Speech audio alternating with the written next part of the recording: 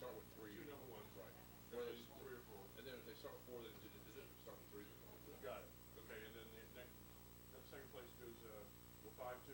Right. Third place, Maybe. 1-6. Right. Yeah. Yes. That may, Yes. But it's just when and where they go. how it, yeah, but there's somewhere in those center lanes. Yes. You're good. I'm just waiting. You are not recording at this phone. Awesome. It is 7:55 Could open a little window to point back. I don't know if you can see the little tree red light. from here. All right. You're standing there. I don't see the, No, I got the screen pulled back. no, because Are we ready to do an intro or before we go Well, to the race, but or we what do told you us want to do? to Oh, no, I meant on the display. Yeah. So I should say good morning? That's what I was looking at. Good morning. Good morning, Oak Ridge, Tennessee.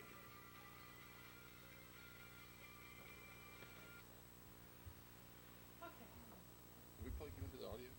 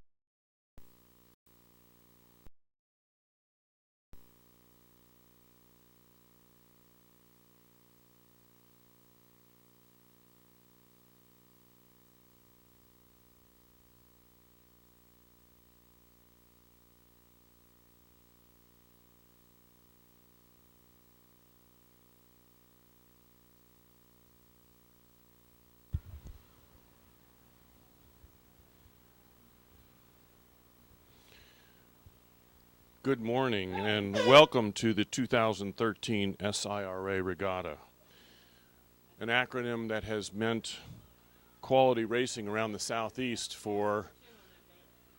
1966. There are 50 universities gathered here at this Oak Ridge racing site to go head-to-head competition.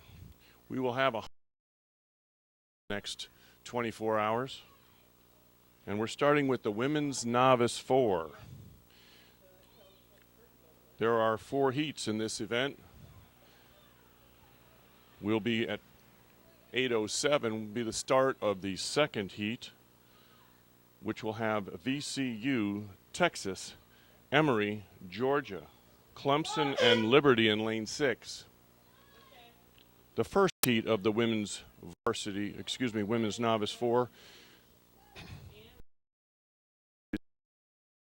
Florida State and Tampa, followed by Miami of Ohio in the 8 o'clock race. 3 will move on to the semifinals from these heats as we take 20-plus crews and we'll pare them down to tomorrow's final of 6.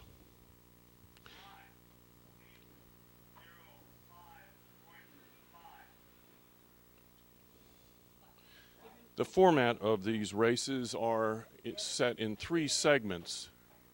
Referee identification.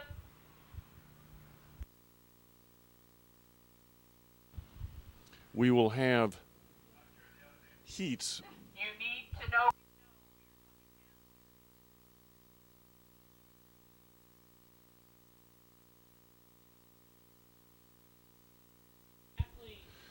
We will have heats of this morning between the 8 o'clock race and noontime, followed by semifinals this afternoon, and tomorrow will be the finals.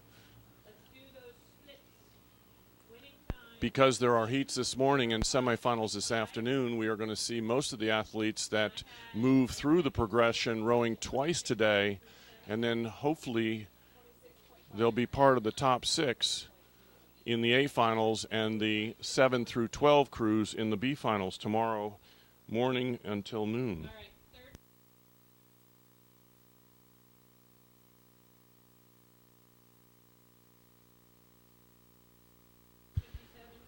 Women's Novice 4 is the event that's on the line, and I'll go over what those words mean. Women, obviously we can figure that one out. Novice means that they're their first year of rowing in college. It may be that they are high school experienced people that have rowed in high school, but this is their first year of college, or it could also be an upperclassman that has come into the sport of rowing for the first time. So those are the women and the novice part. The 4 is a 4-person shell with a coxswain on board that is in charge of the helm.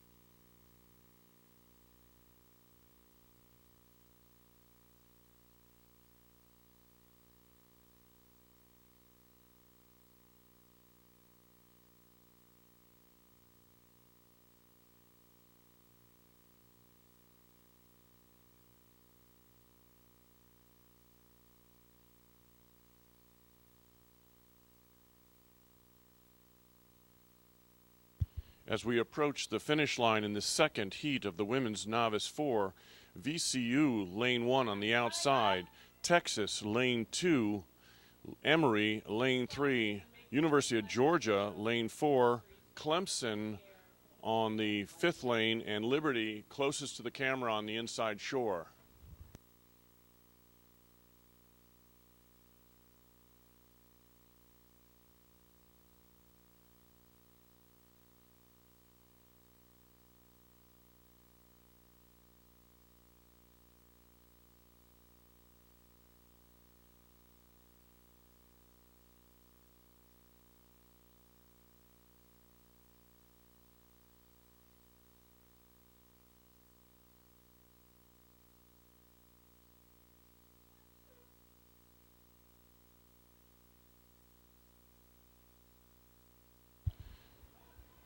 Again, 3 of these crews will qualify for the AB final.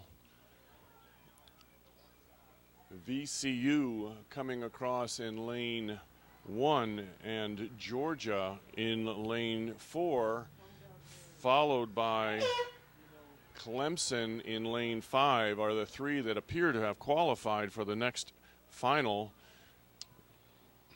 The others will move on to the C final, which will be later this afternoon.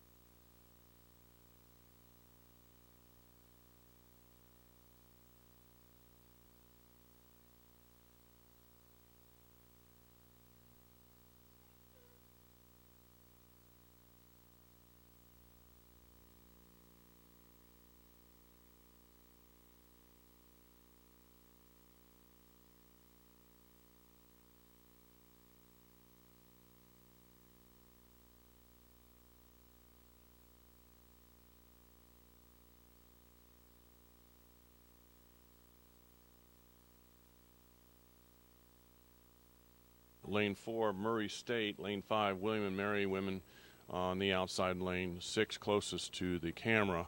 As they come down the course, these crews again fighting for the top 3 positions to move on to the finals on Sunday. All the rest will race later today in a C final to set up their order of finish for this regatta, the 2013 Southern Intercollegiate Rowing Association Championships. The 4, as we were speaking earlier, is a craft of about 45 feet long. Typically you have a coxswain, and in today's world you see the coxswains in the bow of the boat where they actually lay down, and you'll see a mixture of boats as you see them go through the camera here. You'll see a mixture of either coxswain laying down in the bow or the coxswain sitting up in the stern. A decade ago, there were very few lay-down coxswain boats, or what we would call bow loaders. Those crews found that if you're laying down the bow, the coxswain has great visibility of the race course, but no visibility of the athletes that they are in charge of running the helm, being the cheerleader, running the race plan. The stern coxswain craft was a much better set up for teaching and learning the art of rowing, and as a coxswain who sat looking at the athletes, were much better positioned to do some coaching and to help the athletes with their ability of technique and so forth to propel the boat quickly down the course. But coxswain being generally smaller, sitting in and looking straight at some larger athletes in front of them, had a very, very poor visibility of the race course, and steering became an issue.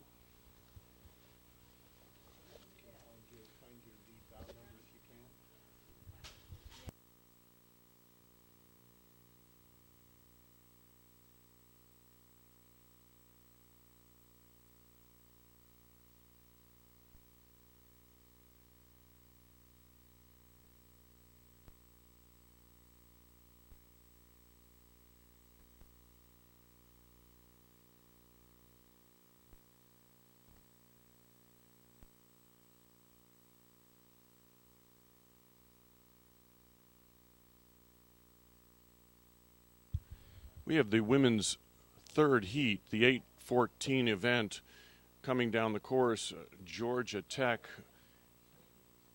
lane 1, Tennessee, lane 2, James Madison, lane 3, Central Oklahoma in the 4th lane, Murray State, lane 5, and William and Mary closest to the camera as the crews are coming down.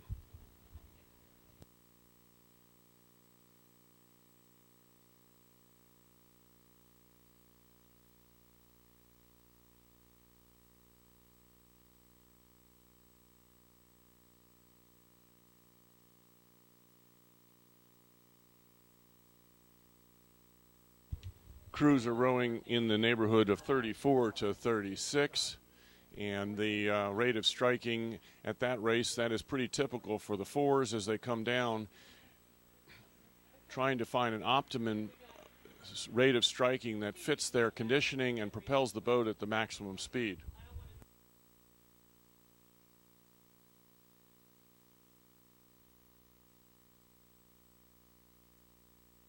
From our vantage point, lane 6 is the current leader, the William and Mary women's crew. This is the novice women's 4, the 3rd event, the 8:14 event.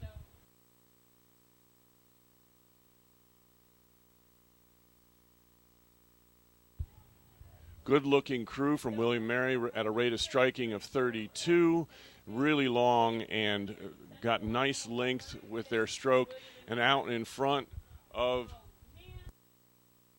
Central Oklahoma in lane 4.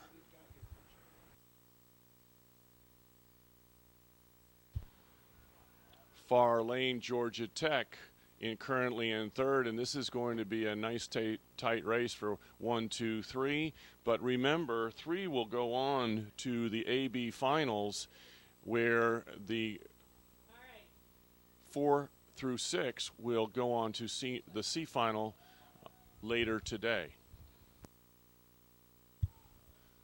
William and Mary holding about a 1.5 length advantage over Georgia Tech on the outside lane, lane 1. Georgia Tech moving in front of Oklahoma as they come to the last 250 meters. All right, judges, flag up. William and Mary increasing his rate of striking here in the last 250 from 32 up to 36, trying to hold off the advance of the outside crew. Georgia Tech being very long and methodical, holding on to second place comfortably, but they're moving very well. William and Mary still increasing its rate of striking as they come into the last 100 meters. Good-looking crews, these leaders, and I'll have to say that Georgia Tech on the outside will be one to be contended with. They're rowing at a nice low rating, and they're hanging into the higher stroking William and Mary in this inside lane.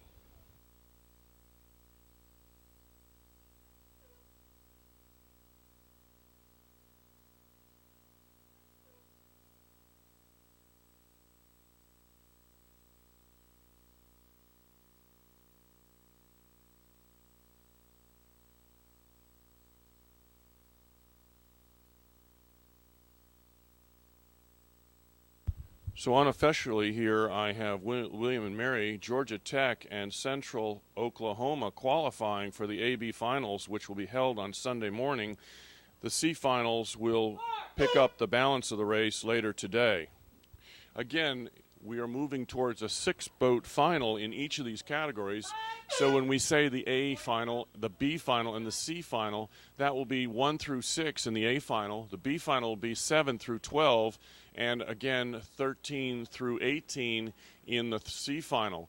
This will give each of the crews a ranking amongst their peers as they stack up in the Southern Region Championships. This is the SIRA's, the 2013 version of a fantastic race course. The venue here, spectacular, sun's rising, water's calm, wind at about 1 mile an hour. A little brisk this morning as there was frost on the cars. We were all bundled up trying to figure out how to get the defrosters working, but excellent racing conditions this morning. Our camera and crew dealing with a little bit of the fog is making it a little challenging to bring you some of the video, but it is clearing now, and I think the day will be a glorious day as it approaches 65 or 68 degrees later today.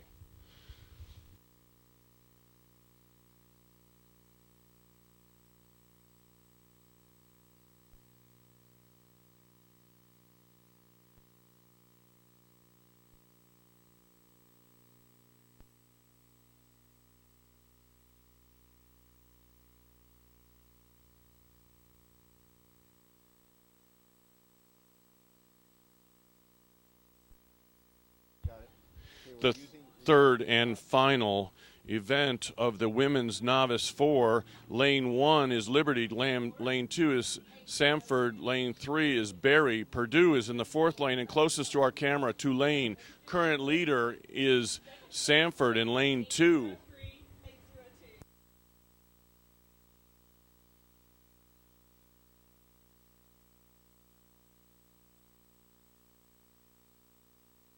Samford, the leader at the 1,000-meter mark, is at a rate of striking of 33.5. Good-looking crew as they start to separate themselves from the rest of the crews. Outside lane 6 following along nicely. Excuse me, that's lane 5, Tulane. Liberty right there as well. Liberty on the outside lane 1 is moving well and coming out with Samford.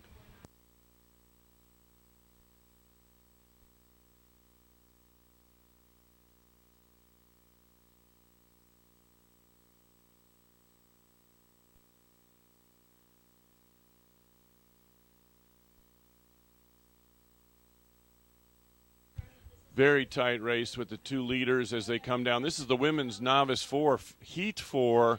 There have been 3 prior heats. Each of 3 crews of each of these ones will move on to the AB finals. And nicely contested race out with the leaders.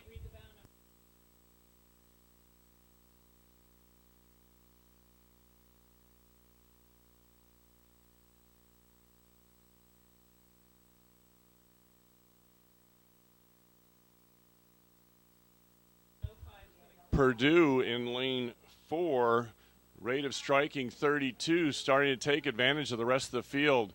The far lane, Liberty, going with them as well.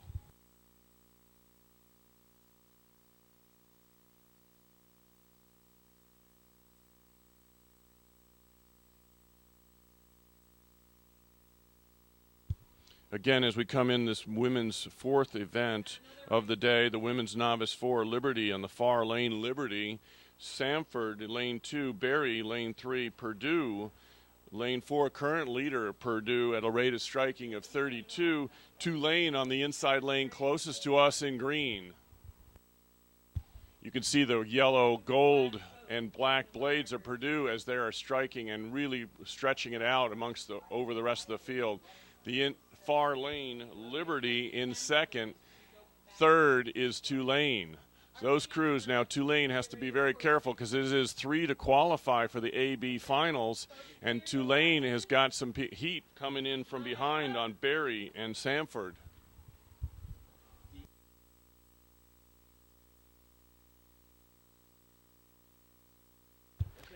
And Purdue is the leader, but outside lane Liberty is not giving up. Again, 3 to qualify in this women's novice 4. 29.5 Purdue. They're staying long and staying somewhat low, knowing that they're going to qualify. There's no reason to extend themselves energy-wise, but look at Liberty come on. Liberty on the outside lane is probably the fastest crew on the water at this moment, as Liberty has closed the gap on Purdue, and it will be coming to the lane very close, the finish line very close.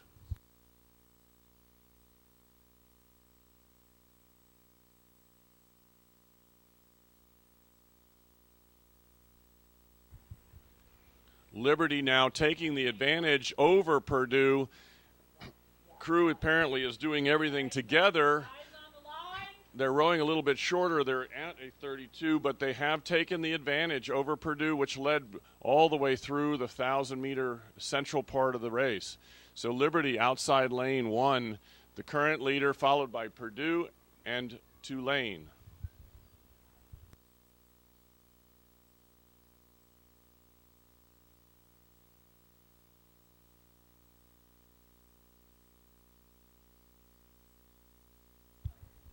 if you listen carefully, you can hear the coxswain as they're driving the athletes to right to the finish line. There's the first boat across the line. You hear the signal from the referees as I'm in the tower at the finish line, and here comes Purdue rowing nice and long in a very solid second position.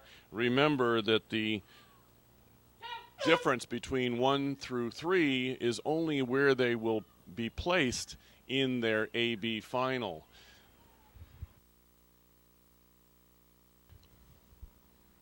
The matrix of how this works: if you win your heat, you'll move on in the next race to either the lane 3 or 4. If you're second place, you go to lane 2 or 5. If you're third place, you're going to be in lane 1 or 6. Generally, you've tried to, as an organizing committee, try to get the fastest crews in the center, flanked by the people that are second and third. So as our weekend goes on, you're going to see the faster crews starting to come from the middle of the race course, and that will be the case as the weekend develops.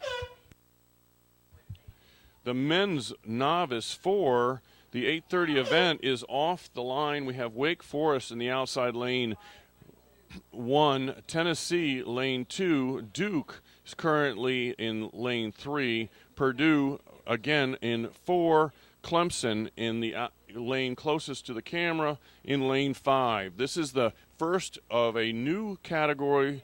This is the men's novice 4.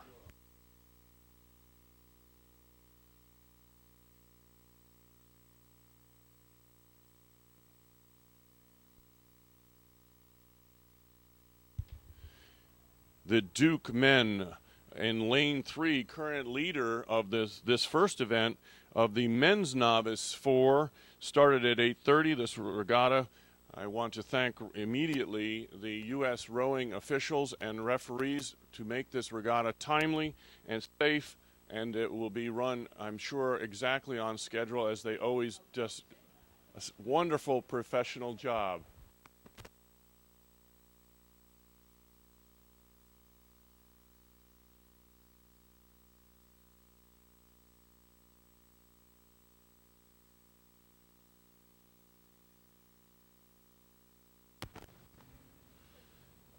Lane 3,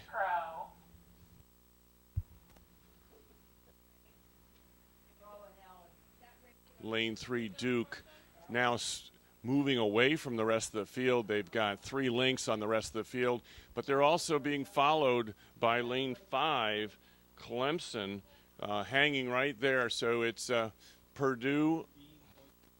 Duke out in the close second,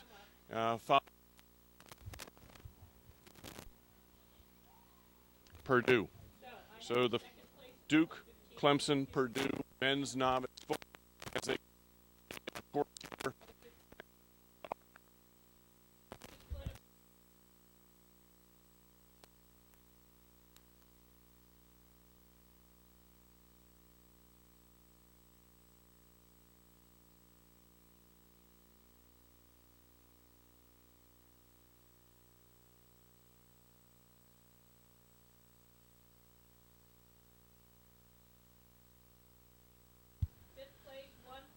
The Duke, the crew men's novice 4 from Duke, current leader from early on, doing a great job out in front, but is now being challenged by this crew. You can see the white unisuits, T-shirts with the orange blades. It's Clemson trying to make a move and trying to hold off Purdue in pursuing in third. Again, 1 through 3 will go to the AB final, so the A final, and then the 3 fastest times go on from there. So we've got 23 crews trying to move into 12 crews to go AB final, and then it'll move down to the final 6. So the leader, Duke, with the blue uniforms, out in front comfortably by about 1 length with 250 meters to go, followed by Clemson and Purdue comfortably in third.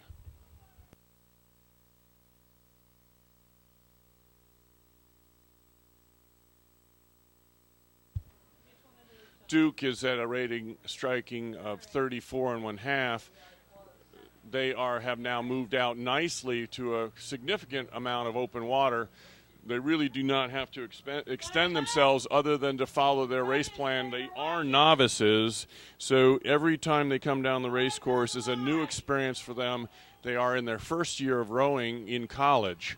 So the good-looking crew, and you'll see quite a bit of difference between some of these crews, whether they've had some experience in high school or they've just caught on more quickly in their first year of rowing. But Duke across the line, 5 lengths in front of Clemson, followed by third place Purdue at this point with their 250 meters to go in this last first of the men's Novice 4 events.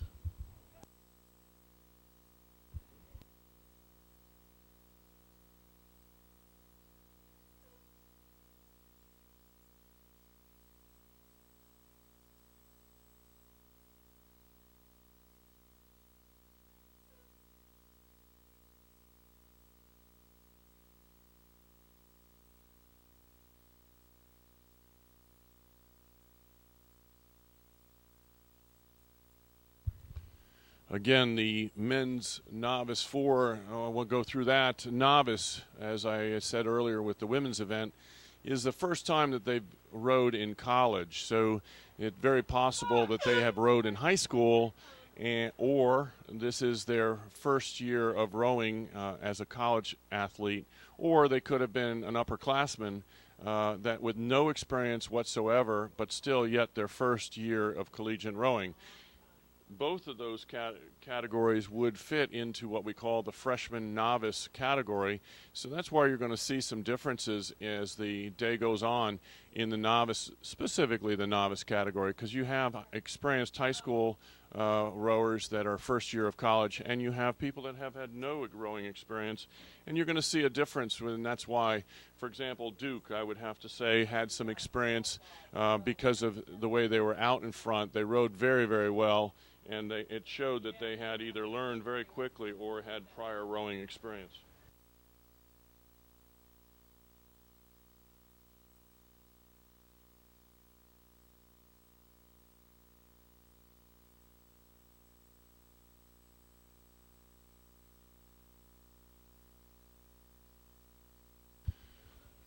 So while we have a moment before we pick up the next race, which will also be the second heat of the men's Novice 4, I was talking a little bit about the coxswains and where they sit. Again, you're seeing these 4s, and as they come down the race course, you will see a mix of the coxswain laying down in the front where you only see their head. Excellent opportunity to see the race course and to drive the craft. They do have a microphone and speaker system so that as they are looking forward, the athletes behind them can hear them. But I've been watching as it comes down. Several crews are rowing what we call a stern coxswain 4 as well, which is the coxswain actually sits in the stern looking forward. Tough to steer the boat in any condition other than here in Oak Ridge or some of the top race courses in the country. This race course has an albano system, which is a buoyed system. You can see from the video that we have, it's almost like a swimming pool. We've got 1.25 miles of cable with buoys every 10 meters as we come down the race course, creating lanes for the crews to follow. So no matter what event we're in, the race course is superb, and the albano system gives tremendous help to guide the coxswains down the race course. We're in the second heat of the men's Novice 4, lane 2. The current leader, that's Rollins from the Orlando, Florida area. Lane 1 on the outside is Miami of Ohio. Rollins, current leader in lane 2. Dayton, lane 3. William and Mary, lane 4. And Washington University in the lane closest to the camera.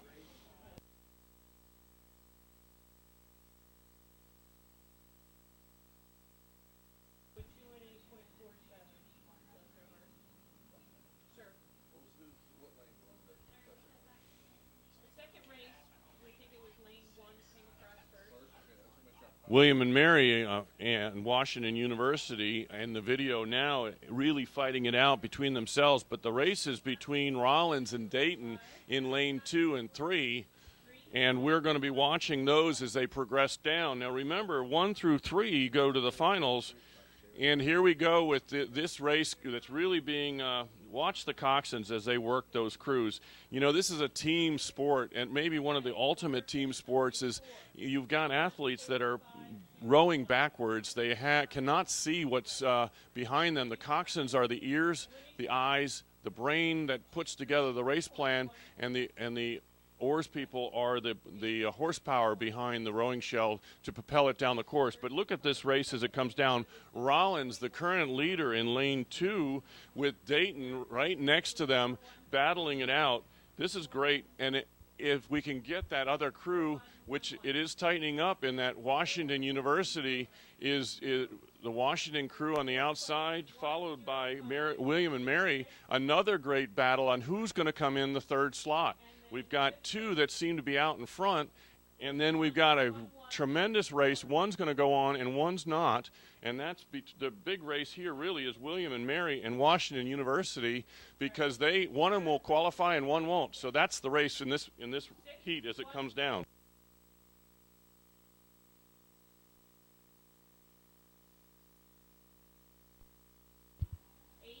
William and Mary increasing its rate of striking from 32 to 34 and a half. They know they've got to move. It's Washington University, lane 5, that's currently in the third position. William and Mary is the one that has slid slightly back by a deck length behind Washington University. Washington University in lane 5, currently in third, and here comes William and Mary.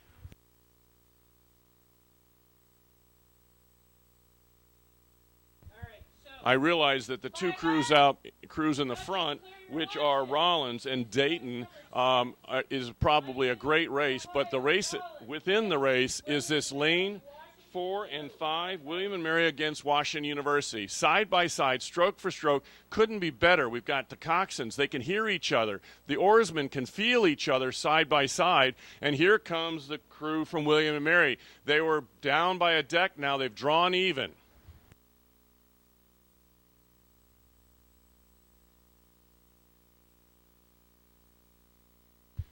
William and Mary, increasing its rate of striking to 37, has pulled an advantage by 2 feet over Washington University.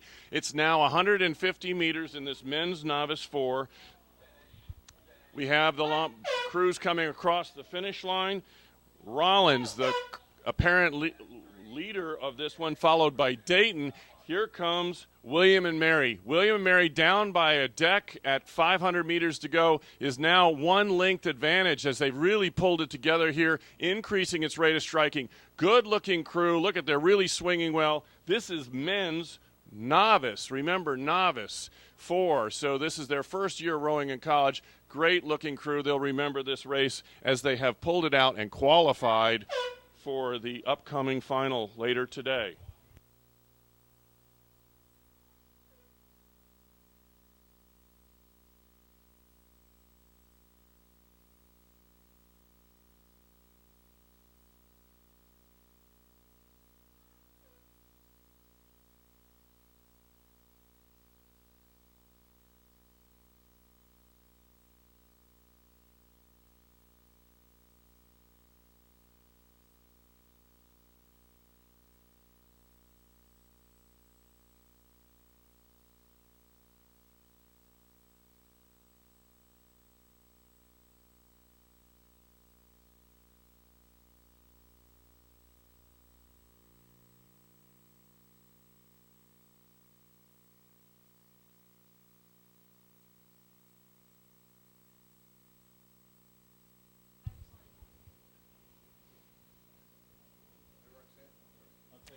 This weekend we'll have 108 races between this morning and starting at 8 and finishing tomorrow just short of noon. I was a part of this race, and I've reminisced quite a bit this week about my first race here 40 years ago, actually today, on April the 3rd weekend, I believe it is, Saturday. I was here, part of the SIRA, but it was not located here in... It was not located here in Oak Ridge. It was actually, my race was in Stone Mountain, in Georgia, in the Atlanta area. And it was quite a significant day for me. But I will say that the competition was much more thin, I'll say yours. Closer, it gets better. There were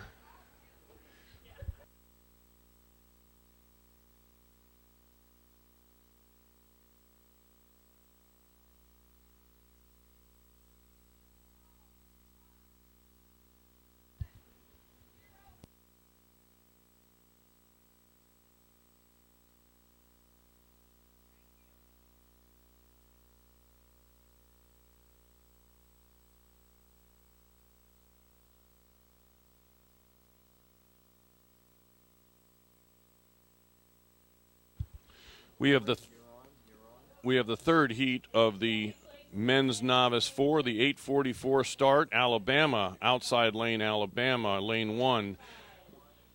Madison in lane 2. Florida, University of Florida from Gainesville.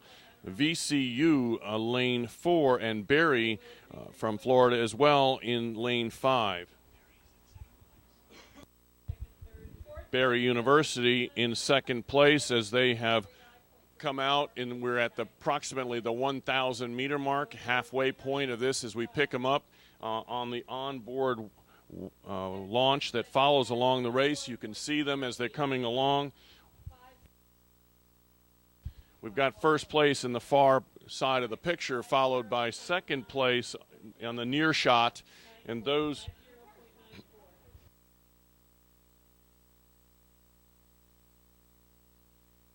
Alabama, followed by Barry, first and second. So that's a long shot as the video camera takes it. Alabama, lane 1, Barry in the near lane 5 is in second place. So we're going to start to watch that and see how this race develops. Young athletes, as they go out the first 1,000 meters, many times the 1,000 meters is where things start to come apart. Conditioning, they're running at full throttle, we'll call it, as they come out the first 1,000 meters. Conditioning starts to take over, and we see on the second 1,000 meters, which is a little over a half a mile to go, separates the men's from the boys.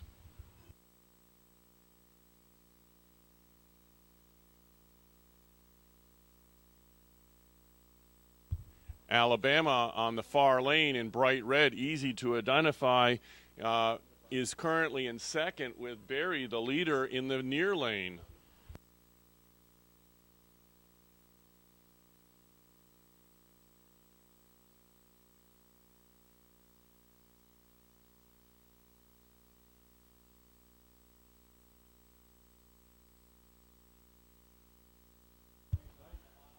Alabama, far side, very tight to call with Barry on the inside.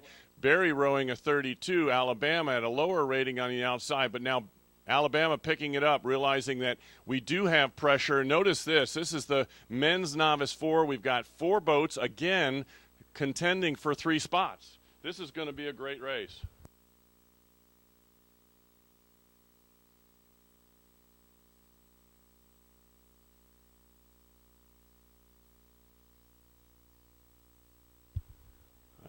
To stand corrected, VCU is challenging Alabama. The leaders, Alabama and VCU, 1 and 2, followed by the center ones are Florida and James Madison.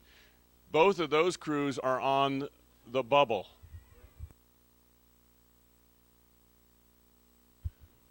Florida with orange blades, as you can see them with blue unisuits, being challenged by James Madison in lane 2. This again, we have Alabama, the leader, with VCU second, but the race is going to come down to whether Florida can pick it up and qualify, or is it going to be James Madison that hangs on for that 3rd spot.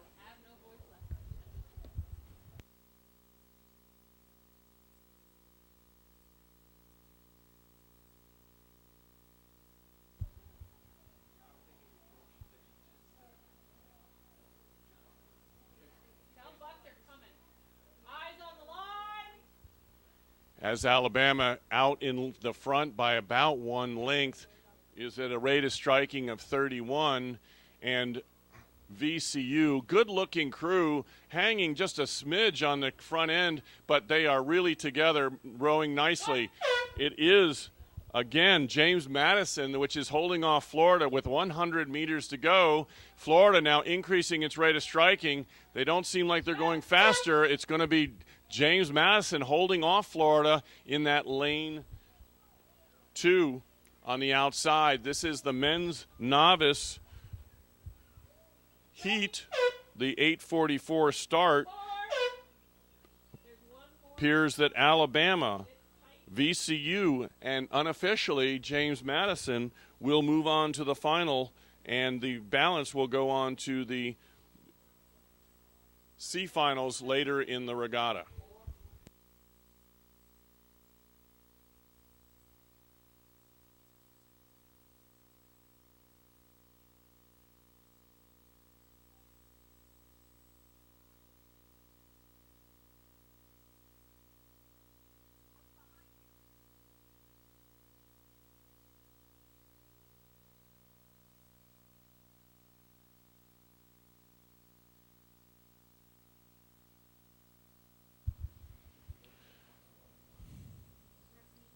As we continue on in our regatta today, we're in the fourth. We'll be starting the fourth of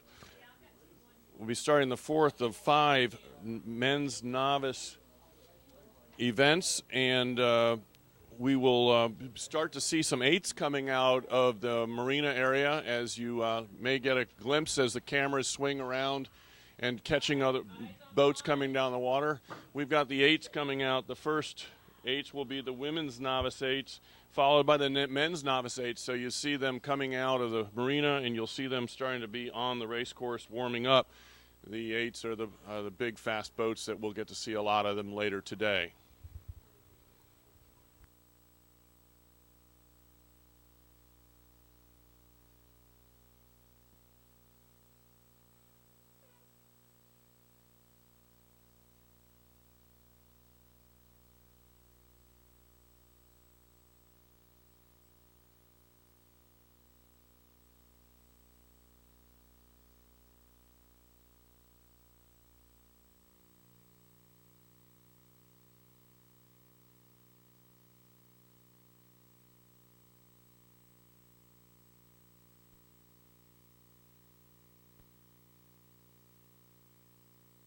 So we have the fourth heat of the men's novice 4. Lane 2 is Samford. Lane 3 is High Point. Temple, the lane 4, and outside city, Oklahoma City in the outside. And it's lane 5, the current leader at this point, and we're at the 1,000-meter mark as they're coming down the course.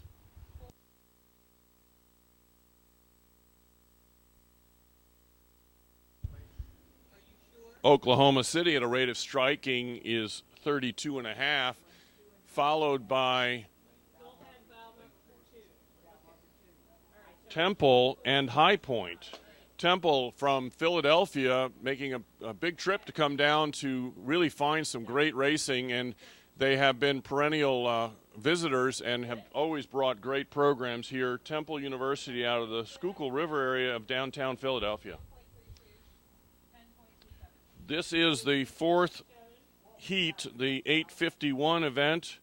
We've got Oklahoma City and Temple, High Point as current 1, 2, 3, as the other crews will fall back. Remember, 3 to qualify on this. As we saw earlier in the last 2 races, a real hot competition for that third position. Doesn't seem to be developing in this race. The leaders will be able to qualify fairly comfortably as long as nothing goes awry in the next 350 meters.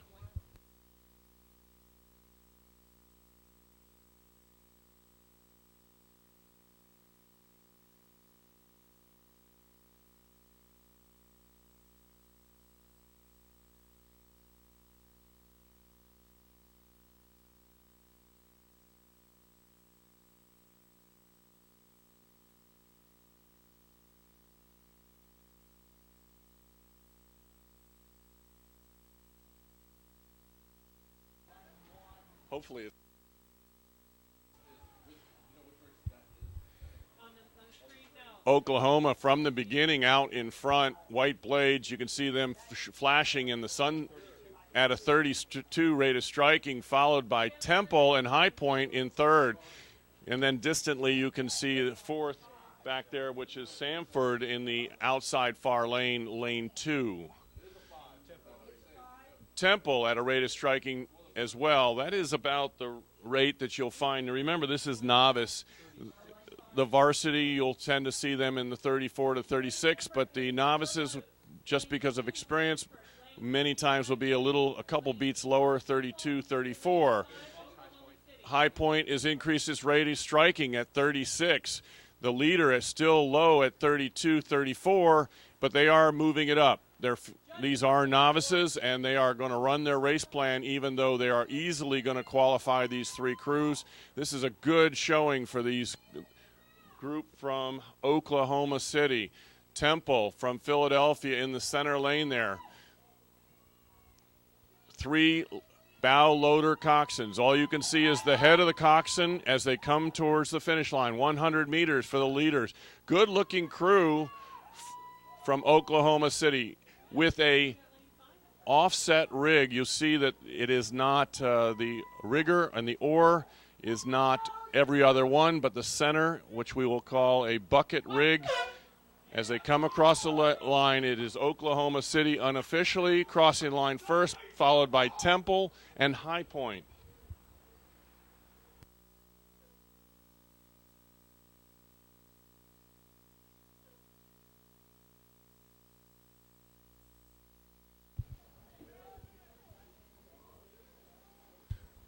I am joined by long-time friend and enthusiast of rowing, Casey Baker. Casey has been, I think, associated with 42 years of the SIRA. Have you been here every year for 42 years? I'm that old, huh? I guess I have been here pretty much every year since 1971, so if you count them up, this is the 42nd year. Yeah, so you've been here as an athlete. You and I rode in a similar time. I was here first at the SIRA in 73. You were in 71. Where was your first SIRA? If I can remember back that far, I believe it was a little place in Alabama called Kalijah Beach. And there may be some people who recognize that name, especially those from Alabama. But shortly after that one, we went to Savannah. And you first came about at Stone Mountain, correct? That's right. 73, when I was there, was Stone Mountain. It was a beautiful setting with the big rock of granite as the finish line. But it was a short race course. It was only around 1,700 or 1,800 meters. This, at Oak Ridge, this venue is a full 2,000, and that really makes this venue spectacular and over and above what you and I raced at earlier in our lives.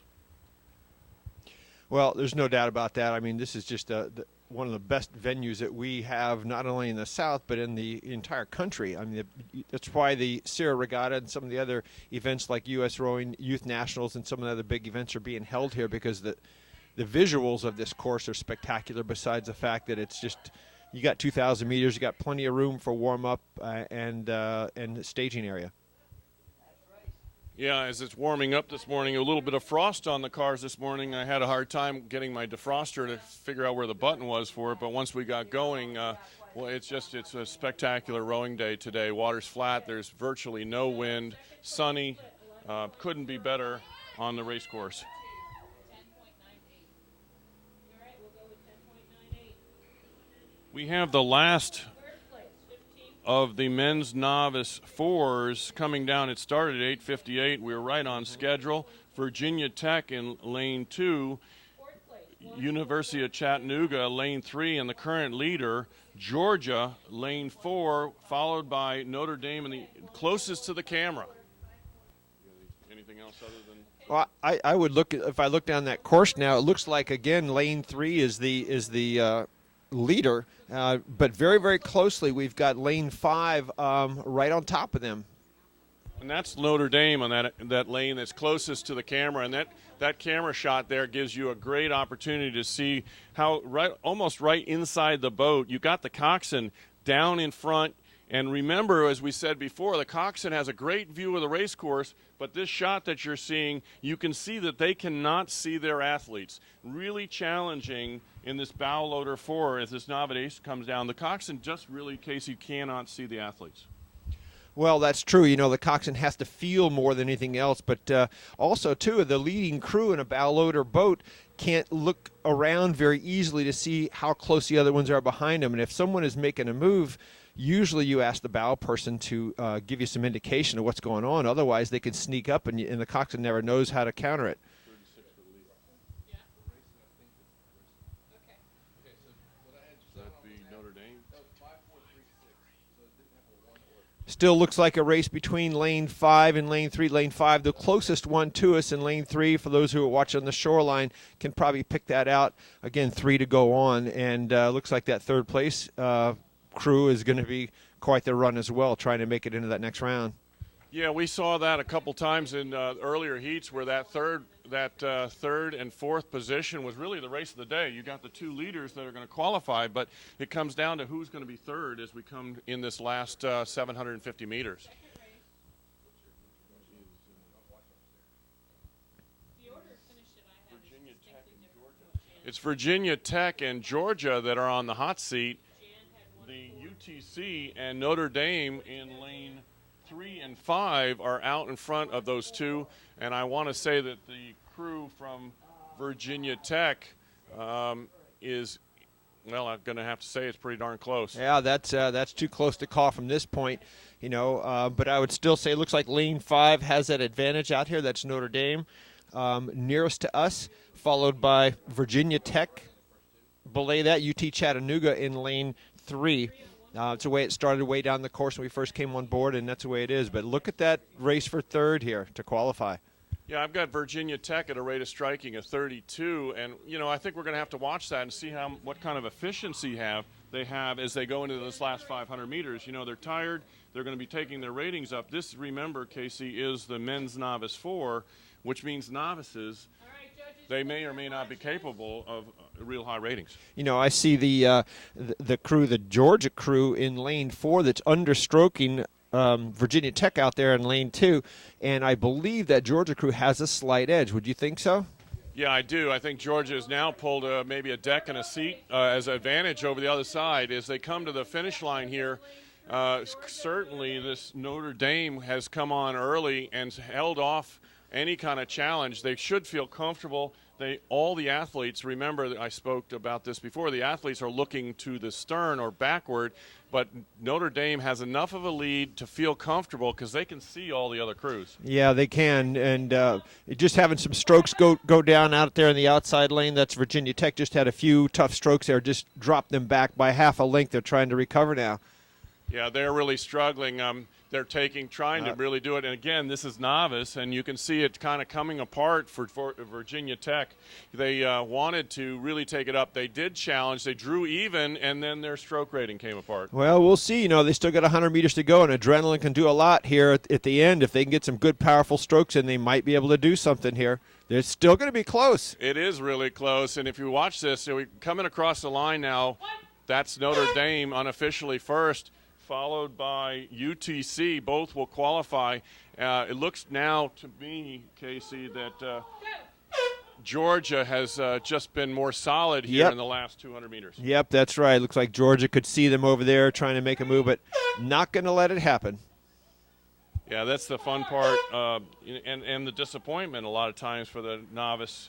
You know, you go all that way, you go 1,750 meters, and you just need a little bit more, and just because of your first year rowing, it doesn't always happen. Well, it's fatigue too. I mean, your concentration, you got to keep your concentration there. You might get fatigue in your feathering hands and forearms. Just any little error can cause that oar to get stuck, and there you go. I can remember back in the day where those forearms felt like they were the size of footballs and hard to hang on to the oar. Well, in our day, they were footballs, right? That's true. We were I think it was big wooden, weren't they like oak handles or something like that? They were huge. We brushed them with steel wool, or not steel wool, but steel brushes to get them all gnarly. No, I still talk to coaches that like that type of wood handle too. Yeah, I think us old guys, we're pretty fond of that stuff. Okay, so what we had is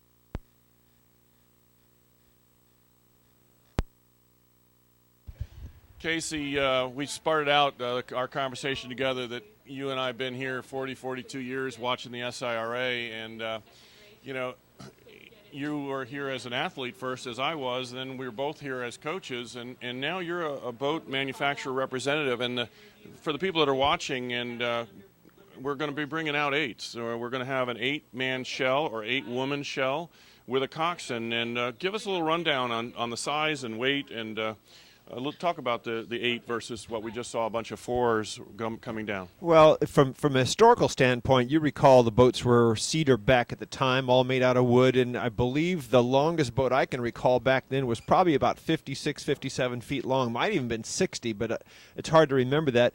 But I do recall recently we had a program that weighed one of those boats, and we didn't have a chance to weigh them back then, but they were on the order of 300 pounds, 290, 300 pounds, which surprised me. I thought they were actually lighter than that.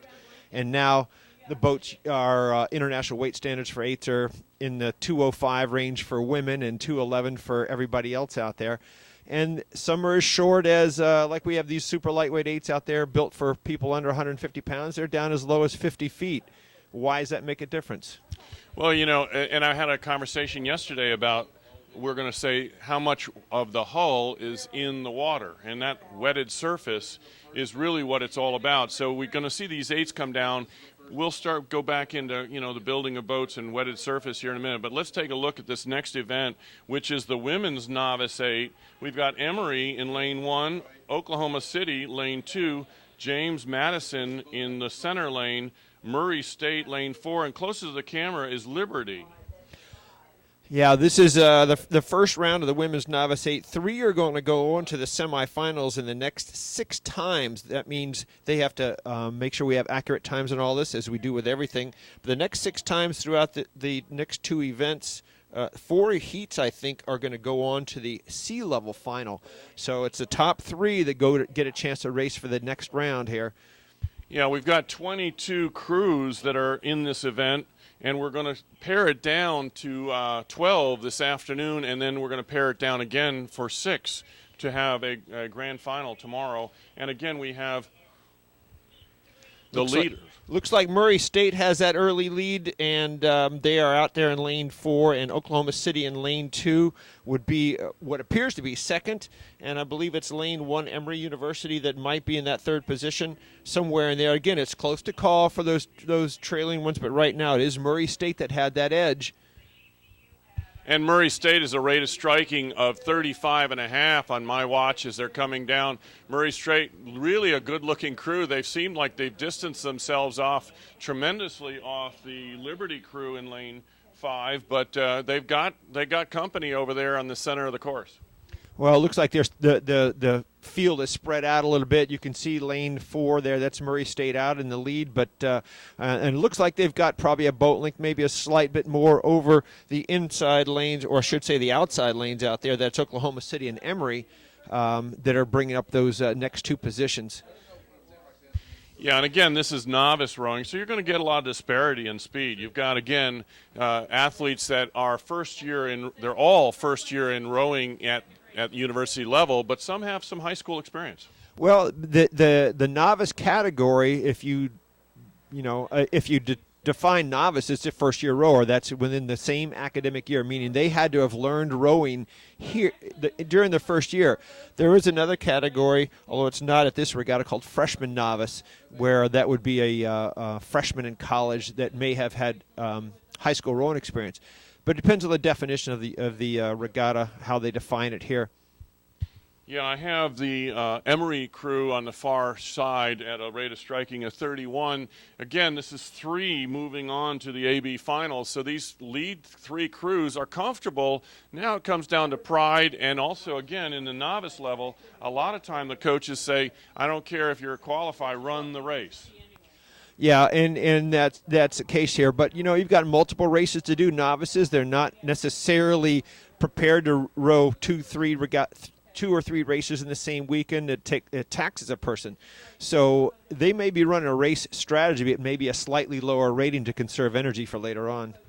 Yeah, if we look at this crew on the inside here, which is Murray State, they are not a pretty-looking crew, even though they're the leaders. Well, that means they're pulling hard, aren't they? Yeah, and again, this is the exciting part about young people in the sport of rowing. It's fun. You know, who does it better as a unified group? It is a team effort. You know, it always isn't pretty, but if they can do it together, the boat moves. Well, you know what? They're at 35 strokes a minute. I mean, they're just going to pull it out. I mean, in freshman rowing, sometimes it just matter who's got more guts, who's got more chutzpah in them to get this boat down the course and handle the rating as well. Absolutely, and if we look at the crew that's in second place, actually a good-looking crew, and they are rowing really smoothly.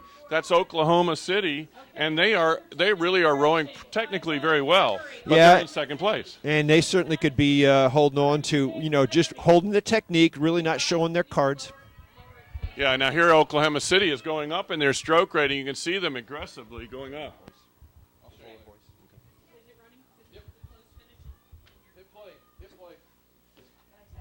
Here we go, Brad, coming to the line, 100 meters to go. Yeah, this is exhilarating, especially for the young athlete. You know, you've got a lot of these people that have trained all year. They're now at the Southern Intercollegiate Championships for college rowing, and here they are in their first race. And now look how sharp the crew from Murray State looks. You know, we were just talking about they were rough, and now they've really cleaned it up here. Yeah, well, the concentration comes into play when you get down to the wire here. They know they're close. So we can see that Murray State in lane 4 is the apparent leader and going across the line first, followed by Oklahoma City, and Emory is third. So those three will qualify apparently unofficially, and Liberty will slide off into the C final. Maybe. If the other times work in their advantage, they'll make it into the C final. If it doesn't, they'll be done for the day. Yeah, we'll know in the next couple of races here, looking at the finishes here, if they're going for time, they've got to be pushing. They got to be pushing as hard as they can here to make the times. Yeah, that's the thing that's interesting about this regatta format is that it says 3 go to the semifinals, but then which are the top 12, but then you've got 6 times which are the best, so you can come in last and still qualify. Yeah, and that does happen. And, again, things can vary all over the place with the novice rowing. You'd never know one heat to the next what you're going to find. There's no way to tell, who's sitting in the boat this week or last week. No seeding in the novice 8 crews because it varies so much week to week, day to day even. Yeah, and I'm going to say that, we look at some of these programs and we get to talk about that all weekend. But, you've got a difference between NCAA Division 1, 2, 3. You've got clubs. And you have people that, some people pay for the gas to go in the van to get here, and others ride on a bus or fly in an airplane. Yeah, it's quite a wide variety, isn't it? Yeah, so, it all comes down, some have rowed every day for the year, and some may have rowed just since January. And some may have started in spring break. We've seen that, too. Absolutely.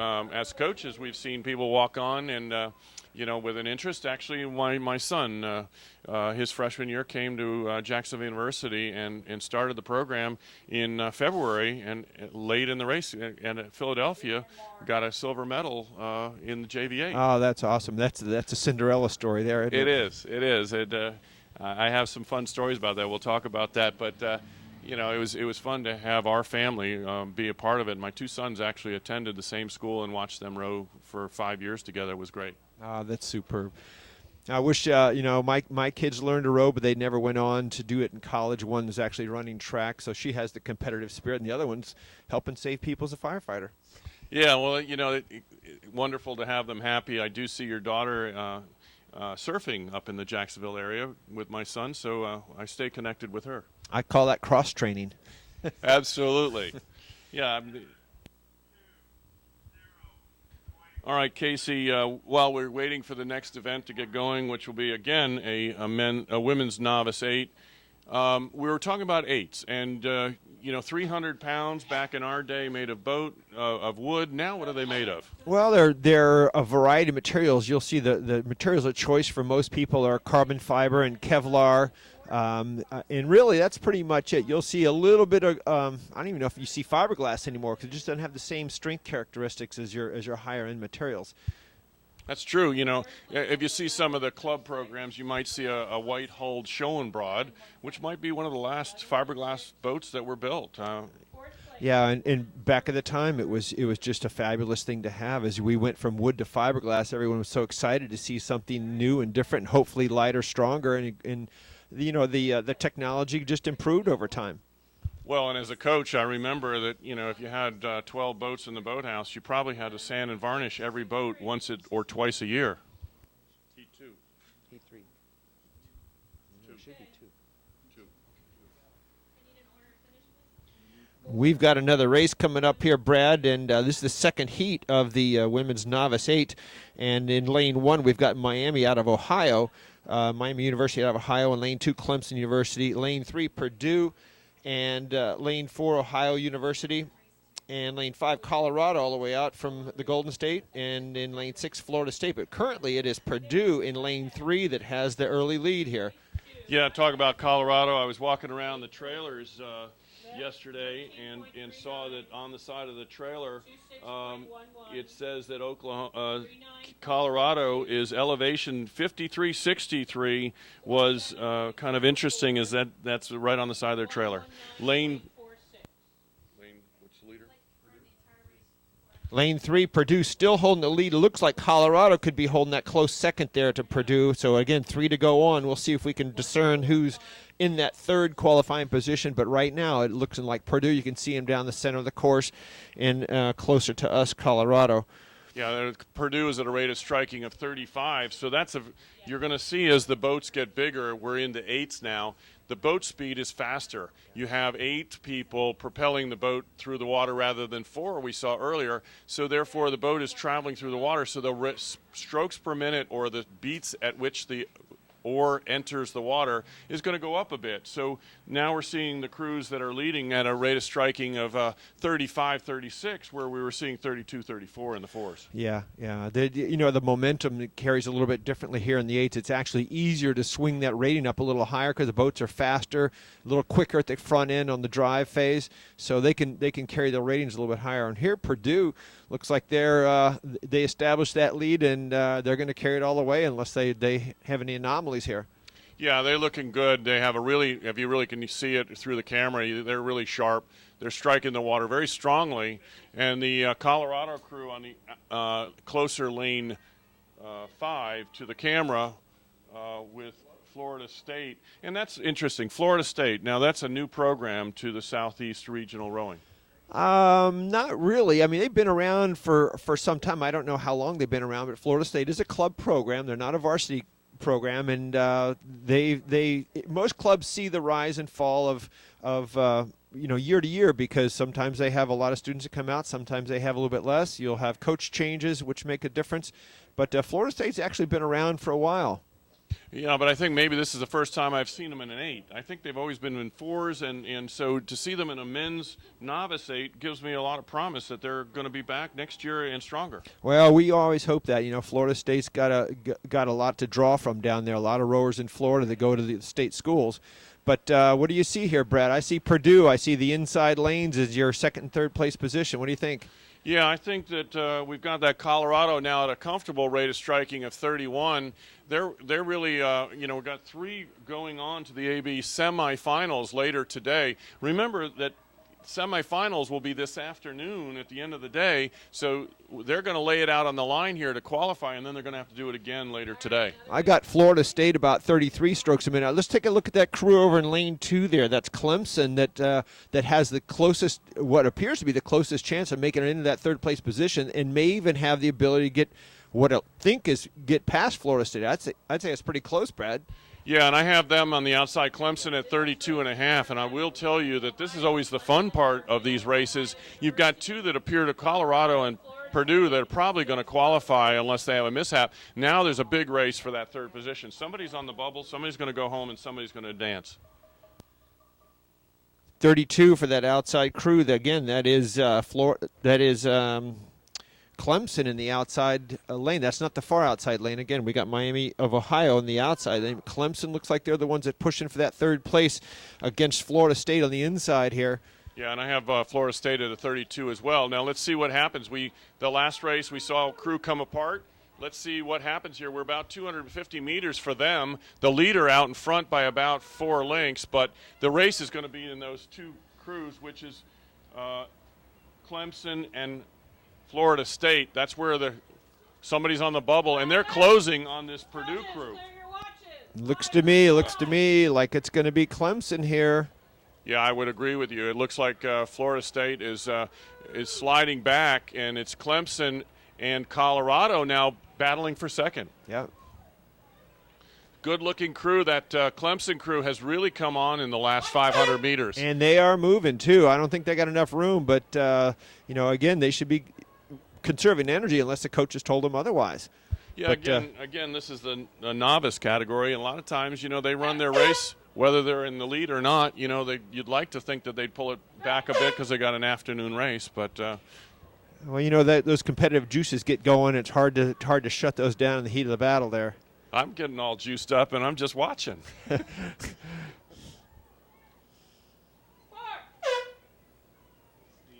here. It's pretty cool.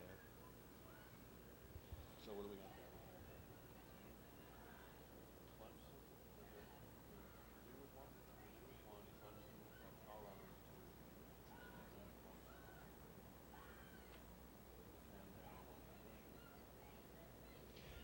We talk about the times they're going to be putting in here for the next 6 times. You recall the previous heat here, and there was a decent gap between the top 3 and the next crew. Same thing here. So these times are going to be very, very relevant here for these trailing crews trying to make it into the next round.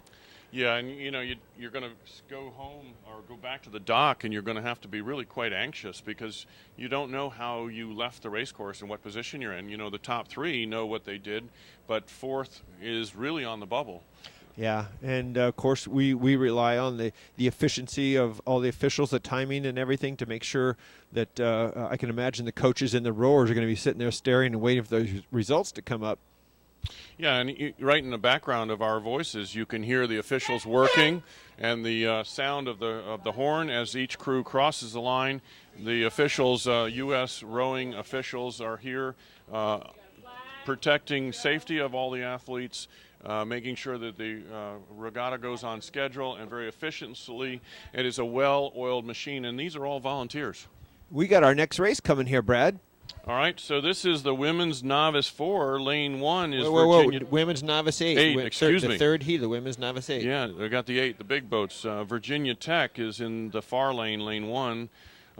Central Charleston. College of Charleston. Charleston is lane 2. Tennessee is 3. Florida is 4. UTC Chattanooga is lane 5. And Wake Forest in the lane closest to our camera is in lane 6. And as they progress down, we'll see if we can get a read on who's leading here. Looks like it's lane 3. That would be the University of Tennessee. I assume that's their varsity team, off their varsity team, meaning they have a varsity and a club team, but this is one of their representatives of their varsity team in the novice category. Yeah, in the center of the race course, I'm going to say lane 3 and 4. 3, yep. The leader. 4 is there, and then we go out from there, kind of in a V shape, sliding back. So that center crew is Tennessee and University of Florida.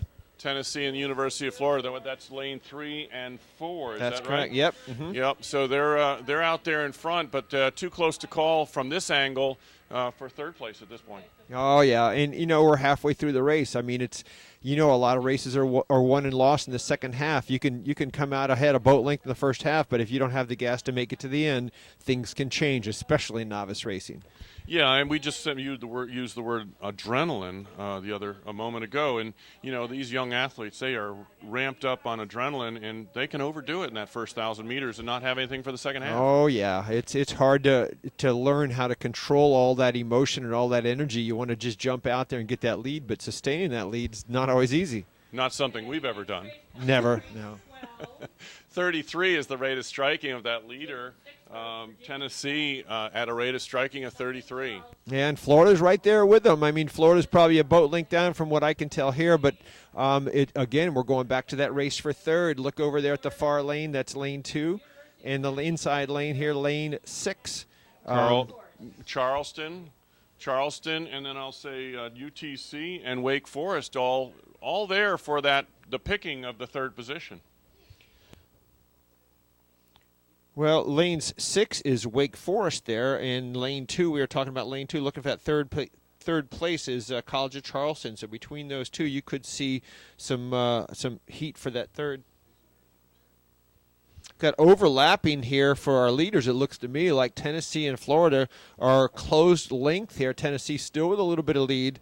Again, camera angles can shift that a little bit.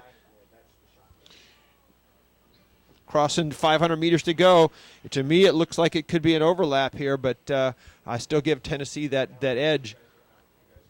Yeah, and they're rowing very well. Florida, I think, a little crisper on their catches.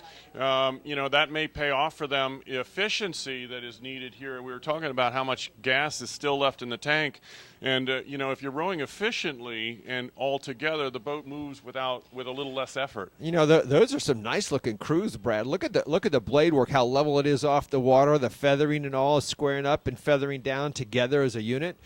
Yeah, Florida has always come, University of Florida from Gainesville, the Fighting Gators, they have always come with really good programs, and especially at this level of the novice and the freshman. Well, I tell you what, watching Tennessee here on the cameras too, a little bit less blade work, but I tell you what, they must have some power because they're right there. They are, and they're increasing their rate of striking from 32 to 34. They want to win, now realizing that the top three are going to qualify, but they haven't finished racing. No, but, I'm going to call, at least at this point with 250 meters to go, it is in the inside lane here. That is College of Charleston, that is Virginia Tech in the inside here. College of Charleston's actually back. That is Virginia Tech that's closest to us. Yeah, we've got these two outside lanes. Belay that. You've got lane 2 and lane 6, which are fighting for that bubble spot. Mm-hmm. So you got Chattanooga, Tennessee, and Virginia Tech, which they're the ones on the bubble. And at this moment, I would give the edge maybe to this inside lane, University of Chattanooga. But well, Brad, let me make sure we're clear on this. This is in lane 6 closest to us, correct? That is Wake Forest. Wake Forest, you're right on that. Thank you. And I would say that outside lane, Virginia Tech is taking the advantage by a deck at this point. I'm not going to call that. I'm not going to call that, Brad. This is going to be close. Wake Forest. Wake Forest is really coming on now. Look at Wake and Forest. College of Charleston. For wow, that final spot. Look at this. 38. Wake Forest at 38, but currently that far lane, Virginia Tech hanging on to a deck length. And closer, and closer. Yeah, less than a deck length. Wow, that was a great camera angle to see them close on that, because you could see as the strokes gone, they were really moving. I think the fastest crew was Wake Forest at that last 20 or 30 strokes. Well, I got to apologize, too, as we were calling the lanes a little bit off there. We didn't catch Wake Forest until, 500 meters to go. So Wake Forest did a fabulous job there, even though they just missed it at the end. Yeah, that's the one race. Now remember that we do pick up the next 6 times. So that, in my eye, without really seeing the times, they were very competitive. They have a good shot. Oh, I'm sure the coach, if he was watching the other heats, he's going, "Oh yeah, we might not have made it in, but we're gonna be right there on those times. We'll see how close it is." Yeah, that was fun for me to watch, to see a crew come from behind battle, and then they were down by almost a deck and a bit, and then in the last 3 strokes they picked up that deck length and a seat and closed in, but were just nipped unofficially. And I think we're going to see that Virginia Tech, College of Charleston actually didn't get that 3rd spot, but I think they're in good shape. So what are we going to do? Florida was 2nd.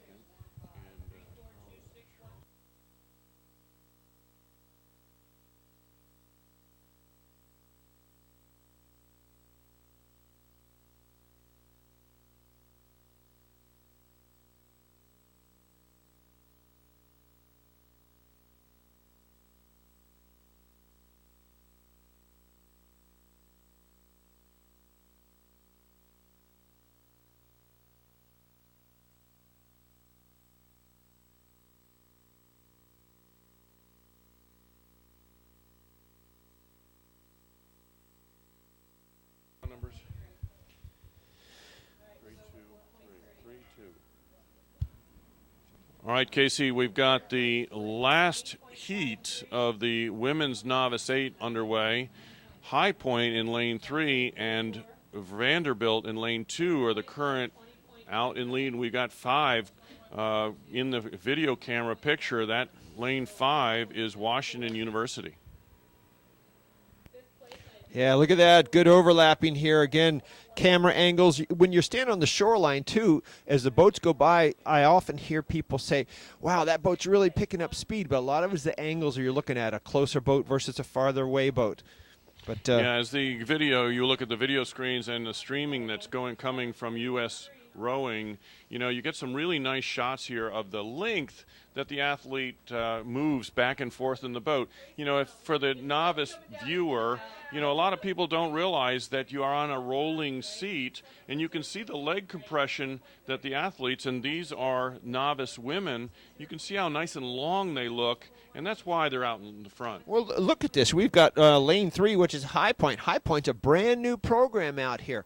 So, and we've got High Point leading the race here. It's a little bit over Washington University and Vanderbilt, but High Point doing a really nice job out here. And High Point at a rate of striking of 36, so they've come for business. That's a really nice situation for a novice women's 8 to be rating at 36 at the 1,000-meter mark. We've been looking at a little bit at High Point there in that lead with Washington University and Vanderbilt. Stetson is holding that 4th place position right now. They're in lane 4. So, you know, here we are. We've got a novice crew rowing 36 strokes a minute and looking good. Look at the heads, how all the heads are nice and level and really just attacking this. Yeah, I'm really impressed with this group of novices. These are the novice women, the last heat of this group of 8s, but they're all rowing very well. And look how they're bunched. You know, we don't have anybody struggling and way back. This is going to be a fun race for third. 36 and a half strokes a minute for High Point here. Out in the lead, you can imagine their exhilaration. I'm sure they've raced a number of times already, but here they are in the heats, leading the heats at SIRA. Yeah, and you've got Washington and Vanderbilt, I think it is, in lane 5 and 2 that are right there with them, and you can't count out Stetson yet. We still got 500 meters to go. Oh, yeah. And, you know, with 500 meters to go, too, Brad, some of these crews, if they got to qualify, like Stetson sitting back there in 4th, if you're going to make it into this round, if it's important to make it into this round and not just go for time, they'd be cranking that rating up sometime around now. Yeah, this is going to be emptying the tanks for these guys because you got top 3, but you remember that fastest time. You got 6 fastest times. They also advance, so all these crews are going to empty the tank on this one. And I've been in that situation. It's tough mentally to be racing knowing that you're not in the lead, but you still have a chance to qualify. Well, emptying the tank is you want to empty that tank on that last stroke of the race. You don't want to empty it with 500 meters to go, but we've done that. We've all done that. Yeah, so here we go. Look at this race. It's really tightening up. Now, we do certainly have a sliding back of that Stetson crew a bit, but, you know, it is they're right there time-wise. I think it's going to be good for them. And the outside lane, which is Georgia, is still there too as well. So this has been about the tightest bundling of all the 8s as they come down. I've got Wash U at 36 strokes a minute. We caught High Point earlier, 36, 37. The rates here are substantially higher than some of the other heats. Like we saw Purdue down in the low 30s. And so although these crews are really moving fast, they're putting it all out there. Yeah, I've got High Point at 38.5, and they're not at the last few strokes. I think they've taken it up a little higher. The bow person is about a half a stroke faster than everyone else. They're at a 40 now. Oh, he's trying to get to the line. Yeah, that's exactly right. Look at these crews coming to line. Great shot, great pictures. The video is really impressive here as they come across. There goes High Point, leader from the beginning, followed by Vanderbilt. Stetson across Washington University across 3rd, apparently, unofficially. You can hear some hoots and hollers. They are excited that they have qualified. Number 4 across the line. That's Stetson. Yeah, that was Stetson in fourth there. And you got Georgia out there coming across the line right now.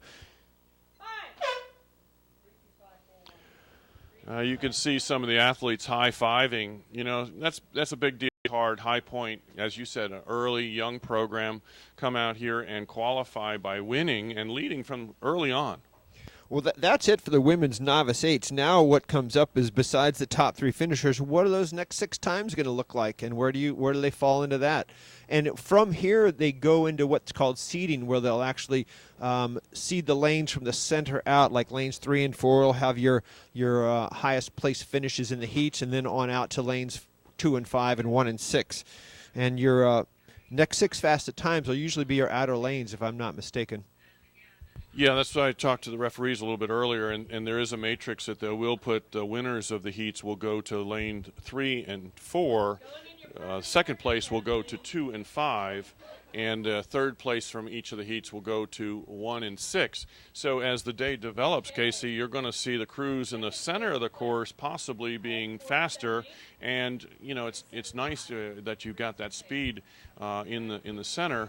What always upsets that matrix, if there or I'm going to say makes it a little challenging, is if someone didn't win that has a lot more speed in the tank that they didn't show.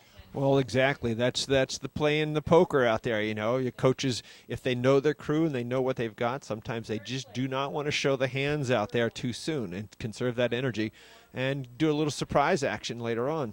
Oh, well, you remember, one of these races may be all that, the athlete on a normal weekend would do, and here we are going to do 3, and they're going to empty their tank each time possibly.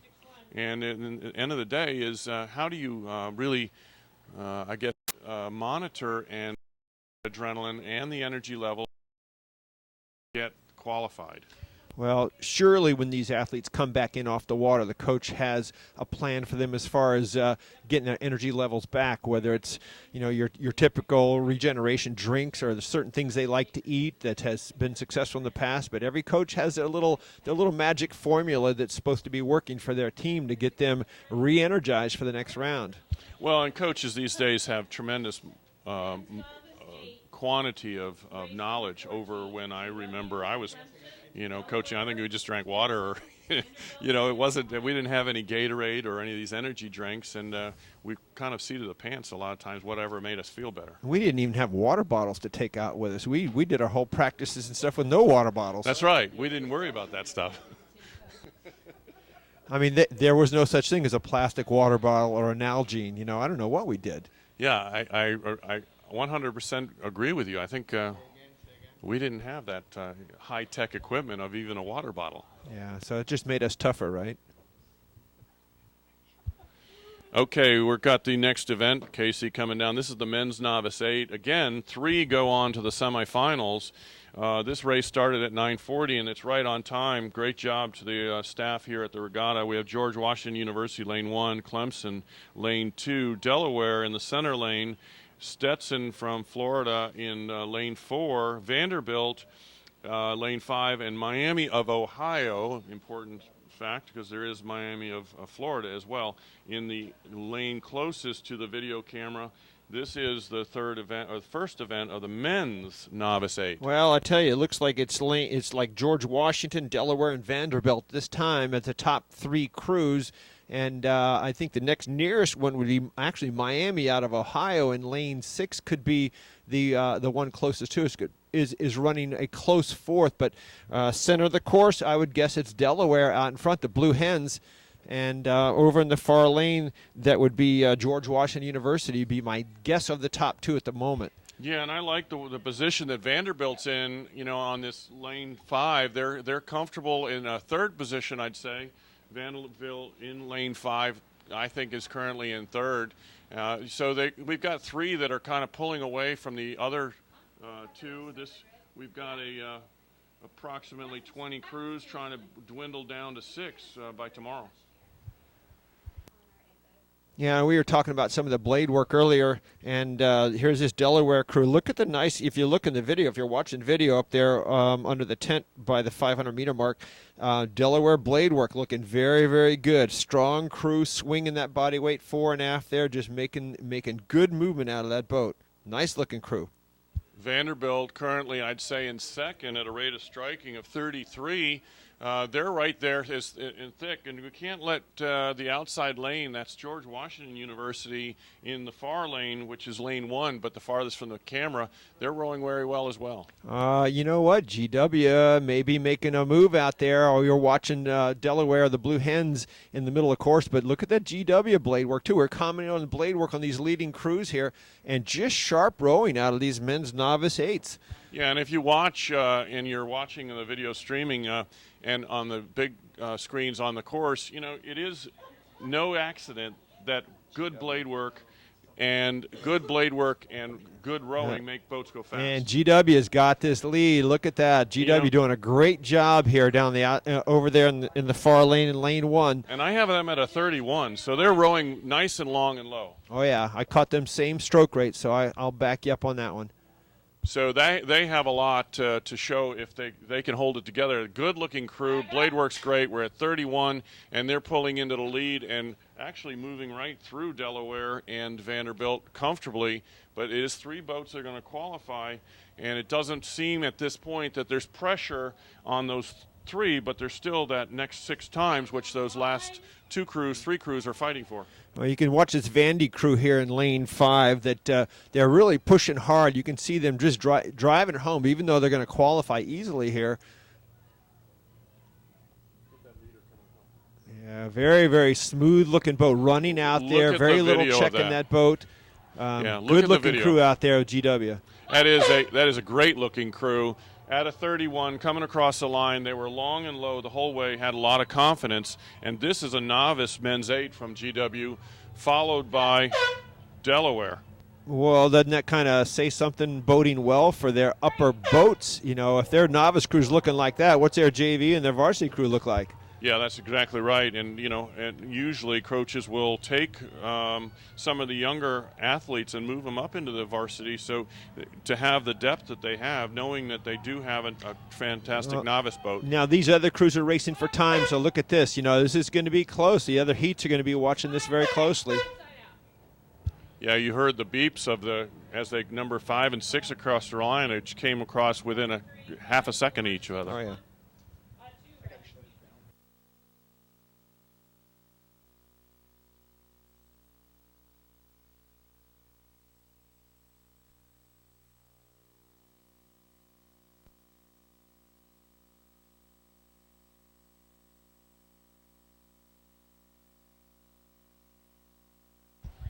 Casey, as I look across the entrance of this event, I do know that some of the crews that I'm looking at do have experienced high school freshmen. So when we spoke about earlier this being a novice category, it really is a novice freshman category. That's correct. That was a designation that was put in years ago to allow first-year collegiate rowers into an event. They do have experience sometimes. Sometimes you'll have a whole boatload of freshman rowers that rowed in high school. Sometimes you'll have one. But it allows first-year collegiate rowers and novice first-year rowers who've never been in a boat before to compete against each other. Yeah, and I think that I don't know the George Washington University crew that we just commented about how well they rowed, but I would have to say that probably was an experienced crew. We've got coming up here now, Brad, we've got our second heat of this men's freshman novice 8. In lane 2, Virginia appears to be in the early lead here. Lane 4 is Washington University. Looks like they're in second. But in between those, Duke University, lane 3. Outside them in lane 5, University of North Carolina. And then in lane 6, closest to us on the shoreline, Florida State. But early leaders, Virginia. Yeah, now Virginia, you know, we've got, they are a perennial strong program, and they bring a lot of men. And again, we're the Virginia crew that is currently the leader at a rate of striking of 32. They're on the far part of the video screen now. You can just see them in the background there. And then you've got 4 and 5 that are really side by side battling for second and third. Yep. So, you know, these boats are going to be moving well. That's Washington University and UNC in lane 4 and UNC in lane 5 that are trying to keep pace with Virginia, but Virginia's setting a blistering pace here early on. as you mentioned, they're a perennially powerhouse team, and again, just showing it again this year. Yeah, in a couple weeks we'll see Virginia again up in Philadelphia, and they're always there in force, and it's always fun to see the Virginia Orange Cavaliers, is it? That's right, the Cavaliers. Yeah, so they are, and you can see them bright orange, and in our video the color isn't shining quite as bright because the sun is still a little bit behind us, but from our perspective here at the tower, you can see a bright orange crew. You know, I got UNC, by my eye, looks like UNC in second this time, so we couldn't tell early on, but now UNC looks like they got that little edge over Washington University, but those top three crews again in well-qualifying position. Yeah, and I don't know that they're going, you know, again, these are guys, there's a lot of adrenaline going. I'm not sure that this race is over for the standings of it. Virginia certainly came out early, but, you know, I want to say that this UNC crew has moved up, and right with them is Washington. Well, here's an example of a coach telling a crew, don't burn up all your bridges out there. Virginia's rowing 28, 29 strokes a minute. You saw some of the other earlier crews at 36. So, you know, there's clarity there that the coaches asked them not to put everything out there if they can maintain the qualifying leading position here. And that shows maturity, I think, in not only the athletes but the whole program, that they understand, they get out there, they get in the lead, they get comfortable, then they start to shut it down or just don't burn it up, as you say. Well, look at the UNC crew now. The UNC crew can smell Virginia. They can sense they're over there, but UNC rowing substantially higher. You know, UNC at 34 versus Virginia's 28, 29. Yeah, and a lot of times when you're in this position, it feels good to be at that 34. But you know, later today, when the semifinals, you start to feel it. Yeah. Now, I would watch Virginia here at the end. If their coach told them to do that, I'd be looking for them to pop the rating here at the end, just to give a little bit of taste of the sprint to this crew. We'll see what happens here. There is no better opportunity for the crew to do a little bit of a sprint and practice what they'll have to do, I'm sure, later in the semifinals and finals. Well, if they're going to do it, they're not yet. They're still at 28 strokes a minute, so they may just take it home just like this. Yeah, these second and third place haven't quit racing yet. No, I think it's pride here. Look at this. Yeah, they are striking the water hard. Look at that crew in the center there. Yeah, that's Washington University. Just went to 36. They're trying to put their nose out. Yeah, and they just took it up again. Front. They just took it up. They're gonna come in second. They want to come in second. Yeah. They want to come in second. Well, it's only by a deck link. Look at that, or less. And the other crew is right with them. Isn't that fun? Wow, isn't that fun? Yeah, that adrenaline and the sense of competition never quits. Yeah, yeah.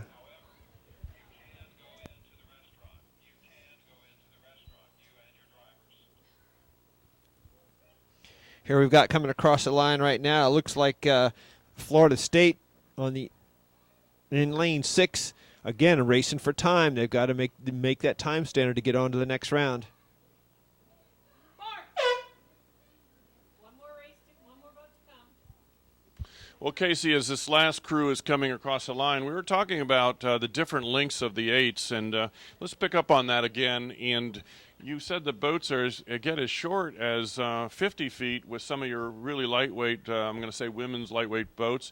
And I remember them as 63, 65 for some of the George Pocock boats, the cedar boats. You know, I remember them as being very long. But, you know, it's all about the wetted surface. And when we say wetted surface, that's friction in the water as the boat goes through it. So talk me through that. Well, the wetted surface is the main thing. There are other factors involved. Wetted surface usually is, people estimate 80-85% of the drag of a boat is through wetted surface. And so you want to minimize that wetted surface, but if you do it too much, then you lose stability of the boat and you can't balance the boat, or it's too hard to row. So yeah, you can make boats go faster if you got people who can handle it, but that wetted surface is the biggest thing. There's another part of the equation there. It's called a bow wave.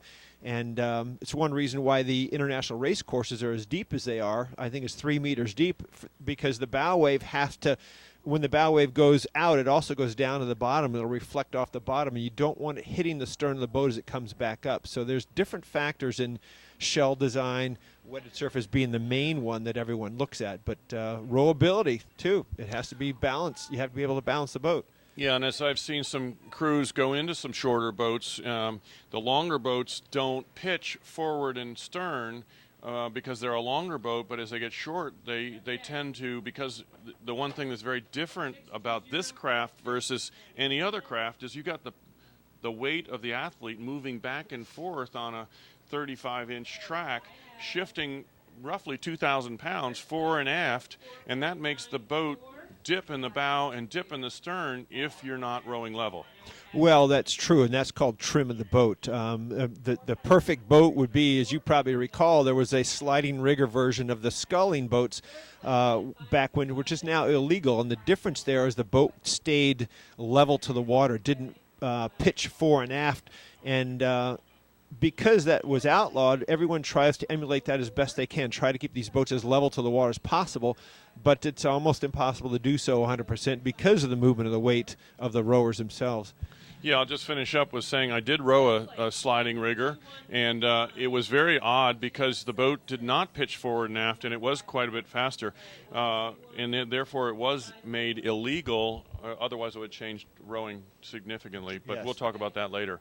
Here we have the next event, the second heat of the men's Novice 8. We're lane 5. Purdue? Yeah, that's lane 5, Purdue. Looks like they've got that early lead. We've got in lane 4, Florida Tech. In lane 3, UC San Diego. In lane 2, Ohio University. In lane 1, Murray State.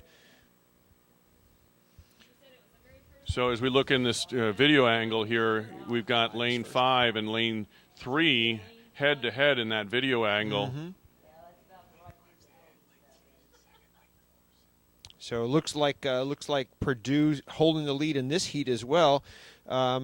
They actually won one of the other heats in the women earlier there, but Purdue holding the lead here. UC San Diego all the way from California. They wouldn't come out here if they didn't have something to show. Lane 3, San Diego from California is currently in second place. And Florida Tech, that's some school that you know something about, KC, is in second place. Yeah, they're down there from Melbourne, Florida, just below the Space Center on the East Coast, and we'll see how this Novice 8 fares through for all these crews. Again, Purdue is hugely deep program. Got a lot of rowers. They've got a lot of experience there. The coach has been there a long time, and they really know what they're doing. Well, and Purdue is really striking the water well at 32.5. They look very strong. They're always perennially big people. Yeah, and Purdue has been in the medals here many times, as with Dad Vale's women and men. So they've got a lot of depth in their program on both sides.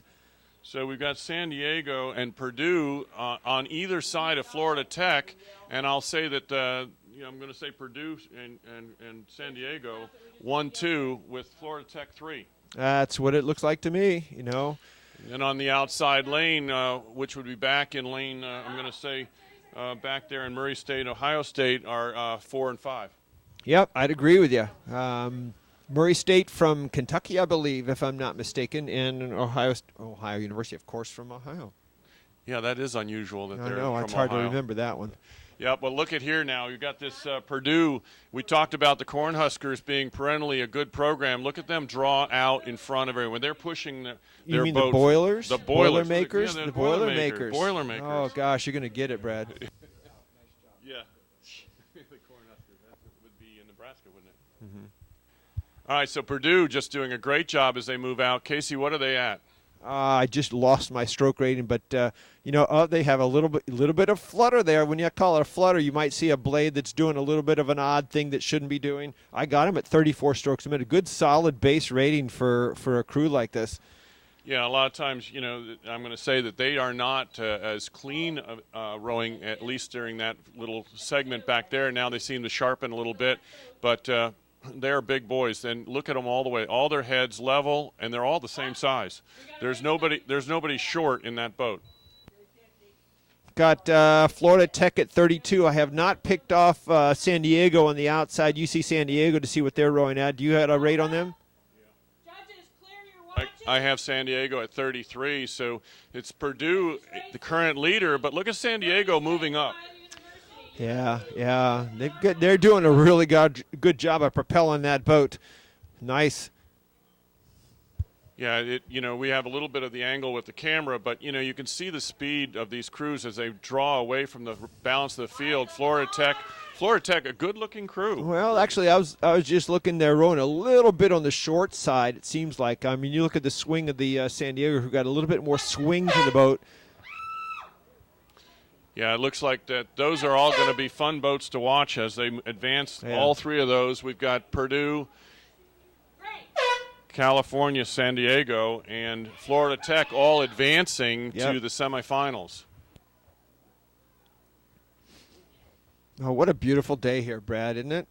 Yeah, and I think the race course, the venue is spectacular. The race course, the Albano system, a little bit fun to talk about that back you and I think the last time you and I rode here, I was in a single, and you were in the single. I think you were first, and I was second, whatever year that was. I'm not sure. I can't remember that one. But, we didn't have an Albano system. We didn't even know what an Albano system was, except for, I guess, in the Olympics. I think what they did was they had these big wooden targets down at the starting line, and you tried to keep your stern pointed on that, but you had to look around in the singles to make sure you weren't going off the course.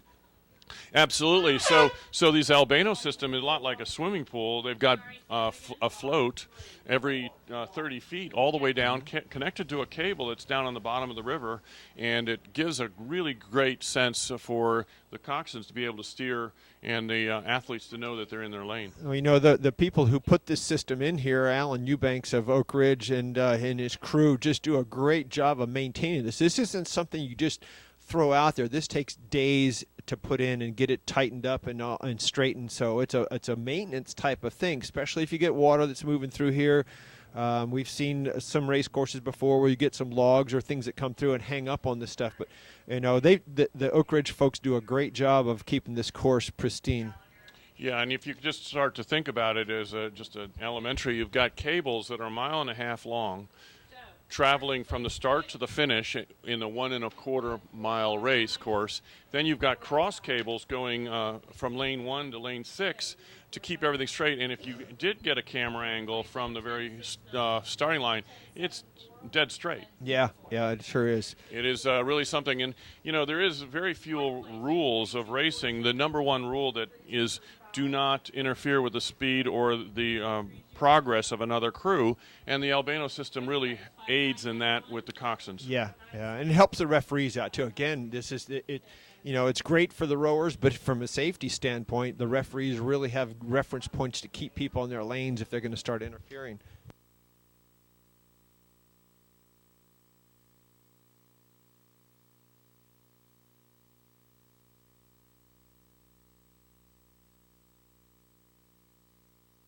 The men's Novice 8 Heat 4 is underway. We've got Georgia Tech lane 1, Jacksonville lane 2. Georgia Tech current leader.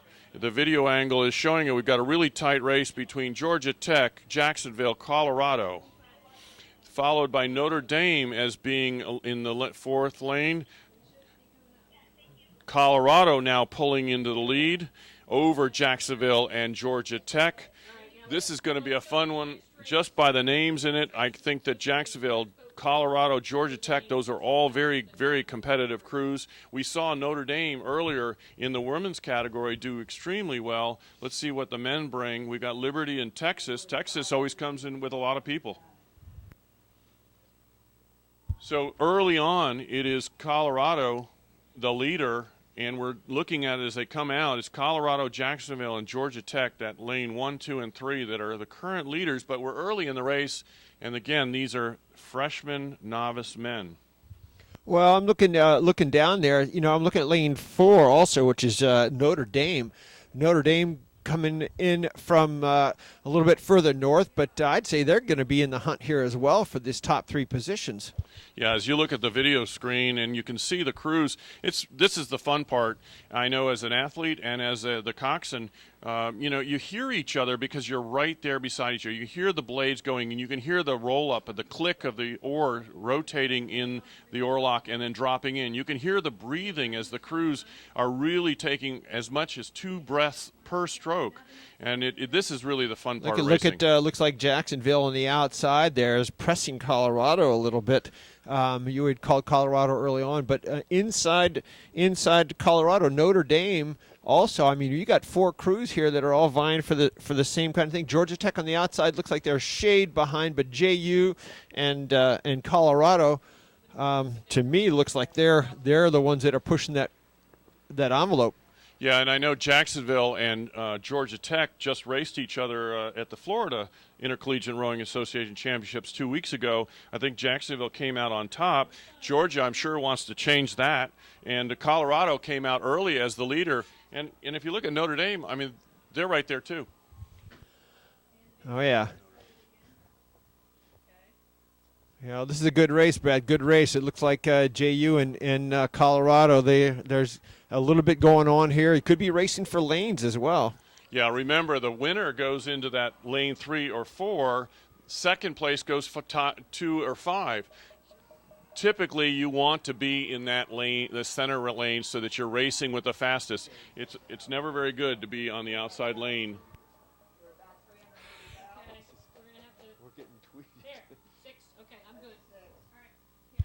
You know, I don't want to say anything, but Jacksonville's had a pretty good year this year, and obviously they've met a good match in Colorado. Yeah, well, look at this. Well, you know, Colorado, you don't send crews across country at the expense you have to do these days without having something to show for it. And, boy, I always watch these crews coming from other parts of the area that you don't know anything about.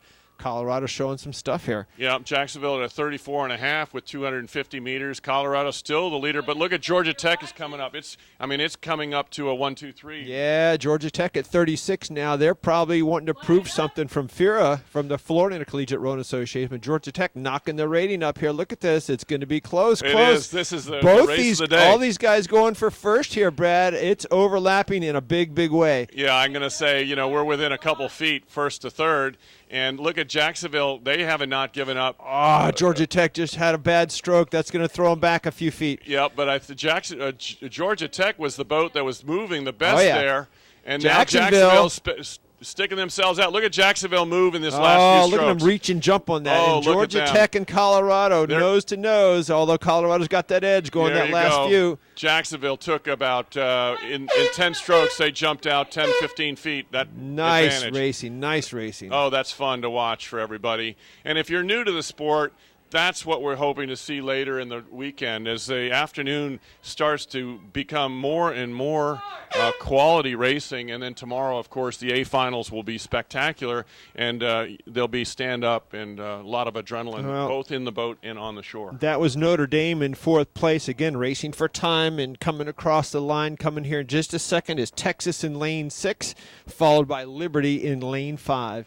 You know, as we look at the crews, and I will say this to the cameraman, if he can swing off into the cool down area, you'll watch the crews after they come across the line, and you can kind of see how much did they lay out.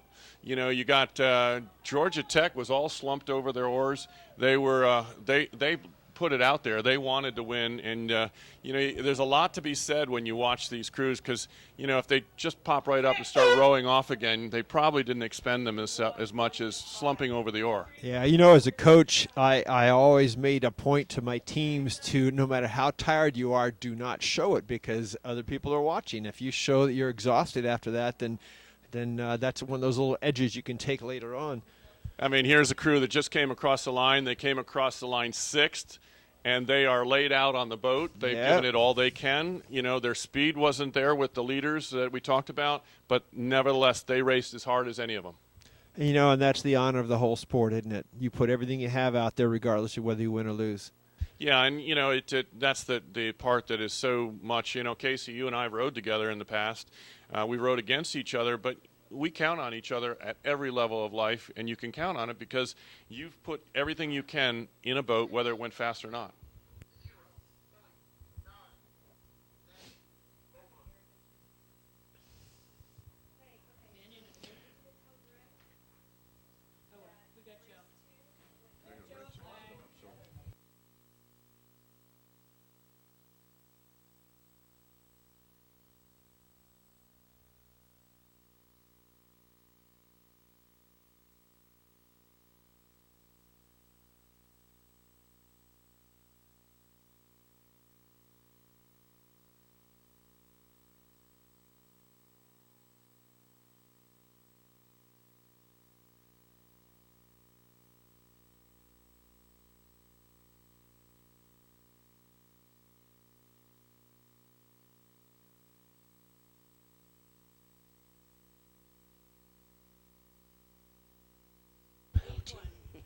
Yeah, now, Casey, we've changed. We're going to see some men's eights again, which they're fun because they're fast. And like the women's, when you move up in the categories, we're now moving up to what's JV. Let's understand what JV category is. We have about a minute before we're going to see them on the video screen. So what's a JV? Well, of course, junior varsity, but it could be anybody. It could be freshmen. It could be novices. It could be varsity rowers that weren't quite ready to be in that first date at this race. So you can have a wide variety of athletes in these boats. Typically faster than the freshman novice ace, but not always. You know, here's an interesting thing. If you start to look at the races that just came down, you've got Purdue had a freshman crew. You've got California, San Diego had a crew, and Notre Dame had a crew. So, and Virginia had a crew. So these programs have a lot of depth. And here they are, the current leader.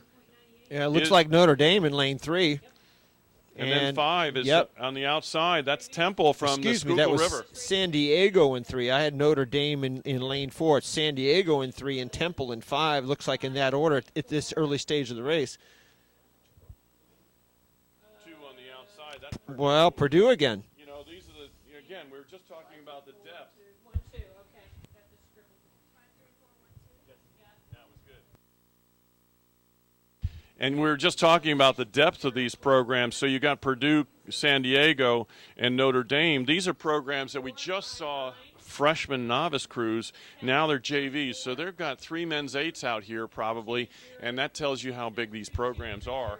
Because you can't just put 8 people and expect just 8 people to gel and go fast. Well, you know, a lot of coaches use small boats to select these boats. They use the pairs, they use the 4s to what we call seat racing.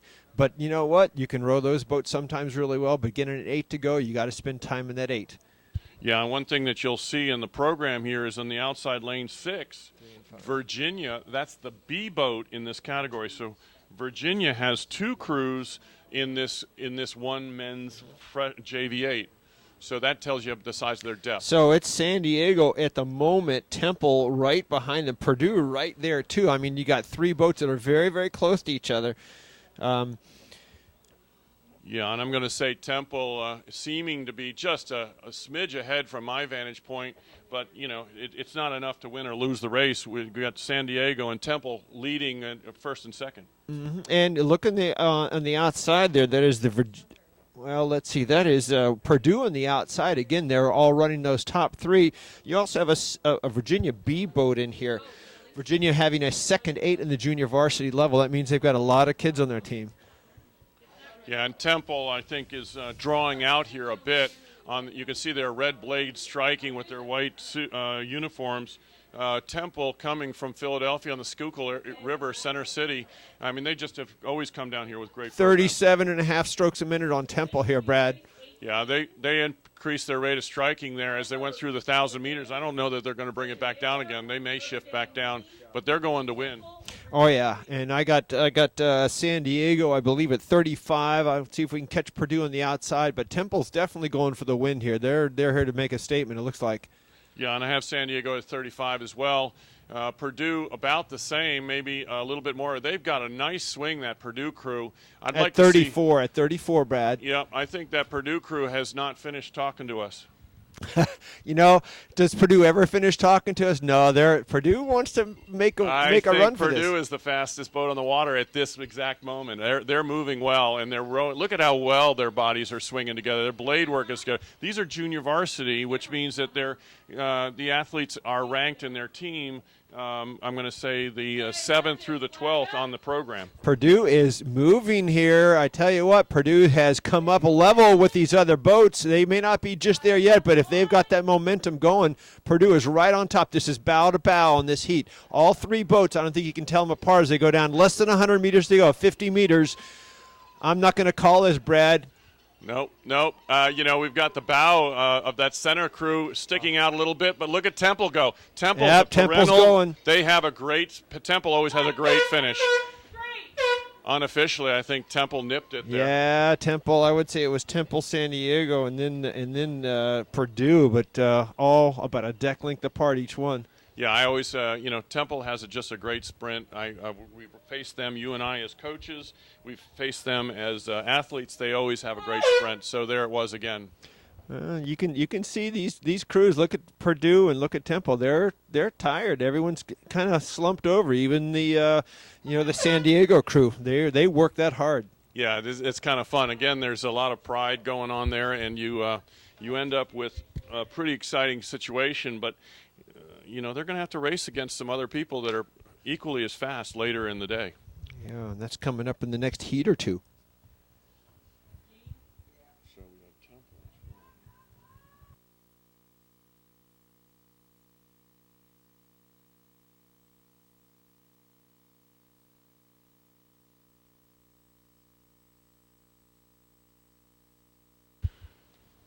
So, again, JV8's, that you can see that they have a bigger program when Virginia has a B crew and Notre Dame has a B crew. So that means they have, in the JV category, they have 12 men that are quality enough to be in this junior varsity category.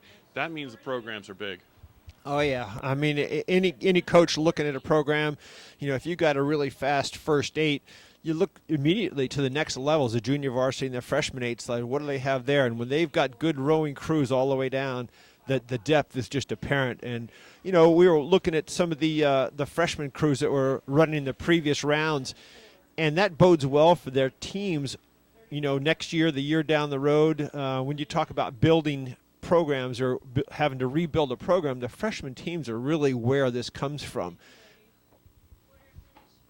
Yeah, and there is a large amount of recruiting, and very different, at least my experience, when I was rowing and when I was coaching, we didn't think about going out and trying to secure people, but it is a huge, I'm going to say almost free agency about recruiting. In this next event coming down, we got lane 4. UNC. That's UNC, the leader at the, I'm going to say 900 meters into the race. This is a 2,000-meter race. It's about 1.25 miles. And we've got lane 4, UNC, the current leader. Purdue lightweights. Okay, and then Purdue lightweights is second. So yeah, UNC in lane 4, Purdue lightweight crew. Lightweight meaning what? 160 pounds, 155 pounds. You know what it is, Brad? Well, I think it's 160 as nowhere maximum over 160. I think that they took the average out. I think it's just no one over 160 pounds now. So that Purdue crew and the UNC, it's about astern right now. I mean, if there's overlap, I think the UNC crew is actually sliding out just a little bit at a time as they come down the course, but still. The lightweight team running into could be a slight, I don't know if it's a headwind here, if it's a slight headwind. The lighter crews have a little bit harder time into a headwind. A heavier crew usually has a slight advantage into a headwind. Yeah, and why is that lightweight in the crew in there? Well, from what I understand is that, this is a JV event and the lightweights didn't have any other crews to compete against, so they asked and they were granted the opportunity to slide into this event as lightweights. They're rowing against people that could be heavier than them, but typically, the lightweight 8s are feisty and fast.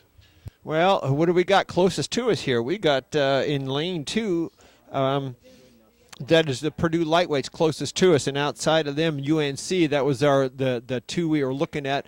But look behind them for those other qualifying positions. George Washington University in Oklahoma City.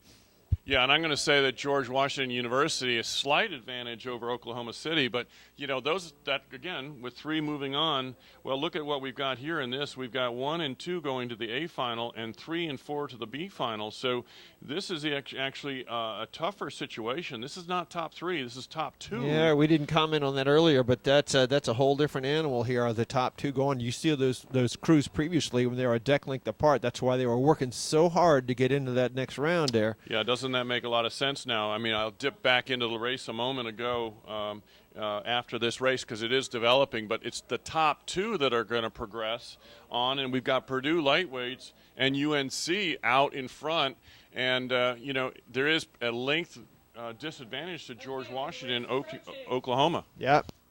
Those Purdue lightweights doing a great job out there being the smaller guys, but you know what? To row at that level, Brad, you've got to have technical expertise and you've got to have some really good technique. Yeah, I mean, if you really, say that the average collegiate program is a 180-pound athlete pulling, and they're only 160. They're per man giving away 20 pounds, and it's generally 20 pounds of power. 34 strokes a minute for Purdue lightweights. We'll see what UNC is pulling here. I have them at 34. Well, both look identical stroke ratings here. It was about a stern UNC over the Purdue lightweights earlier. But look at this outside crew. Oklahoma City, fastest crew on the water at this moment. Look at, they're going to come up and maybe they're going to knock Purdue out. Oh, Oklahoma City is really cranking it, I tell you. Yeah, outside crew in the that's going to blue give Purdue unisuits. lightweights. Yeah, Purdue those lightweights are on going the to have a fence. little trouble here. Yep, and here comes Oklahoma City. They are looking 36 strong. and a half. Purdue lightweights have not gone up. Oklahoma City's going to take them if the Purdue doesn't move now. Look at Oklahoma City. When the blade hits the water, watch how strong they still are. Oh, so look close. at this. There comes Purdue lightweights. I think they nipped it. I think they got it. Oh, I tell you what, that would have been a little too scary for me. It had been that Purdue lightweight crew to let them come up like that. Yeah, Oklahoma City, what a fantastic job of moving up, but then what maturity we see in that the coxswain being able to pull out those Purdue lightweights, and unofficially it looked to us that the Purdue lightweights did pull in second. Well, look at the Oklahoma City crew. They put everything they had out there to try and haul them down and laying down the boat. We've seen it again and again. These guys are laying every bit of it out there. Even the lead crew is doing that. Well, let's dip back to that last race, which was we had Temple come across the line with a little sprint there at the last stroke or two. San Diego, well, now, Casey, it makes a lot more sense. It wasn't top three. It was top two, and that's why they were racing. Yep, yeah, absolutely. That's why they were laying it on the line, because if three, they go home. Well, they don't go home, but they go to the B final, which is not going to be where they want to be. Look at the racing we're getting out of the heats here, Brad. I mean, just what they're putting out there to make it through. Again, these athletes have to be trained so well to be able to put a race like that out there, one after the other, and then go faster. I mean, they can't just go the fastest race of their weekend today just to make it through. They've got to have enough to go faster each time, because making that grand final, making the medals is where it's all at. All right, so, Coach, how do you make it go faster this afternoon after you just laid it out? Pull harder. Pull harder and be more efficient, be more technically correct. Yeah. You got to clean it up. You can't just go out there and pull harder and throw technique to the wind. We've got to be clean. We've got to get the most out of it. We've got to be efficient. A flaw in a stroke or two may cause you the race. Yeah, and the coaches will review the race with their teams, and if they have any difficulties, they'll try and fix that difficulty as they go out there the next time. Maybe the stroke rating wasn't quite right. Maybe their start wasn't what they wanted, or just things like that to help find those few extra seconds they need the next time around. Yeah, and congratulations to SIRA and U.S. Rowing to be video streaming this on YouTube today, because coaches can really go right out there and they can watch for the first time virtually the whole race, and they can actually do some coaching and figure out what they need to adjust for later today. It's interesting too, because here we are at the finish line tower talking about races coming down the course, but we've gotten comments from Florida coming back, other parts of the country come in on our texting, and of course I don't have a tweet going on, but we're seeing people that are watching this from all over the country right now. Yeah, well, it's we've got our next event now. This is again the men's JV8, and these are again fun because we've got attitude in these boats because they're JVs, Virginia now looks like they have jumped down in the lead on this next round of the men's JV8. Again, this is their A boat. They had their B boat in the first heat. Now this is their A boat, so we'll see what happens here. Yeah, so they got Notre Dame A boat as well against them, and William and Mary, and Tulane in the dead center, followed on the outside closest to the camera is Delaware in lane 6. Virginia looking like they're very solid, and they're out, I would say, somewhat right there in the lead. But you can see in the camera angle, the lead is not by much. No, they just crossed that 1,000-meter mark in Virginia. You see that camera have to pan up there. Virginia looks like they got a fairly commanding lead at the 1,000-meter mark. They're striking very strongly, and when I say that, you watch even from a half mile away, you can see the oar strike the water almost like an axe. I mean, they are coming forward and striking. They have a lot of strength in that boat, and they're rowing at a 33. Well, you know, Brad, you said half mile away. We always talk about 1,000 meters, 500 meters. For those who are used to miles, this is, you know, half a mile is what, 800 meters? So this is over a half a mile to go. Right, and look at Virginia as they are just really pulling out on the rest of the field. You know, second place is where the battle is. Virginia is just moving out. So what do you think this is going to say about their varsity 8 when it comes up? You know, we've got a B and an A, and the B boat rode very well in its heat. But look at this A boat. It is really cranking. Oh, my. The Cavaliers are going to be very cavalier out here. Yeah, look at that second place. Now, remember, you know, the race here is really back in that second place where we've got Delaware and I'm going to say Notre Dame. Those two crews are the ones that are on the bubble. One's going to go and one's going to go on to the B final. Yeah, I agree with that. I wouldn't be able to pick them out now at this point, but it looks like Notre Dame A boat. And they had a BB entry in here as well, but the Blue Hens on the outside are... Blue Hens on the inside. I got it backwards here. Notre Dame on the outside, on the far side of the course. Blue Hens on the inside of Delaware. And going for that second place finish. Trailing slightly behind them, William and Mary in lane 3. But looks like that second place is going to be the battle between the Hens and the Notre Dame A boat. Yeah, we're just about 400 meters to go, and I'm going to say William and Mary. I mean, if they put some things together, they could move up. But you know, I think the front 3 are starting to pull away. They all are obviously racing. Virginia, the only one that should feel comfortable. We've got Notre Dame and Delaware. They're still on the bubble. I would say that Delaware, the slight advantage over Notre Dame as we're coming into 250 meters here. You got better eyes than I do because I'm not going to be the one to call that one. But look at Virginia. What precision they've got. Yeah, they are looking good, and you can hear the referees in the background as they're getting ready to judge this race. Virginia, good-looking crew. Look at them strike and draw back. They're big athletes. Now at 36 strokes a minute. They're not going to leave anything out here. They got easily. They could take it down if they wanted to, but they're showing a little bit of sprint. They just bumped it up 2 more. They just bumped it up 2 more. Yep. Yeah, so they're out here practicing. They have something to show as well. That was Virginia coming across the line. Look at the outside now. The outside lane 2, they're the ones, Notre Dame coming across apparently in second. And Delaware on the inside. Third. So the top 2, again, make it through. You know, and the other ones do have another chance to race, Brad, but they go to the B final. That's the petite final. Petite final is your 7th through 12th finishers.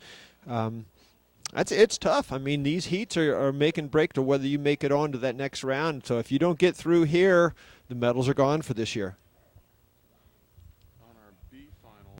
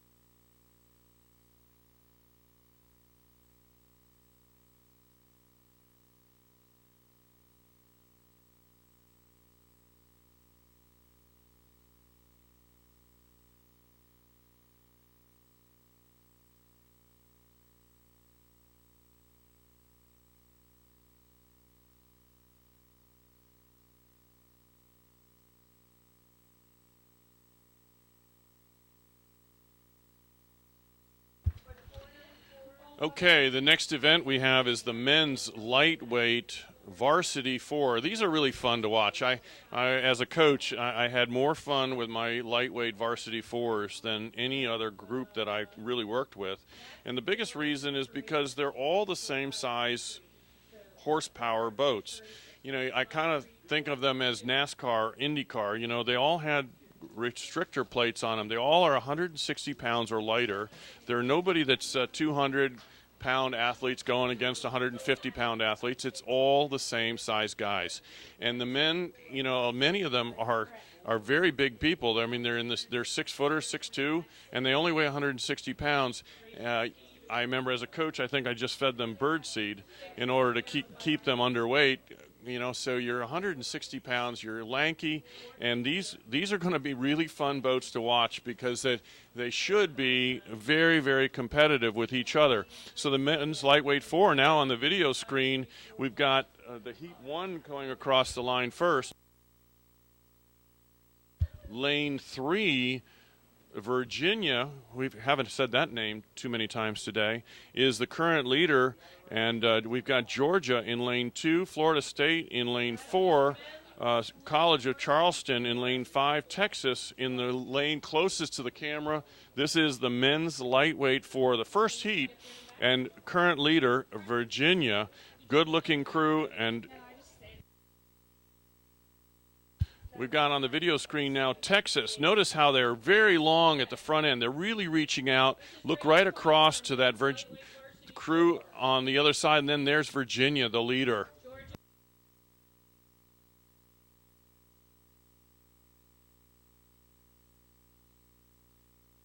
So there's the leader out in front. That's Virginia as they are. And lane 5, Charleston, is currently in second. That's what's in that video camera right as you're watching it. So it's Virginia, the leader, and Charleston in second, with open water between first and second. So not as tight as I thought they would be, but what is important to realize on this, because we only have a smaller group of people in this category. We have 15 crews. We have 4 boats advancing on to the semifinals later today. So if you're in the top 4, you don't have to burn all the gas in the tank because you've got to save it. And remember, the smaller athletes are going to have smaller mass, and when they're going to have to rely more on muscle strength rather than body weight to lean on the oar. When I say that, as you're looking in the video camera now, notice how the athlete is pulling, and he actually will put his body weight behind the oar and lean back. You see lean back right there in that video angle, and you can see that they're using the weight of their body to actually pull that oar. The athletes generate about 250 pounds. If you're a weightlifter, you would be lifting approximately a 250-pound bar. That's how much pressure is put on that oarlock, and they're doing that 35 times a minute, which is pretty astounding, and that's why conditioning is so important in this sport.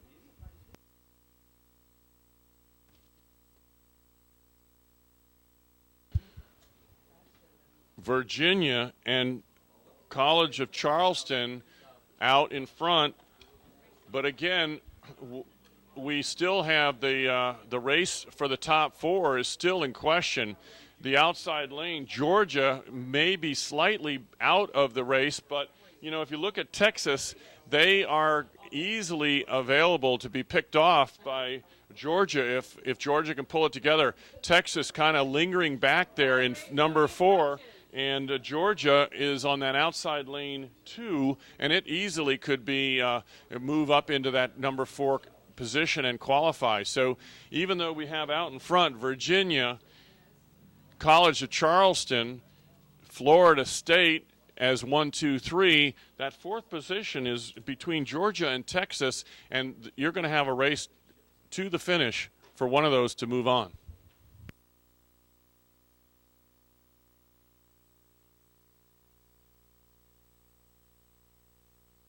Georgia at a 32 and currently in 5th place, It is Texas that's holding on to the fourth place qualifier, but that Florida State, we still have about 250 meters for those crews in the back of the pack to make a move here and qualify. Right now, Texas and I will say Georgia are nose to nose, and they are one of those going to qualify and one is not. Virginia, good-looking crew. They're a little short, I would say, at both ends of the stroke here, but, they're out in front, and I guess, winning is, at this moment, is everything, but they'll need to clean that up a little bit. But look how big those guys are. If you were able to compare them to some of the athletes that you saw in the eights, these are not small or short athletes. They're very, very lanky, and 160 pounds as a maximum. 160 pounds as a maximum. Virginia across the line first. College of Charleston second, apparently unofficially coming across. Florida State right here. And look on the outside. I spoke about Georgia. Georgia was going to make the move over there, and they have. They're out in front now by 3/4 of a length over the inside lane, Texas, and that is really wonderful for Georgia. They moved up. They were in fifth place all the way down the course. In the last 100 meters, they moved back by Texas and unofficially qualify to move on to the A final later today.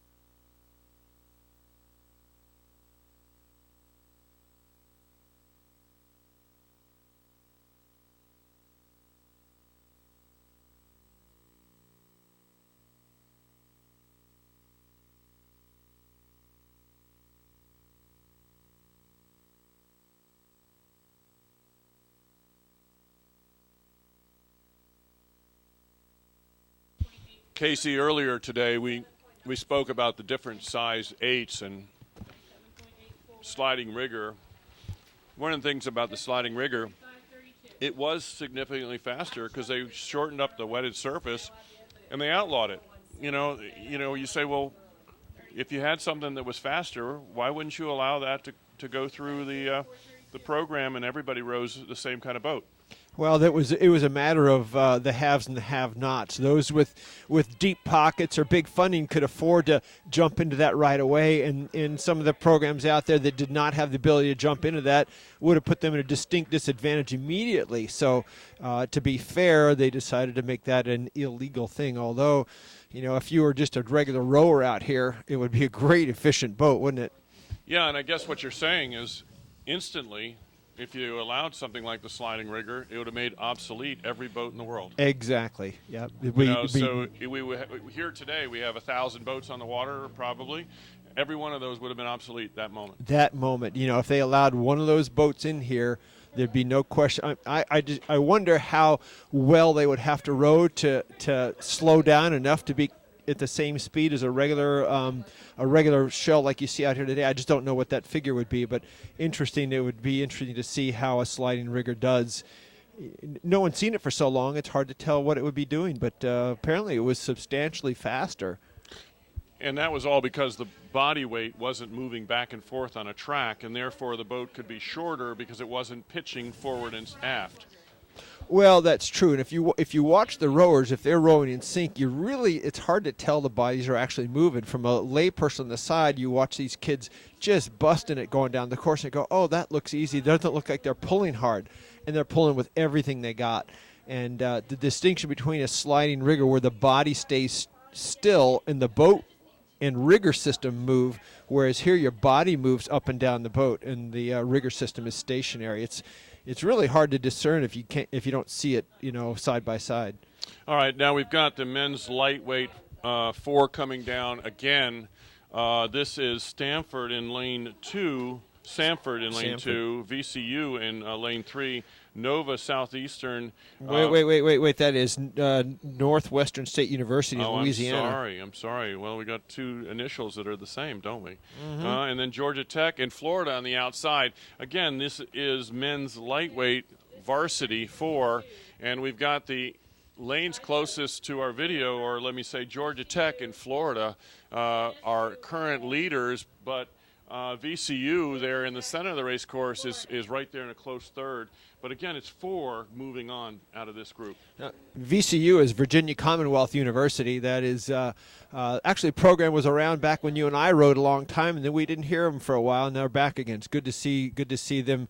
I know they've been around for a while in recent years, but way back when there was a time where we hadn't heard from them for a while. So good to see them doing some Yeah, work now out this here. race is really 2 races within the race. You've got the top 3 out in front, which we're looking at Florida, Georgia Tech, and then VCU. And then back several links, 10 links back, you've got a really solid race between the other 2 crews, Sanford and NSU. Yeah, now I just found out Sanford is from Birmingham, Alabama. So if anyone's unfamiliar with them, that is a program I've not heard from before. And if they've been here, I haven't. Just one of the things you haven't caught their attention. But good that they're here. Birmingham represented now, and right next to them, Northwestern State University out of Louisiana.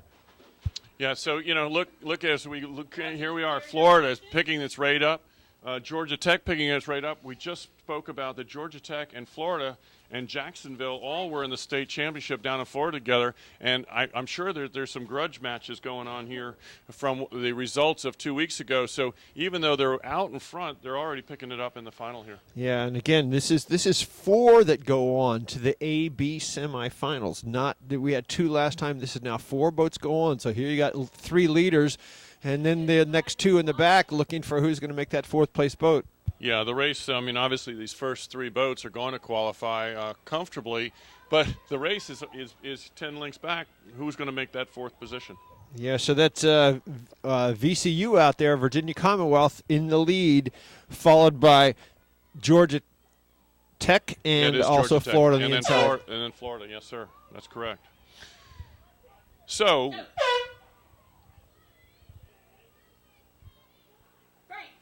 unofficially, so we have VCU, 2 more votes to come.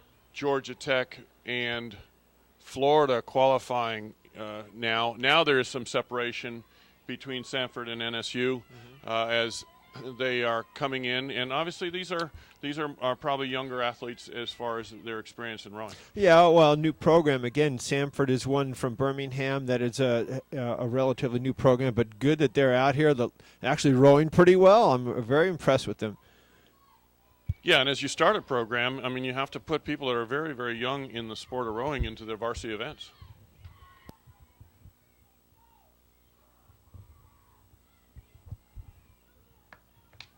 You can hear the cheers from the crowd on the shoreline here, urging on their rowers out there. I don't even know if the rowers can hear anybody out at this point. They're probably tunnel vision, tunnel hearing. Yeah, but you know what? I also heard some grunts from those boats too. So there's some motivational sounds coming from both the shore and the boat. So you get it from both sides, right? Shoreline and the crews themselves. Yeah. Now back to that the talk about the sliding rigger. So the only change in the rowing shells, equipment-wise, that I can remember that actually was allowed was the sliding seat. I think if you go back to about the 1900s, they were rowing on what we would call chamois, which were leather-bottomed shorts, and they would wax or soap, grease or soap a board, and they would slide back and forth on a flat surface and use their legs that way.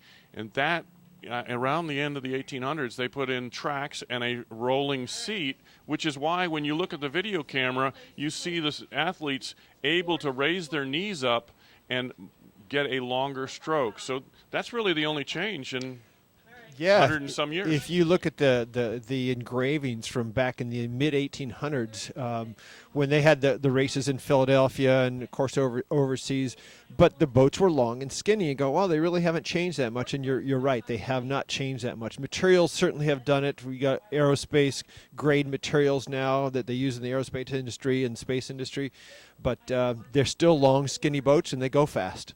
Yeah, and that's, you talked about earlier that the old wooden boats that you and I rode in weighed, were up over or near 300 pounds. Now they're 200 pounds, and that's that equipment, that material, the carbon fibers and the foams that they're using and the monodecks, I'm going to call it, all the way they build them, which are space age or aircraft type product. Well, a lot of this came from the aerospace industry. As they learned more about composites and lightweight, stiff materials, they've utilized these things into other avenues. And again, a lot of the people that have helped rowing improve their game have been Boeing with the carbon fiber out there in Washington, and also the America's Cup yacht people that have done their high-end yacht designs. And even the cycling industry. You see it through all different walks where rowing's picked up on things from other sports. Absolutely true. And if you really think about, you said one word, that stiffness. If you have the opportunity to go over and see one of these rowing shells, and if you watch the athletes pick them up, I mean, a boat 60 feet long or 55 feet long, they don't flex much over 55 feet long. No, it's pretty amazing that they don't. I mean, if you picked a boat up end to end, you'll see some deflection, more in older boats usually, and certainly not as much in the newer boats because they do get looser over time. But stiffness is a huge factor. If the boat is flexing, that means the rower's energy isn't being transmitted, to get down the course. Well, and we've got another race coming down. This is the second heat of the men's lightweight 4, and we've got, the third heat, and it's Clemson, Delaware, Liberty, UNC, and Purdue closest to the shore. This should be a good race. I can see it from here from the tower, and we've got two leaders out in front. Clemson, I believe, is out there in front as far as my videos, in UNC. I think UNC is the leader in the white. I'm looking at the Delaware in lane 3. Excuse me, it's UNC in lane 5 that appears to be, and maybe it's their white jersey standing out, but I'm going to guess at this point it looks like UNC is the one that has an edge. But I tell you what, it's not very much distance. Look at Purdue closest to us in lane 6, and the other two lanes are not very far off. Again, 4 to go on. How many boats you see? 5 boats out here. Yeah, only one is going to get dropped out, and if I had to call it right now, that's the center of the course there. Liberty? Yeah, Liberty is probably the only one that is in jeopardy at this point, but there's a lot of race course still left at about 500 meters to go. Well, as a rower, that's a tough spot to be in when it's 4 to go on, and you're working everything you can to try and hang in there and try and find that trailing crew that maybe you can overtake. I mean, it's a challenge.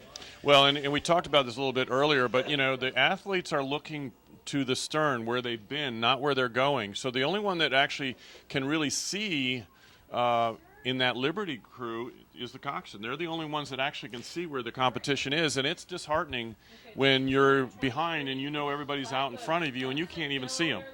And what would you be asking that coxswain to do? Well, we'd have to make sure that they're painting a picture and asking us that, don't lie to me, but encourage me. Yeah, and look for that closest crew to you, the one that you have the greatest chance of trying to overtake.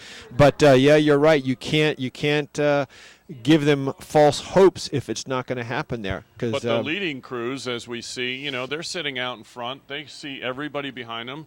They're kind of in that catbird seat. They can just sit there and they can relax and they watch them. Everybody, if someone is going to challenge, they can do that. But it's an easier position to row.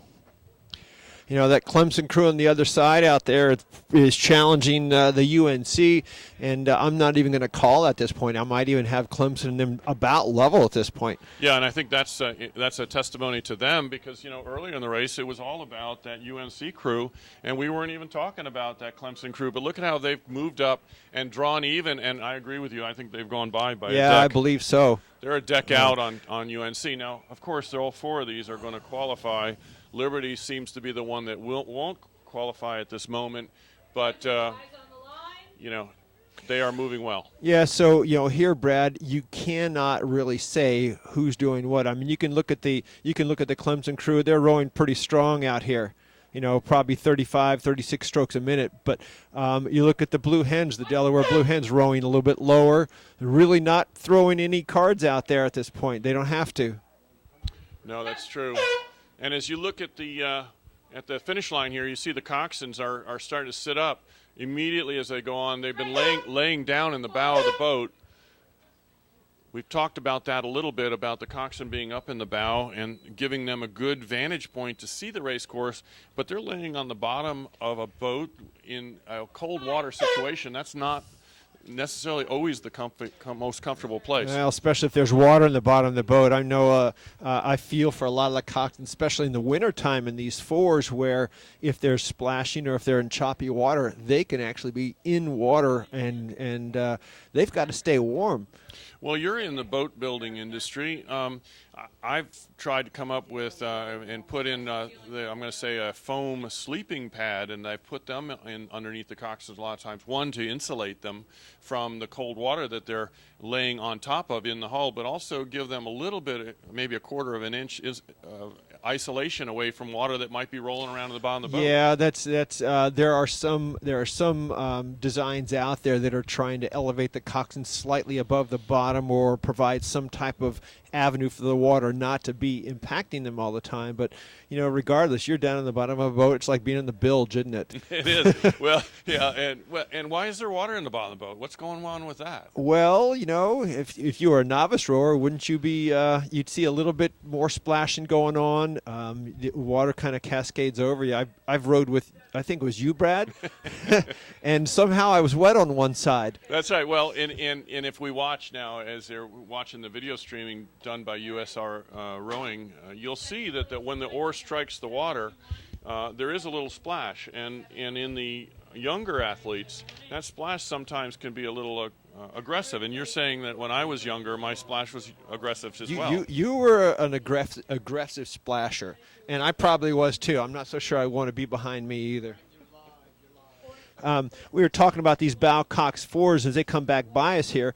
They're up in the front of a car. If you can imagine some of the Indy cars, like they're driving a Ferrari. They're up in the front of this thing, steering this car, racing down the course. And I always use that analogy to my coxswains about, this is you're driving a Ferrari. You got to know how far out your wheels are, which are your blades, so you don't hit things out there.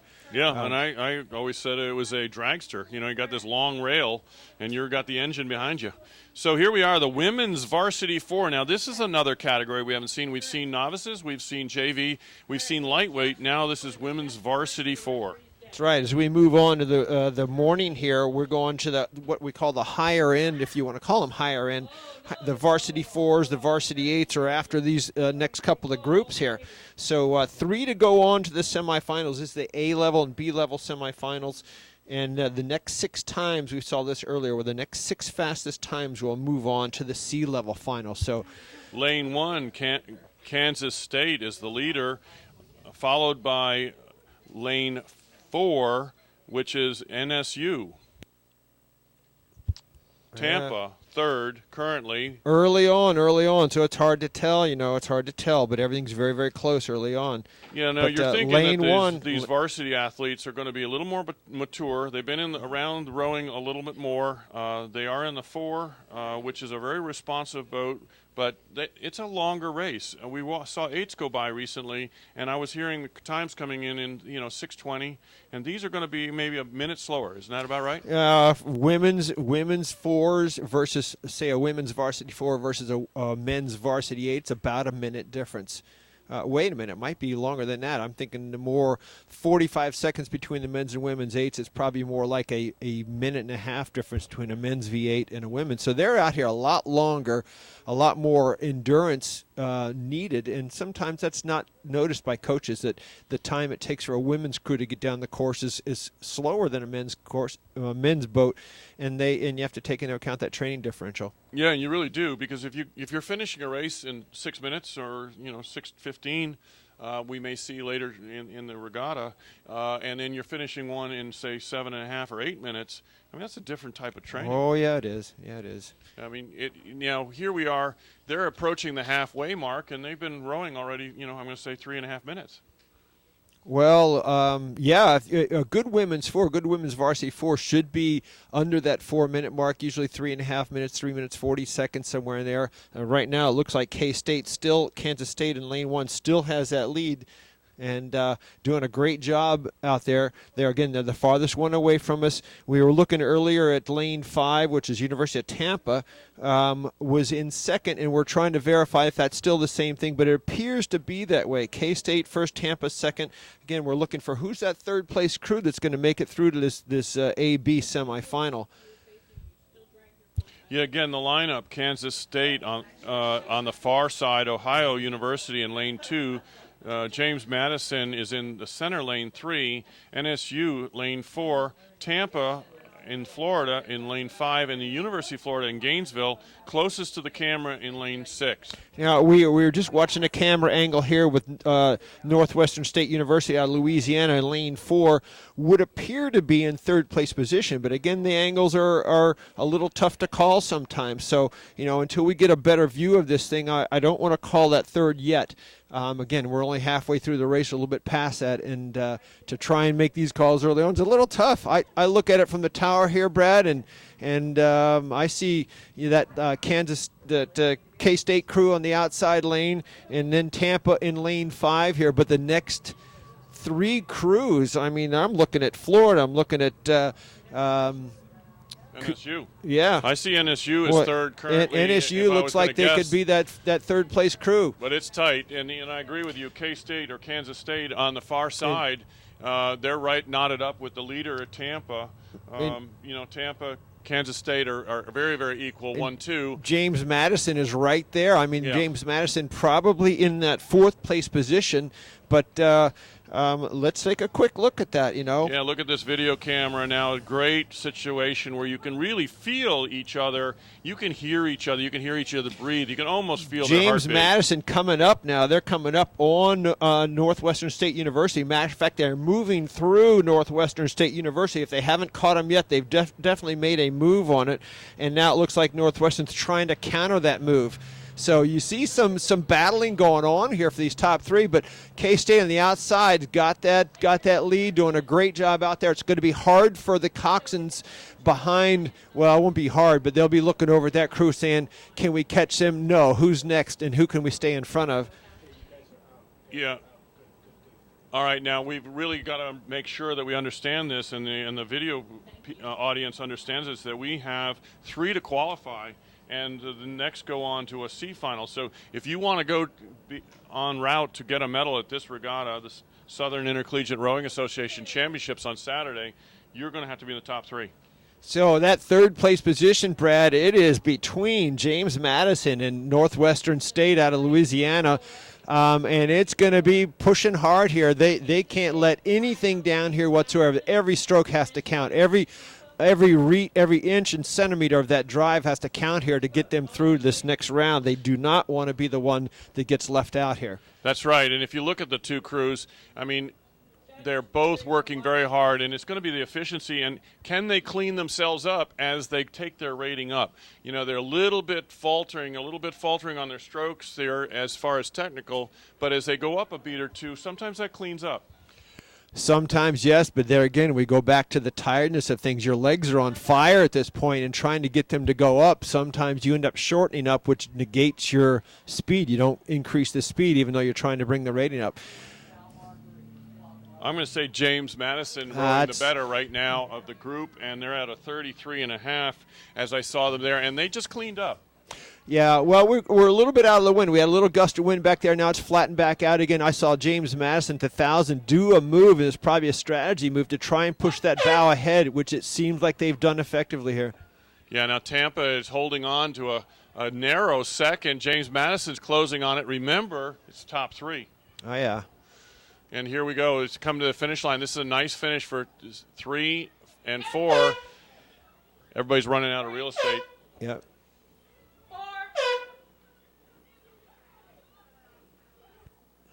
Yeah, good fights there. Good fights there.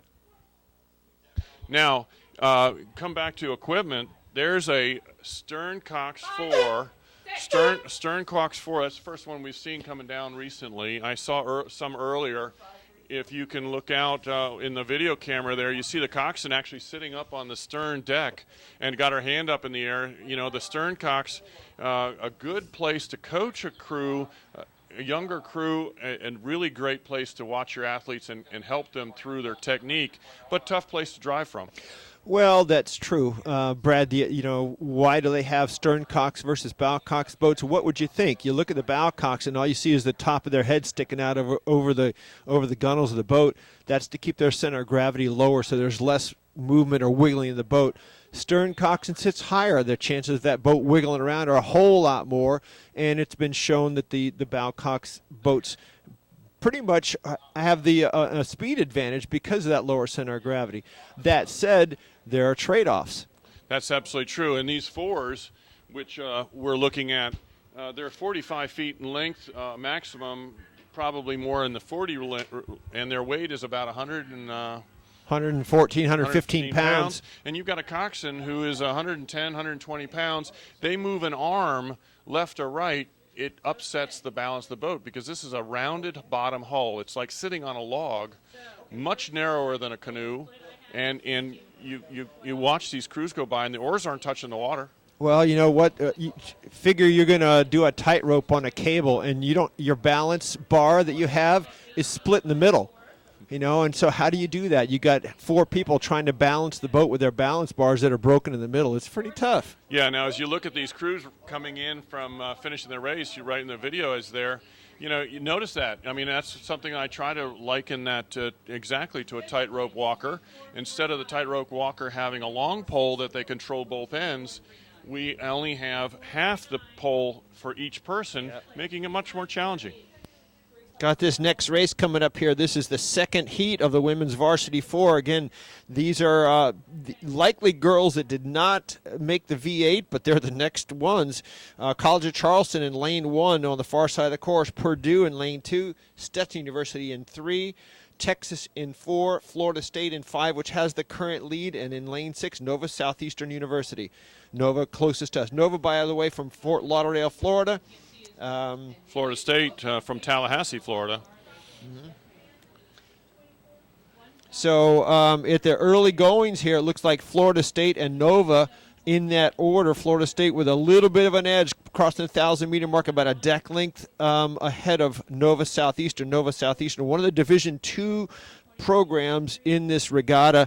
Florida State is a club program, but Florida State holding that edge at this point.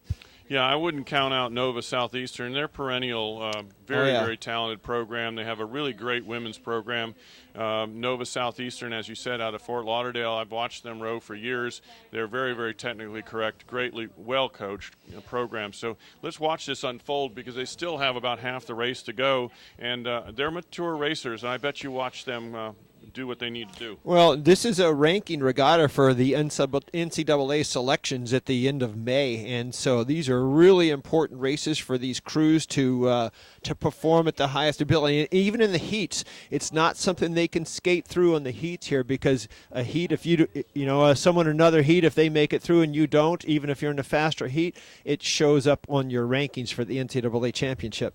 And let's talk about that NCAA. I mean, I don't want to take away from this race, but these women have a national championship in their sights. And what you're saying is that as these crews are coming down, they are getting, look at Nova's tight. That's right. Nova has now taken over the lead by about a foot over Florida State. Doing a great job in here on the inside, the white boat on the inside. With the lane 6 marker there, and they're at a rate of striking of 34.5. And I've watched them for the last 10 years, and they are consistently, they know what they're doing. They're very confident. They're very mature racers. And when they start out, they don't have to win the start. They just have to be at the finish line first. I caught Florida State here at 34.5 strokes a minute. I'm just watching one of the Florida State rowers look over at Nova like, oh, no. If you can see these when you're in their peripheral, you can see the other boat out of your peripheral vision without having to look over. I just saw the Nova coxswain check to make sure that they are still moving on the Florida State crew. She's looking over again, double checking, make sure Florida State's not making any moves that they aren't aware of. Yeah, as you get out in the front there, now obviously the disadvantage goes to that coxswain. She's out in front, no longer can see them, but they have to roll their head. You saw that a couple times as they crossed the 1,500-meter mark. They roll their head looking at that competition. She's hoping that you're putting them away, that they'll never look at them again. Who do we got in third here, Brad? Is that Purdue out there in lane 3? Well, I don't know. That's Stetson. That is Stetson in lane 3. So, we've got 3 going on. Stetson is, an interesting situation. We got Nova from Florida, Florida State from Florida, and now Stetson from the Orlando area. Or DeLand area. Yeah. So all 3 Florida crews are seeming to move out in front here on the rest of the field and will qualify. So look at the 2 coming down here. You got Nova wanting to make sure that bow comes out in front. They want the seeding position in the next round. And Florida State, a club program. Florida State, if they could take down a ranked Division II program, that's a huge honor, even if it's in a heat here. I agree with that. I mean, as I said earlier, Florida State has not been consistently in where I've seen them competing for wins, but now here they are. They are competing all day long. So Florida State's made a big step in the last year. Oh, yeah. Well, Nova's not going to let this happen. I mean, their coach is going to say no matter what, you win this race. Nova at 34.5, 35 strokes a minute. In the outside there, Stetson in that solid third place. Again, these top 3 go on to the AB semifinals. Yeah, win or lose, I would always say anybody watching rowing to watch Nova because they always row well. They're always technically right. They're very, very good racers. They're a program that a lot of programs should try to emulate. Now Stetson at 31, 32 strokes a minute, understroking these leading crews. So what's that tell you? That tells you that Stetson may be holding some energy back for later on. Yeah, and that, you don't have to do anything. The difference between winning this and coming in third means that you're in either lane 3 or 4 or you're lane 1 and 6. That really is all it means. And that easily, by saving some energy, that easily can change.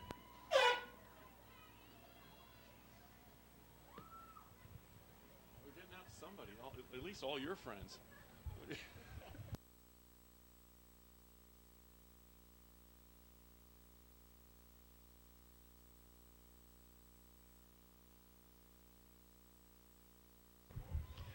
And we have our next finishers coming across the line here. That would be Purdue and College of Charleston. Purdue and College of Charleston. Again, the next 6 fastest times. So every crew, even if you're the trailing crew here, you cannot give up. You've got to have this thing on the mark, knowing you have a chance to make it into that final. That was Texas that brought up the rear there.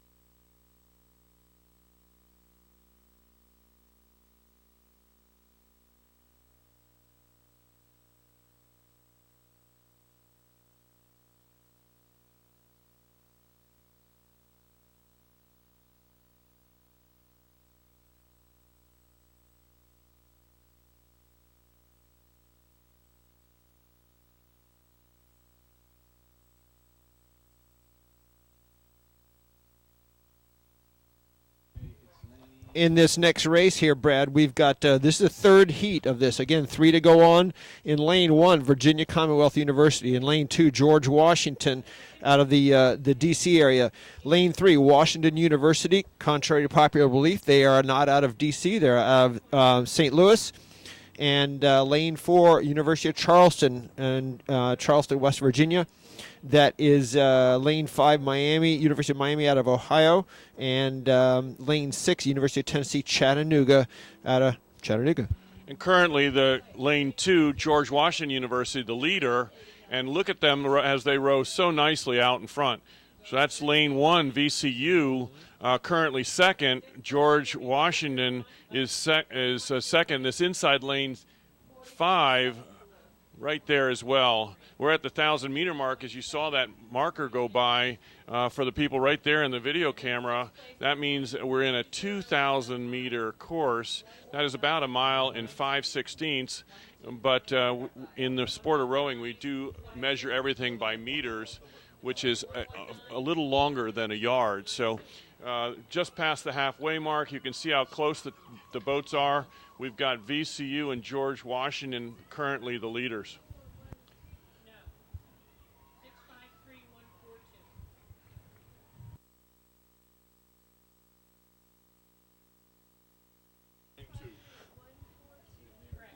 So look at that. You got bow markers right there so that Oh, everybody yeah. can see VCU and George Washington side by side, stroke for stroke. Looking at the camera angle, I would give that to GWU at the moment, but Virginia Commonwealth is not going to give them an inch here. Matter of fact, you look at this now, it's hard to tell if the camera angle is changing because as you get ahead of the boats, it looks like one's slipping back. But my guess is watching this here that VCU is giving GW a run for their money. Yeah, and if you really look at it, what I'm noticing is how comfortable those VCU athletes are. I mean, they're very relaxed looking. I mean, obviously, we spoke about earlier that if they're a good-looking crew, it's because they are a great team, well coordinated. But look how relaxed they are. Now they're pulling very, very hard. They're running at maximum output, but they're looking comfortable doing it. 32 in that VCU crew, and looking from the tower off the camera, I don't think I could tell apart who's ahead. I mean, I think they're definitely overlapping by a pretty good margin. If there was a half a link between them, I'd be surprised. Yeah, I'm seeing, personally, I like George Washington as being possibly a slight advantage over the VCU crew, and outside lane 1 is far away from our TV angle. But, when we're looking at it here on the video screen, it's telling me that we should be looking at VCU. But I like George Washington as a current leader over VCU. I'm going to beg to differ with you, Brad. I think we're going to change your glasses here, but I think VCU has that run. I think VCU has cranked it up here, although GW has had some fabulous crews along the way, but VCU, to me, has that advantage. I mean, look at the white hats on VCU's head, all moving in unison. It's like they're tied together with an invisible pole there that keeps them exactly in line. Look at that. They got great precision, Brad. Yeah, they do. We're at 34 for the GW crew, 34 rate of striking, and I agree with you that the fastest boat on the water right now is VCU. They're rowing very, very well, and they're starting to stretch it out. Now, whether or not George Washington will respond or not, it's top 3 again to the semifinals. Well, I think VCU is now taking command of this one here, and GW is probably going to be happy to stay right where they are and not expend any extra energy. VCU's got to be just thrilled that they're sitting out in front.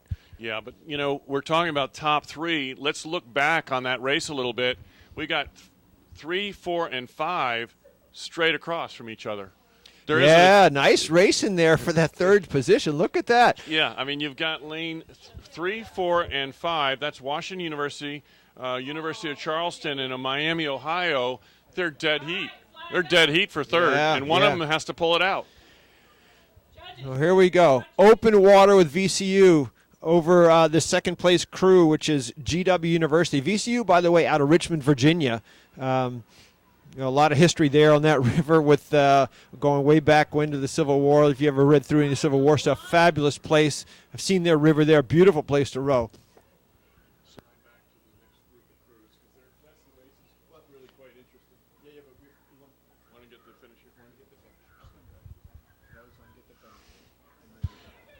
All right, as these And VCU crossing the line first in this heat. Yep.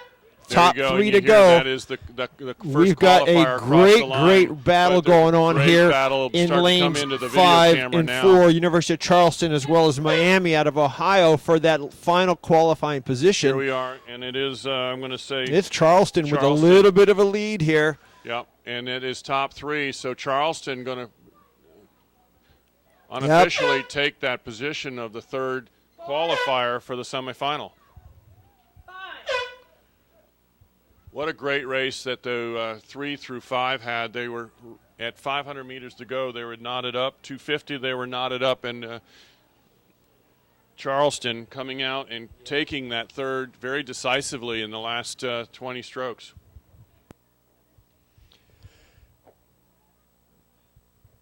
That's new coach there at University of Charleston, by the way, is Ryan White, who hails from Texas. At least that's he coached down there. But doing a good job, taking over for longtime coach Jim Buckaloo, who coached Charleston for many, many years and was the athletic director there and is current president of SIRA this regatta. Yeah, and when I met Jim Buckaloo, I think I was here at this regatta, and he was coaching for a program called Morris Harvey. Oh, Morris Harvey, I remember that. Which he didn't change schools. The schools just changed names. Yeah, and what's it called now? University of Charleston. There you go. That's it. But Morris Harvey, and I met was coaching a pair, and there was a guy named Don Burton that he and I became pretty good friends because we would race each other on weekends. Was that a pair with Coxon? I think at this race it was, because Jacksonville at the time had a pair with Coxon. It did not have a straight pair in 73. So 73, that was actually, I reminisced a lot about this day today because it was 40 years ago today that I raced here and for the first time, and it was a pretty momentous moment for me and probably why I'm standing here 40 years later. Yeah, well, I tell you what, we'll have to get into the pair with and pair without stuff later on, but we got another race coming down, and this is the final heat of the women's Varsity 4. Current leader is in lane 4, Central Oklahoma. All right, I have to turn that over to you, Brad. Go ahead. Okay, Liberty is in lane 1, Samford lane 2, Virginia Tech lane 3, Central Oklahoma 4, Jacksonville in lane 5, and close to the camera is Wake Forest. As the crews are approaching the 1,000-meter mark, you can see that our leaders out there by a deck in, I'll say, 3 seats over second place. Second place being Jacksonville, as the video screen tells me, Jacksonville from Jacksonville, Florida, in the north end of the state.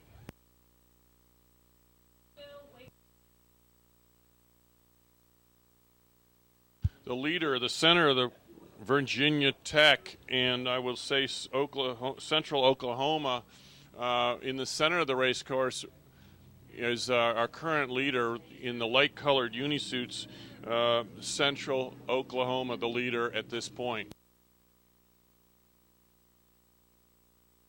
This is the women's Varsity 4, 3 of these crews, and we have a full 6 lanes of this, so 3 of them will advance to the semifinal and 3 will not.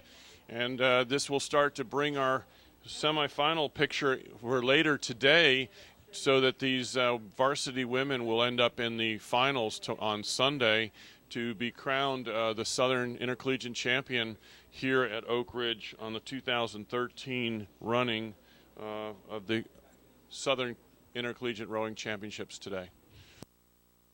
Again, Central Oklahoma in the light color uniforms, you can see them rowing very, very well out in front of the rest of the pack. Again, 3 to go.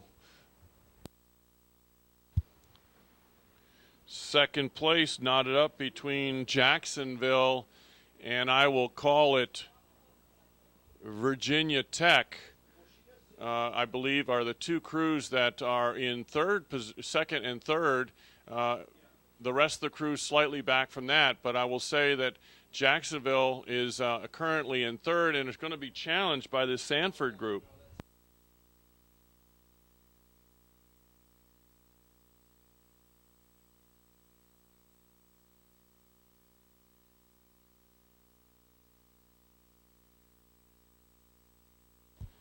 Jacksonville currently in third. Samford on the outside lane visually on that video screen. Samford currently second. And you can hear the crowd really picking up. What a beautiful venue as we look down, all the colors of all the schools as they are lined up with their tents and all their uniforms. And you can hear the crowds starting to pick up as the people come to the shore to watch this race on a beautiful sunny Saturday afternoon.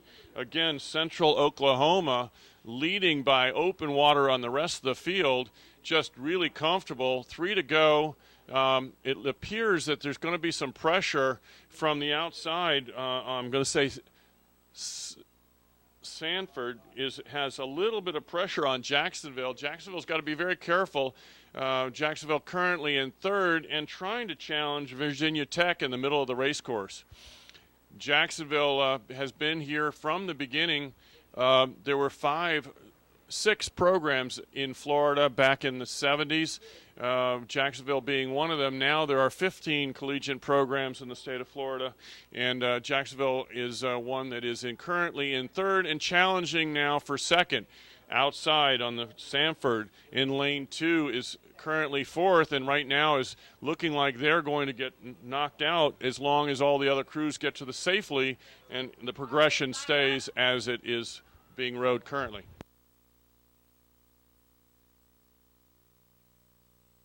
Clear your watches. The leader out in front, that is Central Oklahoma, rowing very, very comfortably. They've really shut down their horsepower. They're rowing efficiently, and look how far out they're in front at a rate of striking of 28. There's still a race going back if you go back to Jacksonville, because Jacksonville's being challenged, as I said, and I thought they would. Lane 2, Sanford, really trying to come on and steal third spot. Jacksonville here on the inside, increasing its rate of striking now. They've actually shortened up a little bit, and they have really taken the rating up. They understand that there's heat. There is a big amount of heat, and here we go. We have the crew. The first crew across the line is Central Oklahoma, and Jacksonville being pressured at this moment. They're in third position, but Sanford challenging very, very hard. It's going to come down to the last 5 strokes between these two crews.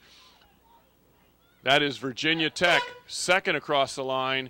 Jacksonville now moving out. They've done a nice job holding off the pressure that Sanford gave them. Sanford pushing very, very hard in the last 300 meters, came up, almost drew even. Jacksonville took up and had a nice finish to secure third position unofficially.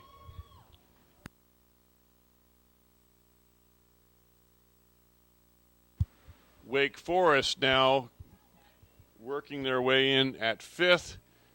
And the far crew on the other side, Liberty, a new program to me, rounding out the field of 6.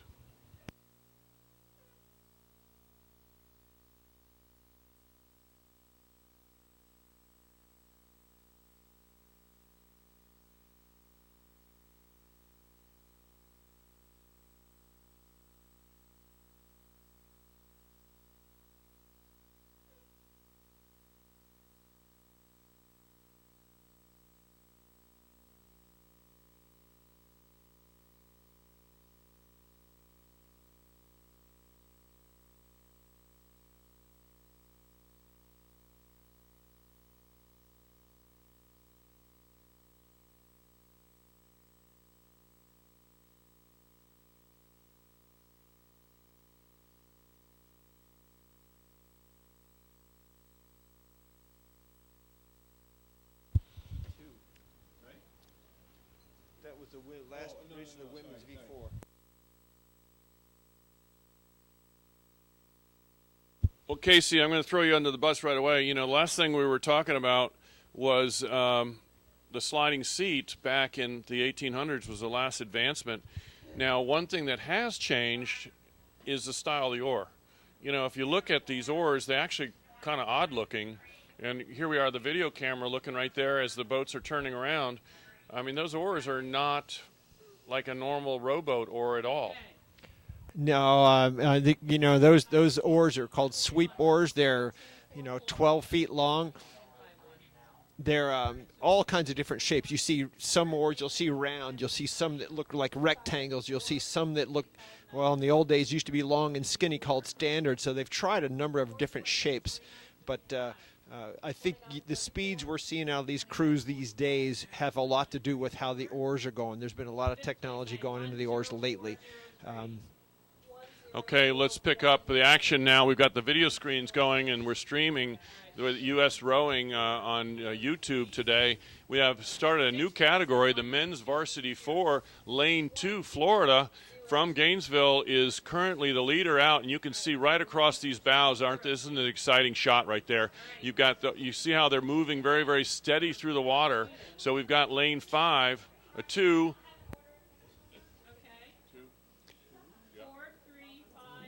Yeah, we're trying to get a read on the leaders so here. We've got 2, and then we've got 5, 1, 3, and 4. So lane 1 is Emory here. Florida, the current leader, in lane 2. Dayton is in lane 3.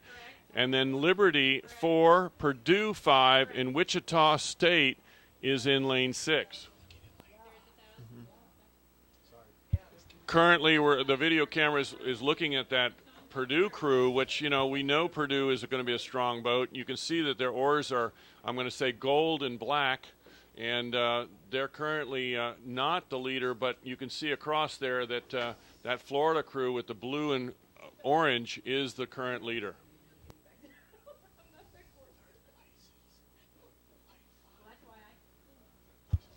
So Emory rounding out right now. Emory is moving well in their outside lane there.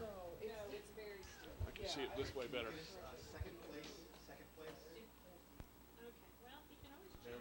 3 to go on here, Brad, right? Yeah, and 3 to go, I see 4 crews in contention. Yeah, they're very much, Casey. We've got 3 that are kind of right across from each other, and then you've got the 2 outside lanes, which are right there as well. I mean, nobody's really dropped out of this race. No, certainly not.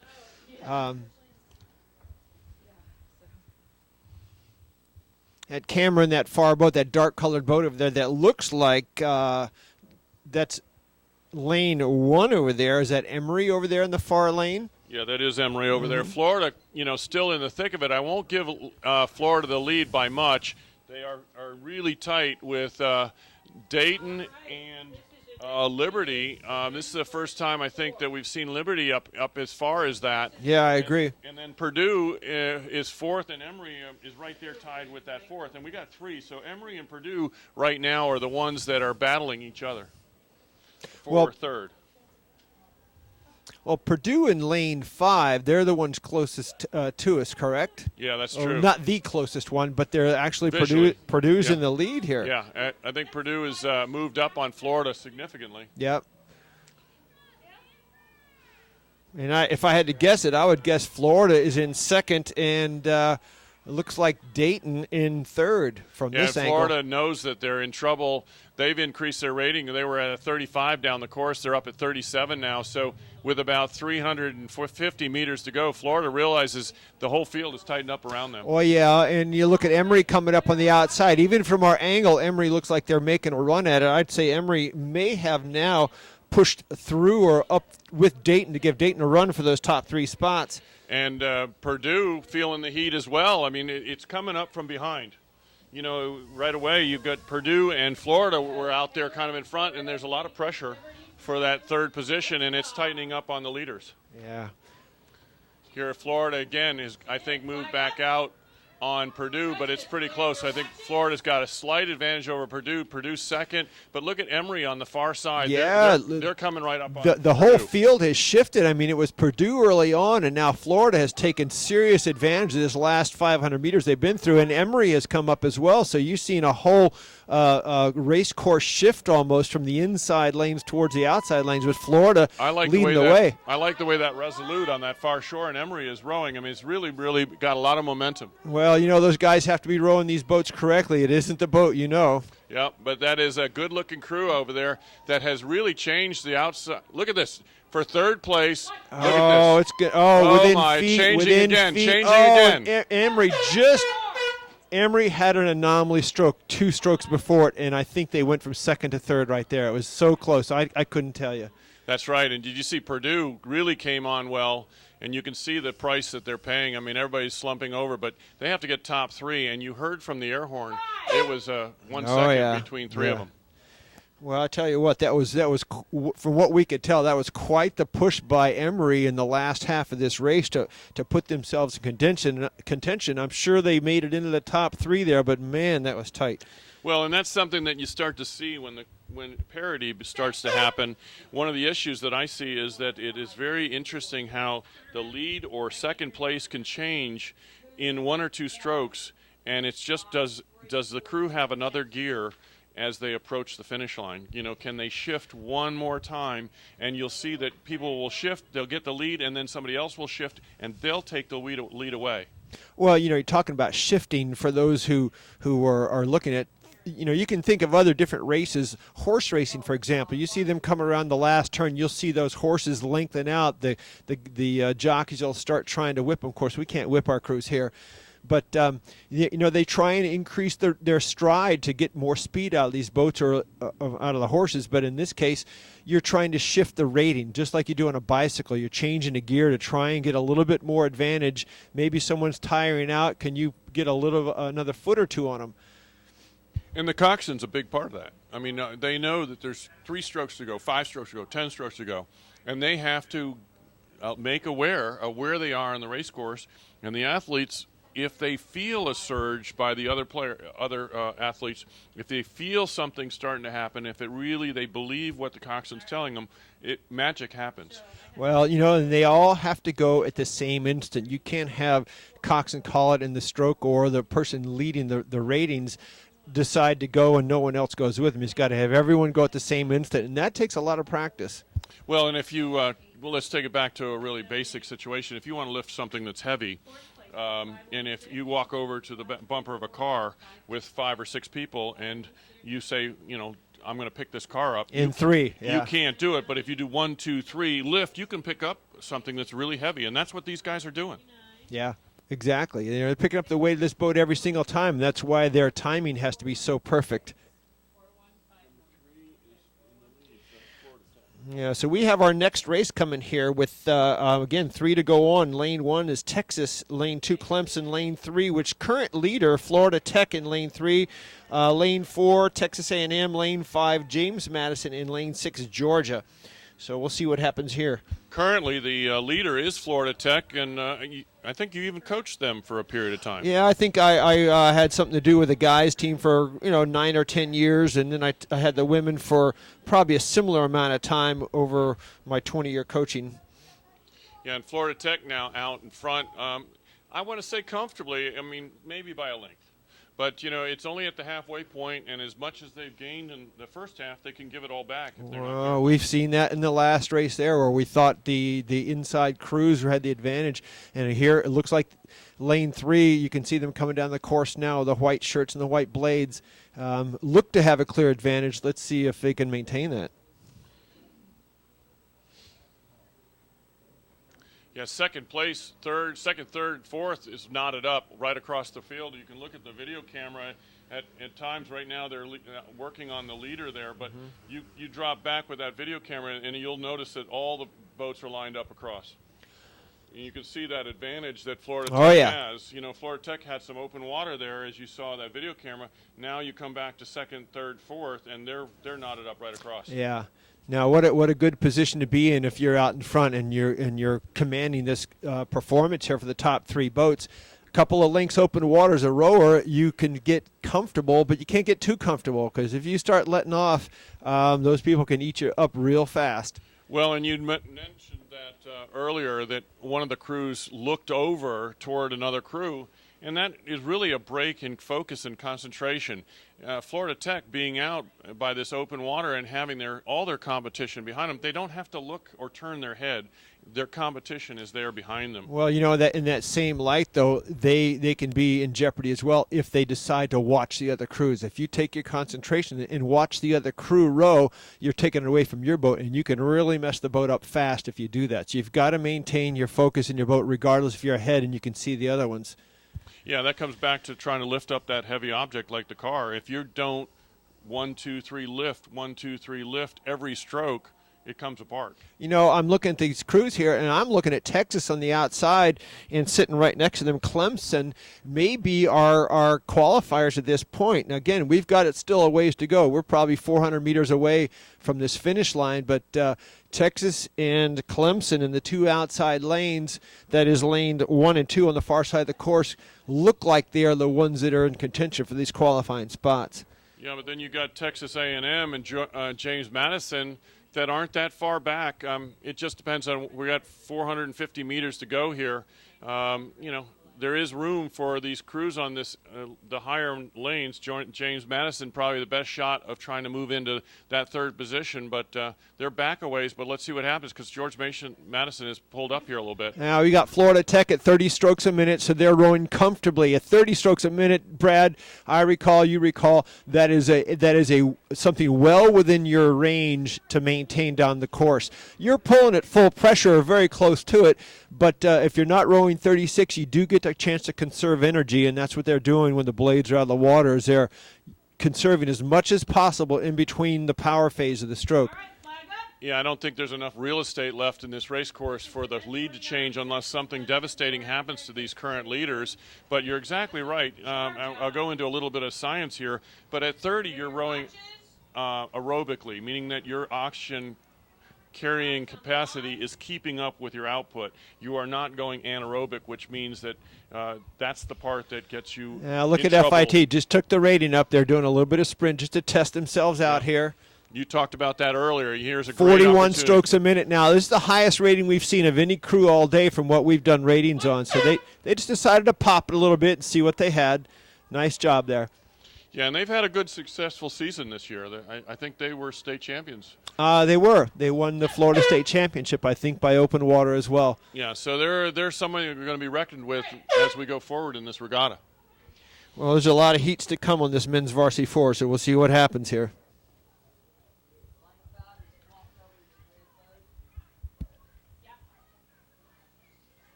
Okay, Casey, I'll go back to these oars we were talking about.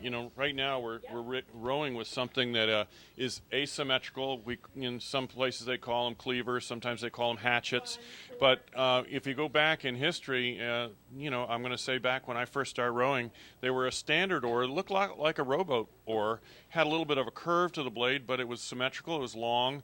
The blade portion that goes in the water was about 2 feet long, and since then they've shortened up to what we call the Macon blade, or the tulip, that had kind of a shape of a tulip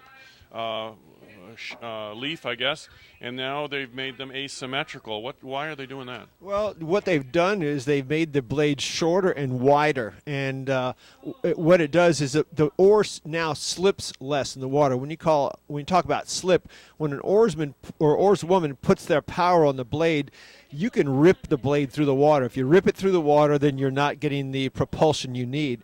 So the blades have been designed, and oars have been designed, length as well as the shape of the blade itself, to have less slip out there. And in so doing, it's actually made the cruise faster. Yeah, and it's interesting, when these funny-shaped oars came out, the cleavers or hatchets, I remember as a coach of a program, I bought, all the oar heads, so I'm going to call the blade portion, the part that goes in the water. I bought like 24 of them, and I was in there at night with a blowtorch cutting off the old shape oars and gluing on the new ones to change the shape of the oar, because it was significantly faster. So we talked about game changers earlier, where they banned the sliding rigger, and yet when they came out with these hatchet blades, this was back in the 92 Olympics, I think, is when they first started showing up. And it was such an immediate change in the speed of the boat that everyone changed out of their Macon or older style blades in these new ones, and you're blowtorching them off to change them out. It was a game changer. The thing is, it didn't cost as much money, so they let it go. Yeah. All right. Well, here we are in the next heat, which is the third heat of the men's Varsity 4. We've got Georgia Tech, perennial strong one in the 4s and 8s. On the men's side, they're currently the leader in lane 2, and Marietta, been around probably since the beginning of the SIRAs.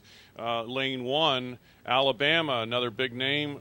Lane 3, Notre Dame, and Miami, Ohio. So Georgia Tech currently the leader in lane 2. This is the men's Varsity 4, and again, 3 will move on to the finals. Yeah, it looks like Notre Dame holding on to their tail there.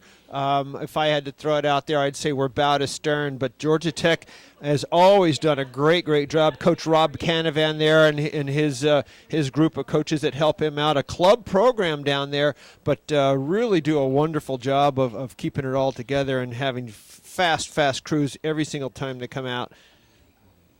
Yeah, and I think, again, the leader, it's always fun to watch them. Right now we're in the second and third place crews as they come down here.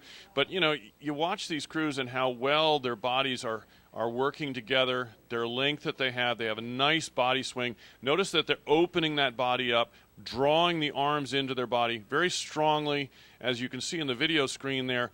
It's good rowing. Well, they're the fighting Irish. I expect that out of them. That's right. So, these are fun to watch these Varsity 4s. A lot of times the Varsity 4, for the smaller programs, this is their premier event. Oh, yeah. You'll have programs that may have raced the 8s up to this point and found that we're just not going to be quite fast enough to be competitive. And some coaches wrestle with that. Do you break it down into a 4 and put your top 4 guys into a 4? One way you tell about that is, do they have a Varsity 8 out there? Well, in some cases, the teams here have to have a Varsity 8 in order to have a Varsity 4. But they may just put their best people out here. But look at that Georgia Tech crew out in front doing a fabulous job again, followed by Notre Dame here in lane 4. And right behind them, I would put it to the other side of the course, must be Marietta on the outside that may be pushing second. But look back into Miami of Ohio in lane 5. It's going to be close between Miami of Ohio. I agree with that. I think we've got Marietta and Miami, Ohio. They're the ones where the race is going to be top 3, go on to a semifinal, and they're the ones that are on the bubble. Georgia Tech and Notre Dame seem at this moment to be open water ahead of the rest of the field, and therefore they're in pretty good position. That number 3 position is the issue. Yeah, if I had to make the choice now, I would call that as Marietta in lane 1 that is likely holding down that 3rd position. You can see their oars out there. They got the white and dark blue checkerboard oars, if you want to call it that. Easy to pick their blades out anywhere on the course. Yeah, and they've increased their rate of striking, so they realize they're on the bubble as well. They're at a 37 as they're coming down here, and that's in the outside lane as the camera goes. It's the farthest crew from us, Marietta in lane 1. So, again, a lot of these crews, these may be the top athletes of their program. Yeah, Notre Dame at 33, 32 and a half, 33 strokes a minute. Again, they're keeping the power up. Their rating isn't maxed out, but they're close. They're probably running about 95% now, knowing they're going to qualify. I like the way Marietta on that far side, if you look at their body angles and so forth, they're very horizontal. They are not up and down in the boat. They're really driving straight to the bow. Mm-hmm. And you'll see some programs, looking at Marietta, you'll see some programs with what they call rounded back styles. You'll see some that sit up more vertically. We call it a kind of a British style. But Georgia Tech got good posture in the boat, which is hugely important. Coxswain's down low. Good job on Georgia Tech. I think they want to make sure they're past the line, rowing 2 or 3 strokes past that line. Yeah, and we've seen some tight races, and if you don't row through the line, very much you could be left behind. Have you ever stopped before a line without realizing it, Brad? I have. So have I. And a lot of times the line is kind of, for the athlete, is really unknown. I mean, at that point, you may not even be able to see, first of all. Well, here at this course, you look out from the finish line tower, and you'll see the cameras. It pans across that 2,000-meter mark. The line there isn't quite as obvious by buoys. As you go past by a boat length, you'll see darker red buoys marking the actual finish of the course, or I should say the end of the buoyed course. But that's not the line, and the coxswains see that as if they get past that, they know they've rowed through the course, and there's no chance of them having stopped short. Yeah, and we saw a couple races earlier today that, it was that last stroke or last 3 strokes that changed the outcome of the race. And, you just can't let off until you're past that line. And that's one reason the officials have that horn to signal that if it's really close, you don't know which one of those honks were for you. But the fact is, as the athlete, a lot of times you're pretty oxygen deprived, and you're not always there totally. Well, they call that tunnel vision, right? Yeah. And, yeah. you know, horns as loud as they are to the rest of us, there's a lot of noise that's in those boats. I mean, the oars and the sound of the water and the coxswains and the boats next to you. You wouldn't realize it from the shoreline, but there's lots and lots of noise out there that you cannot necessarily hear everything that goes on, at least on the shoreline. And the horns sometimes are confusing as to, did you cross or was that somebody else? Absolutely correct. And, you know, and that is a good point that if, you know, I don't know that we'll be able to bring that to you, but the sound that goes on inside the boat, these, I'm going to say carbon fiber hulls are kind of like a big drum. And when you roll up those oars and put them into their squared up in their lock, you get a big thump. And then you have the rolling on the track, and that, again, gives it almost a drum-like sound. So there's a lot of noise going on, plus all the breathing and the grunting and everything else. Well, I've got next race coming up here, Brad. I think I got Jacksonville University in lane 1 that seems to be our early leader. In the lane 2, it's College of Charleston. Lane 3, Embry-Riddle Aeronautical University. Lane 4, Virginia Tech. And lane 5, Temple. The expectation would be JU and Temple out of here based upon what we've seen some of the other crews do, but you never know. Temple in lane 5, running very nice along and strong. You see them in the camera here just swinging together, hooking in and hanging on that oar, just bending the oar. Well, I do know, and we spoke about this before, Jacksonville last weekend had 3 8s.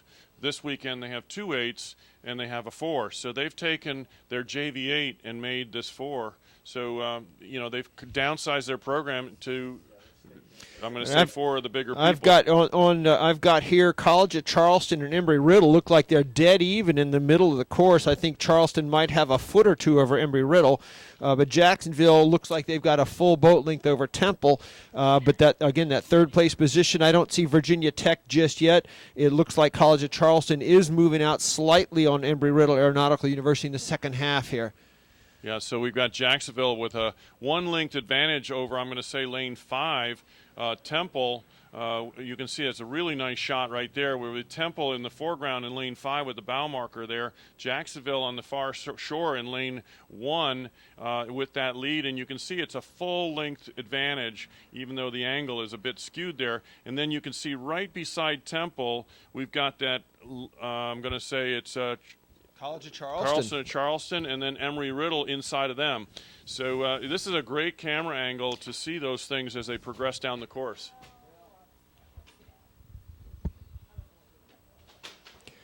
You know, these boats are all fairly close together. The only one that's sitting back just slightly would be, well, you know, we're missing somebody out of this. We are missing, where is Virginia Tech? Virginia Tech we haven't really seen in our Virginia Tech's the only one trailing slightly, but look at the run for the top 3 here. You got your 2 leaders, which is JU and Temple, and then Embry-Riddle and College of Charleston fighting it out for that 3rd position. It's going to be who's fit enough in the second half going into this final bit here. You're going to see some sprint now of these crews. Yeah, Jacksonville was at 34 a moment ago, and I just clocked Temple, which I say is the fastest crew on the water right now. Temple making a big move on this inside lane, which they're in lane 5, and they have moved up drastically and may have taken the advantage over Jacksonville. Temple going to a 36.5 there at the 500 to go. Yep. So Temple moving very, very well. Jacksonville on the outside was out. We saw that on the video. They were out by a length, and being a very, very, you know, they're 5 lanes apart, very hard to keep contact of who's doing what when you're 4 or 5 lanes apart. The coxswains sometimes lose their competition not looking far embry-riddle across the course. Well, I'd say for 3rd now it is College of Charleston. I'd give them an edge over Embry-Riddle in lane 3. Embry-Riddle in lane 3, College of Charleston in lane 2 out there. The camera keeps showing that, but again, we weren't right alongside, so it's really hard to tell. But I still call it College of Charleston looking for that 3rd place position with Embry-Riddle right on them. Oh, and Jacksonville went up to a 36, but look at Temple. They just have gone to the moon. They do not want to lose this race. Now, this is a heat, but look at Temple's rating. 37 and a half. I got 38 now, so they're pushing up. Jacksonville's a little bit lower, but Temple does not want to give away this race.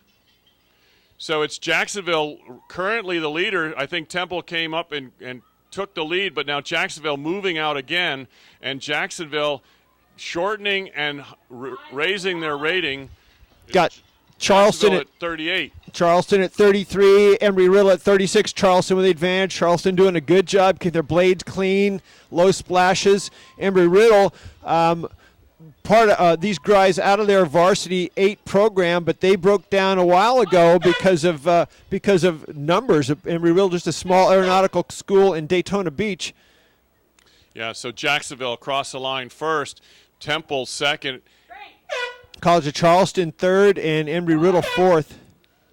Yeah, and that's really a good move for Embry-Riddle. I know that they came in fourth there, but they've been a program that has been around for a long time. They're from the Daytona, Florida area, and it's great to see them up here racing, and they're doing very well. And their head coach Paul Quinn couldn't make it here today, and Paul has been around for a long, long time. Has been a coaching icon. Coached Navy way back in the 50s. 1, 5, 2, 3, 4. Thank you. I wrote the wrong number. But we talked a little bit earlier about staying focused, and if you saw that, Jacksonville, I think, in my eyes, slid back to second. Temple took a lead here with 250 meters to go. Then Jacksonville came back and got back to first, and that's that focus that you just have to stay at all 250, 300 strokes, whatever it is. You can't let one slip away without getting some progress.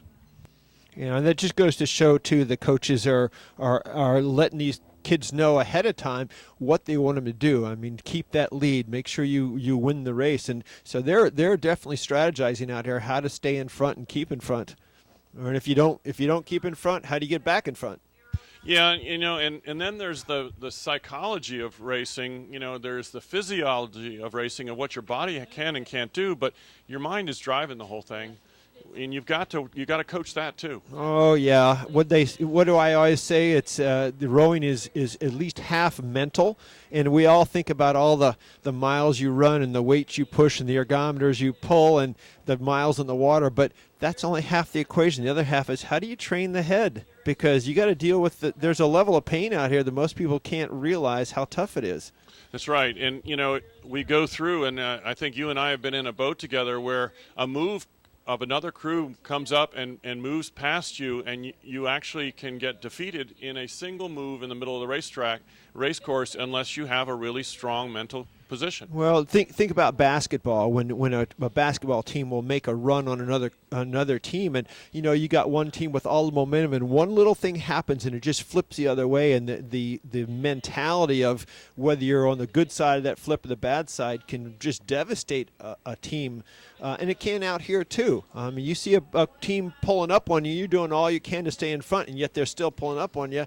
How do you get around that? That's absolutely true, and I think the idea of basketball is excellent, because you've got maybe 10 points behind, but you've got to pull it together and make it happen. So here we are in the fifth men's varsity 4. We've got lane 5, Rollins out of Orlando, being the leader, with, you can see in the video camera, lane 6, Tampa being third. In this video camera here, as you got lane 6 right here, and you're watching, this is the men's varsity 4, the 5th heat. Out of the picture is the leader at this point, which is Rollins in lane 5. Tampa, you're seeing the bow there, which is lane 6. They're currently third, and we've got a full view of the second place crew. Now, is that Virginia out there? This is University of Virginia in lane 3, and I can't pull the bow number up, but if I at the 1,000-meter mark. Yeah, we were at the 1,000-meter marker, just at it. I'm not. So that is Rollins, the current leader in the video screen now, and they're rowing very well. Look at that, their blade work is right on. Look at those roll-ups, very sharp, snapping up roll-ups. Now, Rollins did some very nice racing up at the Connect Cup last weekend. They were in the medals in a number of the events in the 4, so they have changed from the Varsity 8, which they had a Varsity 8 down at the Florida Intercollegiate, and they moved into the 4s for the Connect Cup, which was last weekend, and did very, very well with it. So Rollins hoping to score well with the 4s here today. Yeah, and you can see that Virginia, you got Rollins, then Virginia, we had our camera angle, and then we're moving back to Tampa, who's in third here. And you can see the oars as they go through the water there. Actually, the water was coming out before it was finishing its pull, and that's giving away some of the speed by kind of rowing out, as we might call it. Now, as we're looking here at this crew in the video, there is a wake you can see in the foreground from another crew, and that's likely the Virginia crew as we look at this. But I see two leaders up here, Virginia in lane 5, and Rollins in lane 5, and Virginia back in lane 3. Are your two top leaders, but I'd say Rollins has that edge. Yeah, they do. Sure. They're out. They've got open water, and that's what we're seeing is that trail made by the hull of the boat is they're out in open water on Virginia, and it's really Virginia and Tampa that is battling for that second and third. But again, we got to look back to this is top 3. Those 3 seem to be it. Rollins, Virginia, and Tampa seem to be in control of their destiny at this moment. You know, Tampa perennially has had great lightweight women's program down there. They've always come up with good 4s at national levels and all. And here you got a men's program, the Varsity 4, doing a very, very nice job. Head coach down there, Bill Dunlap and Carl Collins, I think the two work together with this group. But the Tampa 4, impressive here today. Yeah, it is. And they've always been, every time that there's a race, Tampa's there. That's one of the original 5 programs that were in the state of Florida back in the 70s and 60s. Yeah. Tampa at 32. Rollins, I don't know if we got a rate on them. They probably look like they're a beat higher.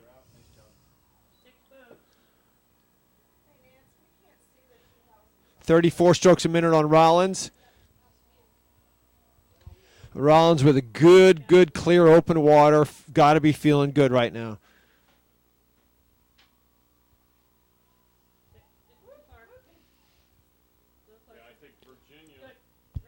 Virginia's, I think they've realized that, they're going to qualify. They're looking comfortable, but they're certainly not taking the rating up at this moment. We may see something here at the end, but, these crews are rowing well and very comfortable. All right, flag up.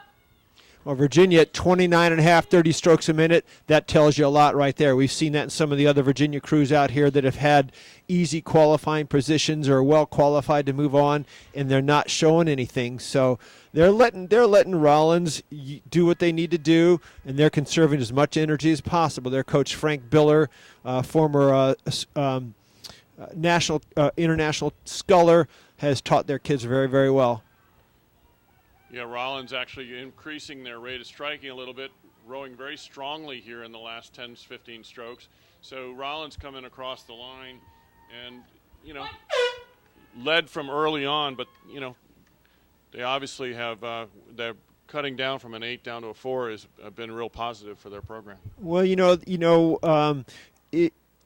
there's always a dichotomy as to what to do there. Is you have an 8 that you have 8 people out there rowing, yet you break it down into 4s. Does that mean you have to leave people at home? That's a really hard call for some coaches to do. Is you have to either sacrifice a good 4 for an 8 that's not going to be making it into the finals. It's a tough call sometimes by a coach. Yeah, unfortunately, I think we've all been in that position, and it's never fun because, everybody's worked just as hard. But, it's whether or not you come and get knocked out early in these heats in an 8 and may not even get to the afternoon racing, or worse yet, you won't even have a chance at a medal tomorrow. But in a 4, you leave 4 at home and you bring 4 here, and they could win it all. Well, Brad, you've coached long enough, as I have too, that a lot of times you put time standards on your own team. Certain boats, like your Varsity 8, has to be at a certain time in order to move on to the next regatta, because these regattas get bigger and tougher and faster each time. And if you're not going to make the time standard, it's like, do you bring people or not? And it's a challenge to the kids early in the year. We've got to be a certain speed in order to move on. Otherwise, it's no fun to come here and have expectations and lose out on the first day. I mean, no, it's a tough time to be packing up, and you'll even see some trailers going home the end of today because they have nobody that has made the final, and that's tough. It's hard. That's hard. The expectation of everyone, as we said earlier in the day, everyone works as hard, everybody trains as hard, but do they make the boats go as fast as the next crew? That's what it comes down to. Let alone, we haven't talked about what it costs to transport a group of athletes. Well, that's a big factor because, none of these programs have deep pockets. And so when you're looking at transporting, a team of 80 people up here to Oak Ridge, and you got hotels and you got food and you got buses or airfare or whatever you have to get here, or you're a club of 20 people, you got to be financially responsible with your funds, because your funds may come from the kids, they may come from parents, they may come from the school, but irrespective of that, you've got to be fiscally responsible because it takes a lot of money to do this. That's right, and if you had a team of 80 people, just one meal, would be $800. Can you imagine? If you're not familiar with dealing with 80 people running around the country in buses and planes and hotels and food, how do you feed 80 people? That's right. I mean, you think of 4 to a room, and these guys and girls are not the smallest athletes in the world, so they're pretty big guys. Put 4 of them in a room is tight, and the room's $100 for the night, and so you're going to have 20 rooms. So you got $2,000 a night for the hotel room, and you've got $800 per meal. Yeah, it's and then you got to buy the boat for $30,000 to $40,000. Yeah, it's definitely a sport that has a lot of rewards, but it does take some funding to keep it going. Hey, Casey, we got a great race. Look at this coming down. You can see on the video screen, we got lane 1 is the current leader. Wake Forest. Wake Forest, they came out very strong, but look at everything is closing up now. We've got lane 5 and this outside lane 6. Are this Duke crew, you can see them, the Blue Devils right there, and look at this shot right across them. That's the 1, 2, 3 right there. Very isn't nice. That a neat shot? It looks like K-State, we said Wake Forest early on, but it looks like K-State has now maybe pulled out this lead. I would say that's what it looks like as they cross 1,000, but look at lane 4 there, or excuse me, lane 6, that's Duke and K-State. Yep. Very, very close. All boats very close. K-State looks like they have the edge, and Wake Forest and Duke on the outsides of the course. Lane 1 and lane 6 look like they're tied for second at this time. Yeah, and we just saw the 1,000 meter mark go through the background of that, so we're only halfway through. But nice rowing here. Now, Duke has been here quite often. We'll see how they progress along, but those other two are just, it looks like about a foot a stroke. They're moving out on Duke. Yep, that's right. Duke, you can see, look at the bow, it surges and falls a little bit back. That's what we call check. You try to make that move as smoothly as possible, but when that boat jumps backwards like that, that means that the rowers are catching just a little bit off, and that you'll lose an inch or two each stroke there, and over 2,000 meters, 250 strokes, that's a boat length. Right, and if we're looking at 6 there, I mean, not to pick on Duke, but you can see the boat kind of sawing through the water where it accelerates and decelerates, and that deceleration is that check, and that's just a technical. But look at what's happening here. Yeah. Look at the move. So did they correct that? I would say, the coxswain, if he was noticing that, he'd be making those kind of corrections inside the boat. And if his guys are able to respond to that, and it looks like they have done so, what a great call. Yeah, and isn't it great to be right on board with them? I mean, we're really like in the coxswain's pocket here. We're sitting here. We've got Duke right in the foreground. They've moved up to gain the lead, I'm going to say, on the far crew. And you got lane 4 right there in the middle. Then they're all working side by side. They feel each other. They can feel the heart rate of each other. That's the beauty of a good coxswain, too. If he recognizes something's a little bit off and he can make the right call and get him back on target, he puts him right back up in the front again. Yeah, and look at Duke. We haven't been able to call them out in the lead very much today, and this crew is doing very nicely. They look real solid and comfortable. And they are moving away. Yeah, that little bit of a change, and you and I have been in a boat. It's struggling. It's not feeling quite right, and then a slight correction by the coxswain. Something changes, and it clicks. You're out. Nice job. That was great. So here Duke has found that magic moment, and they've really come on here. Look at them move out. Now look at the water. It's silver and glassy. They've come out of a little bit of a dark water area there, and that is where there's a little bit of blustery wind, and that might have been the issue. They've come out in a little bit flatter water. Could be. Well, think back 500 meters ago, Duke was in third, and now they've put open water between themselves and the rest of the teams out there. Again, 3 to go on. Clearly the front 3 leaders, if nothing happens, is going to move forward here. Yeah, and Duke is very excited about that move because they're taking their rating up. They've been at 33 pretty much the whole time, but they should really relax and take it in and get ready for the semifinals, don't you think? Yeah. Well, that's me. I want to relax all the time. Just pull just as much as you need to. Clear your watches. So this is great little finish here. We've got 3 that are going to move on to this in this final. They're going to go into 3 semifinals. That's going to be an interesting thing we're going to talk about later. There's going to be 3 finals of 6. And I'm sure what's going to happen is 2 of those are going to go on to the finals. So we got Wake Forest on the is that Wake Forest on the far side of the lane course? 1, yeah. And William and Mary. Look at Wake Forest come right on up, huh? Yeah, and we got William and Mary here in the 3rd qualifying position. Yep. So we talked all about Duke, but now look at Wake Forest comes up. They take the lead, but Duke doesn't want to let them. Yeah, they're not going to let them have it. They're not going to let them have it. So Duke moves on. In that last 10 strokes, Duke takes it. Nice job, nice job. Yeah, so those are 3 crews that we don't talk about a whole bunch, and they all had three great races. Well, you know, William and Mary out of Williamsburg, Virginia. Yeah, I was going to say Williamstown, but it's Williamsburg. But you know, they come here. They got a varsity 4. They're in that into that next round. In Wake Forest too, out of North Carolina, doing a fine job of competing out here today.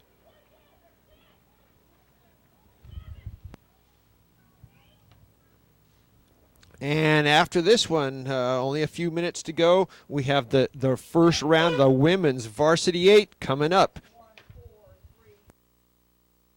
Yeah, it's always going to be fun. We got these next races are the women's Varsity 8 followed by the men's Varsity 8. These are the premier crews from each program, and these obviously have to be fairly big programs to be boating them. Now, also something that you'll notice on the program, if you're looking at the heat sheet, and you may see that on the video screen, I'm not sure, but there's numbers next to these crews, and all the numbers are in lane 3 and 4. That's something that you haven't seen before in any of the other races, and that's called seeding.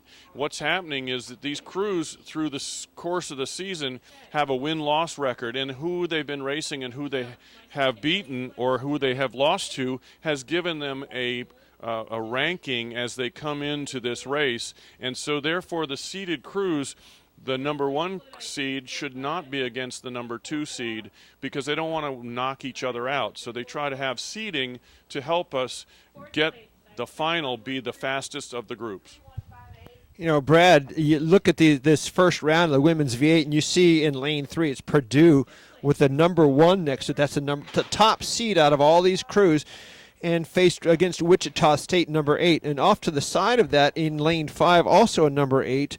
Apparently the seeding committee called that a tie where they thought Florida and Wichita State might be the same speed.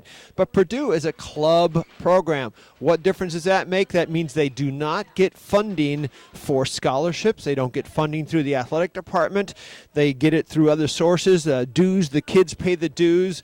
They fundraise through parents and other avenues. It's not a funded sport by the university, and yet they're the top seed crew. Yeah, it speaks very highly. You get, and I think as an alum of a rowing program, and as you're aware, you get very emotionally involved with this sport. I mean, once it gets in your blood, you're standing here 42 years from the first day you were here. I'm here 40 years. There's a reason. We get emotionally attached to this, and those alums support these programs as well. Oh, yeah. Well, you know, it's the sacrifices we all felt we paid back then, and now these kids are learning the same kind of sacrifices now. And sometimes they'll look to the people who have gone before them to see what was it like back then. And, of course, the efforts and the pain, and it's all the same. I mean, it's the same thing. That's the beauty of what ties it all together. You know, sport after sport, team after team, year after year, and program after program. Yeah, now when we look at these seeding situations, so just what you spoke about, you got number 1 versus number 8, and then in the next heat you're going to have number 2 versus number 7. And the whole point is, let's not put the fast crews next to each other because we don't want to knock them out. Well, our goal is, if we had perfect situation, we'd have seed 1 through 6 in the finals tomorrow afternoon. Yeah, and the seeding committees, it's not an easy job. They have to watch the reporting of the results from different events. Who did they race? Who's in the boat? Because the coaches don't keep the same people in the boat all the time. They're always looking for ways to make their boat go faster. So if Susie is in the boat one day, then Jen might be in the boat the day following, and the coach has to decide who's there. So when they make these seedings, they try to keep track of who's in the boat, and so they can make proper seedings. And you'll see it won't be exactly the same because things vary regatta to regatta, race to race. You might have a seed that I guess the goal, if you're number 8 here, wouldn't it be great if you beat number 7 and number 6? Absolutely correct. And if you take that further, is that we don't really have a win-loss record except for if you're in the NCAA women's division chase for a bye or a bid into the national championship. But on the men's side, which is we're really going to be talking about here in a minute, but these women have a lot to win and lose because of the NCAA championship. Yeah, someone like we talk about the clubs. Purdue doesn't go to the NCAA. Their top regatta of the year would be the Dadvale and the Accra Regatta. Accra being the American Collegiate Rowing Association Championships. That's held down in the old Olympic course in Lake Lanier this year. But so they're not going for NCAAs. They're not. Their ranking for that kind of a purpose is really non-existent. Well, one thing that we really haven't talked about yet is 40 years ago when I was at the Southern Championship, there were 5 events. There was a Varsity 8, JV 8, Freshman 8, and a Freshman 4, as I remember. And I don't know that there were any heats. There were 6 or 8 teams, too. That's it. And now what do we have, 60 We have over 50 teams here, and we have 108 races. And look at what we're going into. We have 22 varsity women's 8s. What do you think made that happen? Competition. Title IX. Title IX, yes. Title IX. Mm-hmm. That's something that we don't talk about a whole bunch, but it is so important to women's athletics. And what transpired was that in 1972, I looked this up the other day, there was a ruling by the Department of Education that if you get federal funding in your school, you must be equal on every level. It was not about women and men. It was about just being even on religion, sex, men, women. Be even with what you do. So all of a sudden, what transpired is programs that had big football, men's programs, had to have some sport that would give women the equal opportunity.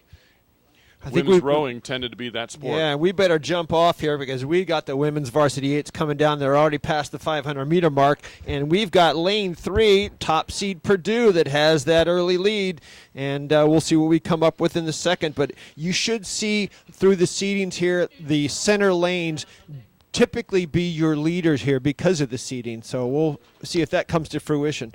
Yeah, and if the seeding committee has done what they normally would do, you're going to find that the seeding is very, very accurate. That they don't miss by that. There's reasons that they're ranked number 1 or number 2 or number 3, and so Purdue, early leader, out strong in lane 3, and you can see that. Immediately they're out in front. Wichita State in second in lane 4, the 8th seed. I want to see where University of Florida comes in on this because they were tied with 8th in the seedings here. That's absolutely correct. So, if you don't have a seeding, it's because you haven't been seeded, Well, maybe there wasn't enough information. If you're a lot of times when you're from the northern climes and you don't get a chance to get down and race people further south, you're frozen out. There's no information, so it's hard to seed someone sometimes from another area. Yeah, and that was the one thing that I thought about earlier today was, Colorado, how much rowing have they done, because it's cold where they are. Well, we think that being from Florida. That's right. But here, your top runners are in order of seeds right now. It's Purdue in first place, the top seed. Wichita State in lane 4, second. University of Florida in third in lane 5, a little bit closer to us, right in that order. Yeah, and it is top 3. We'll go on to the semifinals, which will be later this afternoon. And then Sunday, the second to last event in the day will be the finals for this group of women. So this is the first of 3 races if they're going to make it all the way. Yeah, and you said later today, the semifinals again. These girls have to go out here and they have to race harder, faster again. Hopefully the conditions stay as beautiful as they are, but they're probably looking at that as they get down to the last stroke of the race like, oh gosh, did I conserve enough energy for the next round, because it just gets harder and faster. Yeah, and here we are at 12:15 in the afternoon, and we know that before sunset they're going to race again. Oh yeah. So you got the leader out there in Purdue, and I'm very impressed with you get exactly what you thought. You've got the lane 3, 4, and 5 right in order as they were seated. Yeah. That's the University of Florida right there in the video screen there, and they're rowing really well. And not an overly big program, certainly not as big as Purdue. So hats off to them. And that's lane 5. You can see their bow number there as they go on. And then you got Wichita showing there. And then off in front of them, you got Purdue. They're at the 1,500 meter mark, which is 500 meters to go. This is race 34. William and Mary, Clemson, Purdue, Wichita State. Again, this goes to the semifinals. The next race will produce the top 3 out of the semifinals. Each semifinals to go in the grand final. The next 3 on the next rounds would be in the petite finals. So here it's racing for lanes in the next round of the semifinals. The winners here will again be centered in the course come the semifinals. Yeah, so really what this race is coming down to, we got a separation that I'm going to say that is going to probably come out with Purdue, Wichita, and Florida qualifying for this. Now they're really racing for lane. Yeah, and Purdue rowing 31, 32 strokes a minute. We talked about stroke ratings earlier. They're well in their control area. They've got a lot of rest between strokes and not overtaxing the muscle groups. Again, saving what energy they can for later on. Yeah, and if you watch at the video screen, it's a great shot of just, very solid, great-looking women rowing. This is Varsity. This is the program's best women that they have. And look at their heads. As Casey, you said that before. I mean, they're really working as one. There's no breaks, no separations between their bodies. And that's the ballet part of rowing that is really exciting to watch when they row at that level.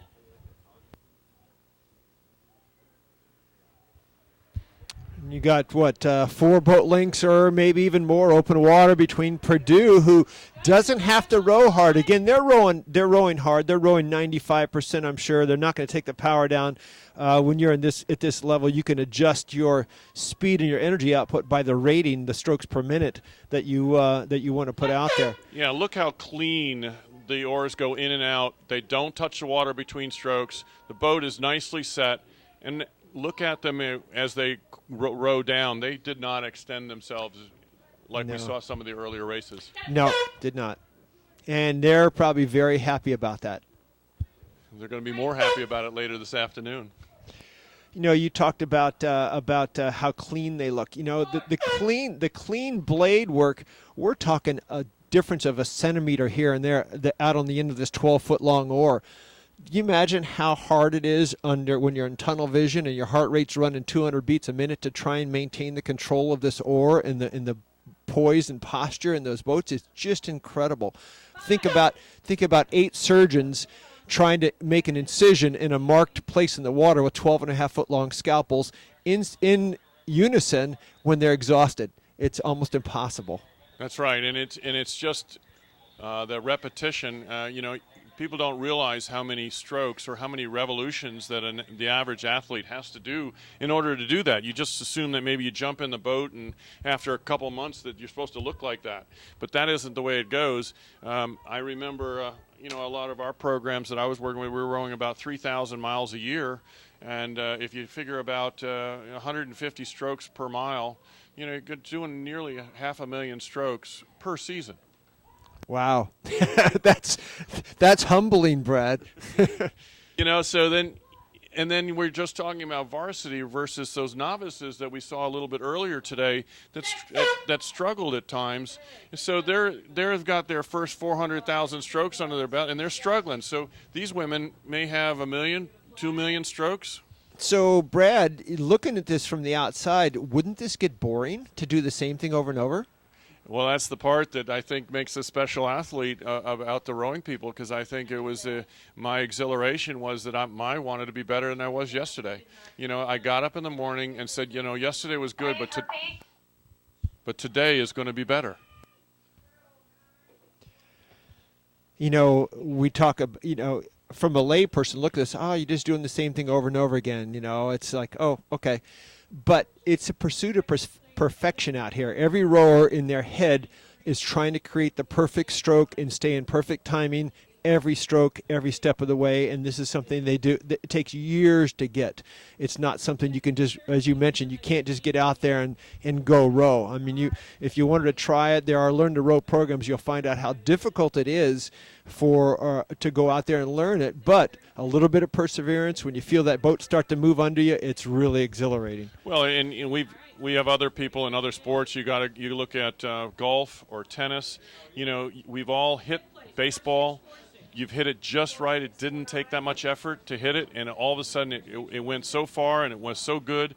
I mean, that's what that rowing stroke, when you finally get one stroke right, then you're in pursuit of the next one. So here we go, the second heat of the women's varsity 8. We got George Washington University, the second seed, in first place. We'll see what we come up with on the next run here. It actually looked like we saw could have been Tulane. It could have been Oklahoma City in second, and believe it possibly Florida Tech in third.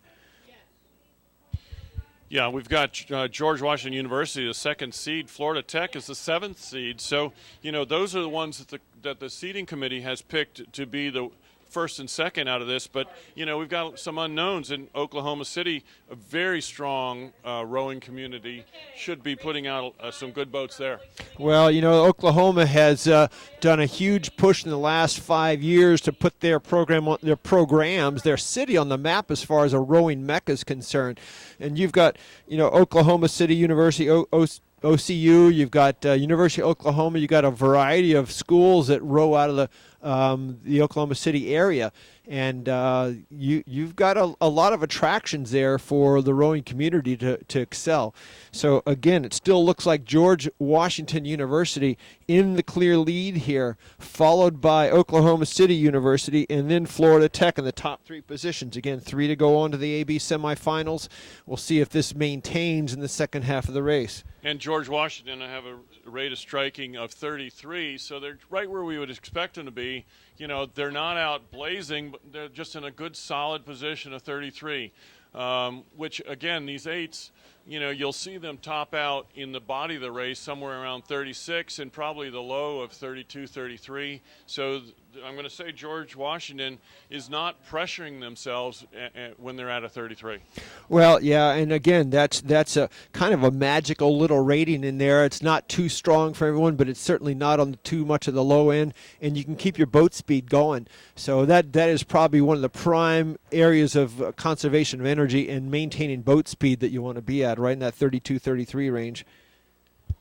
Yeah, and I'm going to say Oklahoma City is 31.5, so they're understroking. They're in second place. All we have to do, if we're the coaches here, all we have to do is qualify. So we've got Oklahoma City in second, George Washington in first, and I guess it's Florida Tech.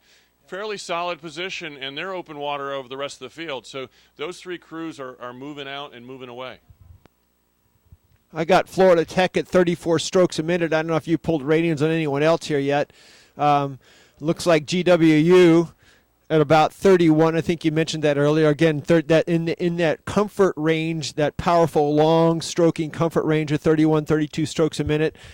Are you getting anything over there on Oklahoma City? Oklahoma City is at 31.5 as well. So everybody's comfortable. They're not pushing. They're comfortable. They're conserving. They realize, and again, there's a word in the middle of this race called women's varsity. These girls know what they're doing. They've been down the race course many, many times. Yeah, look at GWU though. Just again, they're pushing 4 boats or more, open water, that's substantial. With a boat about 55 feet or so, you're talking 250 feet. 250 feet, you go on 300 feet, that's 100 yards or 100 meters. That's the length of a football field. You get up to about 5 boat lengths open water, right? Right, and what you're doing is you're really trying to just take each strokes individually and trying to move maybe a foot further than the other crew does. Oh, I wish it was a foot. It's probably more like an inch or two. Yeah, that's right. Wouldn't it be nice, So, but, you've got 250, 300 strokes in this race, and if they're out, saying by 4 or 5 lengths, so you're 250 feet. So, they have moved about a foot per stroke further if they're going in 200, 250 strokes. I'm catching FIT now at about 35 strokes a minute. It looks like they've brought that rating up. And even higher still. They're up higher than the rest of the teams, even though they're going to qualify here. Yeah, they've pushed themselves up to 37.5. I have them on the clock. So they're really out here to race and see how they can do.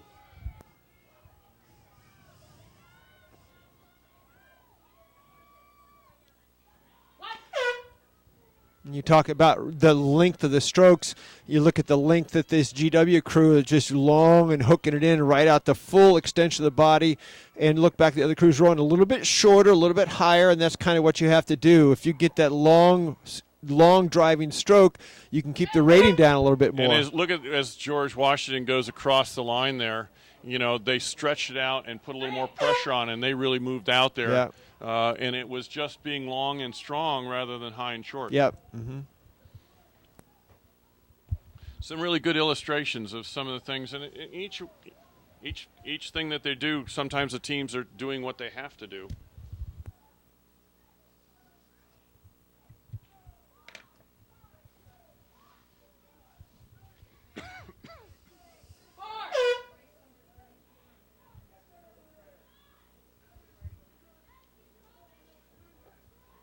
That was Tulane in the second position there, or excuse me, in the fourth position,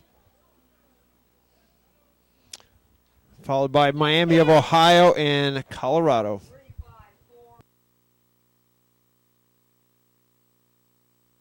Now, as we move deeper into these events, Casey, if you'll notice the seating, you start to get closer and closer. So next one we have is we got Nova Southeastern from Fort Lauderdale against Jacksonville. That's number 3 against number 6.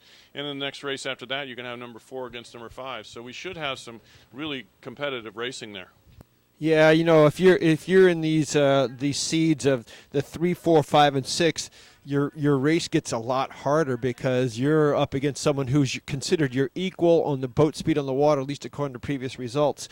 And for example, the Purdue boat and the GW boat could actually take it relatively easy comparatively. Now these other crews can't risk that. They really can't. Even with 3 to go on, they can't risk it.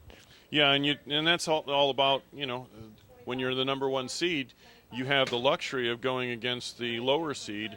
As you move down, as you said, in the 3 and 4, you're going to be racing equals. So that is going to be interesting racing here. And again, come the end of the race, they're all going to have to race together.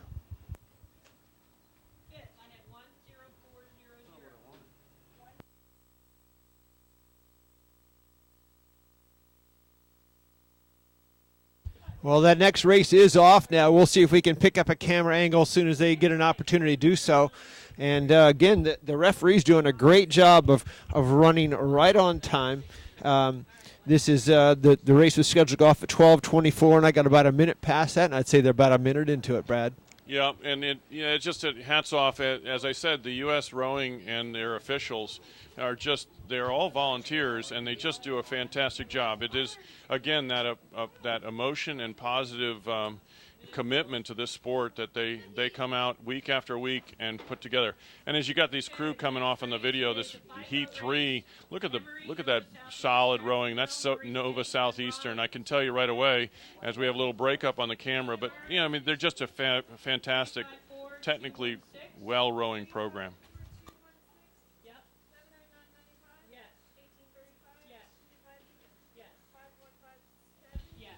So that's Nova. They're seated 3rd. Jacksonville should be beside them. There is no one in lane 1, the far shore. It's Emory, lane 2. Nova Southeastern in lane 3. Jacksonville from Jacksonville, Florida, lane 4. Murray State, lane 5. And Rollins from the center of the state in Orlando area, Winter Park, is Rollins on the near side as the camera angle, Rollins. Lane 3, currently the leader, that's Nova Southeastern. And look at the bow there as it goes along. That is the Rollins crew that we're looking at there. And you can see them moving along. They've got yellow oars with trimmed with blue. And you have a nice onboard situation. And notice that at the finish there that they actually have to take the oar out of the water, rotate their hands to get the blade to be parallel to the water. We call that feathering. And Jacksonville, with that long name there, probably that white stripe there is actually a long name. Jacksonville currently in third, Rollins in second, and it's Nova Southeastern, the leader.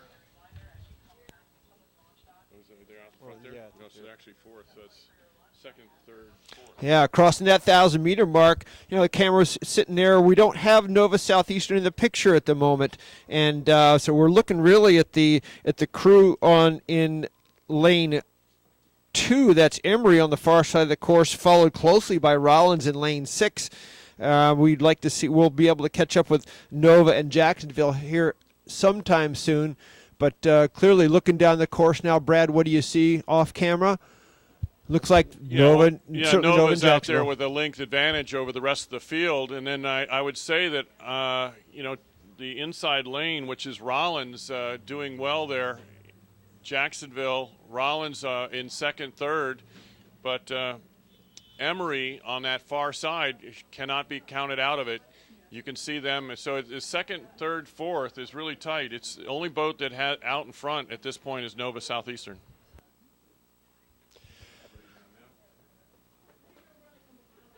Yeah, Brad, I with 3 to go on, this is going to be interesting for those final qualifying spots. Nova showing the way there, but it's not that much difference between Rollins and Jacksonville and Emery. Yeah, Nova is at a rate of striking of 33, which is where you'd expect them to be. But, they've got a great advantage already of being out in front. Rollins, you can see the yellow blades as they come through the center part of the course here. They are the closest to the spectator side of the shore, and they're currently, I'm going to say, in third. Jacksonville, white blades, center of the race course with the black hull. They're in about third to fourth. The far side there, Emery, they're in it too. So you've got a really tight race. Yeah. I don't think this is callable for those final qualifying spots. Other than it's clear that Nova, with those the white hats all in unison, the blades all in unison, and those dark blue uniforms, just looks fabulous out there. And JU doing a really good job too. But Rollins wasn't even on the rankings here. Rollins sitting there holding their own against those other crews. So kudos to Rollins for being able to put their bows up there with the other runners here, and even Emery on the outside. As we get the video now taking over from the tower here, you can see that the only one that has a clear shot of leading this race is Nova. You've got the far shore, which is Emery. You've got Jacksonville in the center with the black hull, and then you got Rollins closest to us with the yellow blades, white shirts. Those are the crews. Just took really a crab tight. in Rollins. Just took a bad stroke in Rollins. That's going to cost him some seats. Yeah, but Jacksonville I'd say, is third, tied with Rollins. Emery is in second, but Emery seems to be in a solid position of second. But Jacksonville, because of those bad strokes on the Rollins side, may have slid out in front by a deck and 2 seats. I'm getting Rollins at a little bit of variance in rating. I'm clipping him at 34, 35. I caught him a little bit higher, a little bit earlier. Could be my stroke watch is seeing a little bit different. But I'd say Jacksonville now has retaken that lead. That little bobble of the blades back there, I think, cost Rollins a couple of seats, which may keep them out. And I'd say Jacksonville looks like they're going to be the ones to make that third qualifying position. Well, they've moved their stroke rating. Jacksonville has moved their stroke rating up to 39. So this could be their final if they don't pull this through. So, Rollins realizes this, and so does Jacksonville. If they don't do this, they're going home. Jim Mitchell of the Jacksonville University was the head men's coach last year. He moved over to the women's coach, and this is what the result. Mike Peterson and Jim have really turned the women's program around, and here they are qualifying for a semifinal. That's big for them.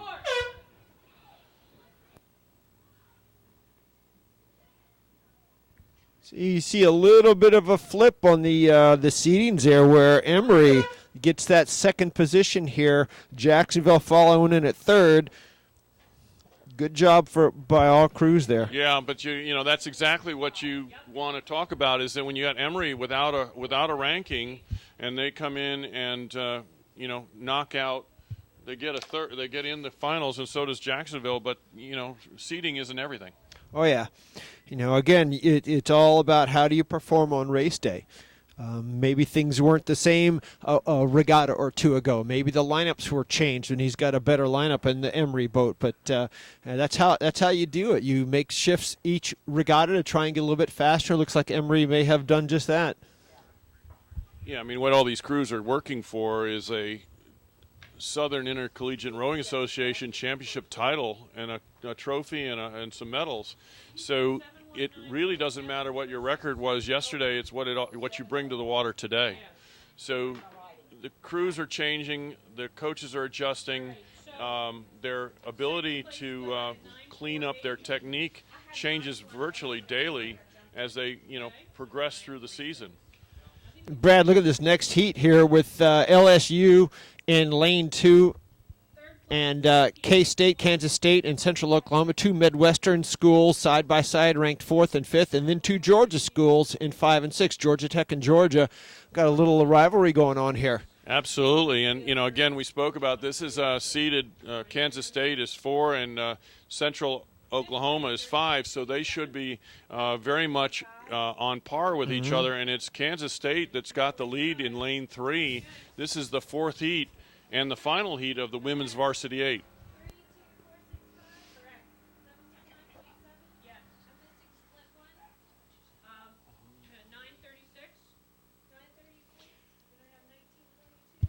33 again, so that Kansas State crew is at a 33, right where you'd expect them. And as you look at them from here, the tower, the 2 leaders, which are lane 3 and 4, Oklahoma and Kansas, both pulling out on the lead.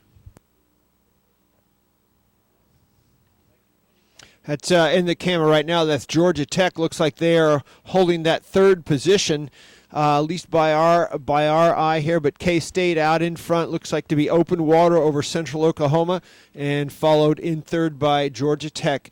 I'm trying to locate the LSU boat. Looks like LSU may be trailing Georgia, so it appears that it's K-State, Central Oklahoma, Georgia Tech, LSU. Excuse me. I got the. Yeah, Georgia, then LSU. Yeah, and the 2 leaders are out in front, and they're open water on the rest of the field, and they're rowing at a 33, 34. But just as they went past the 1,000 meters, and this is something we don't talk about, but typically coaches ask for, and the race plan is to do a mid-course sprint, which means to elevate the stroke rating for 10, 20 strokes, which physiologically is tough on the athlete, but mentally a huge thing if you can gain a position or move on a crew.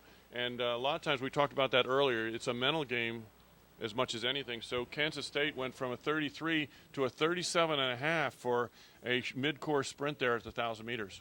And again, that's a risk you take. It may be a price you pay. If you run your rating up, you're asking your body to go from aerobic back into anaerobic, and recovering out of that, even though you may gain a lead, is sometimes going to be counterproductive. So when do you take that sprint? Is it an actual sprint? Do you run the rating up and you let it come back down again? I mean, there's all kinds of things that these kids practice through their coaching and training day in and day out.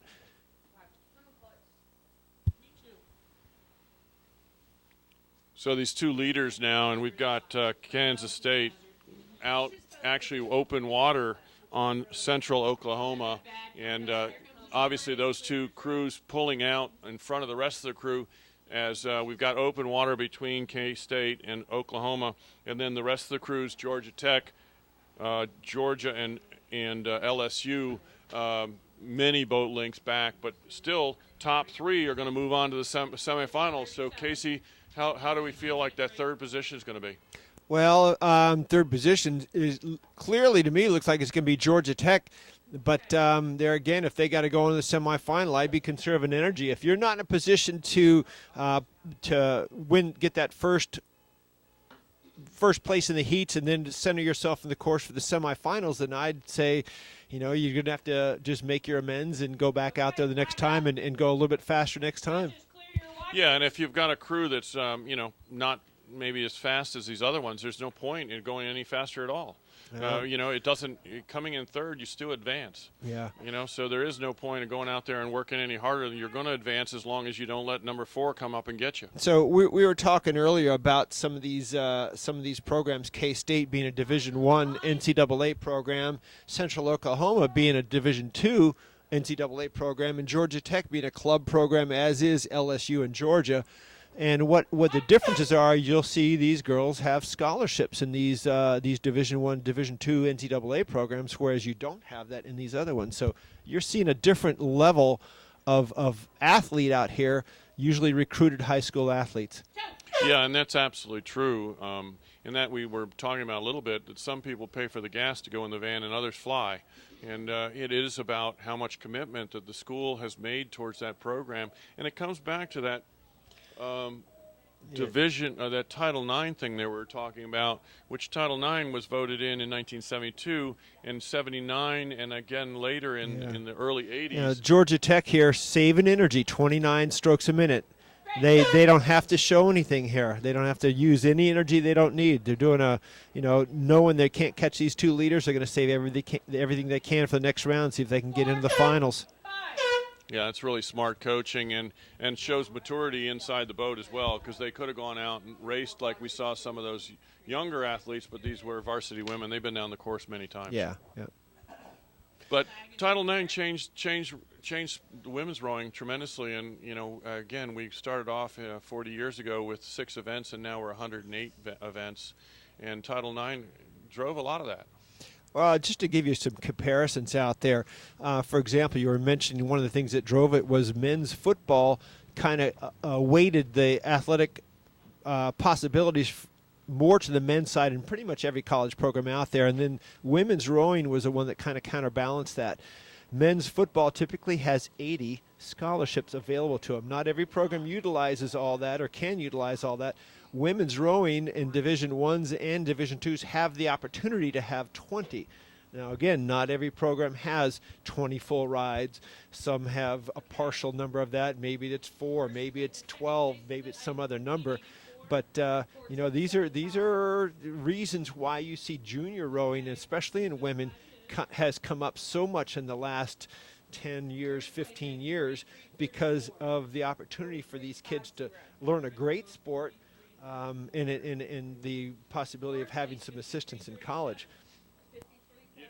You're absolutely correct, and in the cost of education, this is a great opportunity for women to hone the skills of being competitive and trying to be their best each day. Very, very small group of people that are the fans really here. You're really doing it for yourself and for your teammates. You're not doing it for the people on the shore. Very, very minimal amount of impact. Next down the line is the men's Varsity 8 Heat 1.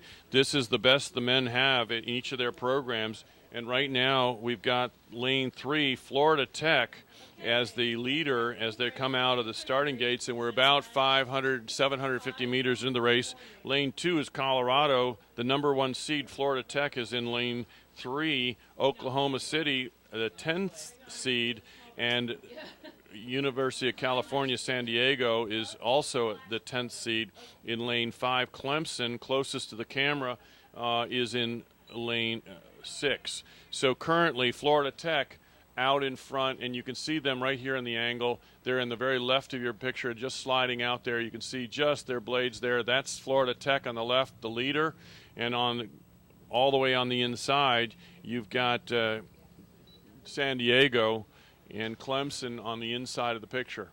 But Florida Tech, good-looking crew, and they've been good all year. I've got Florida Tech at 32 strokes a minute. The crew sitting next to him on the inside, Oklahoma City, at about 34. But FIT, as they are commonly called also, as opposed to Florida Tech, has a good, comfortable lead again there in that range that you like to be able to go down the course for working hard and doing your race strategy, but certainly not overtaxing yourself at 32 strokes a minute.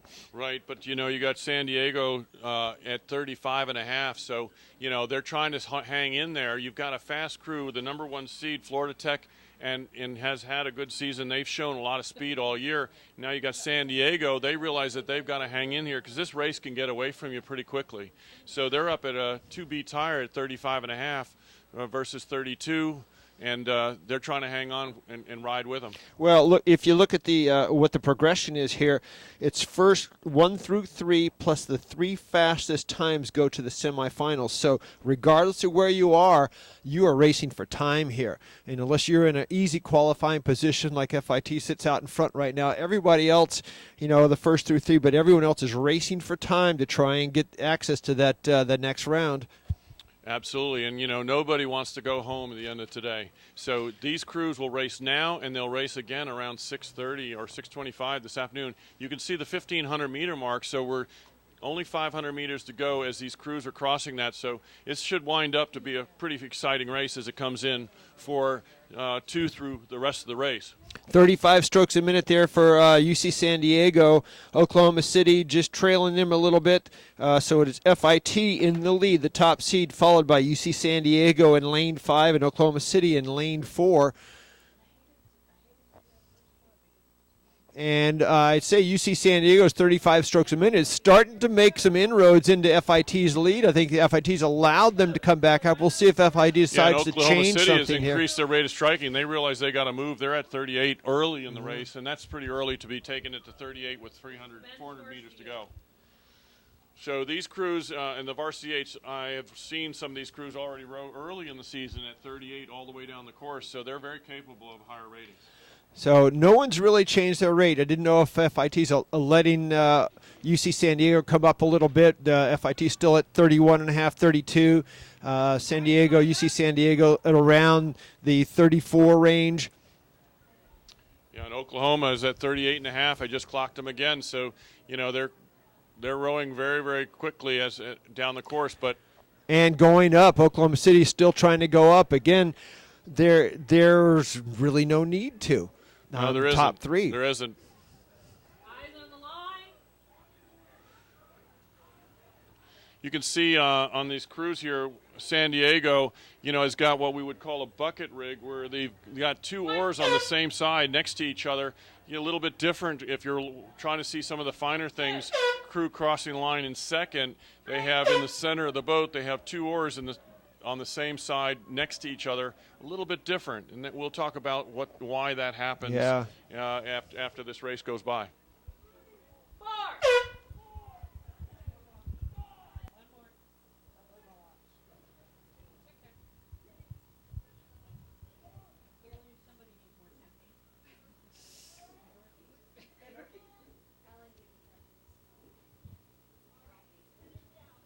This is Clemson coming to the line here, coming across at 5th, working hard.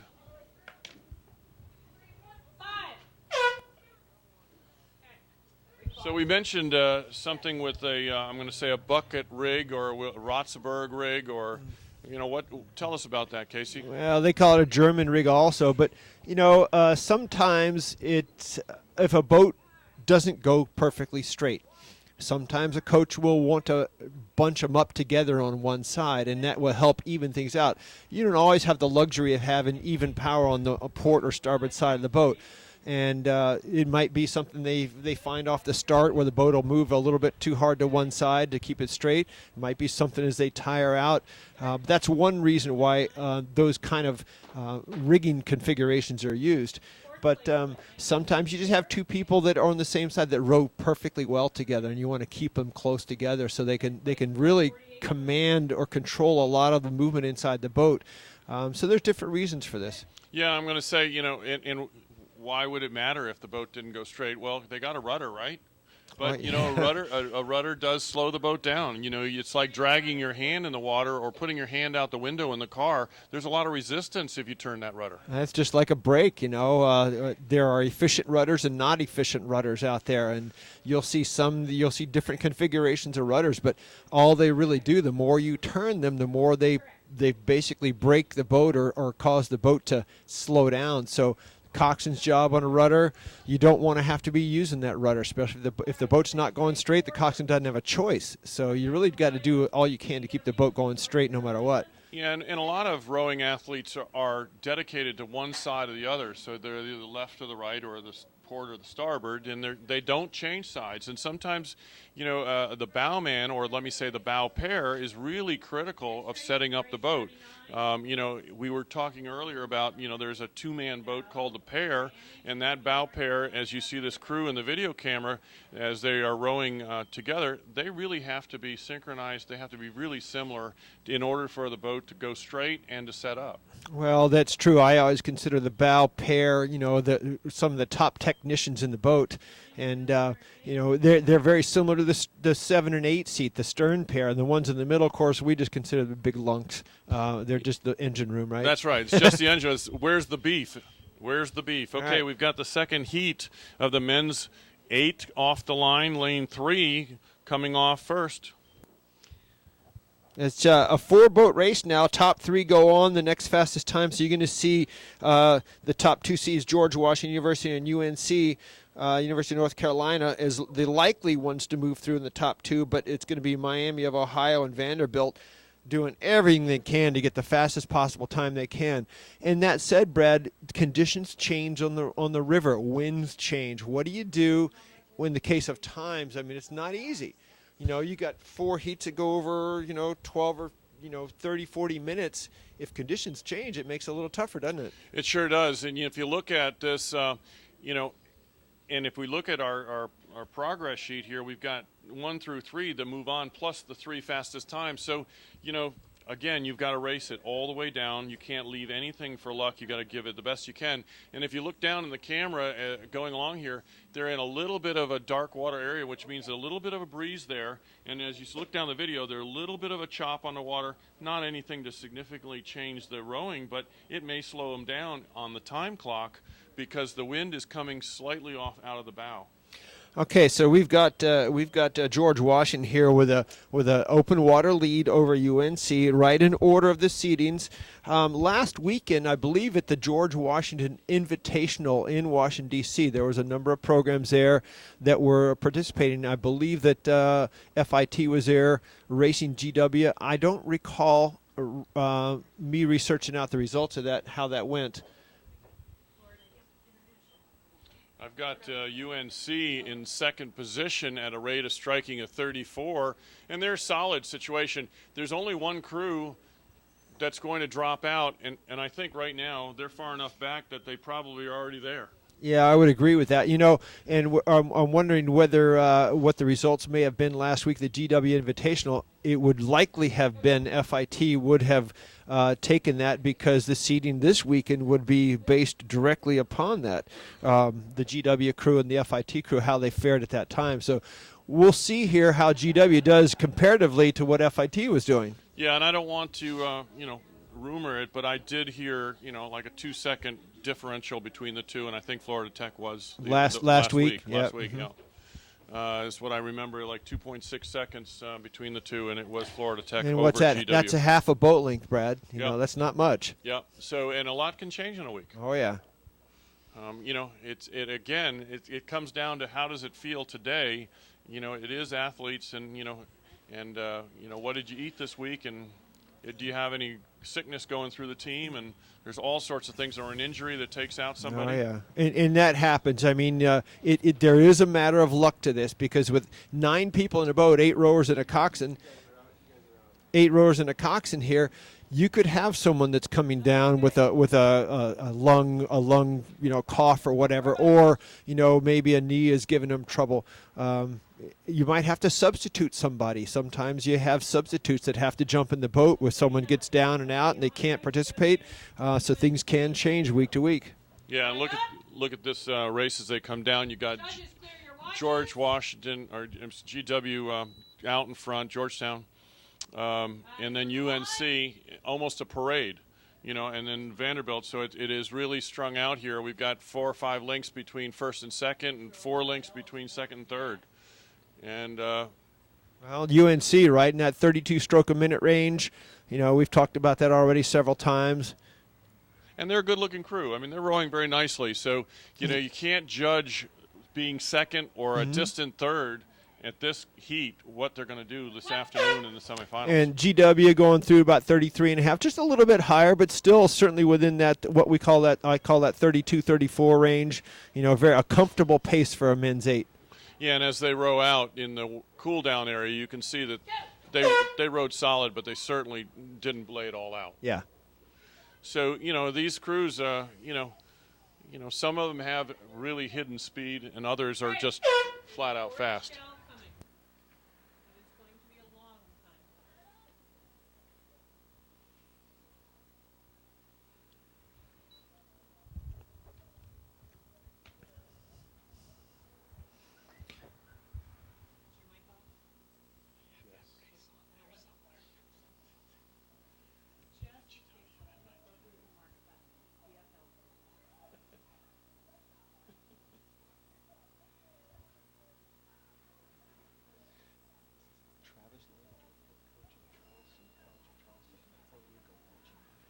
You got somebody from Puerto Rico? Puerto Rico.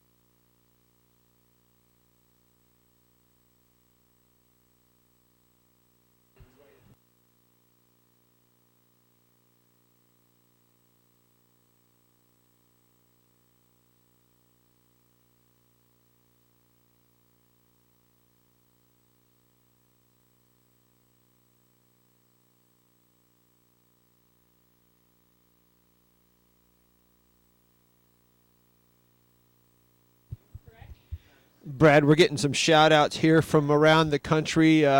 We just got a little indication from someone in Puerto Rico watching this right here. It's actually one of the head coaches for one of the programs here, Travis Landreth of College of Charleston. So kudos to those who are out there following us here at SIRA on this beautiful, beautiful day. And it couldn't be any better than this. It's just beautiful here. Yeah, and it's a great compliment to SIRA, Southern Intercollegiate Rowing Association's officials and organizing committee, and the United States Rowing Association. This is their first opportunity to be streaming this video around the world on YouTube, so it's pretty exciting. We have the men's Varsity 8 Heat 3, and it's lane 4, the Delaware. Delaware, which is the 8th seed. Mm-hmm. 8th seed. Oh, wait, we're calling that back. We're calling that back? Yeah. Okay. No, We are now reviewing that very quickly here, and for those who are Cavalier fans, it is the University of Virginia who is the third seed that is out in the lead here, followed by University of Delaware. Apparently, they jumped out in front of the video screen a little further than we anticipated, but Delaware is in second, University of Virginia, which is a 3 seed, out in front by open water already, and we're talking about a crew that's just approaching the 1,000-meter mark.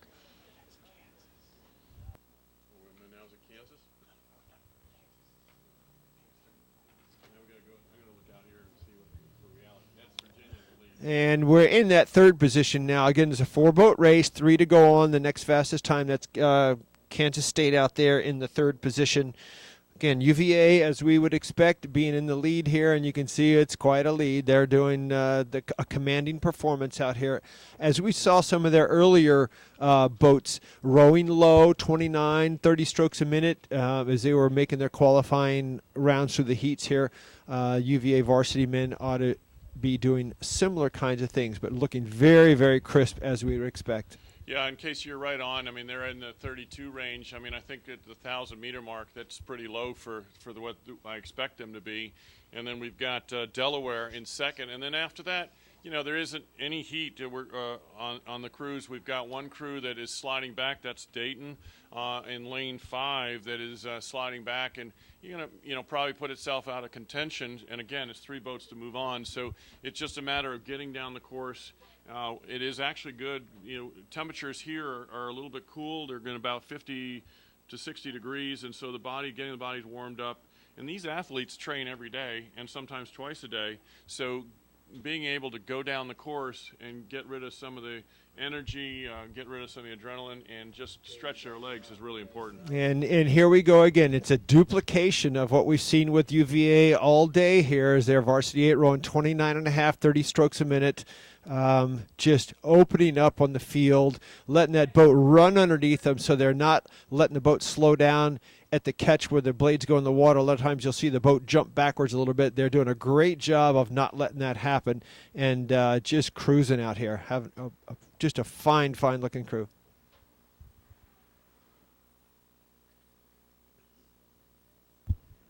Now, UVA was, I believe, SIRA champions, if I'm not mistaken, last year. As they went from here to the Dadvale and into the American Collegiate Rowing Association, and I believe they came home with that championship. Yeah, in the second place, Delaware, same MO, as 27.5 as they come down. So these 2 lead crews are just enjoying a nice row down the river here or Milton Lake, I guess it is, here at Oak Ridge. Well, you know, for a lot of these crews, Brad, it is another day of practice. I mean, you're out here, you're rowing hard, you're doing your race patterning here in the heats. You don't have to do anything. You're probably rowing, you know, sub-maximal power. And again, you race like you practice. You usually cannot race much differently than you practice. You can't expect a Cinderella row out here if you don't do it every day in practice. And I think that if you notice the difference between the leader of Virginia in this race, and I won't even name the ones that are in the back, but there is a difference between excellence and the ability when you have a crew that of very strong athletes all working in unison with excellent blade work. I mean, it makes a difference. Yeah, well, it doesn't just happen, as you know. It requires eyes from the outside, and sometimes more than one set of eyes. You'll see a lot of these varsity coaches will bring in another coach that they respect and have high regard for to give them a second look to make sure they are seeing what they think they see. Yeah, and if we talked, I heard you use the word centimeters, and it may even be millimeters that make a difference between right and wrong or fast and slow. And we saw a change even on the Duke men's 4, I believe it was, that made a change, and that happens every day at every level, that slight adjustments to perfection. Well, I'm sure that Duke men's 4 probably talked about it when they came in and says, wow, did you feel that change at that point in the race? Yeah, let's do that again the whole way. Yeah, hopefully it's that easy that you just say, let's make that change. But, you know, sometimes they can't find that change. But, you know, if you get a crew that it is doing everything right, as we've seen a couple of these leaders and these top seed crews. It is fun to watch them, and it's fun to be inside that boat. Now, you and I probably couldn't sit in those boats anymore and do it at that level because we've done it a long time ago, because they're top racing machines at this point. Yeah, we wouldn't want to say probably about that. It's a known fact that is not doable these days. Not doable these days. Or probably ever again. That's right, but it's fun to think about it.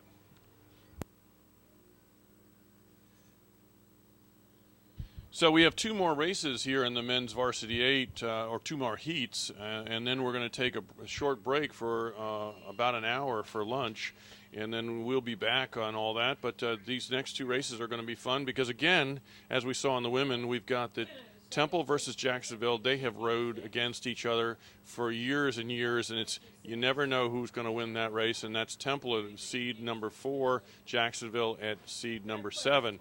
And as we get, then we're going to beat Purdue against Notre Dame, and we've seen those crews earlier in the day battle and have a great time with each other. So these next 2 races could be really fun to watch. And I would guess that there's got to be a nice rivalry between Purdue and Notre Dame, too, being both from the similar area, right? Yep. And I don't know if they've seen each other during the course of the year, but if they have, then it looks like Purdue has a slight edge in the win category. Yeah, the crews are at about 500 meters, and our TV camera will be picking up on them as they come up to the 1,000-meter mark.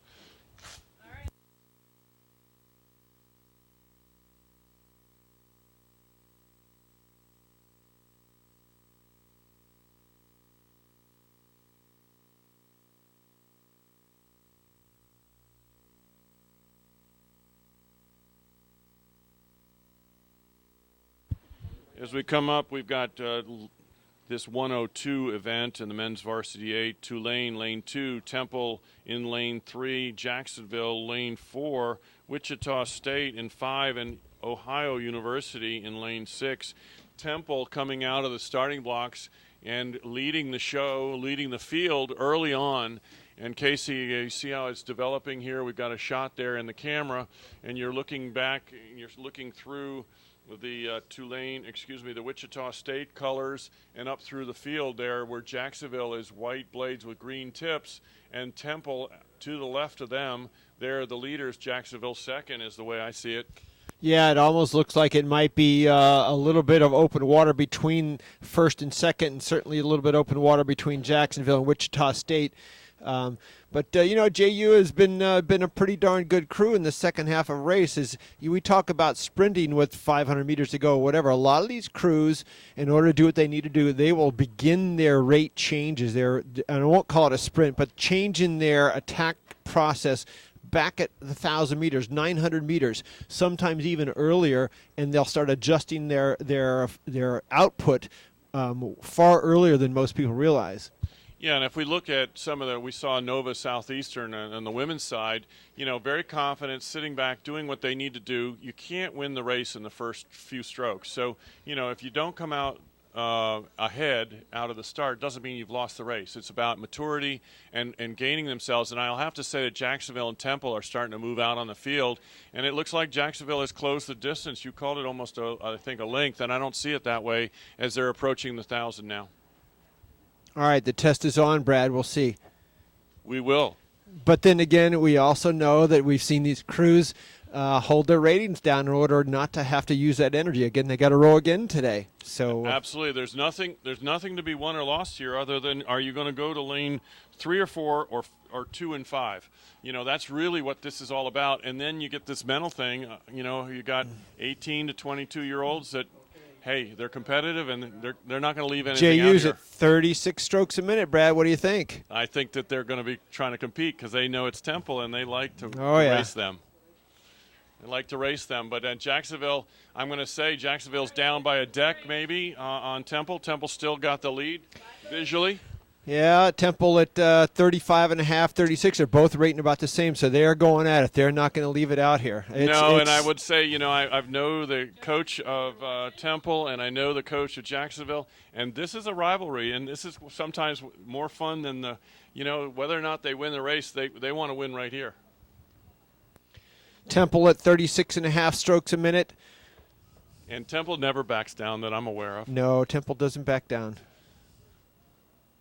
So, we're going to have to see what they do here. 40 now, Jacksonville University. So you tell me they're not going for it. They are going for it. I have believe 40 me. and a half. So you're right on, We'll have to see later this afternoon if this is the smart strategy, but they're really racing it. Well, you know what? Flag up. If you're putting it out here now, you must believe that you've got the ability to put it out there again later.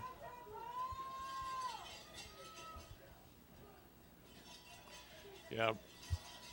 Temple, a one-length advantage, and I'm going to say Temple's always been a strong sprinter, and they are down a bit, so I think if they needed to move up, they could. Jacksonville's really going after them, and they're not moving on them. That's true.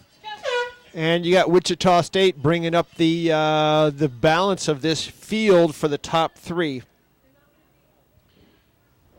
Yeah, so we've got the Wichita here. This is going to qualify in this lane 5, Wichita State. They are the third qualifying unofficially. Tulane from New Orleans, green hull, light blue blades. Tulane, again, as we remember, three fastest times. So Tulane pushing there, and may or may not have been in the fastest heat of the day, but Tulane pushing hard there, reason trying to qualify.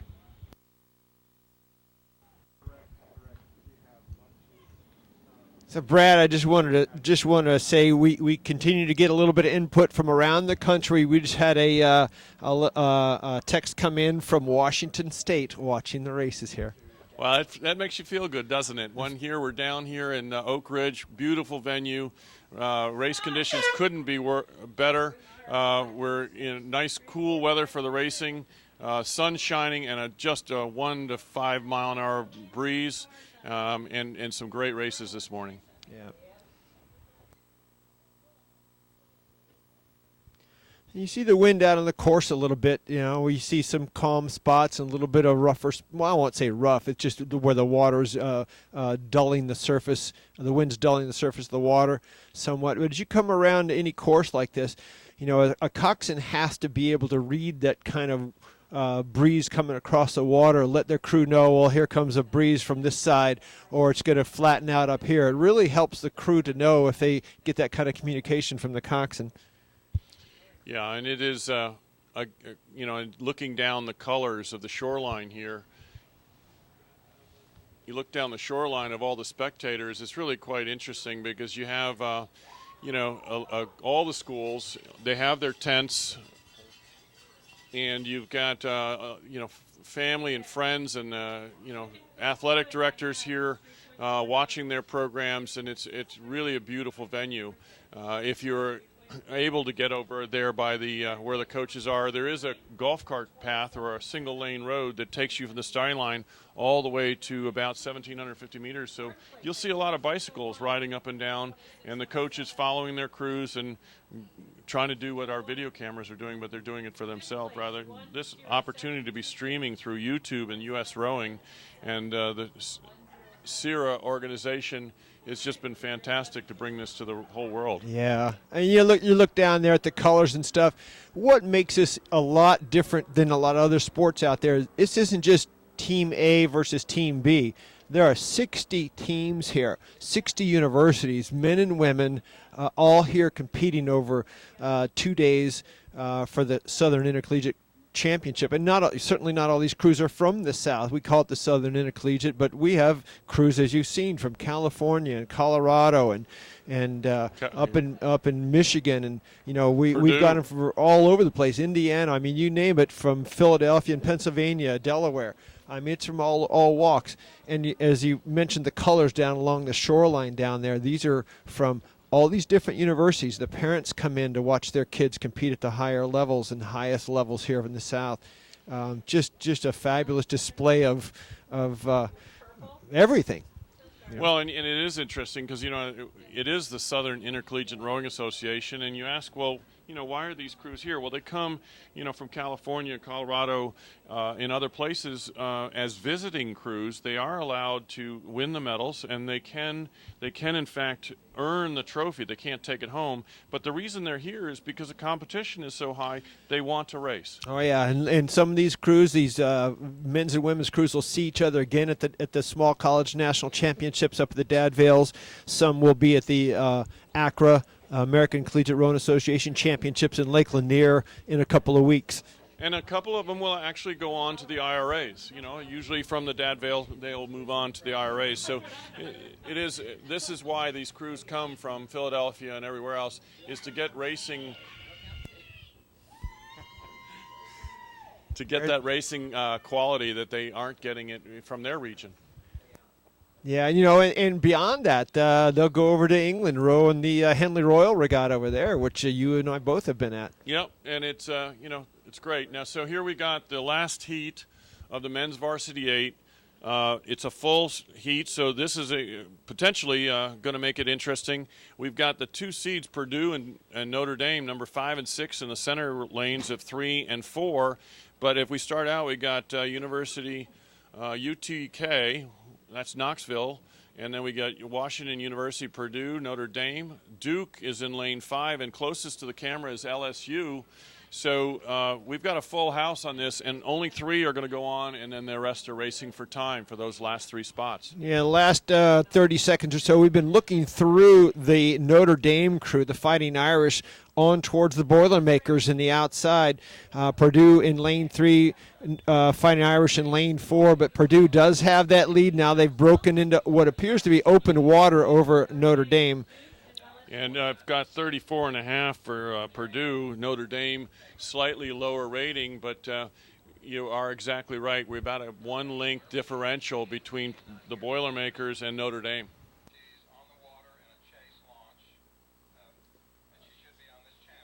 So I'm catching Purdue at 33.5 strokes a minute. Again, a solid-looking crew. If you looked at these crews out here, Brad, and you look back through the previous heats of different seeds, I don't know if you could tell, looking at this crew here, Purdue, versus some of the other ones that went down, whether anyone would be any faster. You just can't really tell, can you? No, you can't tell until you put them side by side, and that's the exciting part about this afternoon's racing. You were going past the 1,500-meter mark with 500 meters to go, but until we put the Virginia and Florida Tech and UVA next to each other in the semifinals, you don't really have a good sense of how fast are these crews really going. Yeah, that's why you'll see people hovering around the results thing to see what the time differentials are between the first heat and the second heat and on, so they get a sense of, all right, where are we in this?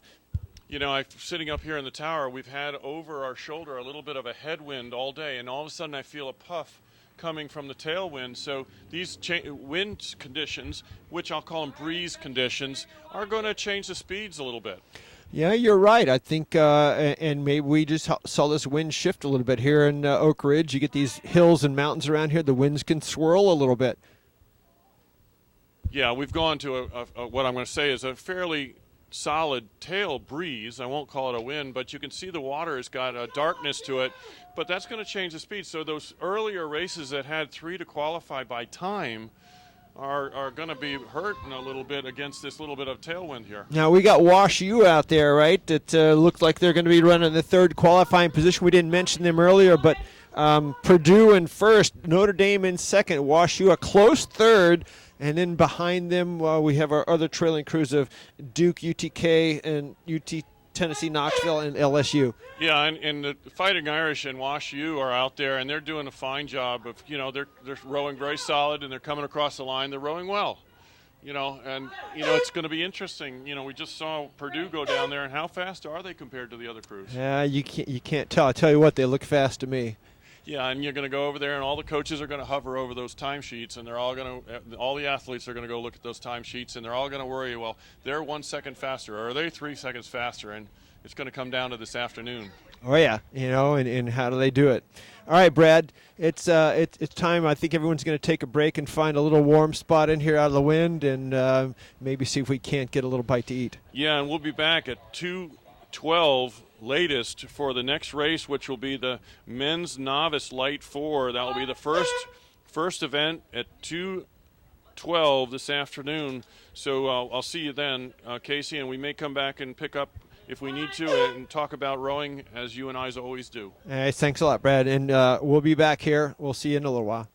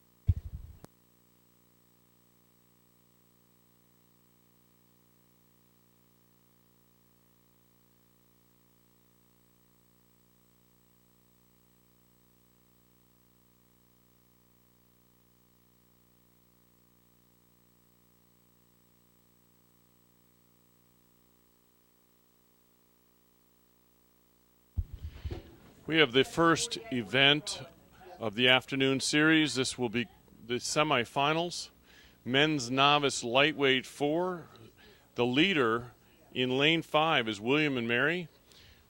We have High Point in lane 2, Murray State in lane 3, Tampa lane 4, and current leader William and Mary. And we're at 750 meters into the race.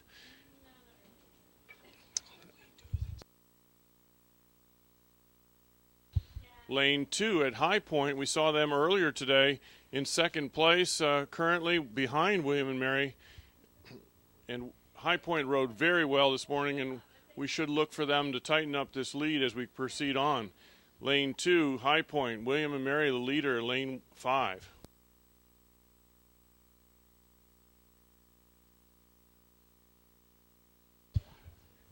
A video screen currently showing William and Mary the leader in lane 5.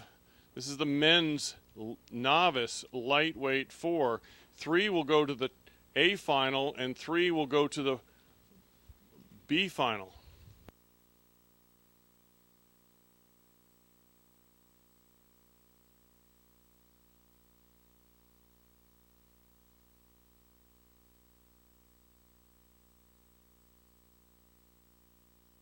High Point second place in lane 2, but William and Mary with a nice lead over the rest of the field.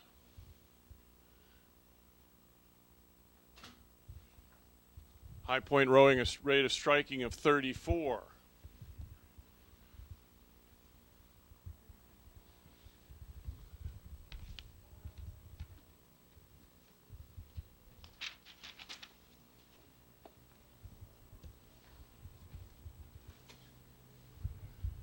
William and Mary on the inside lane, visually on the video camera, that's lane 5. White uniforms. Currently open water in front of the rest of the field. Second place still High Point with Murray State and Tampa trailing. 3 will move on in this novice men's lightweight 4.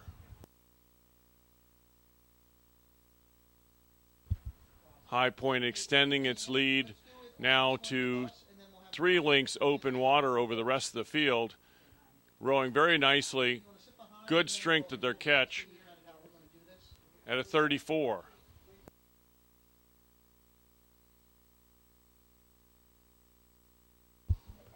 Again, this is the men's novice lightweight 4.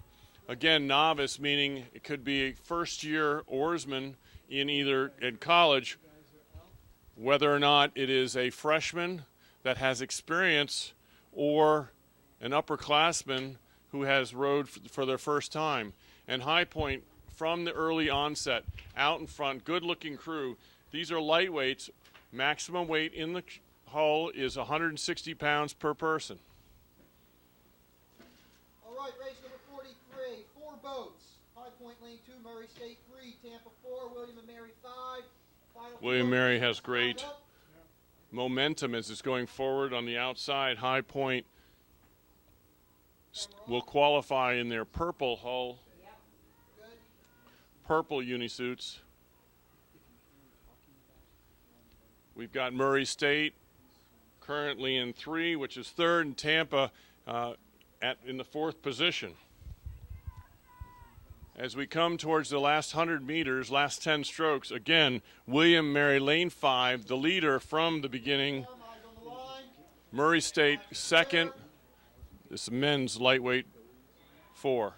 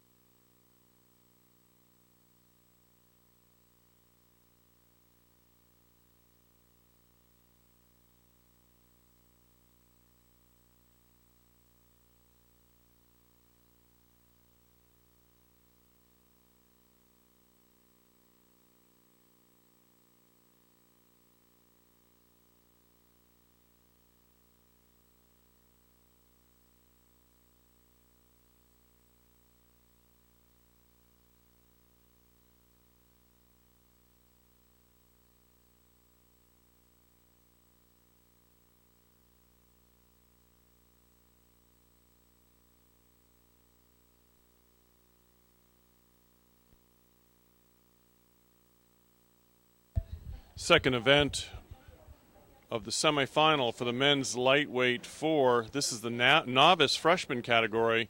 Second event, we have Georgia in lane 2, Texas lane 3, UNC lane 4. Current leader in the first 500 meters, Clemson lane 5, and Purdue outside lane, closest to the camera in lane 6. I expect here comes the Purdue crew that we're just going to talk about. We can see in the video that we have the leader out in front, which is UNC, one linked advantage over the rest of the crew. Here we have Purdue on the yellow hull with the gold and black blades right here rowing at a low cadence. This is a novice lightweight men's 4. They're making a move on the crews that are over in 4 and Texas and Georgia on the inside lanes. So that's Purdue in our foreground. The leader, UNC, that's a close-up shot in the video there. And they're rowing as they come by the 1,000-meter mark at the halfway point of this second semifinal of 2.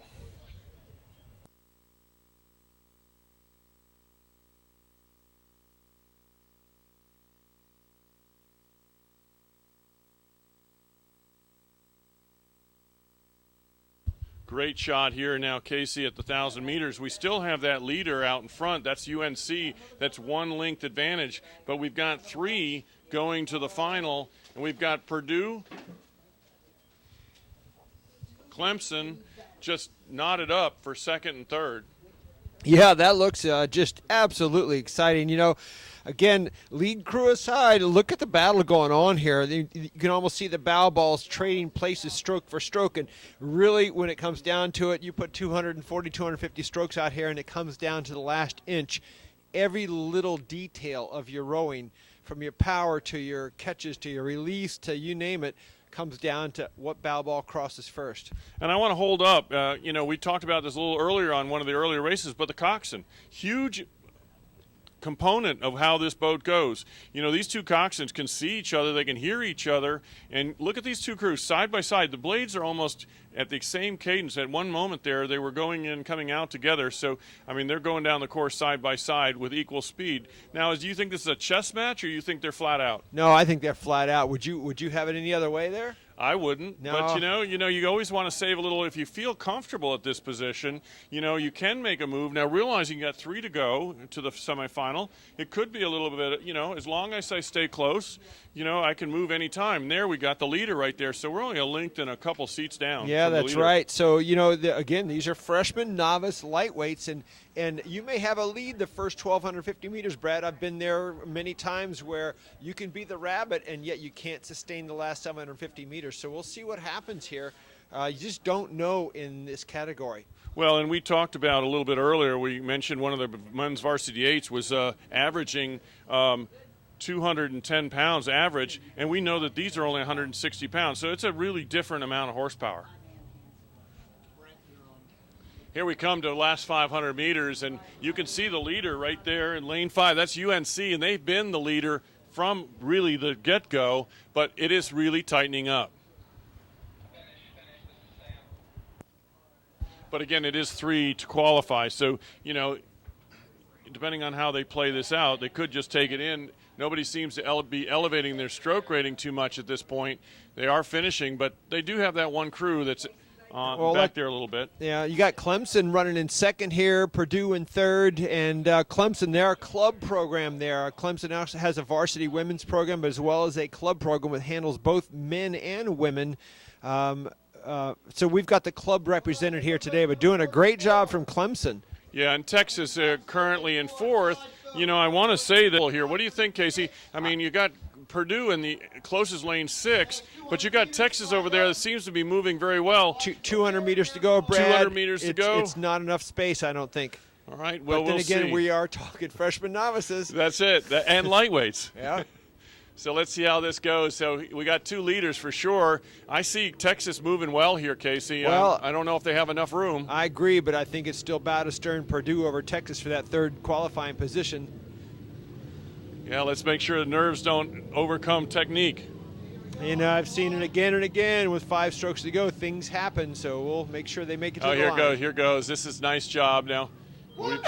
we've got Purdue actually lengthening out and making a nice little finish there. So they're unofficially going across the line. Purdue third with Texas fourth.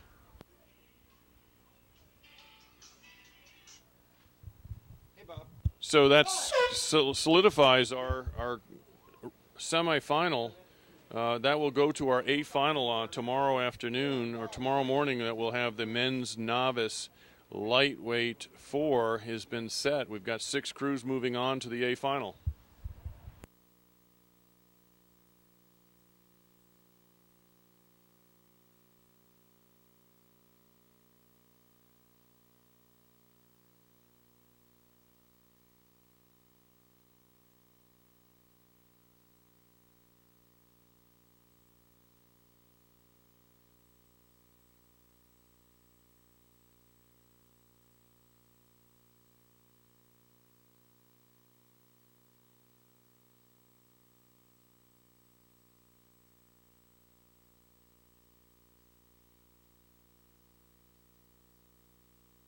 So that lightweight category, we had not seen the novice lightweights until now. There were actually 9 crews in that category. So we have solidified a 6-boat final, and 3 will go to the B final tomorrow morning. Next up is the junior varsity women's 8. Always fun to watch. We have 4 boats in this event on our first heat. 3 boats will go to the A final. The 1 will go to the B final. And so it will be a 6-boat final tomorrow in the women's junior varsity 8. That's the next event off. It starts at 2:28.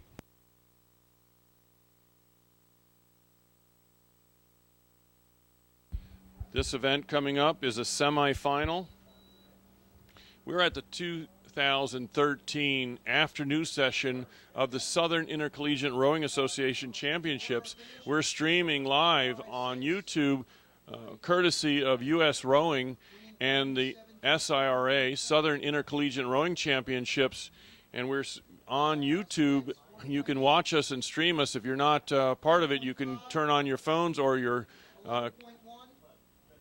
computers, and you can see us and hear us live as we're bringing you this from Oak Ridge, Tennessee.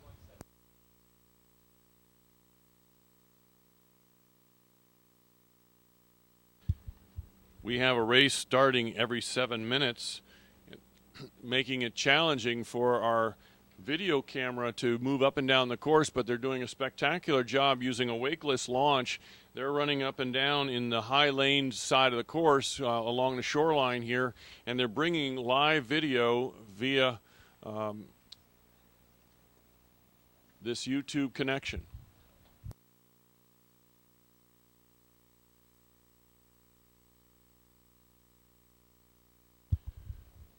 The 2:28 race is off the line. Kansas City State, the A crew for this crew, is currently leading in lane 2. Jacksonville in lane 3. Purdue lightweights in lane 4, and GW, George Washington University, in lane 5. Lane 5 closest to the camera, lane 1 furthest away. So as they come down the course now, this is the women's junior varsity 8. We've got lane 5. That is GW in the video screen right now, and Revolution crews outside of that. Jacksonville in lane 3 being shown there in the picture.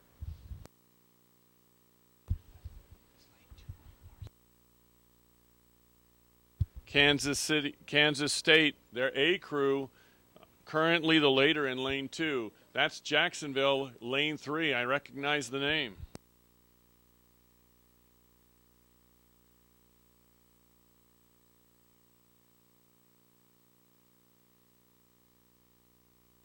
Purdue has lightweight, so this crew from Purdue is a women's crew that is in lightweight division and has requested to row in the junior varsity women's 8 event so that they get some competition today. Lightweight racing is not always available with other competition during the day at certain races, so a lot of times they'll combine them if there are not enough crews to make an event.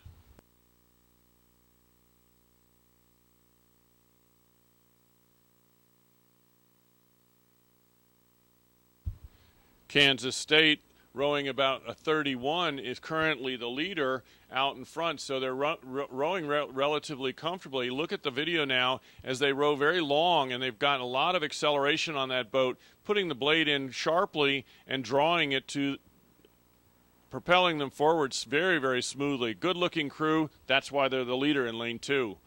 Lane 5, GW, currently back a bit. Jacksonville and Purdue also in this race.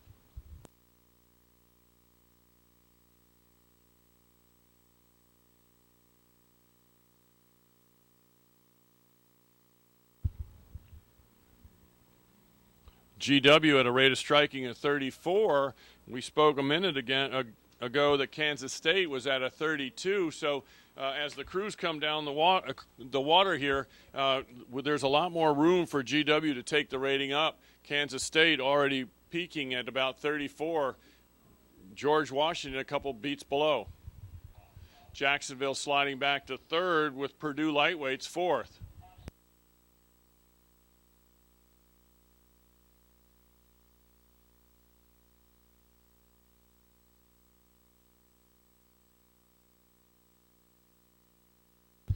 Crossing the 1,500, as you can see in the video monitor, 1,500 meters, that's 500 meters to go. 25% of the race, this is where everything should come out in the wash, as they call it. We have 3 going to the final, so only 1 boat will be eliminated in this 4-boat race. Currently, Purdue is the one that's the furthest back, but Jacksonville not far from sliding into 4th place.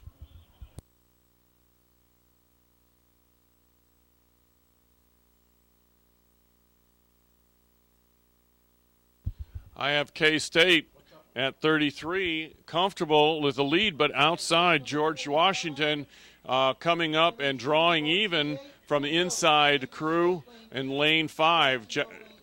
Jacksonville currently still hanging on to 3rd, but less than 1 length from being knocked out if Purdue lightweights can draw even.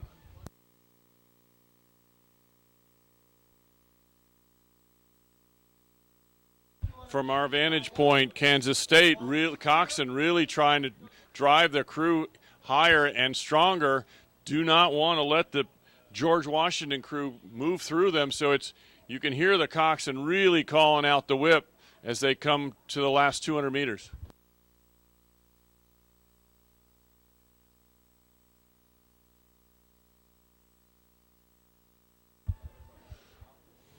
Kansas State increasing their rate of striking, even though they have already qualified if they just get to the finish line, but they want to race it all the way to the finish. Kansas City with the purple unisuits coming across the line first. George Washington University will be second. Jacksonville's currently 3rd with Purdue lightweights 4th.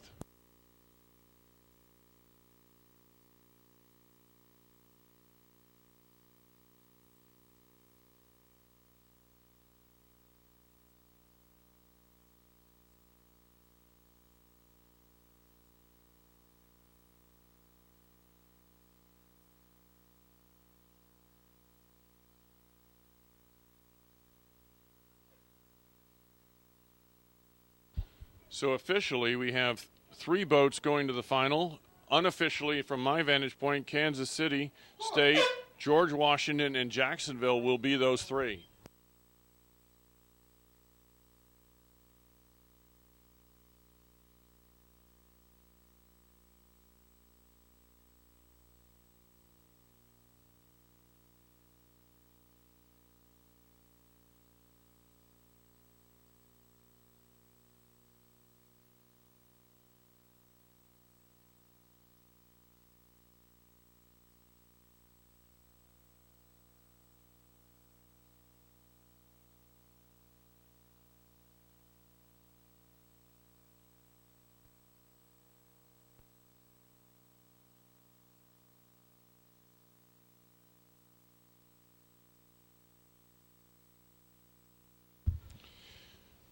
Our next event is the semifinal, which is the women's varsity, junior varsity 8, lane 3, Kansas State B crew in lane 3, currently the leader, Central Oklahoma in 4, and Purdue lane 5.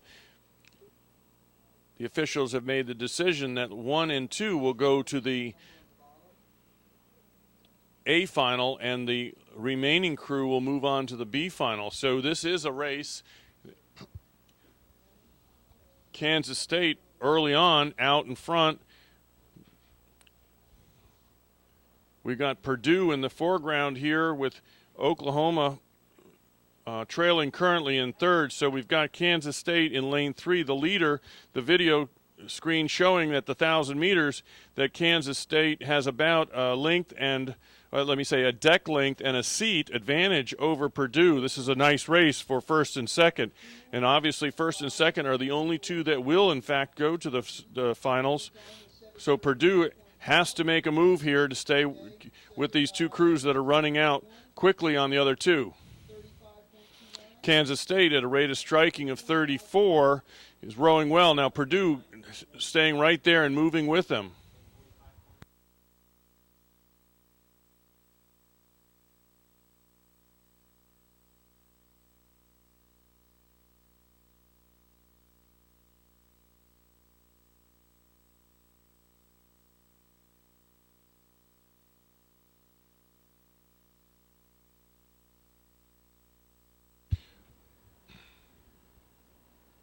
Okay, now we can see that Purdue is making a nice move, and they've run down Kansas State. Kansas State was the leader early on, and it's now Purdue moving through the field.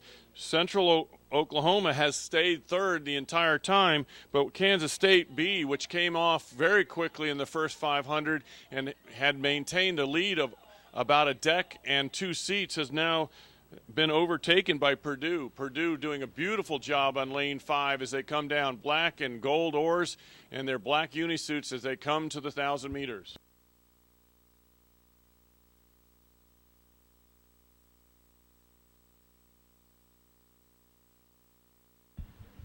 Purdue at a rate of striking of 35.5, really striking the water strongly. That always gives me the indication that they are still in control of their fitness and their ability to move along with strength. They are not waning with their power. They are striking the water very, very strongly.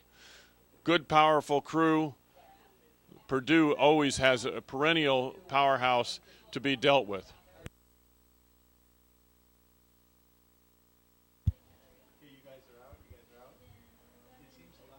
We're on 450 meters still. The leader now, Purdue, on the inside lane closest to the camera, doing a beautiful job of striking.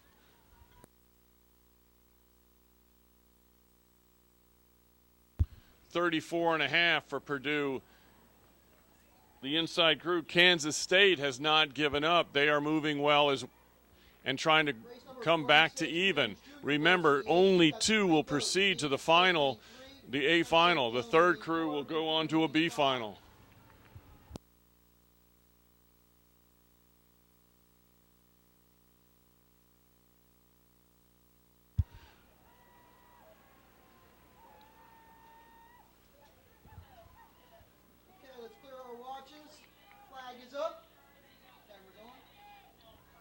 Purdue staying consistent at a 34, and we've got Kansas State moving up and trying to draw even, and probably will, but the race will be for the first 2 to move on to the final. But as they go in front of the camera angle here, you can see that Kansas State is down by a deck and 1 seat versus Purdue, and Purdue has lengthened out and rowing very nicely here as they cross the line. So Purdue unofficially first, Kansas State second. They will qualify for the A final, and Oklahoma will go on to the B final.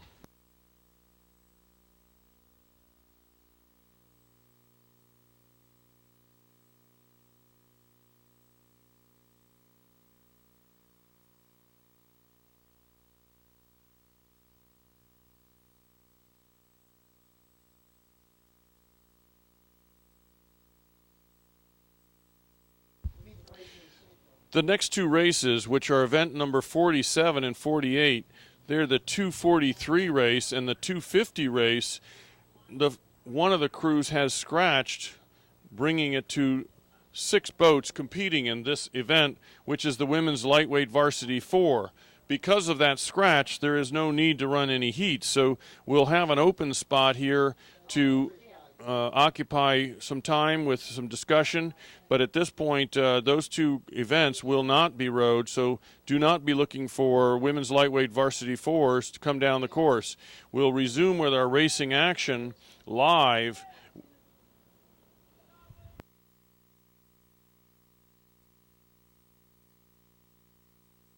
at 2:57. The 2:57 race will be the women's novice 4, and that's a full house of 6 boats, and we have 2 semifinals. And again, this regatta has been split into 3 segments. This morning, between 8 o'clock and 12 o'clock, was the heats, which eliminated crews from the opportunity to move to the semifinal. Now we are in the semifinal section, which will be afternoon racing, which will carry us into the 6:30 range, concluding with the varsity 8s. And then tomorrow we will start again with the finals, running 6-boat finals, both A, the top 6, and B finals, which will be 7 through 12.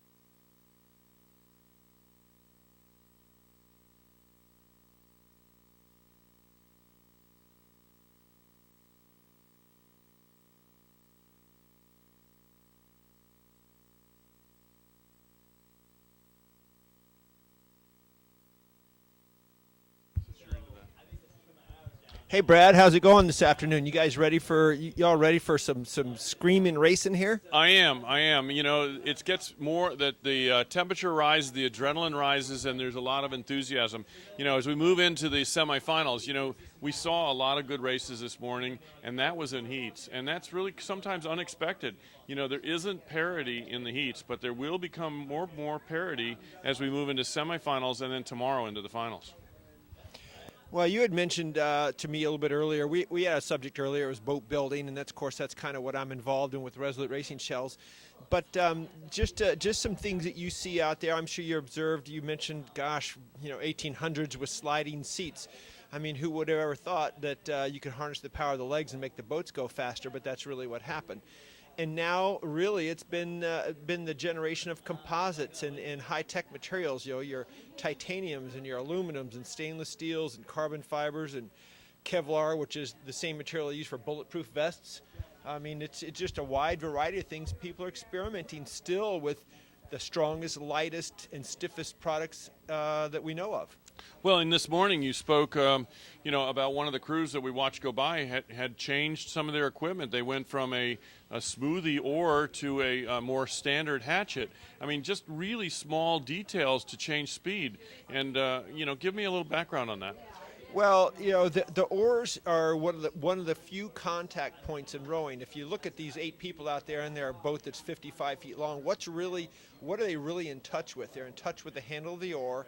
They're in touch with their feet in the shoes, and they're in touch with the seat, with their tails on the seat. And so the oar, a lot of times, is a overlooked area. People look at the boats. The boats are really expensive. The oars are sometimes not treated the same way. And I think the coaches have to make sure they're doing their due diligence with their oars as well. Different oars will give you different things, and you got to find out what works for your team. Yeah, and I think one thing that we haven't talked about at all, I mean, when I was first rowing, which was kind of interesting, we had fixed riggers. They were stainless steel, or earlier than that, they were cast iron. They were, and you actually took a 2x4 and you would bend the rigger with a 2x4 to give you whatever pitch the coach was looking for at that time, which was somewhere in the neighborhood of 5. But now you really look at these riggers, and they have the first one I think that I remember came out with an adjustable rigger was the Schoenbrod, and we used to bolt Schoenbrod riggers on boats that weren't Schoenbrods because they had a really nice adjustable rigger. Well, yeah, you're right. That rigger had adjustability in just about every different way you could think of. It actually was very confusing to us. That said, many of the riggers now have limited adjustability. And like you said, if you wanted to change something, you had to bend it with a 2x4 back at that time. Well, now with machining and robotics and stuff, a lot of that has gone away, although there are still differences because you're welding metal, you're building a boat from a center line on out, just like any boat. And so the differences are subtle, but they're enough to make a difference if you want to get it set just right for your team. Yeah, and I guess what I'm going to is that if you take the oar and the rigger, that makes a gear ratio, and let's liken it to a bicycle. If you have the wrong gear, and let's say that the average gear on your bicycle is 3, and that makes you go comfortably down the road when it's level, but if you go into a headwind, 3 could feel very heavy, and you can't propel the bicycle into the wind. So adjustments in the rigger and in the oar will adjust that gear ratio that makes it more comfortable in different conditions. Well, yeah, and what do you do out here? You don't have hills and water, do you? No, dead flat. So what do you deal with? You deal with wind, you deal with waves, you deal with things like that. So a coach has to kind of take the lay of the course before his team goes out there and predict. If the winds are going to be steady all day long, fine, you kind of know what it is. But in some cases, they're not that way, and you may send a team out there set on gear 3 in terms of bicycles, and yet when they get to the starting line, maybe it should be a gear 4. There are minor ways to make changes out of the water, but you have to have a fairly adept crew to pick those out and be ready to make that change up there without the coach, because the coach can't give any input once they leave the dock. And if you look at it even further, you've got the strength of the athlete, from novice men to varsity men, from novice women to varsity women, from women to men. I mean, there's a huge difference between the strength of those categories, and yet you just don't open a book and say, well, this is the gear ratio, we put it in. Well, they do publish books, and a lot of coaches, unfortunately, look at those books and say, oh, here we are. Let's see. The Olympic 8 won the gold medal last year, and they're rigged like this. I'm going to set my team like this. My novice women. Yeah, my novice lightweight women. Right. Can't quite do that. So there's a learning process for the coaches as well. Yeah, and if you just go back to that bicycle, if you are going to race 1 mile on a bicycle, you might be able to withstand of gear number 3, but if you're going to go 2 extra longer minutes as if you were in a women's event, and it's 2 minutes more duration than the men's varsity 8, you have to change something. Well, everybody knows on a bike, if you even take the smallest rise on a single speed bike, your pedaling speed slows down. And then what happens? You start getting the burn in your legs. And so that is something you got to avoid out here. If your legs start burning in rowing, your legs are going to slow down, and that means your boat's likely to slow down too. So you have to be very careful how you approach all this. Yeah, and we talked a little bit about the anaerobic threshold, a little bit about being anaerobic and then aerobic. Aerobic being that you can breathe enough oxygen to feed your muscles, and anaerobic is where you are not breathing fast enough to physically feed your muscles. And there is a limit of how long you can go anaerobic. Yeah. Yeah, we have a race going on right now, Brad. I believe that is the race at 2:57. This is women's novice 4. Am I correct in that? We're on the. Yes, and we have lane 3, Florida State, the current leader, out in front of the rest of the field, and we have a nice shot here of this pocock shell as we go along. I believe that's William and Mary. Let's see. We've got Purdue in lane 2, so that yellow shell in the background. That actually is a boat made by a company that was up in Maine called Dorigo. But you'll see Purdue rowing a lot of those kind of boats. That's kind of their standard hull for their work boat, if you will. But certainly a very good race boat, too. So let's go over the top. This is the women's novice 4. Miami of Ohio, lane 1 on the far side of the shore. Purdue is lane 2. Florida State, lane 3. William and Mary is lane 4. Georgia, lane 5. And Central Oklahoma, closest to the TV camera as it comes down the course. Good tight race, I would say. We've got the leader out there in William and Mary from my vantage point in lane 4. And then Georgia, and I'll say Oklahoma, is second and third, the way I see it from here. Well, it looks like center of the course stuff again, Brad. Lanes 3 and 4, which are the William and Mary and Florida State, but also closest to us in lane 6, Central Oklahoma. Like you said, I'd say that's what you've got running down the course here is your next round of potential qualifiers. Absolutely. I think the only crews that are out of it, we've got that, I would say, Georgia in the red in lane 5, and we've got Miami of Ohio sliding way back on the outside lane, and with them is Purdue, which is kind of unusual for a Purdue crew. You can see their yellow hull back there in lane 2, sliding back. The race is out here, Florida State, William Mary, and Central Oklahoma. Yeah. Well, you mentioned Purdue. Of course, they got tremendous depth in their programs, but we're talking a women's novice 4. They do have their freshman novice 8. They probably have some lightweights out there, so you don't know what level these particular girls are in the hierarchy of their team. Well, and one thing that we haven't talked about, and I'll say that Florida State now is actually drawn out in front. They are currently in the lane 3, and I'd say that they're the leader right now by about a deck over William and Mary. But one thing we haven't talked about is the points trophy. All these races, even right down to the women's novice 4, they count towards a points trophy. Yeah, really good point there, Brad, is that every person on this team, from the coxswain of the freshman novice 4s, be it lightweights or be it the varsity 8, all the way through, everybody is pulling towards that team point trophy, and that's a huge thing. It's really quite an honor for this team to pull down the overall point trophy, and that's attributes to the depth of the program and also the quality of the coaching, the quality of athletes. Yeah, and the bigger programs like Purdue, they can boat a crew that may not be in the top 1 or 2, but they're actually bringing points to that points trophy. And at the end of the day, this women's novice 4 may push them over the edge and beat one of the other programs. Yeah, clearly that's so. But here we got a fairly spread out race. Looks like we got that Florida State crew doing the walkabout out here with about 2-3 boat lengths open water, and then that's back to looks like William and Mary there, and then another 2 or 3 boat lengths back, maybe 4 back to the other crew in lane 6 here, Central Oklahoma. Yeah, and again, I haven't seen that Florida State competing at this level for years past. Exciting for me to see Florida State. I know that this is a semifinal, but Florida State's going to represent their school in the finals tomorrow in this women's novice 4. So they are currently at a rate of striking of 35.5, and Florida State, right there in the video, they're going to come across the line first in this semifinal, followed by William and Mary, and then Central Oklahoma.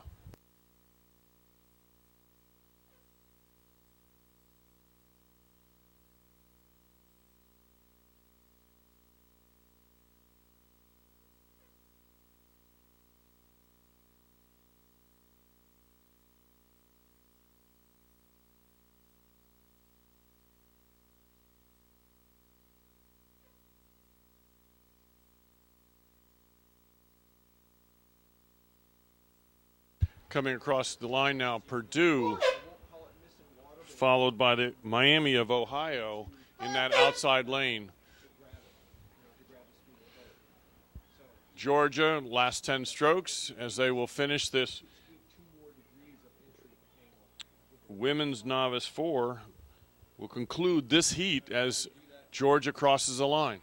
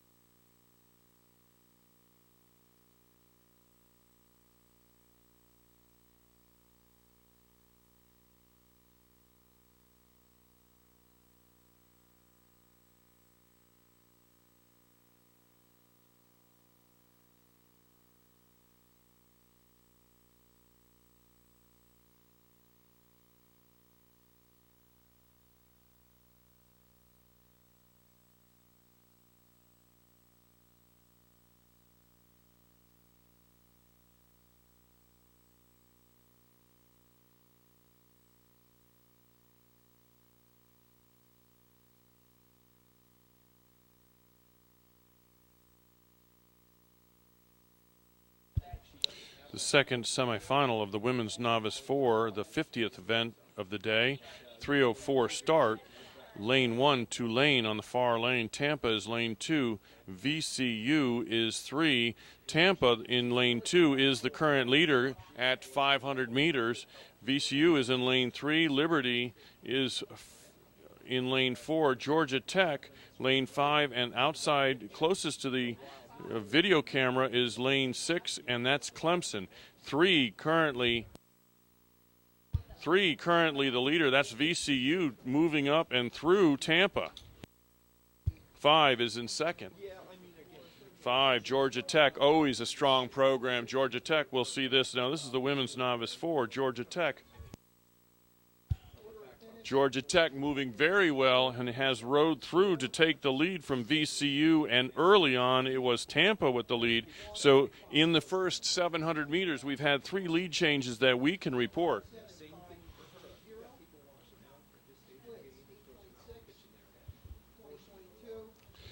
At the 1,000-meter mark, it's Georgia Tech, the leader, VCU and Tampa right there with her.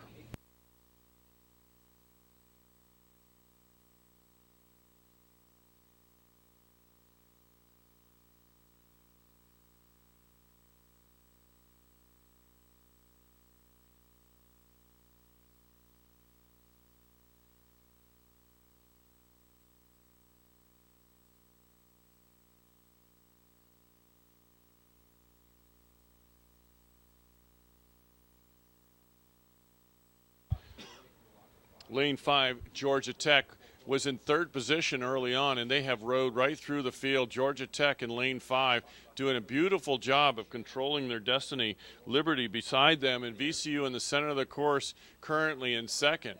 We go to the outside with Tampa in red. They're sliding back a bit. Way back on the outside, Lane 6 is Tulane. So Tulane is going to slide out of this race as for competition. We got the number 1, 2, and 3 are going to go on to the final tomorrow. Everyone else will go on to the B final.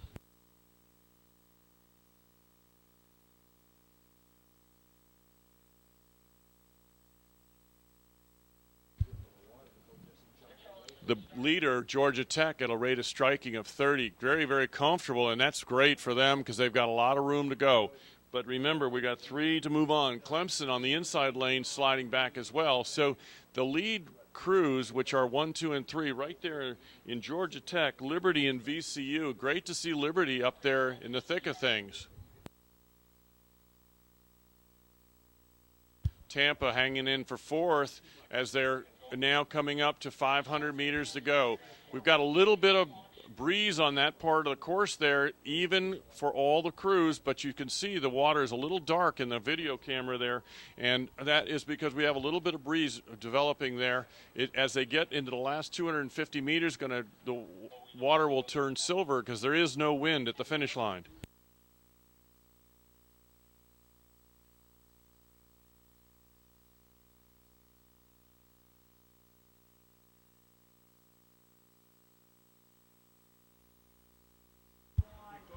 Outside lane 2, Tampa may challenge for third place if they can pull it together. We've got about 500 meters, 450 for the leader, but Tampa's got about 500 meters more real estate. They're down by a length and a little bit of open water, and they really do need to move here. The 3 boats are walking away. That's VCU, Liberty, and Georgia Tech. 3, 2, and 1. Georgia Tech, the leader, here in lane 5. Casey, was a really nice switch around. We had Tampa came out early and was ahead, and then Liberty and Georgia Tech, and then Georgia Tech just walked right through them about 750 meters, and they really haven't looked back. And you can see that these 3 lead crews, which will qualify, Georgia Tech leading their way at 34. All right, here we go. Coming to the line, race number 56 boats. Women's novice 4s, Tulane lane 1, Tampa 2, VCU 3, Liberty 4, Georgia Tech 5, and Clemson 6. Flags up. Let's clear over, make sure our watches are clear. Camera on.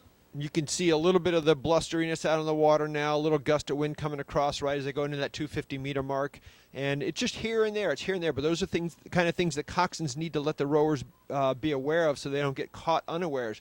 If the wind comes from the side, it can bump them off keel if they're not prepared for it. So, again, you don't want them to tense up, but you got to let them know what's coming. Georgia Tech crew, as you're looking in the video camera now, I mean, really impressive on what their ratio is. Look how slow their slide is. They come out with their hands nice and quickly, and then they really do slow down into that catch with their slide.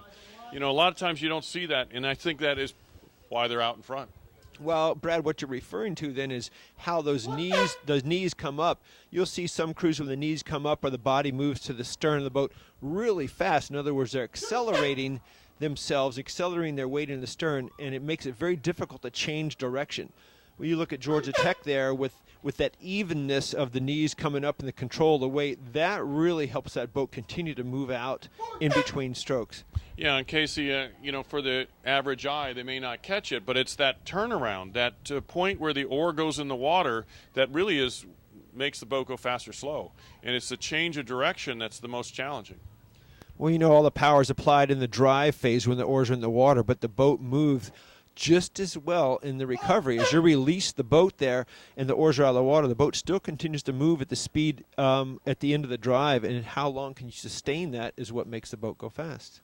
Yeah, and as we saw earlier, and we'll point it out again on one of the next crews coming down, but you saw the shell or the hull going through the water kind of sawing through, and that's telling us that we have speed and then we're stopping, and then we're speed and then we're stopping. We're varying, and that turnaround that we were just talking about is really what changes that speed or makes that boat saw through the water. What's one of the analogies they use, Brad, to describe that smoothness is if you were had a tire or tube or something, and you were running along pushing that tube, you're moving your hand, you're just tapping this tube along, trying to keep the same speed. You're not letting it slow down, then hit it again, and not let it slow down, hit it again.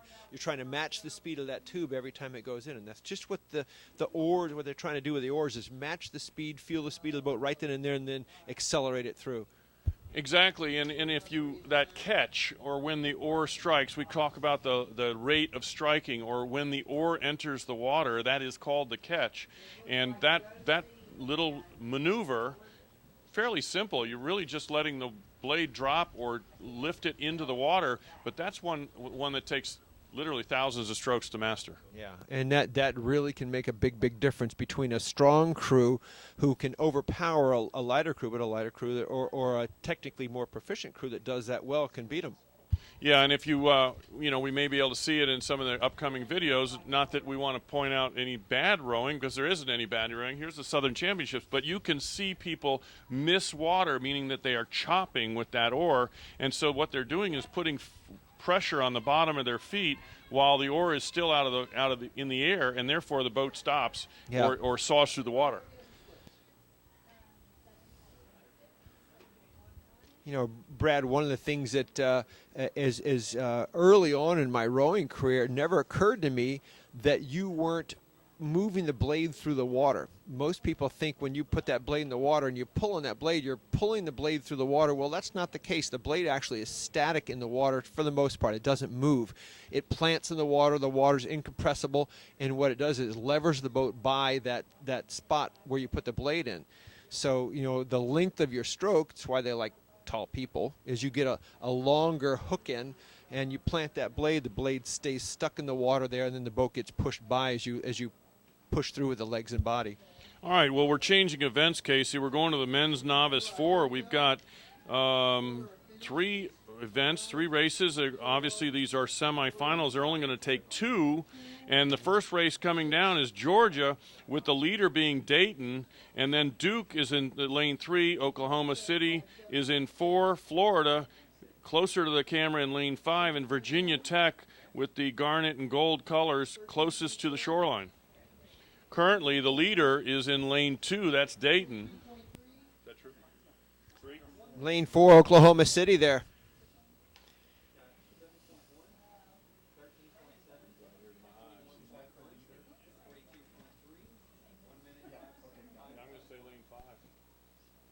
I think it's lane 4 and 5 making a run for that down the course there. Yeah, that Florida crew looks like it's moving out well, and we've got 4. Yeah, you're exactly right. I think Oklahoma City probably the leader, and then Florida second with, and then we start to tie up a little bit with that lane 6, and then I'm going to come back to Duke. Yeah, Duke is. I would say Duke's in that 3rd position right now, wouldn't you? Yeah, I think that is Duke in the 3rd position as they're coming towards the tower.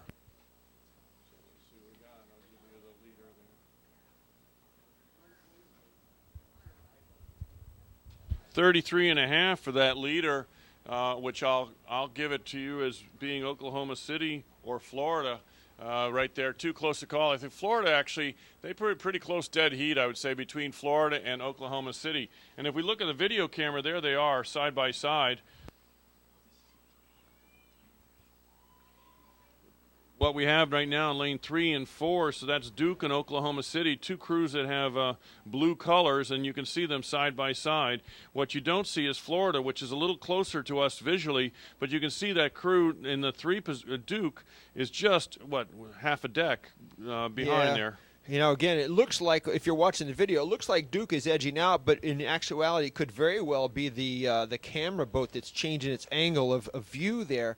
But irregardless, it looks like both that Duke boat and the Oklahoma City boat are just fighting it out right there. Now I'm going to look back up here. I'm going to tell you that this is that Duke crew that changed its course around this point. It was running a little rough. That's exactly right. And I recognize the coxswain, so you know they're a very clever crew. And Duke, we've got to count on them to come up. And I will say that they're there.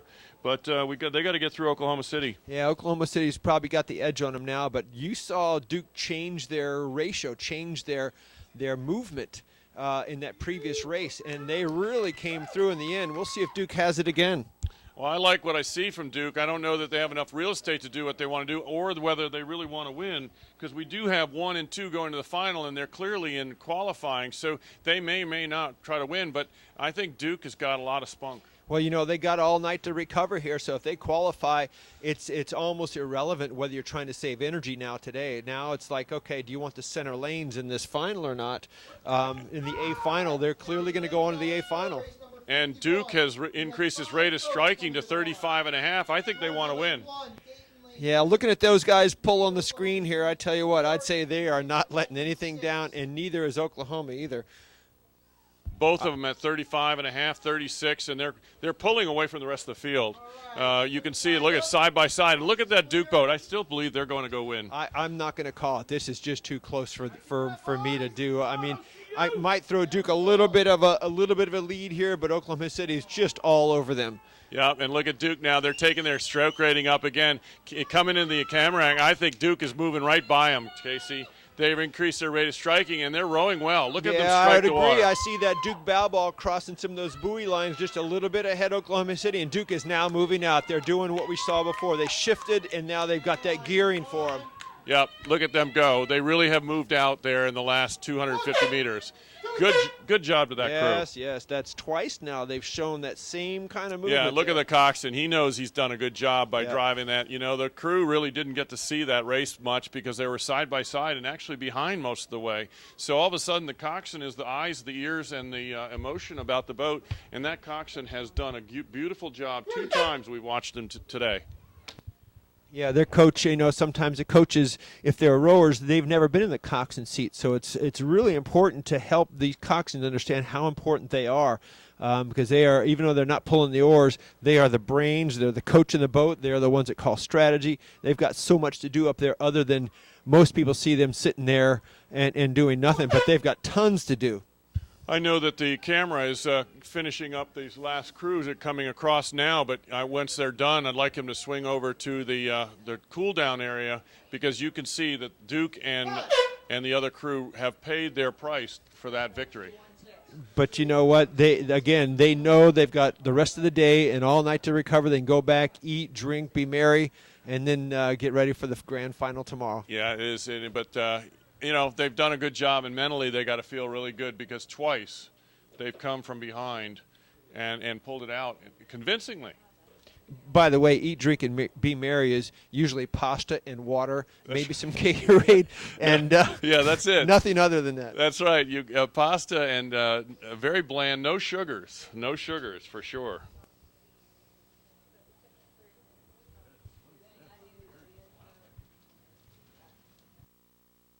Okay, we got our next race coming up. This is the men's novice 4. It's the third heat of the, well, let's see. We actually got 4 heats. 1, 2, 3. No, 3 heats of the men's novice 4. So this is the second one here with, in lane 1, Purdue University. In lane 2, Virginia Commonwealth out of Richmond. Lane 3, Rollins College out of Winter Park, Florida. Lane 4, the Fighting Irish in Notre Dame. Lane 5, High Point crew out of North Carolina, High Point, North Carolina. In lane 6, out of St. Louis, Washington University. Yeah, early on, Casey, I'm seeing lane 3 and 5 as what I see High Point and Rollins being a slight advantage over the rest of the field. Again, as you said, you know, it's 1 and 2, so these are full 6-boat races, all 3 of these. So they've got to pare this down from 18 crews down to just down to 6. So unfortunately for some of these faster crews, they're going to get knocked out right here.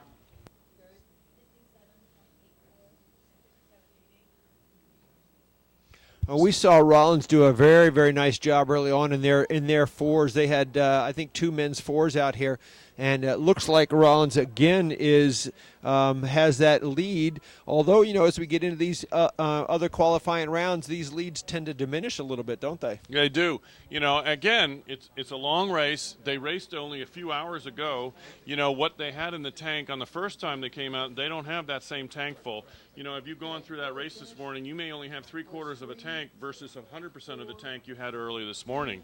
When you talk about a tank, you're talking about the percentage of energy they can put out there each stroke, or is that like the total thing they have for the whole distance of the race? I think the total distance of the race. You know, you can put out the same amount of energy, but it won't go as far.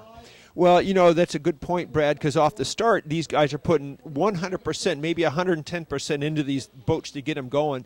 And once they get through where your body's used up some of its stored energy, the amount of power applied to the oar drops down a little bit, usually at about 75%, even though for the rowers it's 100%. But the physiology of it puts it about 75%. Yeah, that's true. And we got Rollins, and we just saw them on the video screen there in High Point. They're pretty much side by side. So you got the two leaders out there, Notre Dame right in the center of it. Are they a spoiler maker? I think Notre Dame still has a shot there because High Point is not that far out. It's really Rollins that's got a length advantage, maybe 3/4 of a length over High Point, and Notre Dame is right sandwiched right in there. They're not that far behind High Point. We're watching the buoys go by here, and it looks like High Point has about 3/4 length lead on the Fighting Irish right now. But we got 500 meters to go. We'll see how much fight the Irish have. Yeah, this is always fun because again you got to dig really deep, and you got to come together as a crew. And we just saw that Duke crew do that. Let's see if we got another one of those right here.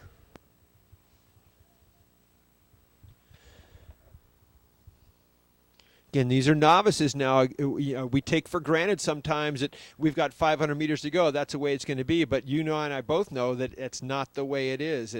Anything can happen. A little steering, the coxswain, the bow loader coxswain may not know exactly how far out the oars are. If they clip a buoy, you can have a rower lose his handle even for a split second, and there goes a few feet. As a matter of fact, I'm just watching the Irish have that happen. They just had a little anomaly on their port side. And you got kind of two races here. You got the lead three, which is Rollins, High Point, and then Notre Dame in the center. And then you got the other three crews all lined up. You got Purdue, VCU, and Washington U, 4th, 5th, and 6th, but they're all pretty much straight across the line there. I think you're seeing the final part of the race here take its toll a little bit on Notre Dame. They're starting to get a little bit ragged in their move and see how the bodies are not quite together anymore. Yeah. I think they've really, like you said, the tank may have been emptied a little bit too soon. Yeah, and if you empty your tank and you don't have that ability, it's very hard to come up unless you really are efficient, and that focus starts to fail as well. So here comes High Point now. It was 3/4 of a length boat lead. Now it's a boat of open water. So High Point definitely moved it out. And you got Purdue, again, points trophy, coming in across the line. They don't qualify for the final, but they do bring some points. Well, they didn't get points because they're not going to the final. That's right, isn't it? I don't know how deep the points go if they go beyond the final. Sometimes they do. It depends on the event. You can see the teams there at the finish, Rollins and Notre Dame, waving to the other crews, congratulating each other on a hard-fought race, and that's the honorable thing to do out there. Is no matter what happens, you realize everyone has put their all out there, regardless of whether you win or lose. Well, that's something that you always have to think about as a coach and as an athlete. Everybody came to the line being prepared to race. Everyone expects that, or wants to expect that they're going to be the winner of this race. You come down to the end, and a real gentleman's sport or lady sport that, understanding that we all did the same thing to be here today, and, win, lose, or draw, it was still a good race. We know one of the traditions, Brad, that we didn't speak about was for years when a crew won a race here, like, for example, the Florida Intercollegiate or here at SIRA, it's what's called shirt betting. And shirt betting is the team shirt, whether it's a T-shirt with the logo emblazoned across the front. Whoever wins the race is supposed to get the shirt off the competitor's back. So say Rollins wins, and there's 20 other crews in here, they may go home with 20 shirts. Absolutely, and that tradition still stands on the championship races. I know it doesn't happen all the time on some of the dual races, but I think at the state level in Florida and here, I believe that still have it. But I think it is voluntary, whether or not they're not forced to do it. But I think a lot of the crews do sign up and say, yes, we want a shirt race. Yeah, here at SIRA, it is required unless your athletic department or your university says no. Other than that, they are required to bring shirts here to give to the winner of the race. All right, the third of the three heats, 2 will go on to the final. Currently, Alabama in lane 2 is the leader coming out of the first 500 meters. We have UTC, lane 1, Alabama 2, Clemson, lane 3, Temple out of Philadelphia, as we mentioned before, and William and Mary and James Madison in the lane closest 6. So let's see how that develops. This is the third and final men's novice 4 semifinal. Now, we just saw a shot of James Madison there in lane 6 closer to us. You notice that bow loader Coxon, she was sitting up in the boat as opposed to some of the other crews we've seen where they're laying down. You can hardly see their head poking above the gunnels of the boat. What's the difference there, Brad?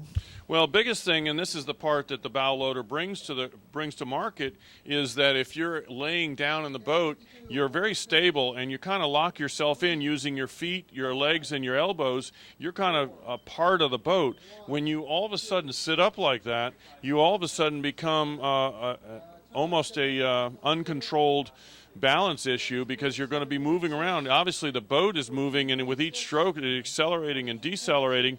That coxswain is going to be moving around. Becomes a liability, in my opinion. Well, you still looks like you've got Alabama out there in lane 2 that has that lead. We're watching the bow, the number 4 bow there of Temple University. Not the coach launch, but the camera launch was changing positions there. And it looks like one boat was moving drastically, but that's not the case. It's just, again, the angle of attack of the camera as we look at these boats moving across. But Alabama still has that lead. And it would appear that Temple University in lane 2 is in second, and back behind that, Brad, I can't call it. I agree with you. The two leaders out in front are Alabama and Temple. Is that the way we see it? Yeah, it's the way we see it. And I think that, but then there's they're open water amongst the others, and you've got three, the third, fourth, and fifth. I think are fairly close to a dead heat. So this is, you got the two lead crews going to the A final if they can make it down the course in this fashion. But here, what's the next thing? Petite final is a fabulous race every single time because people are trying to prove that they need to be in that final. A lot of times your winner, the petites, would end up being 5th or 6th in the grand final. So you'll see it. Absolutely, and I think if we get it here, we got lane 5, and William and Mary I'd call as a third place at this point, followed by Clemson, in my opinion, in a close 4th, and what is slightly back, James Madison, slightly back in that 5th and 6th position. So the leaders, which are going to move on to an A final, and this, my cheat sheet says that 3rd and 4th will go to a B final. Well, you look at the UT Chattanooga team, Tennessee team here. They're out in lane 1 on the outside. They're close. I mean, they could be in that B final as well. But actually, I think Chattanooga out there and Clemson may be the ones vying for that petite final today. Well, right now, I think for the B final, we got Clemson is in there, but it's really tight between. I'm going to say William and Mary and Chattanooga. I think one of those two crews is going to go on, but which one, we're not sure because we still got James Madison on the outside, which is a link down. But, again, this is novice, which means some things can happen here at the end as we come in the last couple hundred meters.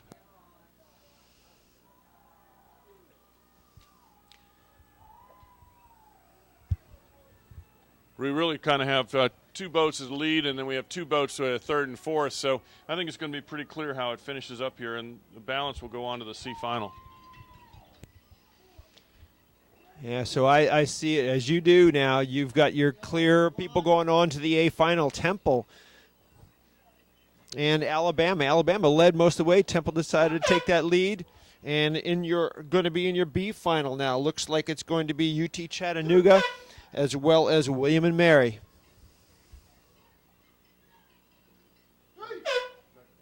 Excuse me. Clemson, my apologies on that one.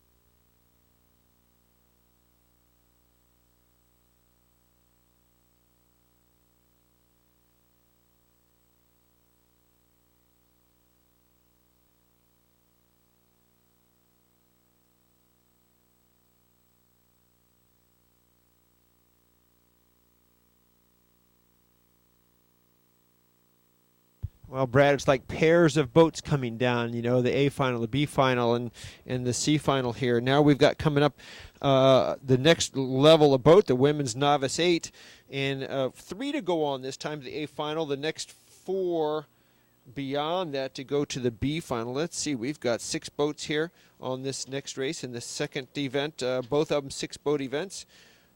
Might be a typo here. You got 1 through 3 going to the A final, and then 1 through 3 in the next one too. Is that correct? Yeah. So 4 and beyond says 4+, but everyone else from 4th on goes to the petite final or B final. Yeah. In lane 1, we have Emory University out of Atlanta. Lane 2, Colorado out of where are they? Boulder.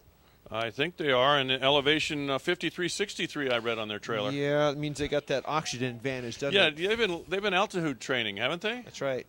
And lane 3, Murray State out of Kentucky. Lane 4, High Point out of North Carolina. Lane 5, University of Florida out of Gainesville, Florida. And lane 6, College of Charleston down in Charleston, South Carolina.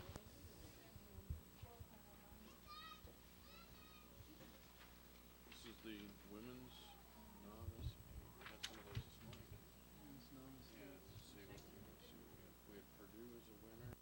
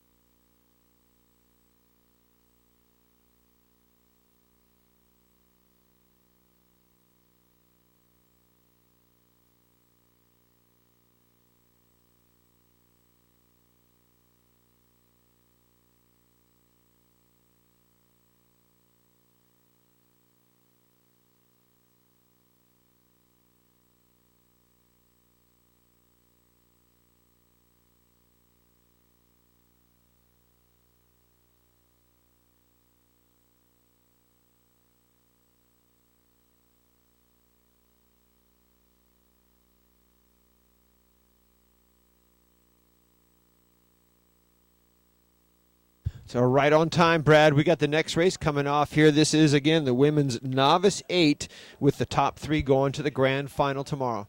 Yeah, and if you look at the lineup, what we have is High Point was a winner out of the heats this morning. Murray State, Florida, and Colorado all were second place finishes, and so this should be a really competitive situation. Yeah, that, you know, and how they put these things together. If you look at the next heat coming up, there's 2 winners in the next 2 heats, Purdue and Tennessee. But focusing on this one here, High Point was the only one that finished first in their heat in the earlier races today. And then you got 3 second-place finishers. And we got Murray State, the current leader of this women's novice 8 semifinal. This is the final one. Murray State, the leader in lane 3. So Emory, lane 1, Colorado is lane 2. The leader currently, lane 3, is, and you've got a video of their bow right there as they are the leader, and they're about a half of a length advantage over the Colorado and High Point. There's 5. Look at 5 moving right through them now. That's Florida from Gainesville, the orange and blue Gators. Look at them move through the lane 3, Murray State.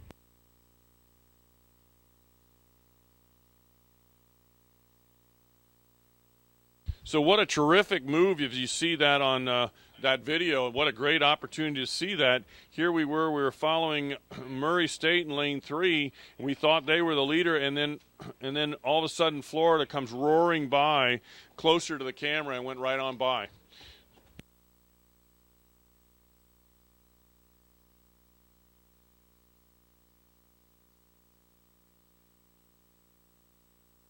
As you look at it from the tower here, we've got Florida in lane 5 starting to move out on the field nicely. They had that really good move as they approached the 500 meters, and then the rest of the field kind of stood still there, apparently, as Florida went by.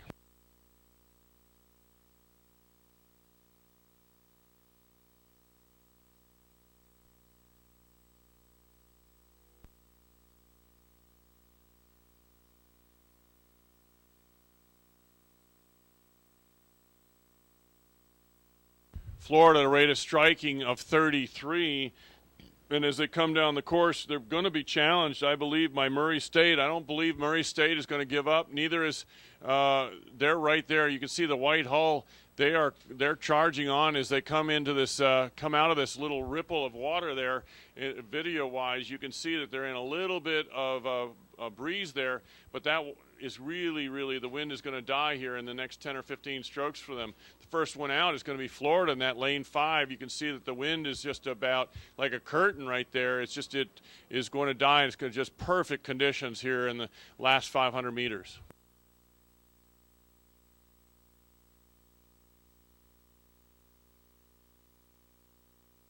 Very obvious that Florida realizes that they have their hands full with this crew, Murray State in lane 3.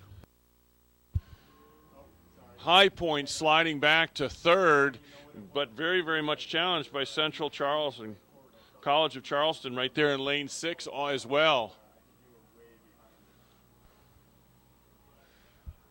We've got 2 leaders and 4 crews all knotted up for third place. Florida hanging on well. They're right at the edge of that breeze, and Murray State doing a beautiful job of hanging with Florida. Now, Florida was challenged there at the 1,000 meters, and now it's, again, Murray State coming on down by 1 deck length at disadvantage from Florida. Florida doing a nice job of being mature here, and this is the women's Novice 8. Very impressive for the Florida Gators. Again, if you watch the catches of those Florida Gators at a rate of striking of 36, they're really entering the water strongly, telling me that they are still within control of themselves. They've led, they were behind early, and now they're out in front by a half a length advantage over the rest of the crews. Third place, I would say, Emory in the outside lane. 4th place, Colorado. 5th is going to be High Point. 6th, Charleston in lane 6. And here comes Murray State. They're not quitting. Murray State coming back. We've got 36 for Florida, rowing very well, still striking the water strongly. But we've got a nice move from Murray State. You hear the chants. It's great to be a Florida Gator, as the Gators now by 1/2 length and moving to 3/4 length. The girls have looked over. They know they're going to do it, and there they go across the line. That's the Gators out in front of Murray State in the Novice Women's 8. Third place going to the far crew, Emory. 4th place, Colorado. High Point across to 5th. Nice tight race all the way. Charleston crossing the line 6th, but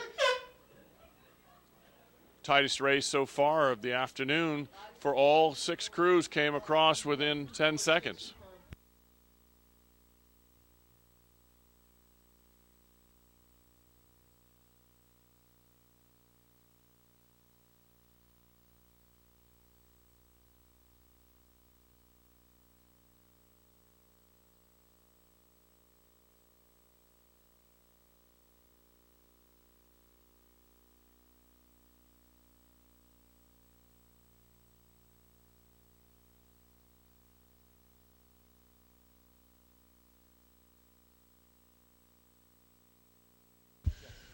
Yeah, look at the hands high on that crew out there. That's Emory congratulating themselves and feeling good about their race here at the Southern Intercollegiate Rowing Championships 2013. They did not qualify to move on, as I remember, but obviously happy with their performance. Sometimes you row as well as you can and realize that your best is not enough, but you still did everything possible.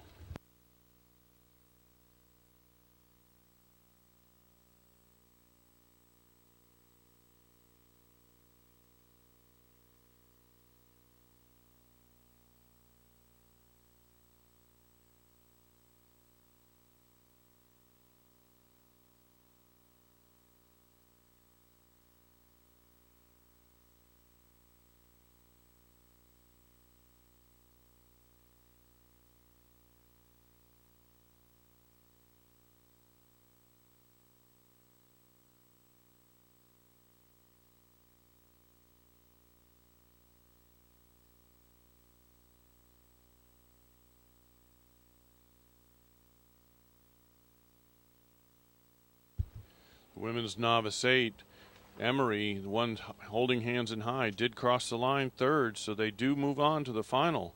It was Florida, the winner, Murray State in lane 3, and lane 1, Emory, did qualify in the Women's Novice 8. Therefore, their hands were up as they realized and congratulated themselves being able to move on and race again tomorrow. No trailer having to pack up. It's always sad when you put the boat on the trailer for the last time at a regatta.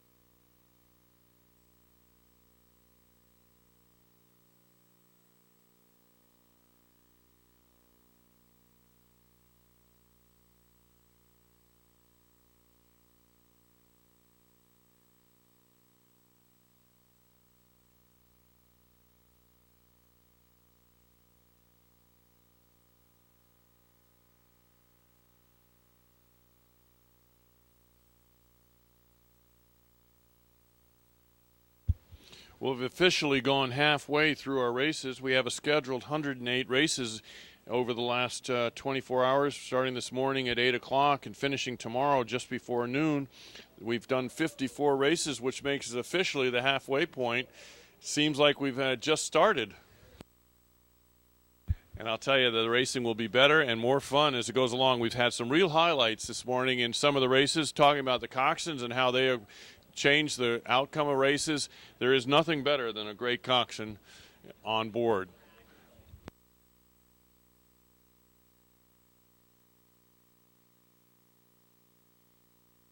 What spectacular conditions we have for today and tomorrow. You can see the cars all along the venue, lots of people here watching.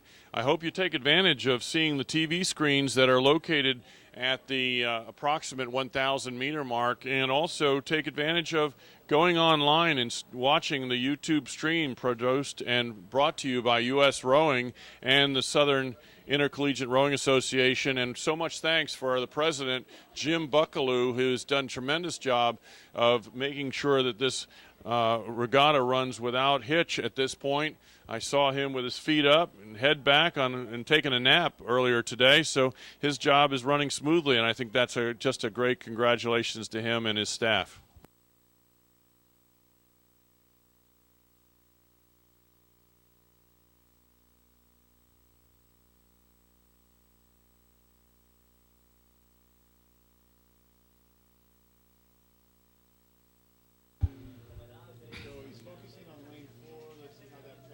All right, well, we've got the next event, the Women's Novice 8. This is a heat.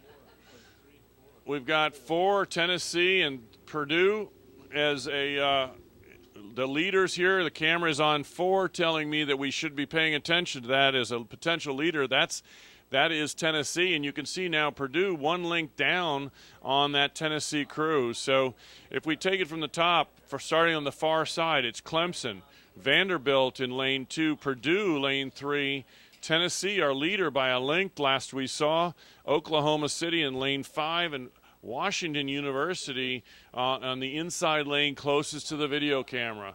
1,000 meters, it's still Tennessee out in front, Purdue in second, followed by the rest of the field. It's going to take 1 through 3 to move us to the final here. Everybody else goes to the semifinal, or excuse me, the second final or the petite final, the petite final would set up the ranking from 7th through 12.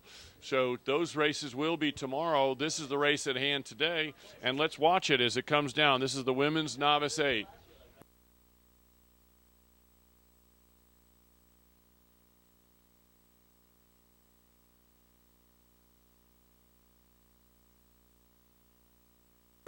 So we have Tennessee and Purdue coming out in front. We've got 3 boats that are going to move on, and right now I think the race is going to be somewhere behind Tennessee and Purdue because those two seem to be walking out on the rest of the field.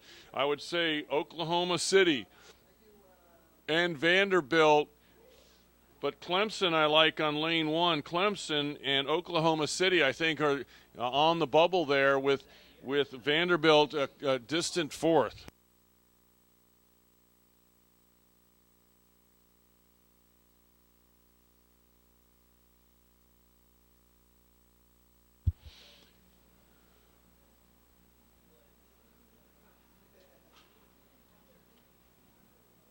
A lot more places to row than the 1,000 meters at Creeksburg. Tennessee at a rate of striking a 33.5. Right there beside him is Purdue, slightly back by about a half a length. The boat that's coming up on them now, though, is Oklahoma City. A lot of great rowing happening in Oklahoma City. You get to go online, you look at rowing magazines. They are really putting a lot of money into that area and developing rowing at a great level. So here's a crew that has driven or trailered their equipment at least from Oklahoma City, and here they are currently in third, and it's going to take 1 through 3 to the A final. After that, we've got Washington battling back at Vanderbilt and Clemson in lane 1, 2, and 6. So again, the 3 leaders, I'm going to say it's Tennessee, Purdue, and Oklahoma City, moving out on the rest of the field, and they should qualify without a hitch as long as the race progresses as it is. They're distancing themselves now from the other 3. Unless there's some sort of a major event, I would think that they would qualify. Clemson, Vanderbilt, and Washington U may be out of luck and slide off to the petite final. As you get closer here, you can see that Tennessee is 1 length advantage over Purdue. Tennessee, a good-looking crew. Look at them strike that water. They're very strong. They're really rowing within themselves. They are not expending themselves and starting to fall apart. Their technique is strong. Their catches are strong. That's telling me that they're still within themselves.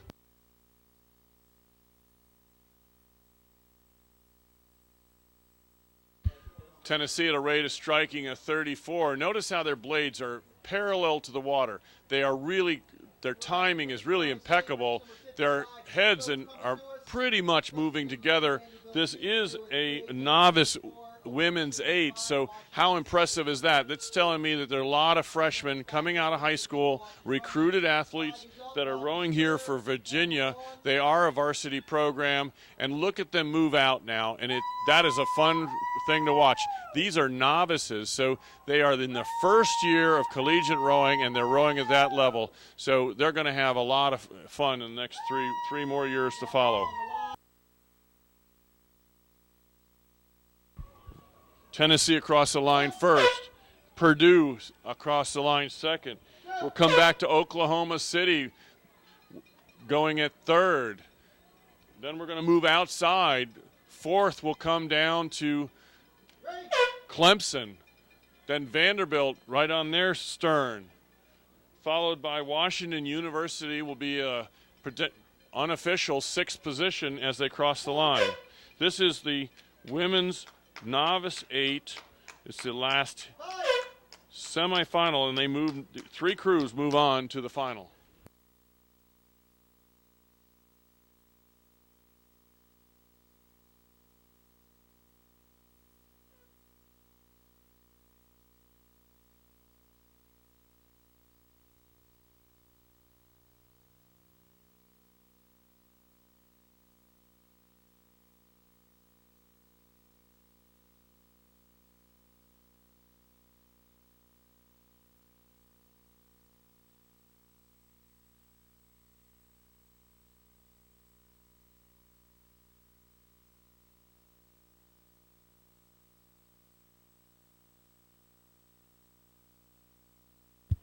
Next event, the men's Novice 8, is on the water, and proceeding down towards us, they're about 300 meters in. I'll give you the rundown. Florida Tech, we saw these crews this morning. We've got Florida Tech in lane 1, Colorado, lane 2, lane 3 is George Washington, lane 4, Purdue, Washington, lane 5, and Vanderbilt. There are 2 semifinals. There are 2 semifinals of 6 boats each. Each semifinal will eliminate 3, bringing a top 6 to the finals tomorrow. So this is important.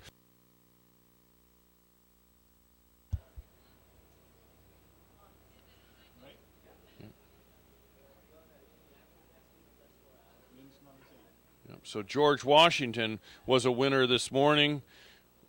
So they're in lane 3. That is someone to watch. Purdue was a winner this morning. They're side by side in 4. Currently, it's lane 3. George Washington out for an advantage over the rest of the field, and Purdue. This is 1 through 3 will be the really what will bring us to their final tomorrow.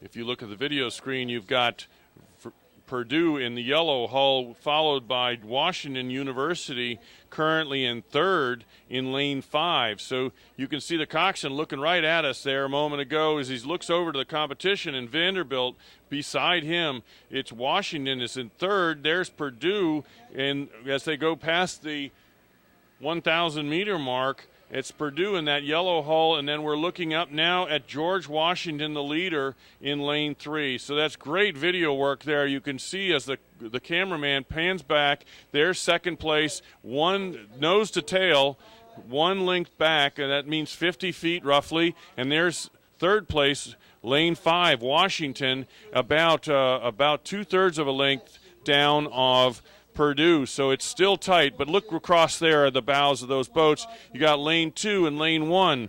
That's Florida Tech in Colorado. They're certainly not out of it.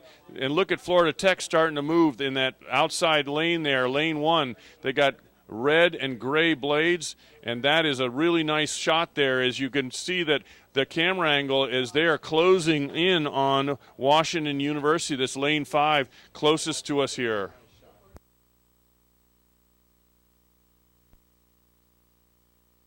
The leader out there in front, that's Purdue, and they're in second place. So we've got George Washington out in front, Purdue second, but what a great battle there in third. Now remember that it's only going to take 3 crews here, and we've got to sort out. We've got the leaders, which are George Washington and Purdue, but the rest of the field has got a big race in front of them, and we're at 500 meters to go. Florida Tech was in there. Washington, we saw, was in there. And Colorado, those are the people that are going to have to sort out what happens in the next 500 meters.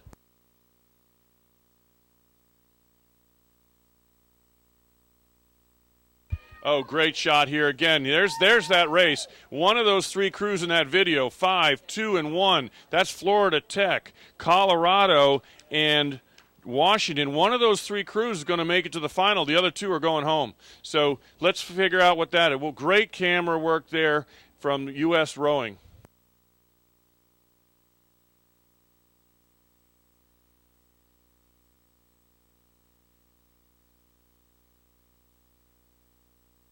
All right, we go with 350 meters. The leaders now drawing even, Purdue and George Washington. George Washington in the center lane with a lighter color yellow hull. They are the leaders, but I'm going to say that Purdue is drawing up with them. Now, it really isn't that important if they win or lose. This really puts them in lane 2 or 3. This puts you in lane 2 or 3, the leaders, but the next one's coming back, and I'm going to tell you that I have a hard time calling it. We've got Washington University and Florida Tech. That's on lane 1 and lane 5. Those are the ones that currently, I would say, are knotted up for third, but, you know, Colorado's only about a deck back. So here we go. We got 20 strokes to go with those 3 crews. Across the line right now, coming is George Washington, followed by Purdue, but I want that cameraman really to zoom in on that third place finish because it's a dead heat. Right now I'm standing at it, and I'm only right here at the line. It is a dead heat. It's going to be the last stroke that's going to get it.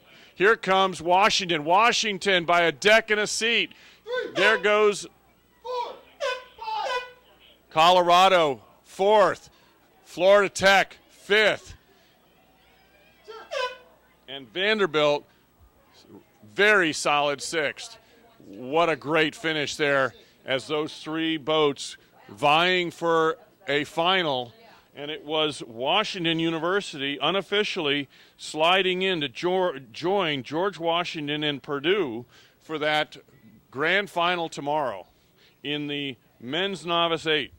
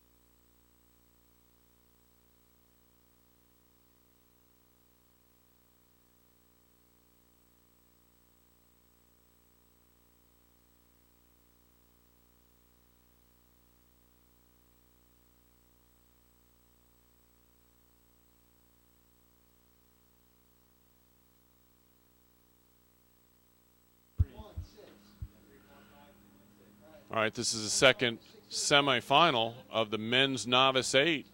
Lane 1, Georgia Tech, Delaware. Virginia in lane 3. Jacksonville, a winner from this morning's heat in lane 4. Virginia, a winner in lane 3. San Diego was second, I believe, and UNC in the lane closest to the camera. This is a packed house here. Virginia out in front currently in lane 3.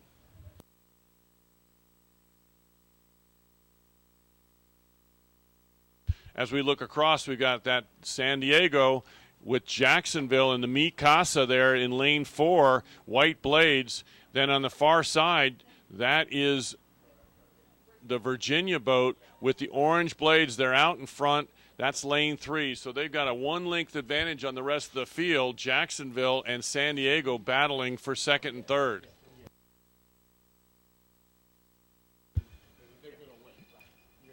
We've got this as a semifinal. 3 crews will advance to the final. Jacksonville currently battling with San Diego. You can see crew number 4, Jacksonville, and crew number 5.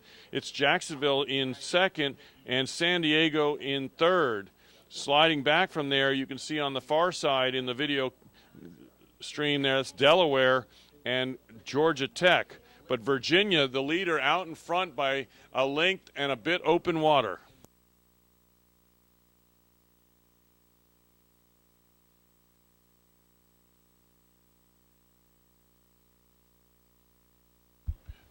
Virginia, rate of striking of 33, good-looking crew. If you have the opportunity to go to the shore and look at this, this is really what you want to see.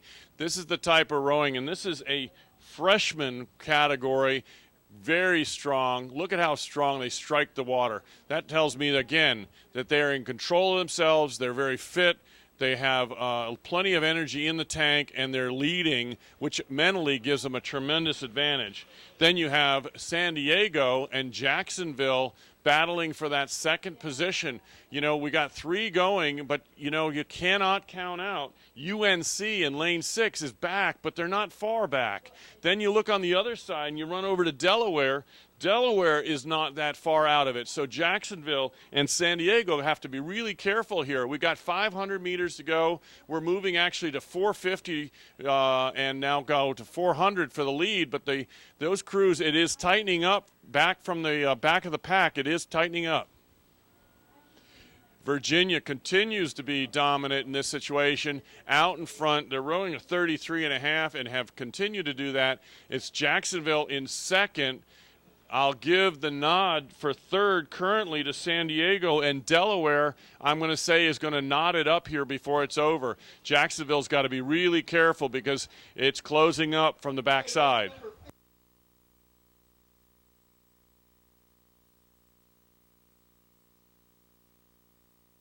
Jacksonville increases the rate of striking from 34 to 37.5. They're feeling the heat. And notice that outside lane, Jacksonville now has slid to third. Delaware has moved into a solid second. Now they're being challenged from the outside. Georgia Tech wants a piece of Jacksonville now. It's Jacksonville holding on to a little bit of third, but Georgia Tech is the one moving.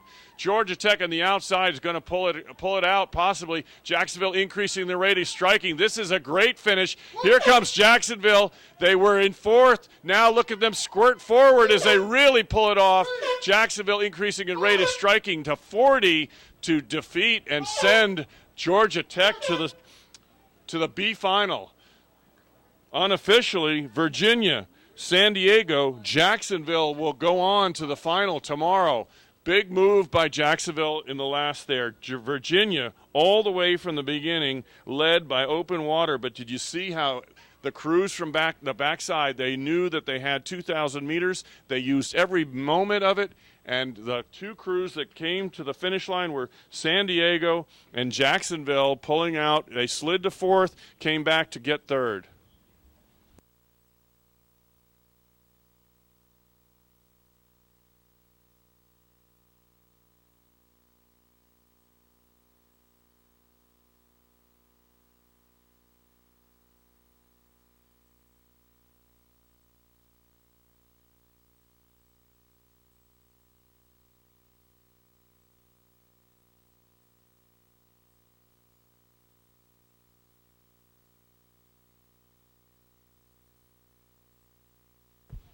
we look at the crews that are in the cool down area and the video there, you can see that that was a great race, very solid. Crews rowing 34, finishing up near 40.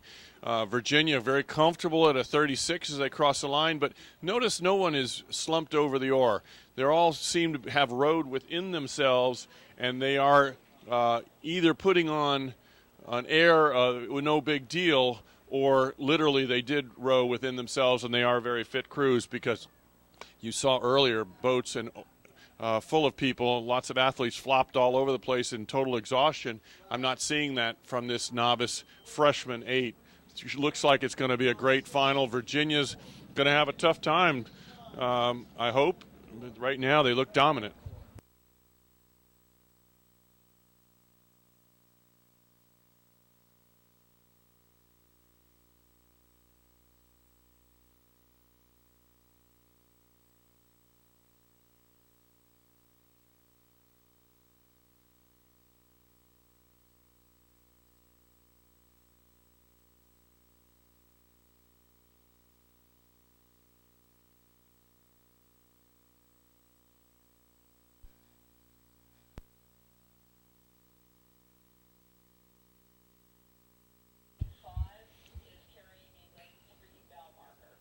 Okay, we've got the men's lightweight Varsity 4. Love these races. This is a varsity level lightweight, and we have 3 boats going to the final. Delaware, lane 1, UC University of North Carolina in lane 2, Virginia, the leader, in lane 3, and Georgia Tech, lane 4, Florida State, lane 5, and Samford in lane 6. It's great to see Samford here. A second-year program. Had one of the young ladies come up and talk to me about it, and they were very, very excited to be here, and they are their second-year program. So that's great to see them here and competing at this level. They have already advanced to the semifinal, and now this is a lightweight semifinal that will be moving into 3 of these crews will go on, and 3 will go to the B final, or the petite final, ranking 7 through 12.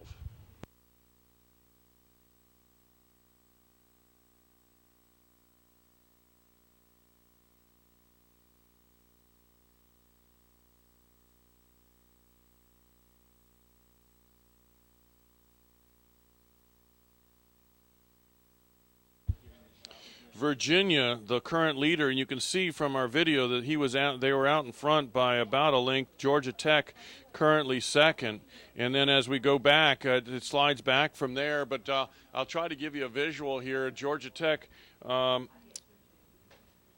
in lane 4 currently second and solidly over the rest of the field. It's Florida State back several lengths from there, and really there's a 2-boat race as they pull out. In front, Virginia and Georgia Tech going out and leaving open water between the rest of the field. So really we're going to come down to this race again 3 to the final. Florida State and UNC at this moment are the ones that may be vying for that 3rd position.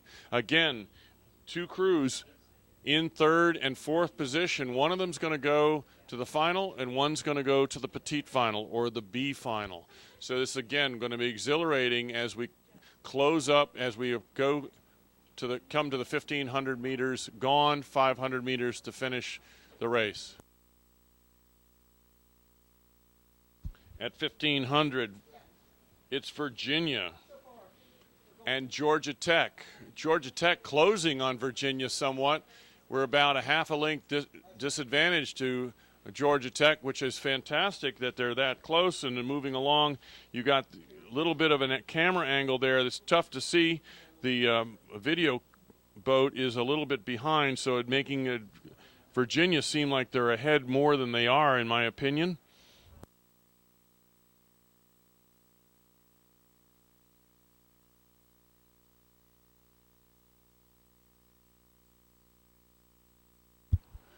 Virginia comfortable at a 33.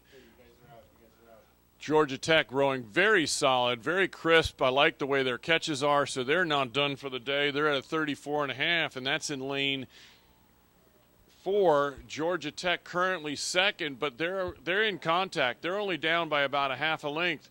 Virginia has been the leader early, but Georgia Tech has gone with them, and it is about a half a boat separating first and second. But again, we've got two crews, UNC, light blue uniforms on the far side, lane 2, and we've got Florida State in the garnet-colored uniforms with the white blades. Those are the two crews that have to decide who's going to the final.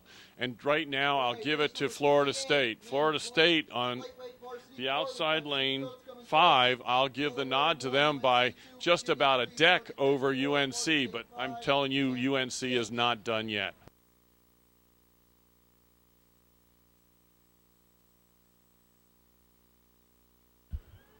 UNC, as a rate of striking now, has drawn even on Florida State. Florida State has not quite, they're a little bit panicky here. They realize that they've got to do something, and they're not focusing as they should. UNC doing a much better job, and as we come through here, we've got one crew out in front, that's Virginia, and then we've got everybody else closing up on lane 2. So that Georgia Tech crew will close in on second, but if you look to the far side in the blue uniform, UNC and Delaware going to take the third place. It's Delaware that actually qualifies for the A final tomorrow.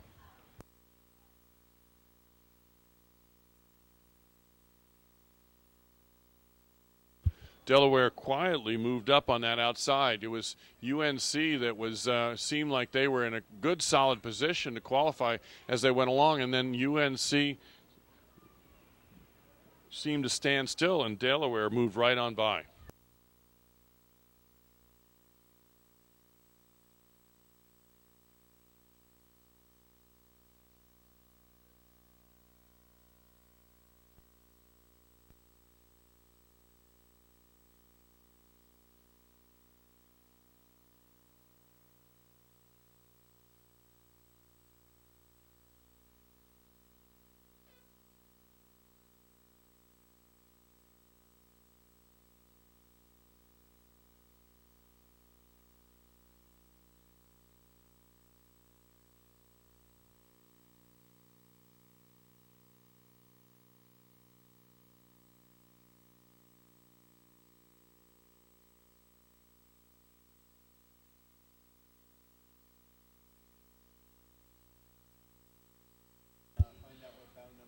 All right, men's lightweight 4, the second semifinal. Georgia, lane 1, College of Charleston, lane 2, VCU in lane 3, Clemson 4, Florida 5, and Purdue on the outside lane 6.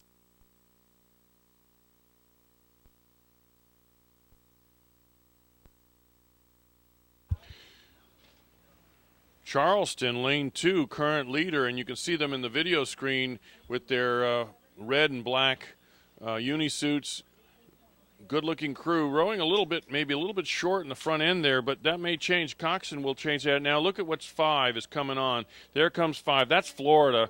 We've seen them do this before. Florida now moving right through as they go along here at the 1,000-meter mark, as you can see there, the video. It was Charleston moving along, rowing a little bit short in my opinion, and Florida taking advantage of that at the 1,000-meter. And as we talked before, most crews do something a little different, usually take the rating up and a little bit stronger for about 20 strokes. Lane 3 right there in the middle, look at them, they're shoving themselves right in there. They're in the good water there. Look at lane 3, that's the VCU. They're starting to be consistently in the picture there. So you got Florida and Charleston battling for 1. That's the first place position. Third position is right there beside them. We're talking about 3 feet separating those 3 crews. That's lane 5. That's Florida on this side in the white hull with the orange and blue tipped blades. In the center, we've got VCU trying to make a race for first. Each one of them, Charleston, right there. As I look out from the tower, those 3 crews, as we know from the video, are side by side and even, and it's a fantastic race. 3 of these crews are going to go on to the final. if they continue as they are, that fourth place crew, which is doing very well, sliding back, that's Clemson, is going to be left behind if those three crews just keep working down the course side by side. VCU in the center and Charleston on the far side, center of the course, and Florida near the camera.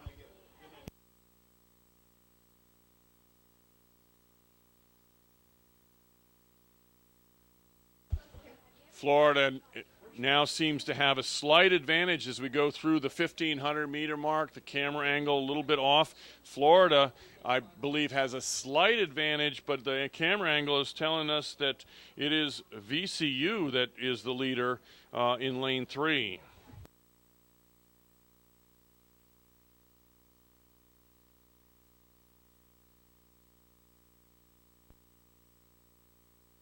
We've got two crews back, Georgia in lane 1, distant 6th position, and Purdue in lane 6 in the 5th position. Those are the two crews that may be out of it, since these three crews are really just coming to the line.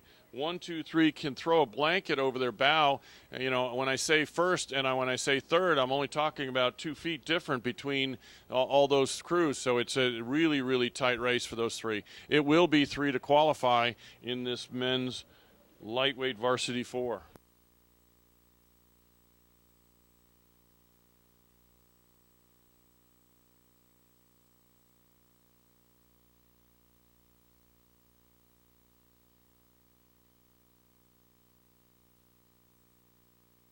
VCU currently the leader.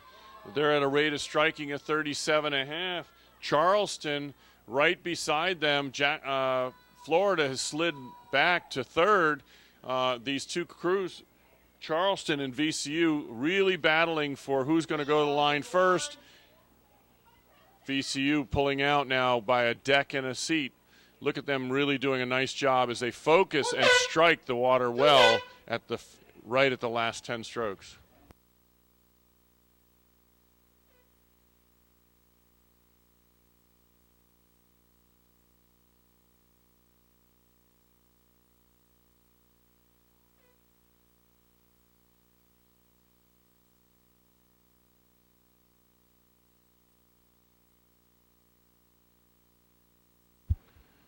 Purdue crossing the line in 5th. Followed by 6th is Georgia.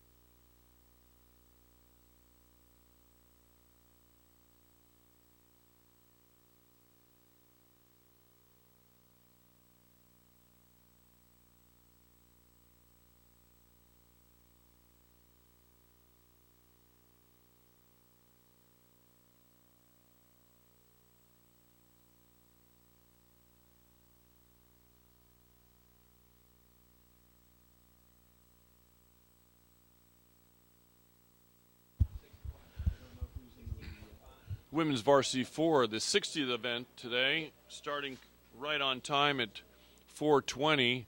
University of Charleston, lane 1 on the far shore, Florida State, lane 2. Kansas State in the center lane, 3. VCU is in 4. Virginia Tech, 5. And James Madison in the inside lane, closest to the shore, in lane 6.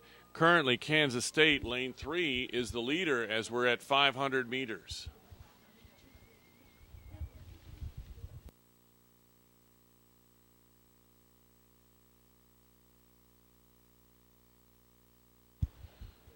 Kansas State at a rate of striking of 33, rowing nicely, and obviously they're out in front by about 1 length advantage over lane 2, which is Florida State. Again, nice to see them there and doing well. VCU in 3rd.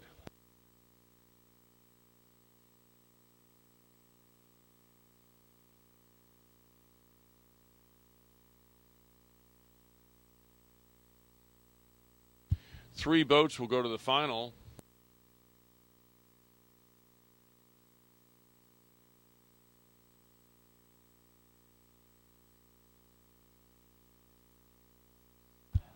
We have 12 boats between 2 heats. Half of them move on to tomorrow's final, and half will go to the petite final. The A final will be tomorrow morning on Sunday for these women's varsity 4s.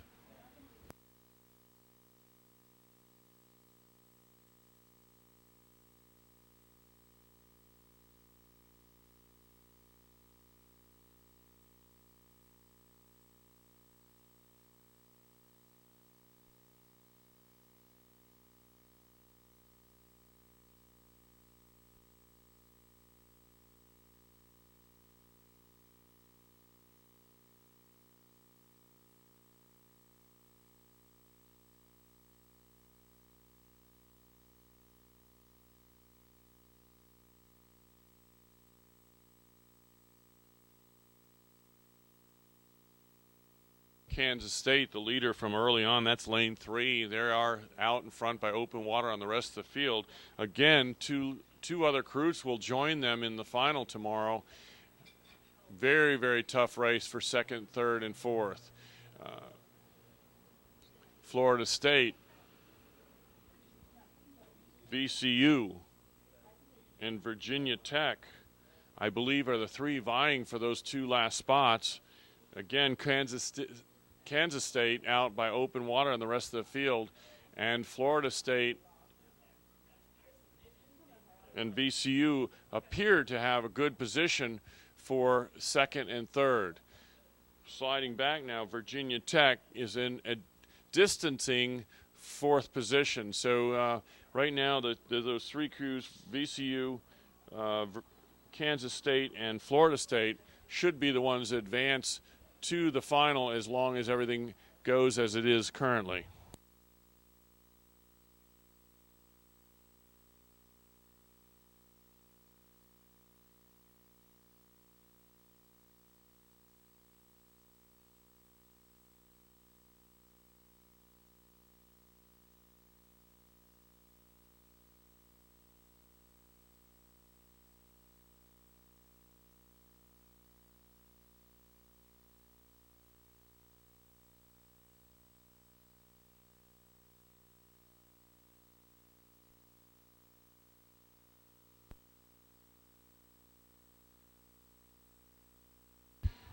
With 400 meters to go, still out in front.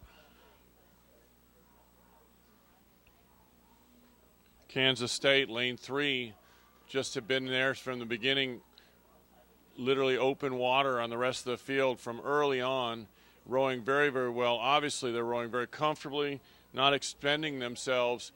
VCU, currently in 3rd, is in lane 4. Florida State, good-looking women's varsity 4 in lane 2, is in 2nd, and there is somewhat of a challenge from James Madison. If there was any mistake made by VCU, James Madison would be there to slide into third place, but they're backed by several boats open water, so I don't see that as a big issue.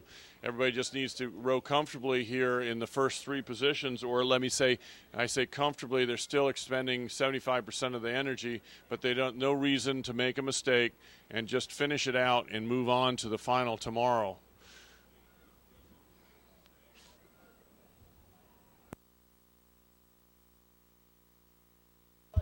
Kansas State at crossing the line from the early on leader, open water by 2 lengths over Florida State and VCU as they come to the line.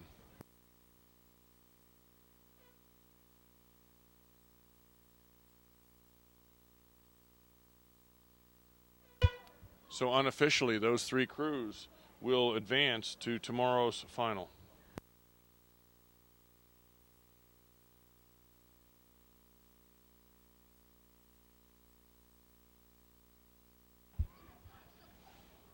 James Madison, lane 6, crossing the line.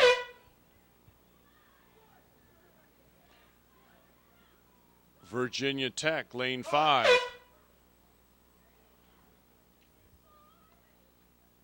And on the outside, Charleston in lane 1.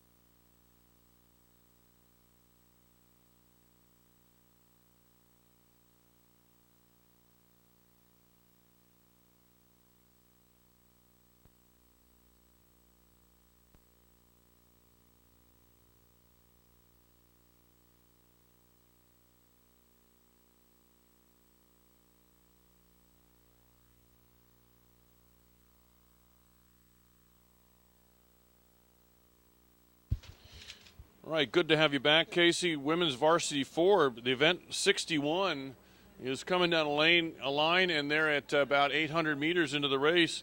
Right now, Central Oklahoma, 5 and 3 is in the video screen. That's Nova Southeastern. We know what they're capable of. They're 6. Stetson, what a great shot this is.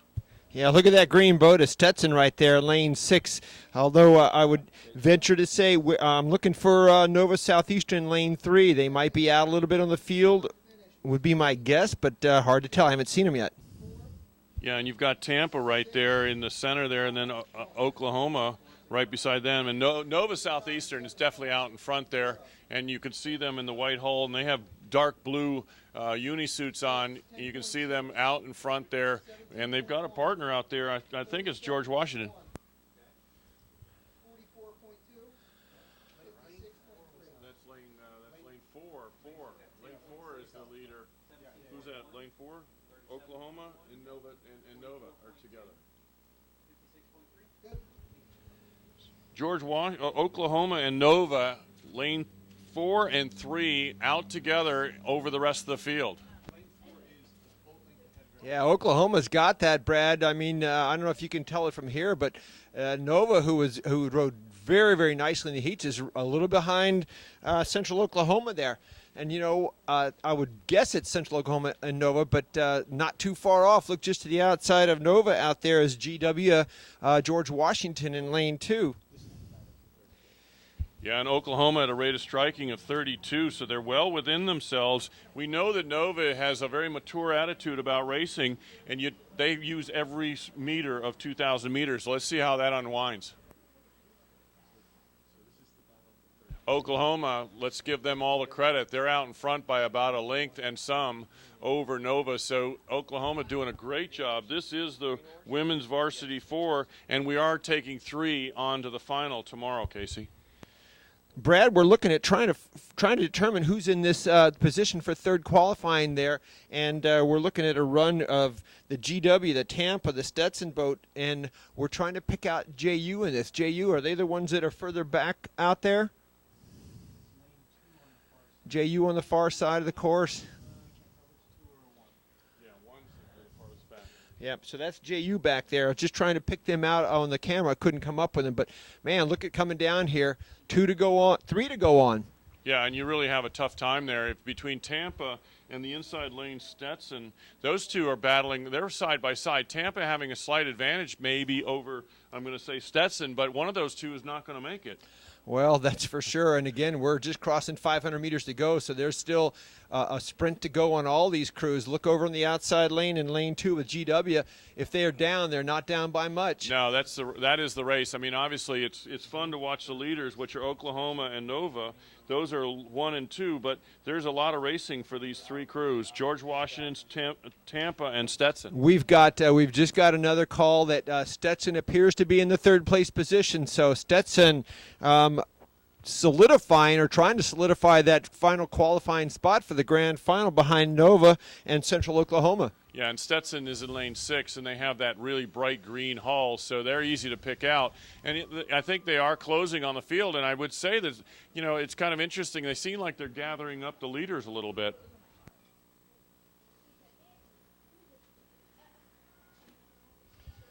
Far side of the course, Brad, I'm looking at that GW crew. I think Stetson's got that edge still, but we got 250 meters to go. We'll see what happens in a sprint. GW's at a 34. I think right now, we've got Stetson has got a good position on it. I think the problem for Coxswains and the teams is they're 5 lanes apart. They really can't feel each other. Yeah, and they may not know the exact angle of finish line either. You can't tell looking straight across because it's not necessarily the finish line angle. Yeah, and Stetson's still down at 33, so if they have an upper end, this is when they can go. Well, I'll tell you what, they better throw an upper end out there just for a little bit of insurance here, because I'd be if I was Stetson in this position, I'd be looking at, we've got to have a better margin than this. Although I will say they've got to be about astern. I'm looking at how their bow crosses the red buoys there. Yep. And their stern is getting out of the buoys when GW is getting into it. So I'd say they got a full boat length. Yep, and it's hard to see as we come into this angle, but here it is, Stetson. But they're being very cautious. Here they go. Stetson's going up now. Look, 5-6 strokes, going to solidify that solid 3rd place. Yep. Very, very smartly run. Makes us nervous. Oh gosh. If I was. The coaches, you talk about us getting nervous. The coach's heart rate goes up just like the rowers does when they're standing on the shore here. But look at if you look at the angle, it looks like a lot of gas was put out of those tanks. There's some hurting athletes out there. They're really hurting.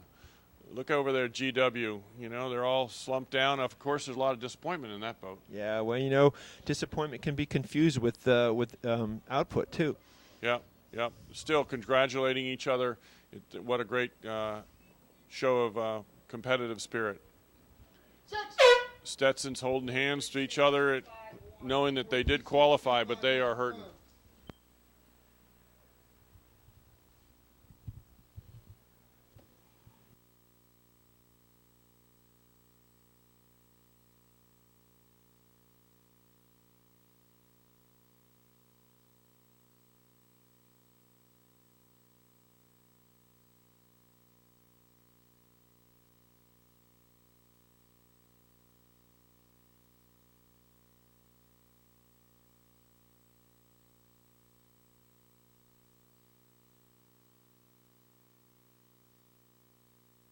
Yeah, if you look at these, you can look at the athletes.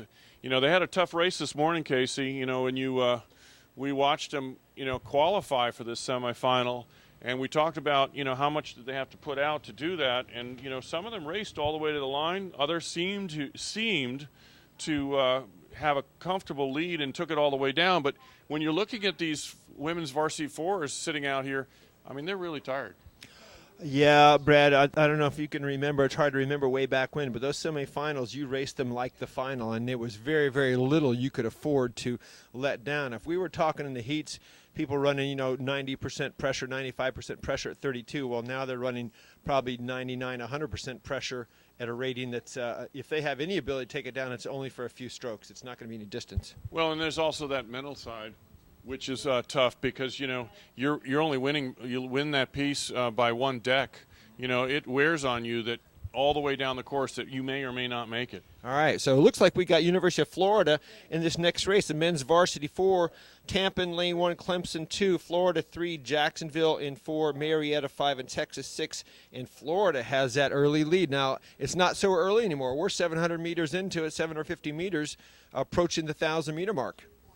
Absolutely, and you can see that as you're looking across, we got Clemson and Tampa in the video cam there. As you look at now here on the inside, so they're pretty knotted up. That's Texas right here in front of us here. So we've got those crews in a pack there. What we don't see is Florida and Jacksonville that I'm aware of. So they're out in front somewhat.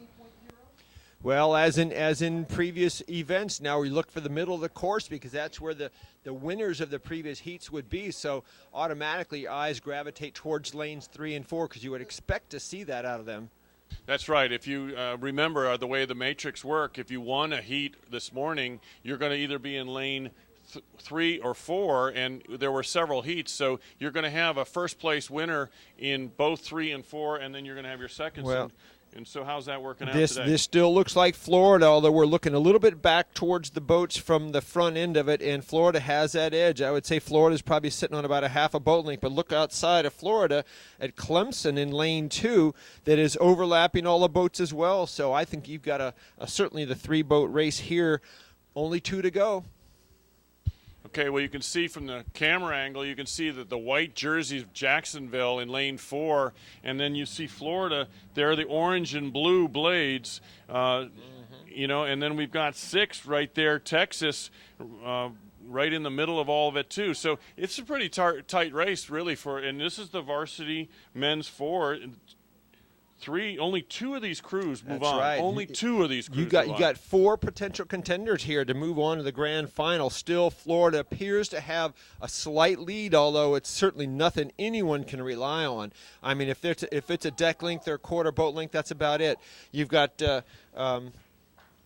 Clemson on the outside. You got Texas on the inside. You got 4 boats overlapping here, Brad. It's going to be a tight one for everybody here. They're going to be sprinting like you haven't seen some races before to get in. Yeah, and that's true. Florida's at 34.5, Jacksonville 35, and this inside crew, Texas, look at them move up. Isn't that Texas on the inside? That is Texas, yes. Yeah, That's look Texas. at how they seem to have closed up. I think this is going to come down to the last 10 strokes. We've seen a few of those, but now look at the video camera. I mean, they're lined up. They're lined up right all the way across. So with this last 500 meters to go, you're seeing people turn it up. Yeah, and I think that's going to come down. We talked about those gears, and you're already in one gear. You might already be in the second gear at this point. There may be 1 or 2 more gears to go. Look at Texas come up on the inside here. I think we've got 4 boats look like they're overlapping here. I would say, if I had to call it, maybe Florida has, again, a slight edge, but it's minor. Nothing anyone can sit on their laurels on. This is a race for that first and second like we haven't seen, Brad. I agree. And then look at the Texas. I always like to see the power as they strike the water. And look how strongly Texas is striking. They have a lot of focus and commitment here. Well, they can taste it. They can taste the possibility of making it into this thing. They probably weren't thinking about that early on, and now they're in contention for this. That's right. And if you look at it now, the yellow hull out in front, and that's in lane 3. Well, that's Jacksonville. Florida. That's Florida in the yellow hull. Yep, and you got the far side in the yellow in lane. Clemson. You got Clemson out there. Clemson there. Jacksonville is actually in 3rd, and far side 4th. Texas is 5th. Now it's going to come down. We got about 10 strokes, 15 strokes maximum. Oh boy. You got 10 strokes to go. 10 strokes. Who's it going to be here, Brad? Jacksonville is really cranking it up. Can they do something with it? We've got Florida. Jacksonville. Florida is leading. Trading bows here the last every few stroke. strokes. Every stroke. It's who's going to be on the stroke. Oh my. That was 3 boats within a deck length. 3 boats within a deck length. That was fun, that acceleration. Yeah. Jacksonville really accelerated that last few strokes, but I will say I think they didn't get it. I think Florida released right before the line, and that bow jumped out there. I think Florida grabbed it. Yeah, you know, sometimes it comes down to what part of the stroke are you in, because as you accelerate, as you take the oar out of the water and move your hands away, the boat actually squirts out a little bit faster right there, and that might be what Florida had. So that was Clemson and Texas that went on to the petite final in a really hard-fought battle by all four of those crews, Clemson, Florida, Jacksonville, and Texas for those top two finals. Yeah, so what we have is 1 and 2 are going to go on to an A final, and the B final or the petite final will be 2 more, which will be in the 3rd and the 4th position. Well, looking down the course, I can see him way off in the distance. We've got the first round of the men's, well, second round of the men's Varsity 4. That was the first round. This is the second round. Again, 3 semifinals here. In the lanes here for, again, the first 2 to the A final, 3 and 4 to B final, and 5 and 6 to the 3rd final. It is Purdue in lane 1, Notre Dame in lane 2, Florida Institute of Technology in lane 3, Rollins College in lane 4, College of Charleston in lane 5, and lane 6, William and Mary. A little bit different, you know, how it happens, but we talked about basketball, and, you know, you can get a 10-point run, but also in basketball, the last 30 seconds change the game. You know, you can be ahead by 5 points with 10 or 30 seconds to go, and you can win. That's really similar to what we're seeing here. You know, as we approach that last 250 meters, we're seeing bows changing in the last 10, 15 strokes as far as who's leading, and it's really exciting. Yeah, but, you know, no one's out there doing fouls either. That's right. They're not fouling, and they not, have no chance to rest. And you can't substitute. Can't substitute. But the way it comes down to those last 10 strokes has really been fun to watch. Lane 3 now on this next men's Varsity 4. That is FIT that has that lead as we're going through the 500-meter mark into the second 500. One of the crucial areas of any race is that second 500. The adrenaline's gone. The stored energy's gone. Now it gets into the groove of using oxygen to keep this body going for you. So FIT with appears to be an open water lead over Rollins College. Rollins College did a great job early on and the earlier races, but FIT with a little bit of open water on the field. Lane 5, College of Charleston, looks like they're pacing Notre Dame over there, the Irish over there in lane 2. And we'll see if we can pick up Purdue and William and Mary somewhere. There's Purdue in the outside. Looks like they're possibly sitting in 5th, but basically tied with William and Mary. So you got 2, 2, and 2 with Florida Tech and Rollins, the 2 front leaders. Yeah, from my vantage point, Florida Tech really moving out on the whole field there. You know, I will say that Rollins is trying to go with them, but right now Florida Tech out at 34.5, and they're rowing very well and out in front comfortably currently. And what do we have? We have 2 to go on to the final? That's correct. So we're in the video now. If you're watching video out on the internet, that's Rollins College there with the yellow and blue blades. And as we pan forward here, you can see the coxswain looking off to the left a little bit, trying to gauge what's FIT got in them, and is it worth trying to chase them down? FIT doing good blade work. You see nice, low, even splashes there. Certainly rowing comfortably in the position they're in. The leaders, Rollins being in second and Florida Tech in first, seem pretty comfortable in their positions of qualifying. I don't know if there's enough, you know, they seem to be moving out on the rest of the field. The one that might be the closest is this lane 6. William and Mary seems to be there, you know, as far as being a third position, possibly. I don't know that there's enough room. That's a tough call. You know, it could be Notre Dame out there in lane 2 as well. I'm not willing to call that one at this point, Brad. I agree with that. College of Charleston now should be, I mean, if I'm looking at lanes 5 and 6, College of Charleston's right there. So I'd actually say College of Charleston may have an edge over, William and Mary in lane 6, but I'm not going to predict it after that. You got 4 boats across outside the 2 leaders. Yeah, but remember, 2 go to that final, so right now they feel pretty solid, but there's a great race for who's going to go to the B final, because there is a C final in this event, which is kind of fun. So everybody's going to go on to a final, but obviously you want to go in the B rather than the C. Well, would you just look at FIT, though, the way they're just tapping that boat along. I always liken it to watching a water spider that doesn't damage the surface of the water, and they're just running along, just effortlessly. Yeah, and it is fun to see a crew when they've really got that all together. Here's a great video here as we look across the crews.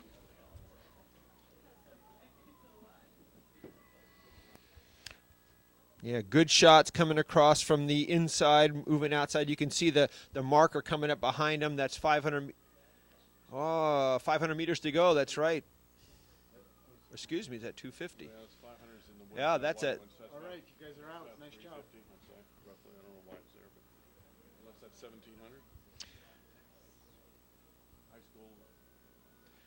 Well, without any mistakes here, it's going to be Florida Institute of Technology out of Melbourne, Florida, with this semifinal lead, with Rollins College only about an hour away from them over in Winter Park, Florida, in a strong second position.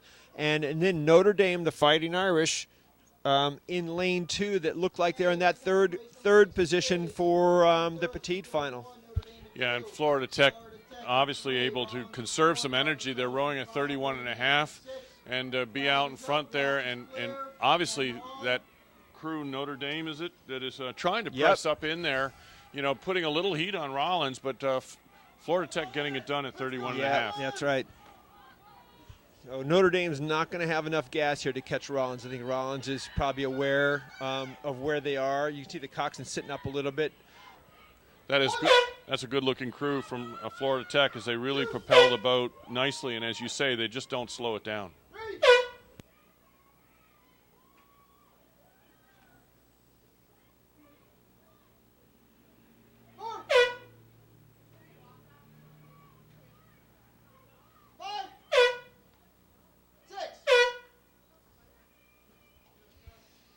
So, Brad, it looks like FIT and Rollins to the A final. It looks like Notre Dame and who was our fourth place finisher? That was Purdue. Purdue was looks like they're going on to the B or the petite final, and College of Charleston and William & Mary that were closest to the shoreline here into the C final.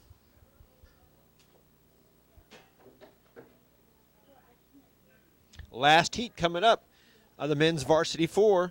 Again, we'll be looking at the qualifiers for the grand final, the petite final, and the C-level final. That would be in lane 1, Wake Forest, furthest away from our cameras. In lane 2, Georgia Tech out of Atlanta. Lane 3, Duke University. Lane 4, University of Virginia out of Charlottesville. And lane 5, Emory, also out of Atlanta, a crosstown rival of Georgia Tech. And in lane 6 from Philadelphia, Temple University. This appears to me, at least by names, is going to be a fun race. You've got Georgia Tech, Duke, and Virginia, which we know those are first and second, and then Emory obviously finished, and then Temple never gives up. So I think this could be a fun race.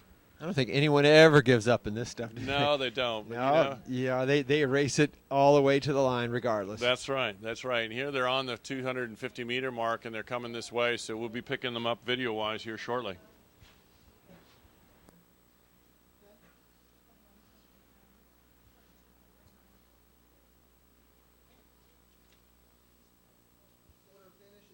Now, if you remember from earlier, you got University of Virginia with the orange blades, and Duke University, if I'm not mistaken, was in a Duke blue boat. I can't pick that boat out from here, but we might be able to see it in the camera when it shows here. 6.9, 15.0. It is lane 2, according to our eye in the sky here. Willie Black from U.S. Rowing, that is showing us as Georgia Tech as the early lead here. Yeah, and again, right behind them, that is University of Virginia, is now moved in front. University of Virginia has made a move in the second 500 there and put their bow ahead of Georgia Tech. Casey, what do you want to notice here on that Virginia? They're at 35, and it just doesn't look like a 35. They're just telling you how well they're rowing. Yeah. And that's Temple's bow, lane 6 you see on the inside here. Again, with the camera closest to it, it's hard to really tell, but you can try and get a sense to see the buoy lines as they cross. But University of Virginia has that lead. It has Georgia Tech with a slight, just slightly behind, and followed by Temple. Yeah, and Duke. Duke was the fourth place crew, if I'm not mistaken. 1,000-meter mark here. Yep, Virginia, then Georgia Tech, and then Duke, third. Then we have this Temple right here on the inside crossing there. That's fourth. And on the far side there is Wake Forest. Good camera work there. As you can see the crews, you really feel like you're on board with them. That's the Temple crew right there with the big white T on that red blade. You can be on board with them as you go by.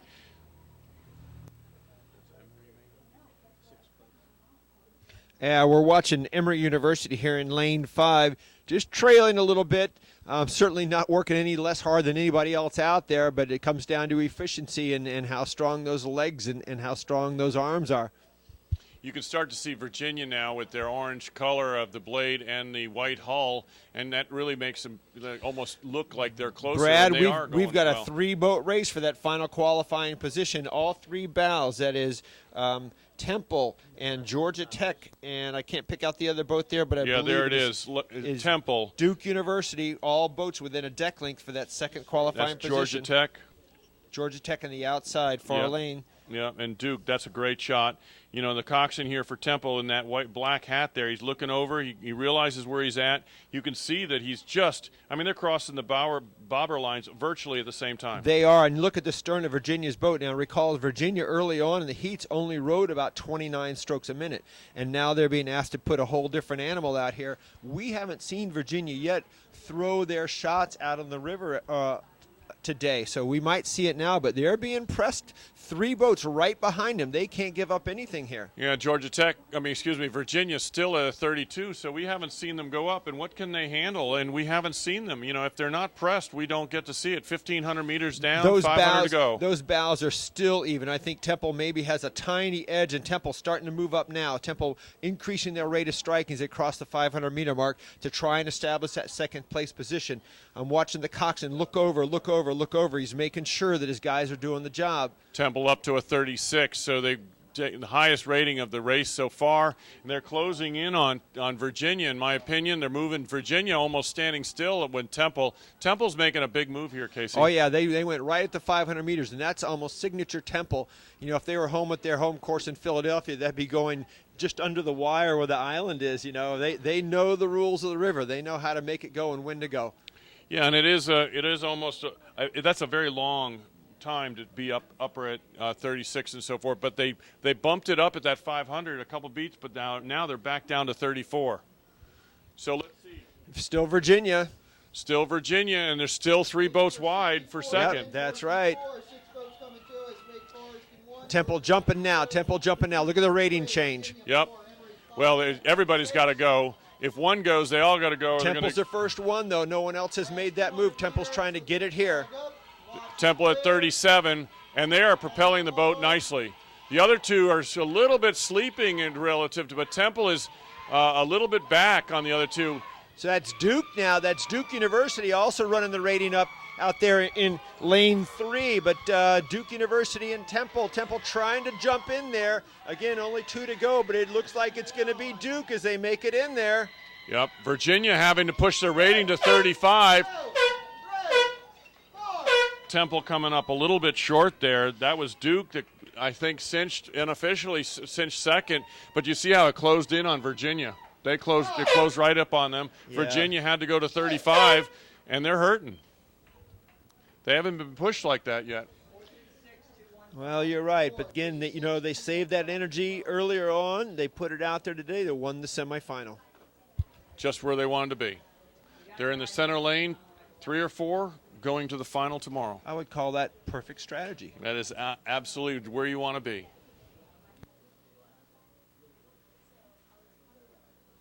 All right, big boats coming, Brad. This is fun now. We get to the women's varsity 8s. 2 of them. 3 go to the final. These are the big guns of these programs. This is the women's best athletes as an 8. It's going to be fun. They should be fast. It's really going to be, are the ones to watch. Well, also the top coxswains. You see these crews like, we talk about Purdue's depth, but some of these crews have a lot of people on their teams, and there's only 1 coxswain per boat in these Cox boats, and so the competition for that top seat is absolutely atrocious. Trying to gain favor of the crew and of the coach and steering and all the things you call. I mean, that is just a crucial seat. Hard one to earn. Yeah, and we've seen Coxon make a difference several times this today, and I'm sure that what we're seeing here is not only it's a group effort, but you're exactly right. You go into some of these big boathouses, they'll have a dozen Coxons all vying for that one, and they all hold the Varsity 8 as the premium boat, so they're all working for that. So this is an honor to be driving that boat. You know, as a rower too, I always gave a lot of credit to the coxswains that would actually get out there and do the workouts with you. It may not do exactly the same the weight workouts, but they're out there running. They're staying fit and in shape, and they want to be in fighting condition when they get out there because it's tough on them. Yeah, absolutely. Well, you know, the best coxswains are going to be one that are tremendously competitive, and if you don't, you know, they can't come and just sit and drive the boat. They've got to mentally drive the boat, and also drive the athletes. Well, like we said, they're the coach in the boat because the coach can't be out there. So everything the coach teaches them on shore, the coxswain has to regenerate that out there on the water and have that team produce it. I'm not sure what's going on out there. We got a race coming down. Your boat is turned around and sitting waiting, and the race just started. They're behind schedule by 1 minute.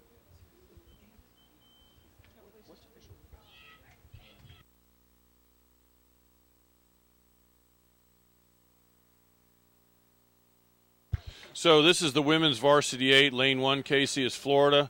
We've got Emory in Lane 2. Purdue, the number 1 seed. We saw them earlier today. Lane 3. Kansas State, Lane 4. That's the number 4 seed in Lane 4 as well. Oklahoma City, Lane 5. And Jacksonville, the 6th seed, over in Lane 6. So on these things, you see a couple of the seeded crews in the outside lane, and yet in Lane 2 and Lane 5, you have Emory and Oklahoma City that don't have a number next to them. That means in the early goings, they weren't on the radar screen for seedings, and yet they made it into what we consider the not the center lanes, but not the outside lanes either. Well, I remember this morning the Emory crew, you know, we talked about that. They came, they weren't seated, they came up and they got second, a good-looking crew. So let's see how they match up. We got Purdue, the number 1 seed, which was dominant this morning, and let's see how we get a good gauge as to what the speed of the other crews are. That Purdue crew was dominant.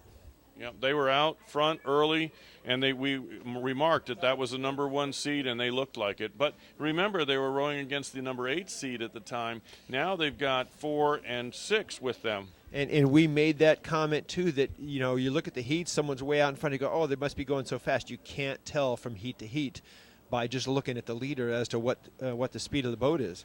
That's right. The finish times are within seconds of each other usually, and it just doesn't look like it sometimes. That's Kansas State. Looks like in Lane 4 that may have that early lead. K-State, Division I program out of our Midwest region. It's coached by Pat Sweeney out there. Yeah, and you know, we talked about, we're assuming number 1 seed's going to hop out there and be number 1. Well, that's not the case. Look at Kansas City. They're moving on, and you cannot see Purdue in the picture. Going to be interesting to find out where they are and what they're doing. Well, 3 to go on. Is there a reason to do any strategy out here this afternoon? I suppose there is, isn't there? Yeah, I would say there it is. There's Purdue right there. You know, they're 1 link down, and here's 5 right beside them. So we've got Lane 5, which is Oklahoma City, unseeded according to our statisticians. But, you know, it's Kansas City, the number 4 seed in the lead. Purdue and Oklahoma City right there with them. 1,000 meters, Casey.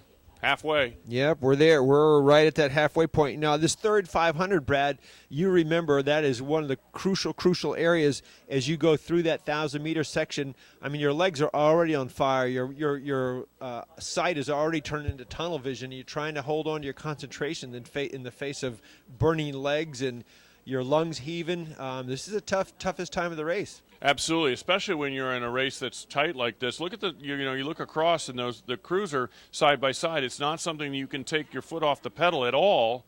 And yet what we have to do is realize that this is the toughest mental piece of this part of the whole race. You got that third 500. You're exactly right. Your legs are burning. You really are feeling that fatigue, yet you got to press through. that changes what the mental attitude of these athletes. I want to call it, Brad, at this point. I would say we've got K-State out in front, followed by Purdue and Oklahoma City. It looks like it's almost like that that V-shaped pattern down the center of the course that seeding does. Absolutely, and that's what it's supposed to do. So you've got the white hull there, the leader out in front. That's Oklahoma City, right? No, Kansas City. Kansas State. Yep, they're looking good.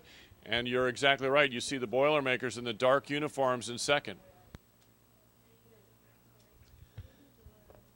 So is there anybody there you see that could be challenging for that third spot, or does the top three look like they're pretty solidified here? I don't see a challenger. I don't think there's enough real estate. If they keep the crews moving as they are, I think that you're going to see those three just come right to the line. The ratings are pretty low in those leaders. Yeah, I think you're seeing an open water break between the crew Oklahoma City in third place right now, back to the next nearest challenger, and I can't pick that out, although if I had to, could that possibly be JU in lane 6 that is in fourth place? Yeah, I think it is. I think Jacksonville is in fourth, and then have to go to lane 1 for fifth.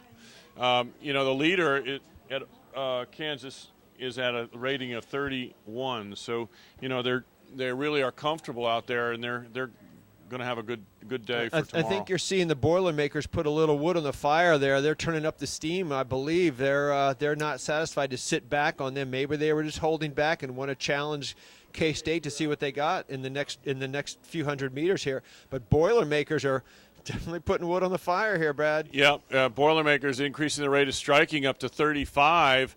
Let's see what happens now, because K-State was at a 31. I don't know that K-State is responding. They're still down. Well, they may not need to. Again, it's 3 to go on. Again, you can still conserve energy even though you got a race tomorrow. You got plenty of time for recovery, especially at the fitness level these kids are at. So we look at the rate matrix. That will allow that's going to put the Boilermakers in lane 3 or 4 in the center, and K-State's going to be in 2 or 5. That's really correct. what it's going to come down to. That's exactly right. So Purdue would love to have that center of the course tomorrow in that A final. It looks like that's exactly what's going to happen here. Boilermakers coming through second half of the race. Yeah, they really sat back there and rode and then took it up. K-State did not take it up and they just let Purdue come by. I won't say that let Purdue go by. I guess that's the wrong thing to say, but certainly the Boilermakers raised their rating 3 beats higher to move by. And that's Oklahoma City in third there for the final qualifying position for that grand final. And they are happy, aren't they? Here's some hooting and hollering out of that Oklahoma City crew. And it was a tough race for that third position there. It was not an easy gimme on that. You can see that as you look at Oklahoma City, they're rejoicing and laying down at the same time. So they put out a lot of their energy just to get there. Well, believe me, they're at 110% as they come across that line, straining at the oars, trying to keep that boat going, not letting it slow down. So coming up here on the next semifinal, the semifinal going into the A final tomorrow. We have in lane 1 seated 7th earlier in the day, Florida Institute of Technology. In lane 2 seated 8th, Wichita State University. In lane 3 seated 2nd, George Washington University. In lane 4 seated 3rd, Nova Southeastern out of Fort Lauderdale. In lane 5, Central Oklahoma seated 5th in lane 5, and in lane 6, Georgia Tech out of Atlanta.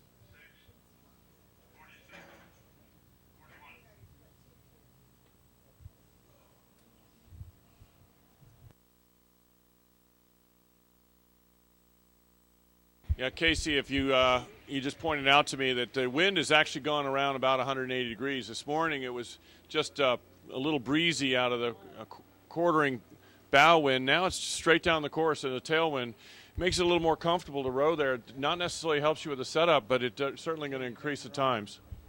Makes for a little faster racing here. You saw those women's eights come through just recently in under 7 minutes. That's pretty good.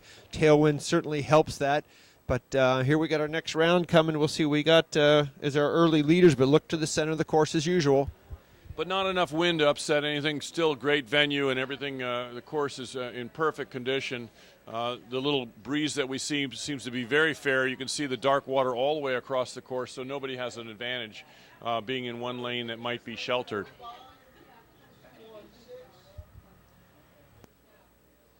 So we're in the camera, we're watching the blue boat of George Washington University, Nova Southeastern lane 4, the white boat you see coming to the left side of the screen.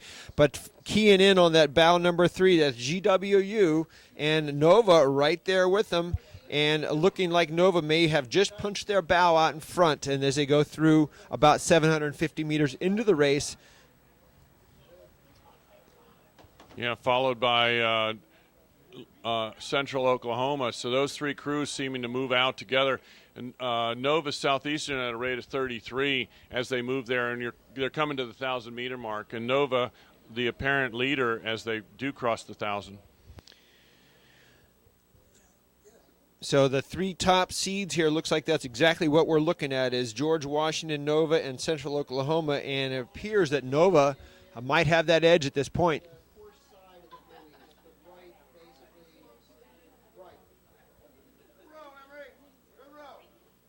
Yeah, Nova was ranked or seeded 3rd and GW second. So very equal crews as far as their win-loss record and who they've been rowing against.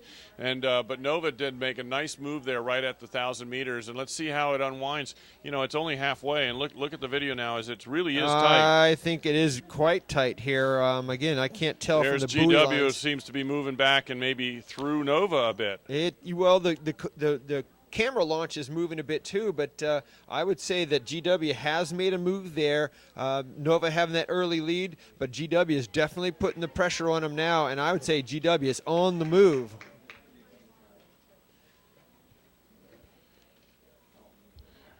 I like the way Southeastern's still going to the water a little bit stronger at that catch. We'll see how that develops. You know, if that tells me, it's sometimes an indicator if they've got their fitness or they're somewhat fatigued. Well, again, the camera angles are a little bit, you don't want to depend on those camera angles yet because that boat may not be exactly parallel to the course, so you have to kind of use your judgment. But I'm going to call this, I'm going to say that it looks like GW has made a move through Nova early on, but I bet it's not by much. Yeah, and I'm feeling pretty good breeze into my face, which would be a tailwind as I'm standing up in the tower here.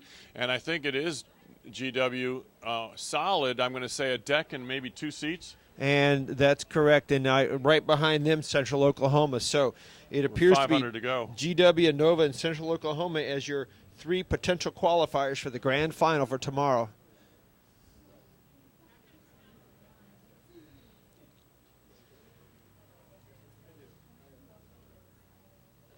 .37 for GW, so they're out there working.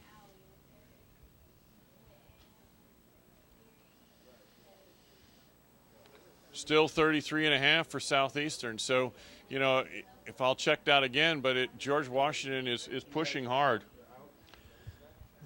4th place, you know, if I had to call a 4th, I mean, this is that would be for the petite final, but you know, that's going to be looking like Wichita State now, possibly followed by Georgia Tech.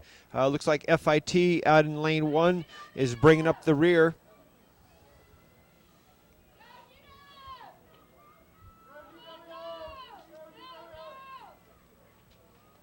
Georgia Tech ratings coming up already. They're putting the game out there. They're going to try and close that time down as much as possible. Too far back to do anything. They're trying to take down Wichita State for the center of the petite final, center lane of the petite final tomorrow.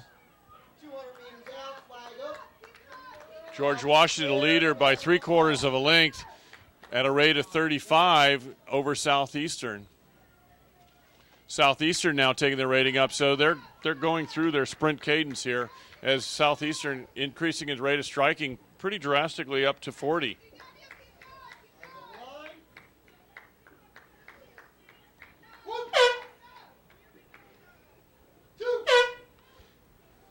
That cat and mouse game those leaders play, you know, what do they got tomorrow? What do they have today? Did I give it all? Did I leave a lot on the table? There's a lot of mental games going on there. And that is Wichita State coming across the line in the 4th position. And here to bring it up the end here, Georgia Tech just a slight bit over FIT in the outside lane. 3-4-5-2-6-1.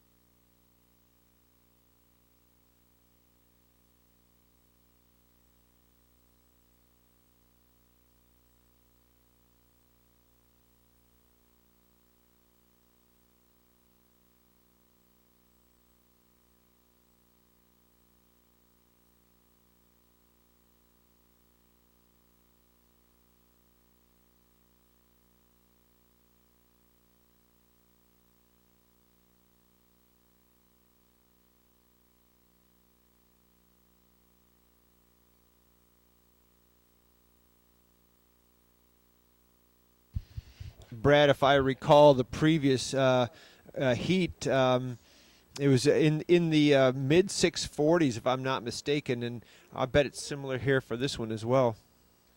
Control, this is Sam.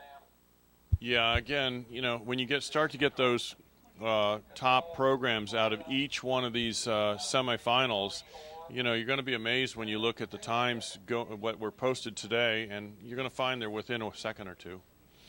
Generally, that's when the parity really starts to happen. Those top programs all start putting in the same time. And it's interesting, you go 2,000 meters, a mile and 5/8, whatever way you want to look at it. You play chess all the way down, and it comes down to the last couple strokes every once in a while. Yeah, and like we said, one stroke in error can make that difference between the bow ball and winner and loser.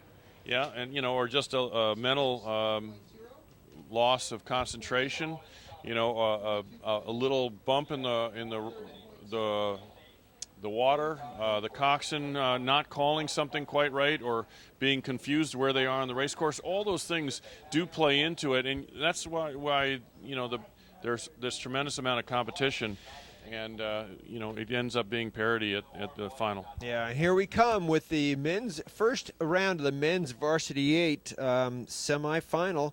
And this is in lane 1, Wichita State. In lane 2, Delaware, University of Delaware, seeded 8th. In lane 3, Florida Institute of Technology in the top seed position. Lane 4, University of North Carolina, seeded 9th. Lane 5, Notre Dame, seeded 6th. And Tulane out in lane 6. And they are on the water and through that first 500 are coming up to it right now.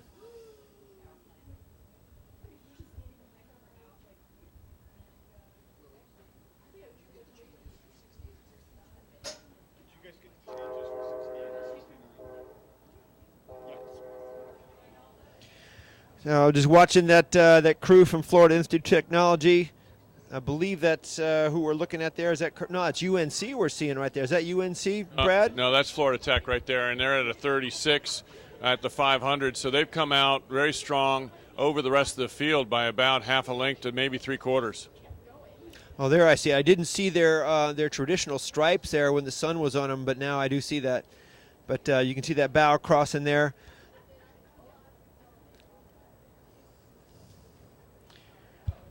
A lot of control coming up that slide. Just looks like they're doing just no effort at all, doesn't it?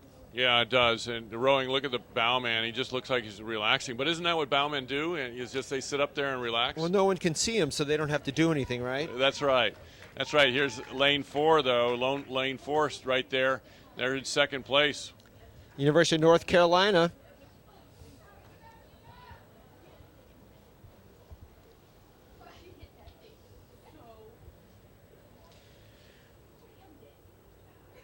Well, looking down the course and not at the camera, it is definitely Florida Institute of Technology in the middle of the course with an open water lead on the field. Yeah, they definitely have an open water, so they've accelerated out there. We clocked them at a 36 going by the 500, and they were just moving out at that point. So the field, you see it actually fairly spread out, again, in that typical V-shaped pattern with right in the center, that white boat with Florida Tech and the red and white striped jerseys leading the way. Yeah, I have Florida Tech holding their own right at 36. So, you know, whether or not they do some sort of move here. Now they're at 38.5 is what I have them at. So. Well, you know, UNC's not that far off. They might have an open water lead, but it's not like it's tons and tons of distance. By the camera, it looks to be like we have maybe a half a length open water difference, although looking down the course, it looks a lot more than that. Maybe the camera angle was fooling me. Well, one thing we have to remember, Casey, is this are 3 semifinals, so only 2 really go on to the premium A final. So you got to be careful there. You cannot make the mistake and get gathered in at the end. Well, speaking of gathering in, I'm sitting here watching, who is this in the Notre Dame here. Looks like they're trying to gather somebody in too. Yeah, they are, and I can see them here. I mean, they're still back a bit, but, you know, we've got about 500 meters. There's still a lot to unfold as we see those gears progress as we come down the race course. You know, you can see Notre Dame making an effort, and they know they got to make an effort because they're back, but let's see how it moves. Sometimes it really picks up from that point. And they're starting that effort well before the 500 meters. They realize the boats don't change positions that quickly, and they've got to do something early on. And of course, with UNC watching them, I'm sure their strokemen's watching them relaying to the coxswain if there's movement coming from Notre Dame. I'm sure the coxswain's asked them, let me know if you see something happening.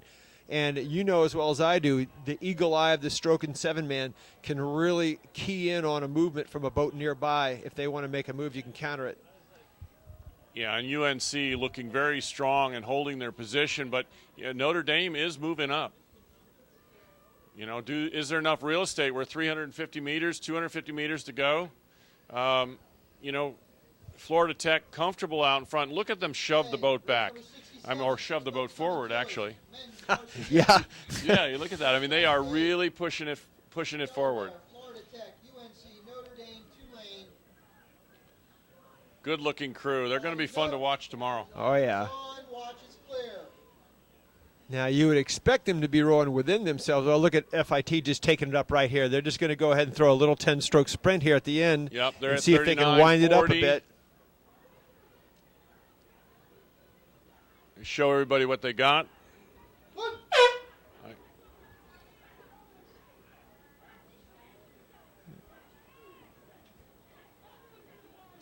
UNC across second. Notre Dame and third. Notre Dame in third. Yep.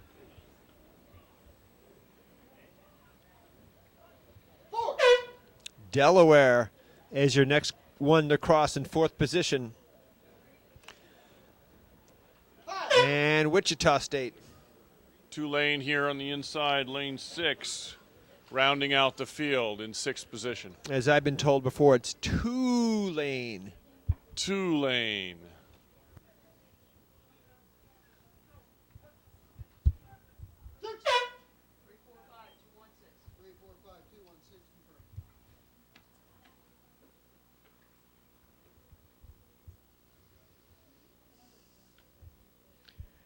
Like referees calling a fair race with their flag out there. No hands are up at the finish line, so everyone felt comfortable.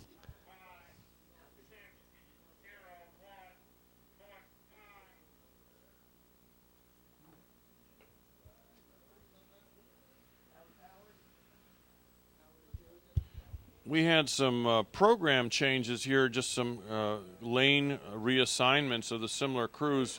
Apparently, how they qualified adjusted them after the printing here. So the way we officially have it is Washington University is going to be in lane 1 in the second heat of the men's varsity 8. Jacksonville, lane 2. George Washington University is in lane 3.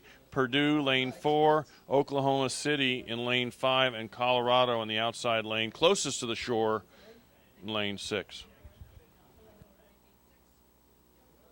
You know, Brad, for a lot of the spectators, they're probably wondering, well, how come is it that lane 1's way out there and lane 6 is in here? Why wouldn't it be the other way around?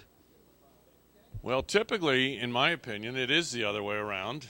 But my U.S. rowing official here is saying it's not that way. Well, so it's not. It's not, and there's a reason for that. That reason, I believe, when the officials are following the course down here, it's left to right, correct? I always thought it was closest to the starting line. All right, race 67. Order of finish, 3, 4, 5. So if we go on the paperwork of left to right, the way the lanes are written on the paperwork, left to right would be 1 through 6 is what I understand. That's correct. And so we're looking at the course from the opposite end of the course, so we see it. It's like the starboard and port thing. Yeah. We unfortunately have to look at the history instead of the future. Yeah.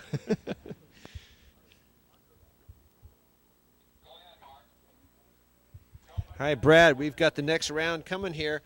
Again, this ought to be a pretty darn good race because the seeding gets a little bit tighter as you go through these next two events. Be looking for GW and Purdue in the middle. Jacksonville has had some really good runs, and it is currently GW in lane 3 that has that early lead. Yep, and Jacksonville was in the picture right beside him, but it seems like GW is moving out well here. We'll pull back on the cameras. We'll obviously see what else is going to develop there as far as their competition. That's Jacksonville, lane 2 in the camera there behind GW. Here comes lane 4 in the video camera, and you can see it tightens up right from there. Oklahoma City on the inside in the blue and white. That's a great picture as you look across. I mean, Look that's the way it feels when you're in there and you're in the thick of it. You got 4 boats wide right there and going by the 1,000-meter mark. And we probably have 6 boats pretty close at this time. But, again, we're following that V-shaped pattern, and great camera shot there as you run across all 4 crews that are vying for that lead. But out in front, George Washington University, looks like JU is in that second position. There we got a picture of George Washington, the leader, by it looks like 1 solid length, maybe no open water. Jacksonville second. And then it tightens up Purdue, Oklahoma City, all knotted up. So we've got 2 to move on. So that's going to be pretty exciting. Whatever happens here, GW at this moment out in front, and then we got 4 boats trying to go for one other spot. Now look at there. You get that video angle there. Can't see the rest of the picture, but that's Purdue in a solid second position. Well, no, I believe that JU still holds that second position here. Purdue is probably wondering, all right, what do we got to do? We've got to get in this grand final. And JU, I believe, is the one that's holding that spot. But I tell you, coming up on Purdue here, Oklahoma City, on inside of them, they're in lane 5, the second crew out from the shoreline. I think Oklahoma City is going to be challenging Purdue as well as JU. Yeah, we saw Jacksonville at a fairly high rating late in the race. I have Jacksonville at 38.5 currently. So they're feeling the heat. Well, let's take can you take a quick stroke rate on Purdue? Because if Purdue's lower, that means they got room to go. I wonder if JU's going to start feeling the heat now. Purdue, I would say at this point, looks 35. Like they're going to be taking JU, reeling them in a little bit. But Oklahoma City right there. Purdue's moving. They're tasting the end of this race here. If you got JU at 38, Brad, and Purdue's lower, Purdue has room to go if they need to. Oklahoma City, 37.5. So, it's going to squeeze everybody. Look at this race for the final qualifying position here in the grand final for second place between Purdue, Oklahoma City, and Jacksonville University. It looks to me like Purdue has that edge. All right, race number 68. We'll see what happens here as these people. Washington in lane 1, Jacksonville in 2, GW in 3, Purdue in 38 for Purdue, 38. So everybody's reeling it up as high as they go. JU's going. They're going to try and get it in here. Yep. This is it. They get that next gear Look up. at them digging for it. Purdue's going to have to dig. I think JU's pulling them back in. 43.5 for JU. Whoa. And we haven't seen that today. Nope. Jacksonville has a slight advantage over Purdue, I'd say Purdue's got room to go in their rating. Here goes Purdue. I'd say Purdue, 38. JU has that edge right here, and JU's taking them. Yep, there we go. Nice job. Look at 44 for JU, 44 as they cross the line, and they started at 38 at about 400 meters out. Well, that was impressive to hold it that long. That's traditional JU. When they need to go, they can put it up there and hold it. Yep. And now we look over as we go to the finish line. Everybody paid a lot for that. Yeah, but they're in. They're in, and they're in the grand final. And that's what they came to do.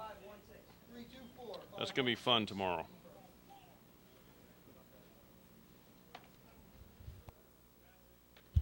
Well, we have the third of 3 varsity 8s. Again, 2 will move on. And this is going to be kind of fun. If we look at our seedings, we got number 4, Temple, against Virginia. I'm sorry, I don't know what Virginia was because we got moved around there. I think they were seeded number 3 early on. Yes. So we got 3 against 4. And then we've got crews that obviously have come in second outside of them, Vanderbilt and California. I remember San Diego had a great row this morning. So, this is going to be kind of fun. Oh, I think every race is fun, Brad. I agree with that, especially when you get to this level. These varsity 8s, men and women, I mean, just fun to watch, highly competitive, makes my adrenaline go.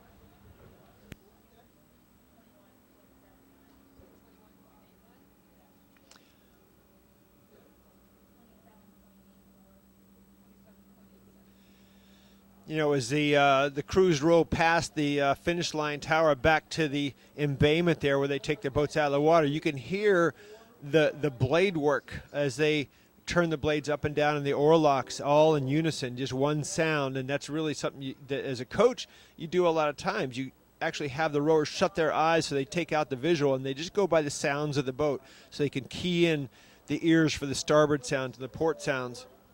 Yeah, one thing that we didn't talk about, and it may be too short to do it, but we did get into adjustable riggers. But there is something that has changed structurally in the boats, and that's the wing rigger. That is a boomerang shape that is bolted on top of the gunnels of the boat rather than mounted to the side. When we have the right opportunity, we'll talk about that, but that is something that structurally has changed in rowing. Yeah, it has. So let's jump into this final race of the men's V8, top 2 to go on. Brad, you said it earlier, K-State in lane 1, San Diego in lane 2, Virginia 3, Temple 4, Vanderbilt in 5, and LSU in lane 6.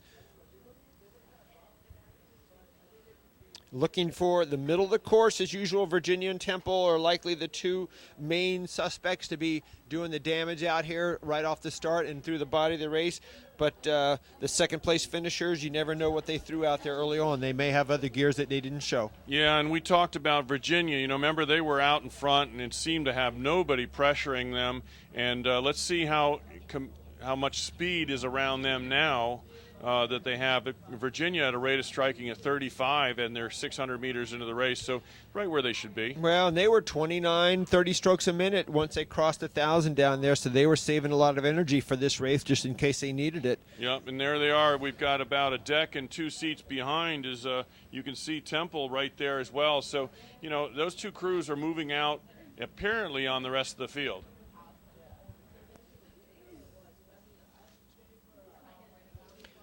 Yeah, it's San Diego. It looks like they're holding on to that 3rd spot here. Again, only 2 to go. So we're going to be looking for San Diego and whoever's running in, pushing for that final 3rd and 4th to see if anyone's going to be in contention to try and take down the top 2 leaders of Virginia and Temple. Yeah, and then there was Vanderbilt that was in the 4th position as the video camera as they rode by. So right now we've got Virginia and Temple 1st and 2nd. All 6 boats coming down the course, but again, the leaders are in the center lanes. That's good. Do what you can. Yeah, you got one way back. That's LSU. Great. So Virginia, you can see their orange shirts, their orange uniforms, and their orange blades. Easy to pick them out. And going with them is Temple in lane 4, but Casey, on the inside of them, San Diego from California is right there as well, and I want to say that they're not far off the Temple pace.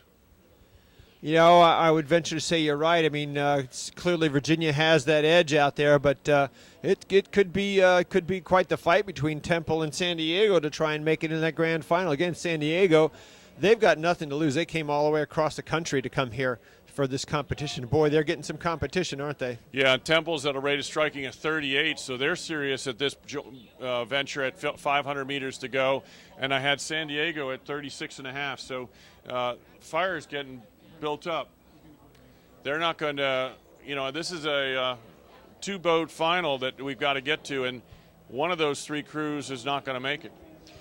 Temple has won more of the Dadville Regatta Championships, which are considered the small college national championships, than probably any other crew that I can recall. Do you have any others out there, Brad, that would have done what they've done? No, they have, and they really race well in the last 500 meters, and they've been notorious about doing that. And look at them striking the water. Again, they're striking very solid. Their blade work is really together. They're a good-looking crew.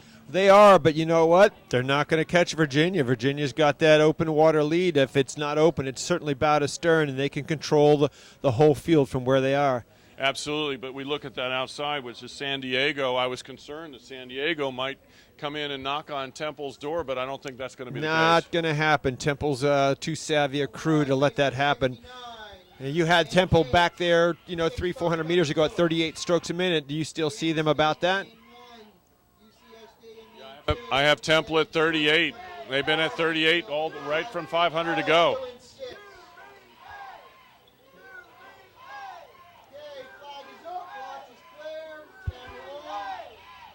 San Diego is back, but I won't call them out of it with 20 strokes to go.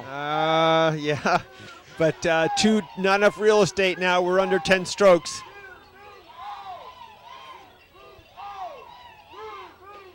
We got 38 and a half, but Temple's putting the nails in the coffin right now. Oh, yeah.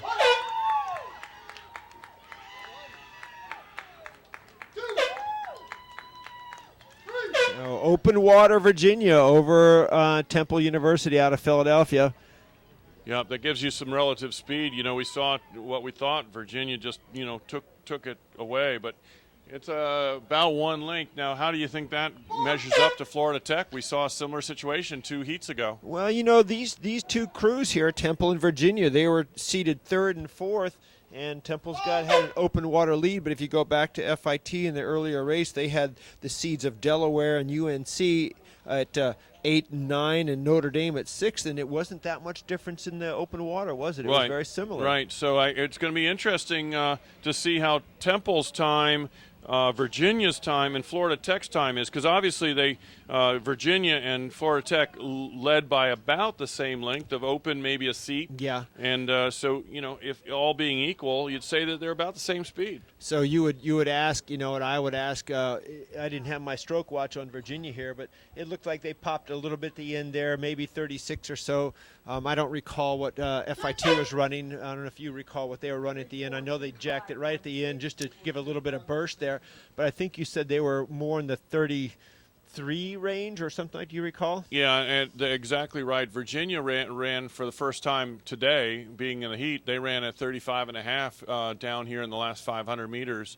I would say, yeah, you're exactly right. Florida Tech was around in 33 during the course, and then they took that 20, I'll call it, in the last, and they brought it up in around 40 for that last 20. And it was just obviously, show that what they can do. Put a little fear in some people. Yeah, and every crew has their own particular rhythm. It could be, a crew runs best at 35 strokes a minute. Another one runs best at 33.5 strokes a minute.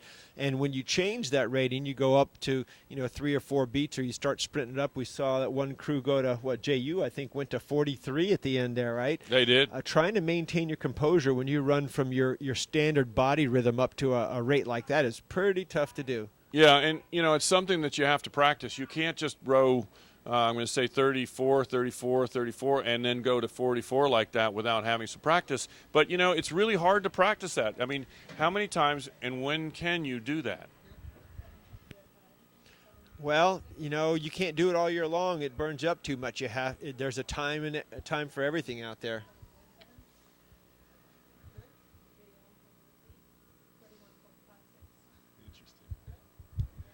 So here we go. We've got some times coming in from the officials just to talk about the last 3 heats of the men's Varsity 8. The one that Florida Tech was in was a 6:01 winning time.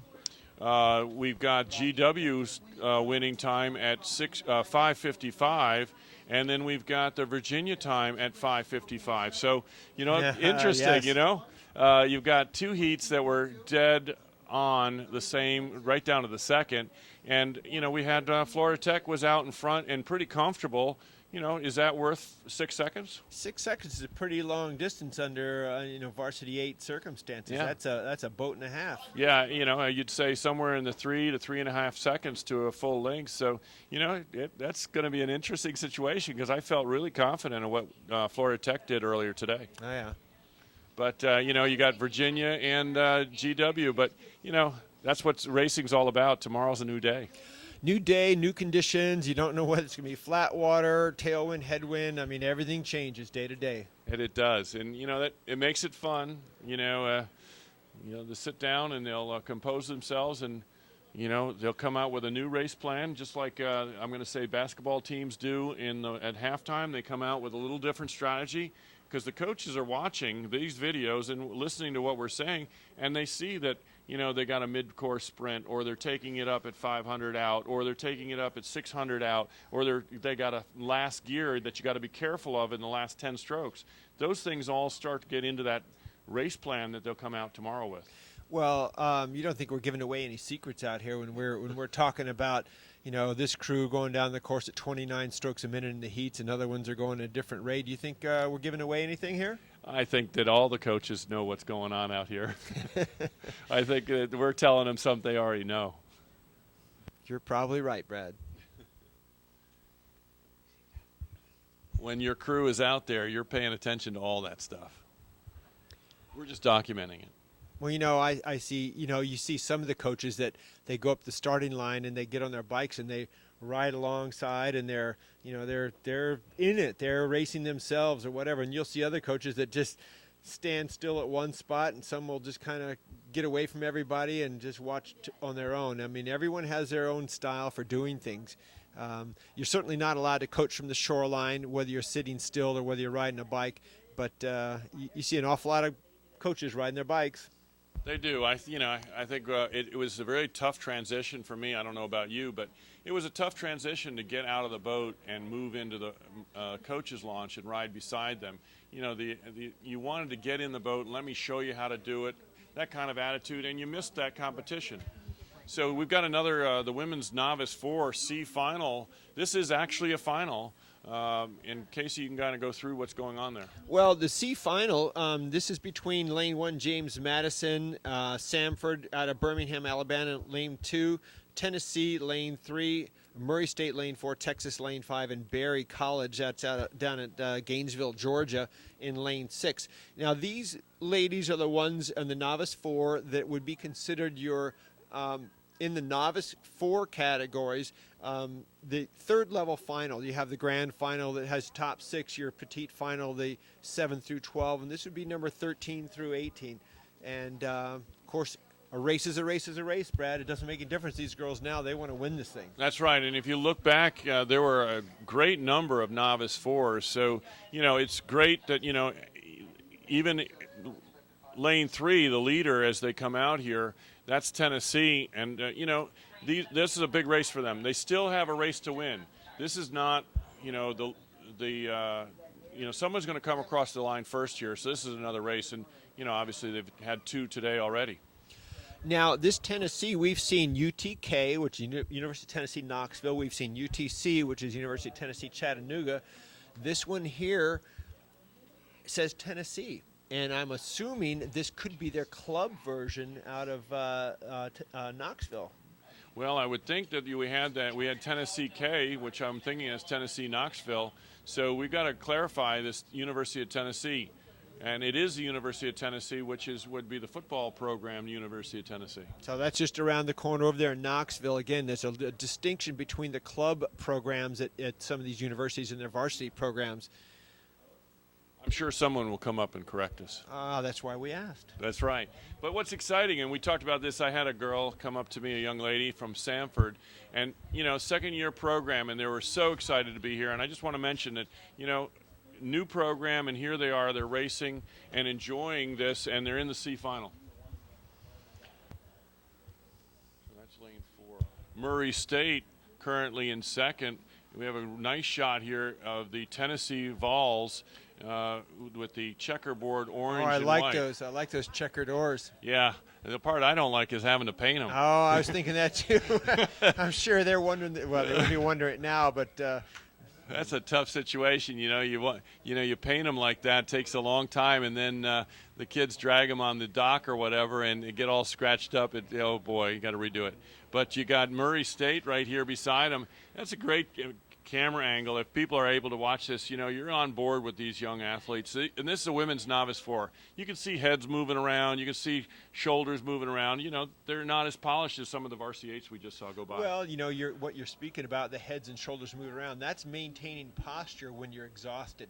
How do you sit in your chair with perfect posture when in the office all day?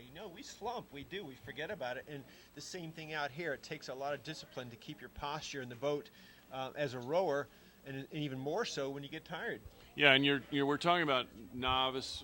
These are novice women's 8 or 4s, excuse me. So they're in their first year of rowing. You looked at those Varsity 8s, both the men and women that went by, and we were really excited about how good they looked. But it's 2 or 3 years more experience than what we're watching right now. So Brad, it is Tennessee.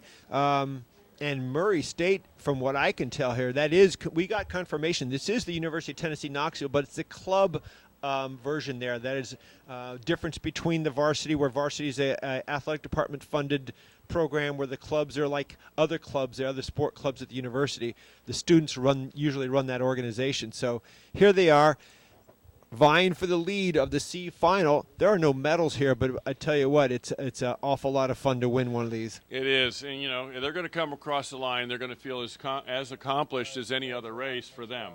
And we've got 33 and a half is what the Tennessee is rowing at, and lane 4, Murray State, yeah. Murray State, they're the ones I think they're right there with them. We can get a good camera angle here, and it's too close to call really from this angle. I guess I'd give it a little bit to Tennessee, but I think Murray State's right there. Now we didn't realize it. We're missing a boat out here, Brad. This was supposed to be a 6-boat race. Do you see the 6th boat? No, I did not. Okay, we've got confirmation. Berry College out of Gainesville, Georgia, did not start. So it is 5 boats out here. We hadn't mentioned Berry at this point, but now that we look out here, we're trying to discern those lanes, and it is Tennessee and Murray State that are leading the pack here.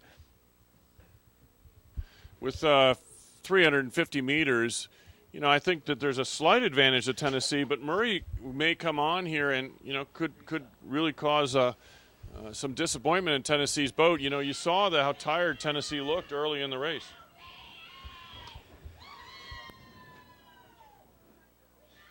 Well, if they were tired early in the race, what do you think now? I think they're really. I think they're ready for it to be over. I think they're glad the red buoys are here and it's 2:50 to go. That's right. And if you do see that, the Albano system, if you do notice that as a spectator watching through the video, that the buoys do change colors the last 500 so that the oarsmen and the coxswains realize what quadrant of the race they're in. Yeah, they've got a linked advantage here, Tennessee. And I think they're about 20 strokes from being very, very happy. Oh, yeah. On a lot of levels. We'll take a look at them when they go over the line and see if we see some either exhaustion or exhilaration or all the above. Yeah, Tennessee, they're taking it up. I can hear the coxswain calling them. She's got the whip out. She wants more. Eyes on the line.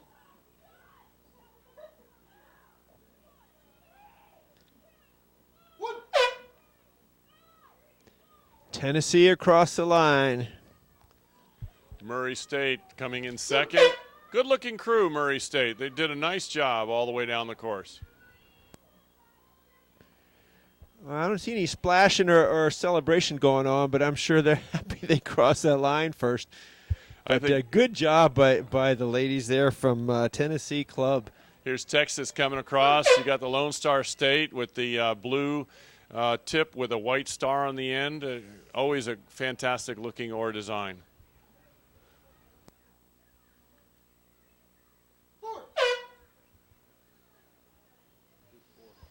James Madison out there in lane 1, and Samford out of Birmingham, Alabama.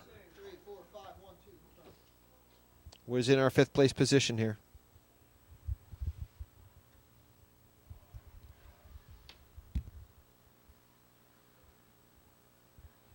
Women's Novice 8. Haven't started yet, so we've got a couple minutes. So let's talk about this wing rigger thing. You know, something that I noticed about the wing rigger, we ordered 2 boats. One was a side-mounted boat, and one was a wing rigger mounted on top of the gunnel. Easy for me to say. But I did notice that the connection of the 2 gunnels with the wing rigger seemed to give some more longitudinal stiffness. What do you think about that? Well, you know, it's the wing riggers for a boat that when you cross over the boat like that, it's going to give cross stiffness, or what they call compression stiffness, but also could provide some torsional, meaning twisting of the boat from bow to stern, so there's less twisting going on. Yeah, I was going to say earlier, you know, I remember rowing in some wooden boats where there was a list in the bow to the bow side, and in the stern there was a list to the port side. You know, so you talk about the stiffness of the boats. They don't do that anymore. Was that a grocery list? It was a very gross list because the boat they were so soft, they had been worn out. The glue joints in those wooden boats, they didn't have the glues that we have today, and the fasteners that held together those cedar boats. You know, I guess we're really showing our age, but you know, you would have a boat that would be really soft as it would go down. Sometimes it was good because it absorbed all the problems, but it really didn't help you go fast. Well, I just recall sometimes if I was happened to be up in the bow that you could see the boat leaning the other direction in the stern, and yet they're yelling at us, we're yelling at them, set the boat up, and you know how that goes. Yeah, well, you know, that was early in our career. We were freshmen, and you know, that was just part of the deal, but they don't do that anymore. The boats are so stiff, they don't have flexibility like that. Gosh, let's hope not. I don't think they do. But the wing rigger, something that's interesting. In some of the rough water, you know, putting the wing up on top of the boat gets that side-mounted rigger, takes it off the side, and puts it up on top, which gives a little bit more freeboard in a little bit rougher condition. Well, you know, that may be true in some conditions, but you know, many of these boat builders, when they put that wing on there, what it does, it crosses in front of the rower's knees. It also crosses in front of the rower's hands, and it's, in a way, it can be an obstruction. So if it's too high, then you run the risk of the rower's hands knocking into it. So what happens a lot of times is you'll see some of the boat manufacturers cut the gunnels down a little bit lower so the wing fits down in there. If you look at the Pocock H, you'll see what looks to be a scalloped out section where this wing can get through the gunnel and yet still maintain as much of the gunnel height off the water for rougher conditions. But yeah, the wing can get higher up off the water, but when you cut down the gunnels, it can kind of negate that. Yeah, one thing I noticed where I've talked to some people, I've actually not rowed a wing boat, even though I have access to one. But you know, if you hit that wing at full rate with your hands, you will not try to do it ever again. Then you get and you know, you do talk to the rowers, and some of them say there is a concern, especially in the younger crews that have to row the wings, because that cross piece is aluminum or carbon fiber, and it does not move if your hands come banging into that thing. It can do some hurt on you. I would imagine it's like getting hit in the hands with aluminum baseball bat. I mean, you know, you've got an aluminum piece of crossbar. The boats are going 20 miles an hour. Your hands are moving at 35 miles an hour, and they run right into a piece of aluminum. That can't be comfortable. So what are you doing? You're watching your hands to make sure they don't hit rather than watching the rowers in front of you? And what does that happen? It takes the focus out of the boat. And so for young crews, what I understand, young crews are really struggling with that wing rigger because they're more nervous about hitting that. Yeah. So stability in the boat, you know, if you have a boat that's stable and you have a varsity crew that sets up well, then I understand that people really do enjoy it. But those younger crews that are struggling with setup, that wing rigger is really tough on them. Yeah, I agree. Well, you know, it's one of those transitions in technology where you see most of these fours going down here with the bow coxswain, the coxswain in the bow, like driving the Ferrari up in the front of the car, as opposed to a stern coxswain. Now you're seeing a lot of boats with a wing rigger as opposed to what we call the Euro style or the side mount rigger. They also call it an A-frame on the side of the boat. Well, you know, one of the things I do know the history of this because my father made the first wing rigger, and the reason he did that was when he was building singles, he was very concerned about the ribs and all the stress points that were needed to be put into the boat to hold that side mount rigger. What happened was the wing was able to be connected to both gunnels, which took a lot of the structural need off of the boat. and it was allowed it to lighten it and take out all those structural parts that would break. You remember there would be broken knees. Oh yeah, And yep. there was a lot of strain, so that wing. Now, if you really look at all the sculling boats are pretty much wing riggers now, and a lot of the sweep boats are wings. And I imagine it's the boat builders. It's just for a boat builder, it's easier to have a wing because you bolt it onto a gunnel that shares the torque on two sides of the boat rather than just mounting it to the side of the boat. And you know, it could it boil down to? I mean, I'm in the I represent a boat company, and it could boil down to less time to build the boat, really. And what's that do? That means that you can keep your costs down a little bit. There are advantages, disadvantages to everything out there, and some coaches prefer a wing.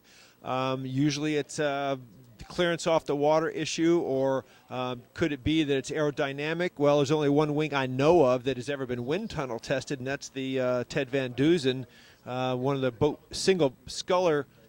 built single sculls back in my day and still builds boats, but he's the only one we're aware of that's ever put it through a wind tunnel. Well, and when my father made the first wing back in the day on a boat called the Wing It, he made it out of carbon fiber. He made a mold, he laid it up, and made it all in carbon fiber. Then you see most of the boat builders making it out of aluminum.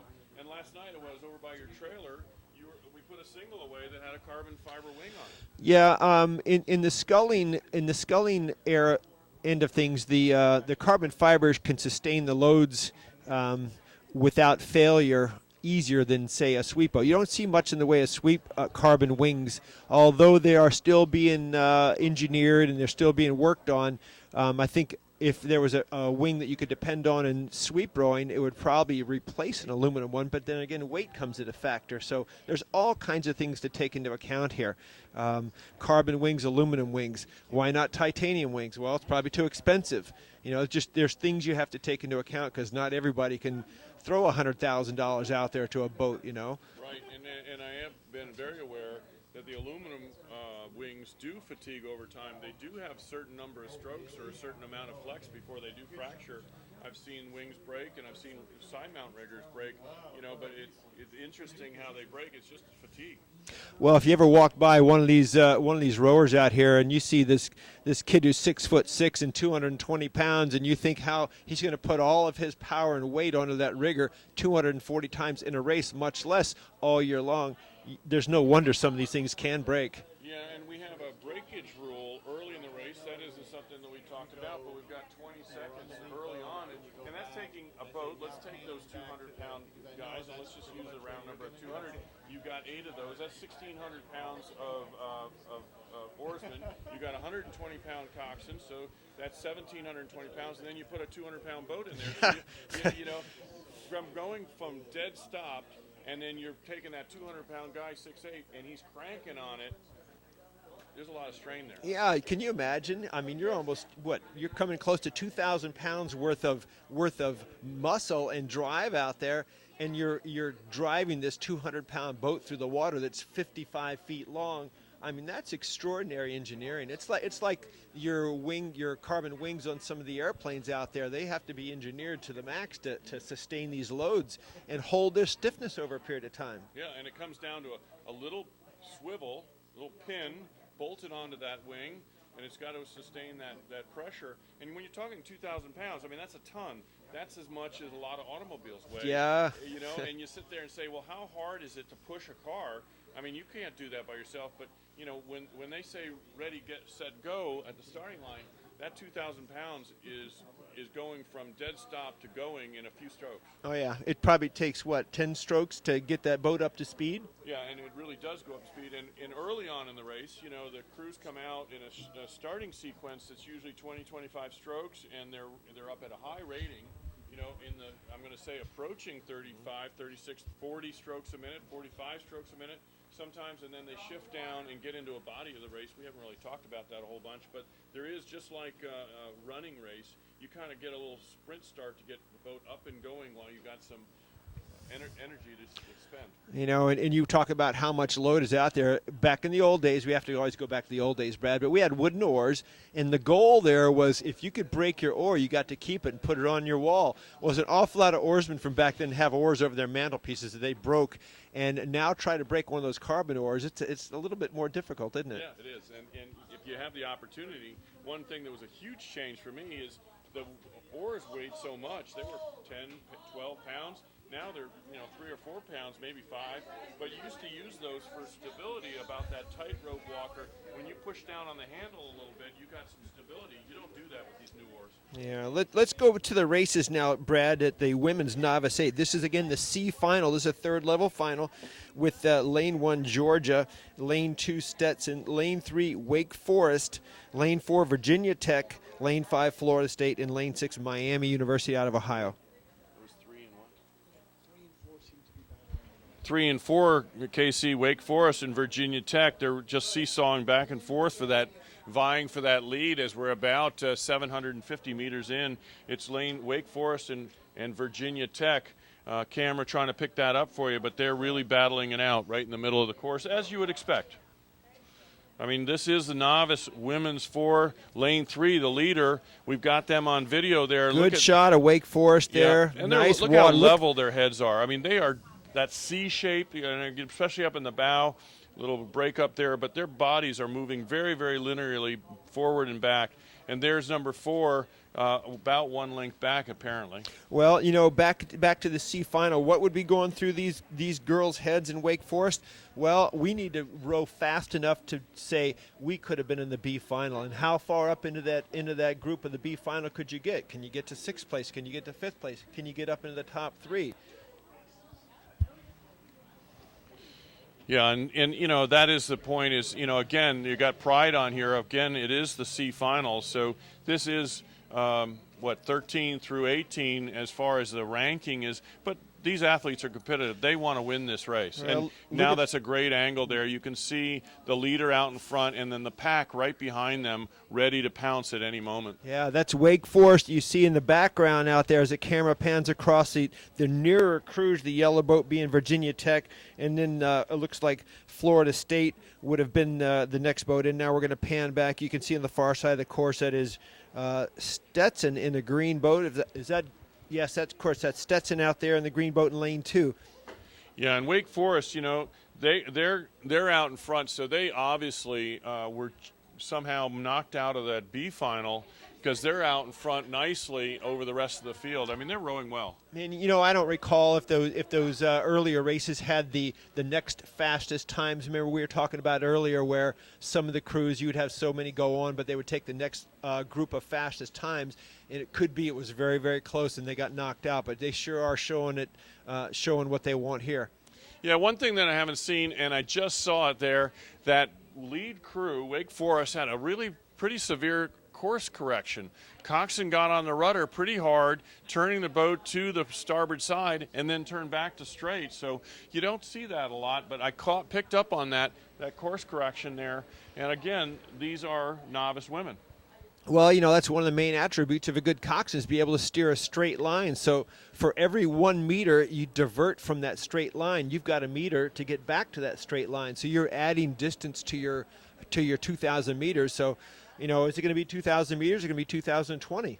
That's right. And one thing that I notice being on the hometown course like yours, we don't have Albano systems.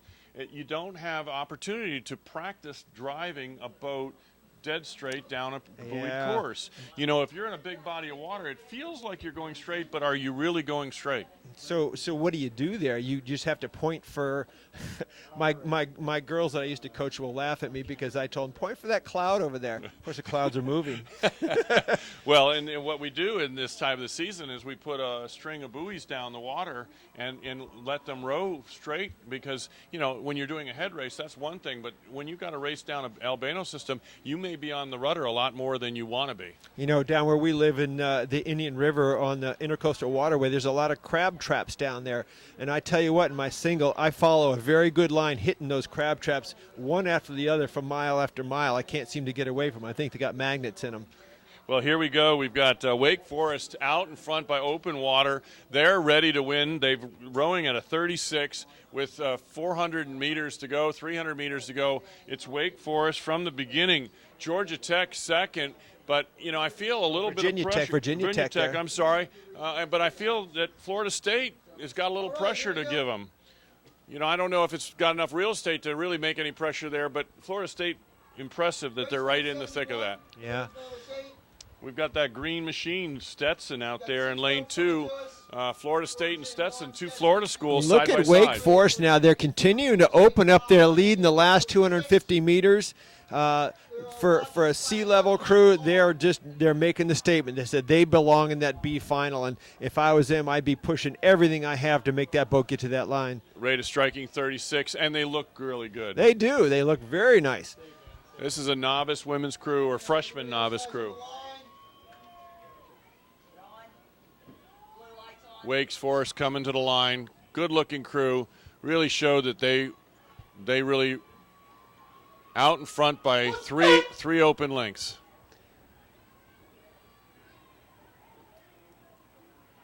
Still going.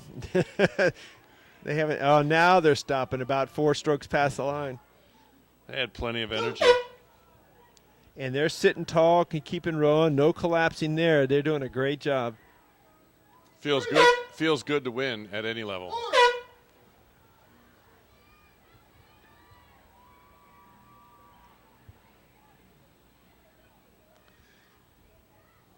On the far shore, we've got Georgia coming in 5th. And you hear the coxswain, Miami of Ohio, not giving them their crew a break. She wants them to get to the finish line as fast as possible. Brad, look down the course. We got another race already at the 1,000-meter mark down here. Yeah, they're coming up really quickly. Yeah, so that's the men's novice 8. They're moving in lane 3. Notre Dame, current leader here. And they're out in front by, again, open water. Kind of interesting. This is the Semifinal, though. So Yeah. we're going to have that disparity somewhat that we saw in the heats because we've got Notre Dame in lane 3 out in front by open water. Then I'll say that Looks like Florida lane. State is, I'm going to say, second. And the rest of the crews are like kind of knotted up for 3rd, 4th, and 5th. Well, the other crews that are out there, Brad, are Murray State in lane 1 on the far side, Clemson in 2, Notre Dame in 3, Stetson in 4, Miami of Ohio in 5, and Florida State in 6, just so we got everyone out there on the water. But this is a little bit closer. You know, you got the center crew out there in lane 3, that is Notre Dame, followed by what appears to be Florida State, and closest to shore, and maybe right there with them, Stetson University in lane 4. Would you see it something like that? Yeah, I definitely do. I think that Florida State crew is a good, solid second. But, you know, there's people right on their tail that can take it away at any moment. But you're exactly right. Notre Dame and then Florida State is second on this inside lane 6. Little breeze in the water out there. I see the crews coming into that little bit of different water conditions here. You're going to see a wind come on to them, and I wonder how they're going to handle it. Although Notre Dame looks like they're not going to care. Yeah, now if you just saw that video going through there, Florida State was in is second, and then quite a ways back for the other crews. So, you know, from our angle, it doesn't feel like it's that far, but you can see Florida State's got about a 1-length advantage in second place over 3rd and 4th. Yeah, I agree with that. But beautiful job by Notre Dame out there in the middle. Sharp-looking crew. If they had anything that prevented them from moving on early on, looks like they've been fixing it here. Yeah, and, you know, again, especially in the novice category, we don't have the advantage of seating like they do in the varsities. So you could end up with more fast boats in one race than you do in the other. Oh, and yeah. Sometimes it gets knocked out. Absolutely. Men's novice 8, 6 boats. Murray State lane 1, Clemson in 2, Notre Dame in 3, Stetson 4, Miami, Ohio 5, Florida State 6. Last 200 meters, flag is up. Tell you what, Brad, it's exciting to see all these boats out here, all the colors, you know. 6/8 going down the river. Yep, we've got Notre Dame at 35, but look how this race is closing up for second. You know, I think Florida State probably is going to come away with the win. But, you know, look how hard they're working in fourth and fifth position. Okay, eyes on the line. One.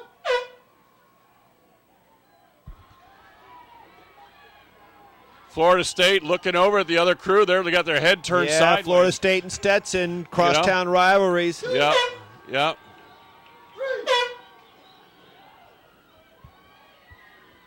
Oh, you can see Florida State very excited about that. Florida State really excited. Yeah. 5, 6. Within their own race, they were very excited about beating Stetson there. All right, Brad, I believe that we only have, 2 races to go? We've got 2 additional races picked up on the program. Race 75 and 76 have been handed to us. So we've got actually 4 races on the program. Maybe some of you don't know that, but we've got 2 races coming that are the Women's Varsity 4 C Final and the Men's Varsity 4 D Final, followed by Novice Lightweight 4 for the men and the Women's JV 8. And then also, no, I guess that's it. That one looks like it's scratched out. So we've got 4 more races to bring to you, so don't leave. These should be fun.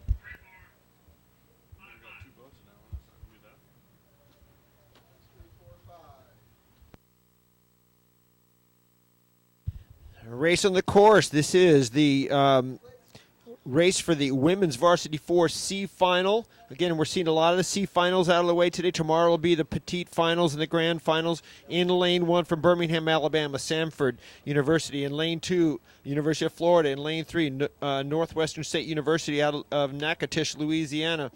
In Lane 4, Ohio University. In Lane 5, Miami of Ohio. And Lane 6 out of St. Louis, Washington University. So a lot of Midwestern crews here. Natchitoches, where is that? Natchitoches. If you actually saw it written out, it looks like Natchitoches, but don't ever say that. Okay, Natchitoches. Is that north or south? I would believe that's below the midline. Okay. That. Well, Florida, let's just move right on. Florida is in first place coming out. They got the orange and blue-tipped blades. This is the Women's Varsity 4 Florida in Lane 2 with NSU right beside them, apparently. 24.2. Can't see the whole field, but it's Florida. And there's lane 4, Ohio. But I think Florida and NSU are the 1 and 2 coming out at the 1,000 meters, Casey. All right, I totally like it. Women's Varsity 4s. Again, these are the ones that just missed making it through in the heats. And now getting their final race of the regatta here today and this afternoon on Saturday evening. Yeah, we mentioned just a moment ago, and I'll bring that to light a little bit. The only races that are seeded where the committees look at how the crews have done are the varsity 8s. You know, so sometimes you end up with a crew that, you know, they're in a really fast heat. It's just the luck of the draw, as they call it. And sometimes, you know, there's only 2 to advance, or 3 to advance, and there's 5 really fast crews. Yeah, luck of the draw can make or break a lot of differences in whether people advance in these preliminaries or not. And you just don't know. You don't know until you see them, and even when you do see them, you're not so sure they can duplicate that the next time out there. Yeah, and you don't want to take anything away from the people who do make the A and the B finals, but we've seen a couple crews come down the last couple races where they were, you know, quite a bit out in front, so it obviously had better speed than it showed. Yeah. And something could have changed, too. Could have had a bad row in the morning. That always happens. Well, I'm watching the course here, Brad. You can see a little puff of wind over where the crews are right now. They're just coming into what appears to be a little bit of flatter water. And then as we get down the last 250 meters, a little bit more. So the wind comes and goes. It's not doing anything to the water to damage the speed of the boats other than maybe a little resistance to them. But just a nice day. It couldn't be any better for racing. Yeah, and this is a C final, but what I'm excited about is I've got 3 crews, lane 2, 3, and 4, I'll call it, that are, really pretty much right in there. I don't know if you have much room to call this. I mean, I would still call this potentially the center lanes, but you're right, lanes 2, 3, and 4. That's Florida, NSU, and Ohio. Mm-hmm. And not too far behind them is in what lanes Miami of Ohio, Washington University in lanes 5 and 6.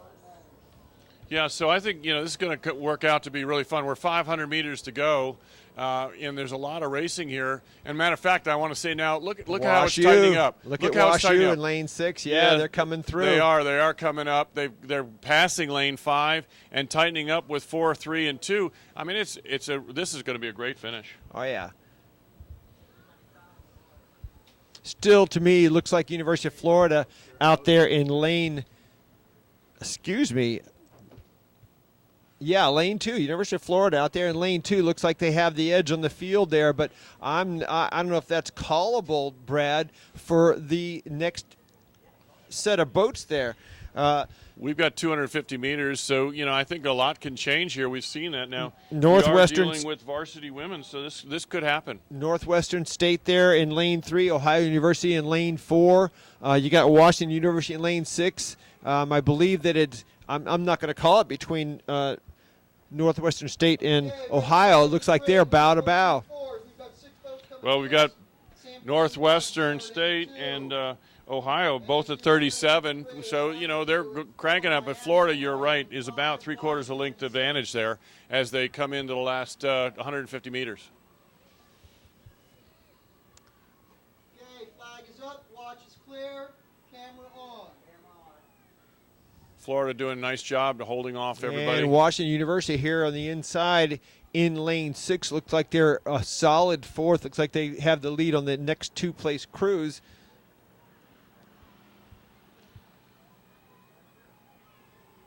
It was interesting how it all tightened up, and now as it just gets down here the last 20 strokes or so, it seems to spread back out again. Well, that's sprinting, isn't it? Yep, that's it. That last gear.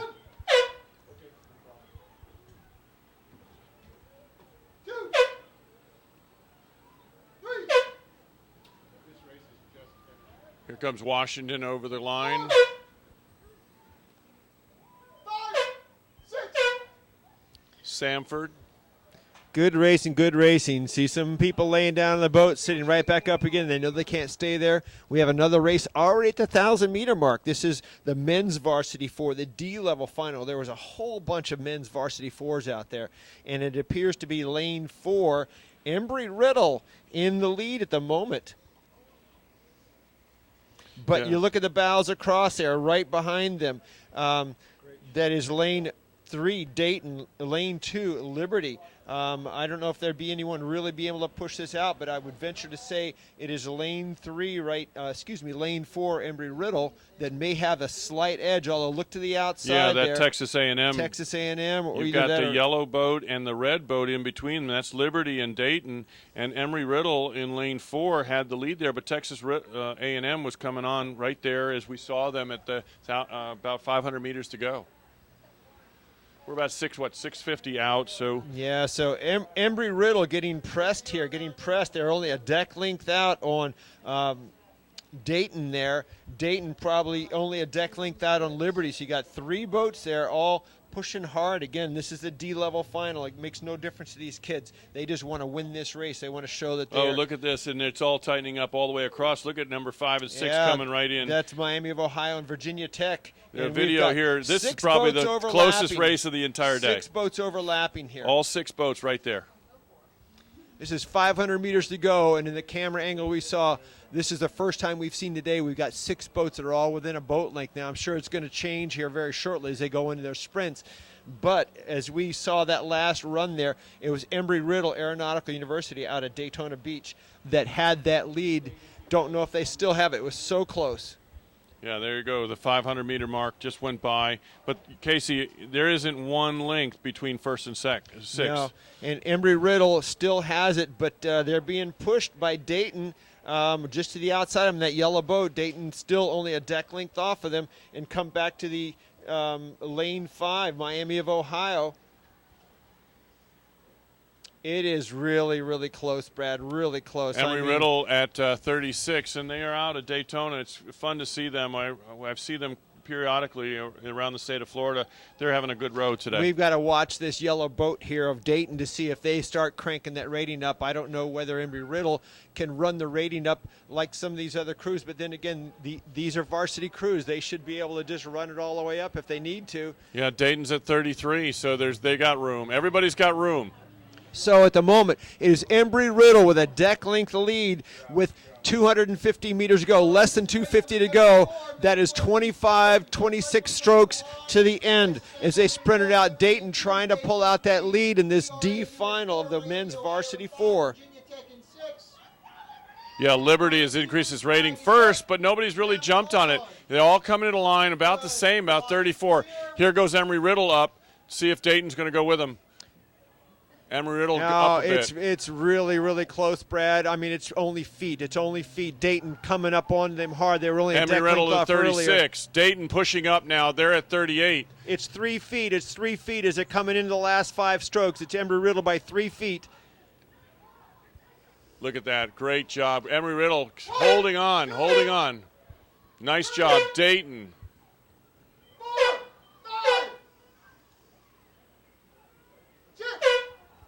Nice race. You know, all the years I've been down in Florida, Embry-Riddle to win a race like this has just got to be very, very satisfying for them. It is. They've struggled in the win department, but they've never struggled on the trying part. No, that's for sure. And their coach pushes them hard too. Yeah, it's really fun to pay off at any level. It's always fun to pay off. Now we're jumping over to this other piece of paper, right? This one here.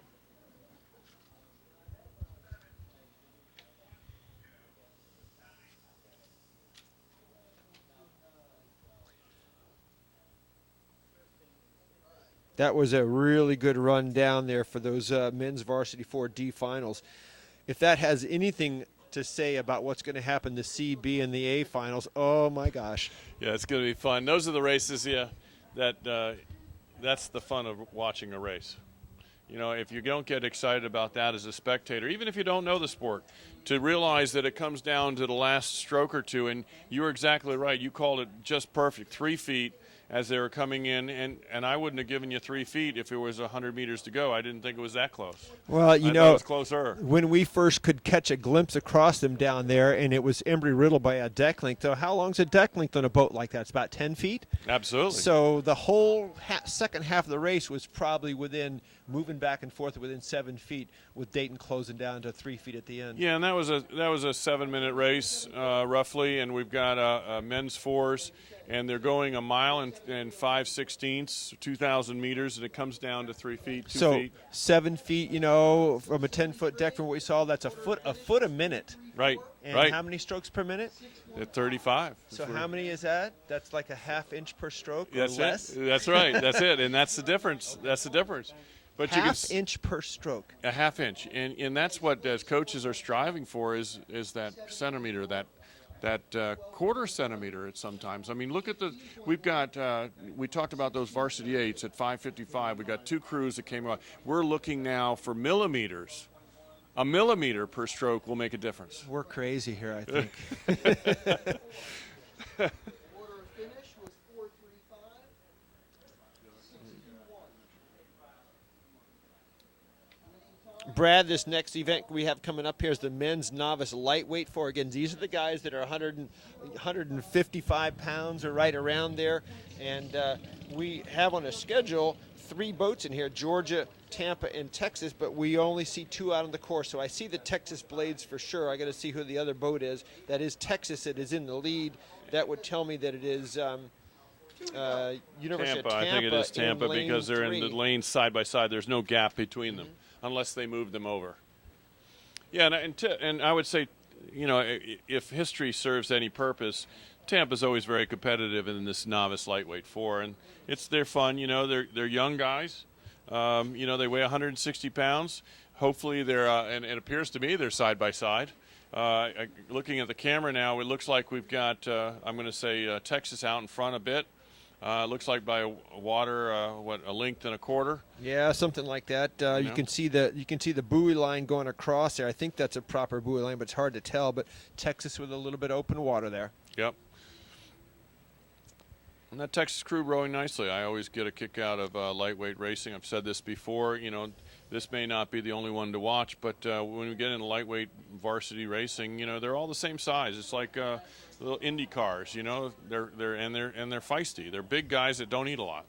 When you say they're feisty, I'll give you an example. That when they have their meetings here, when all the teams have to check in, and they give the polling to the crews, it's always Texas there in their cowboy hats. When they ask for Texas to answer if they're here, what do they say? Yee-haw! That's great. And then they're lightweights, too.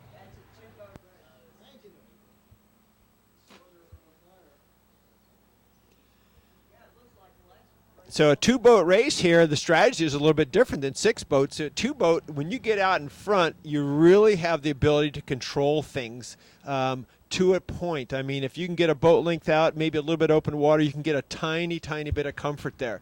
But, again, it's a different strategy than six boats. It is. You're sitting out in front, and, if you get out there, you're just sitting there. If they move, you move. If they slow down, you can relax. So it is exactly that. And it's a challenging thing. And the one that's behind, obviously, they can't see it, they can't feel it. It's a tough place to be.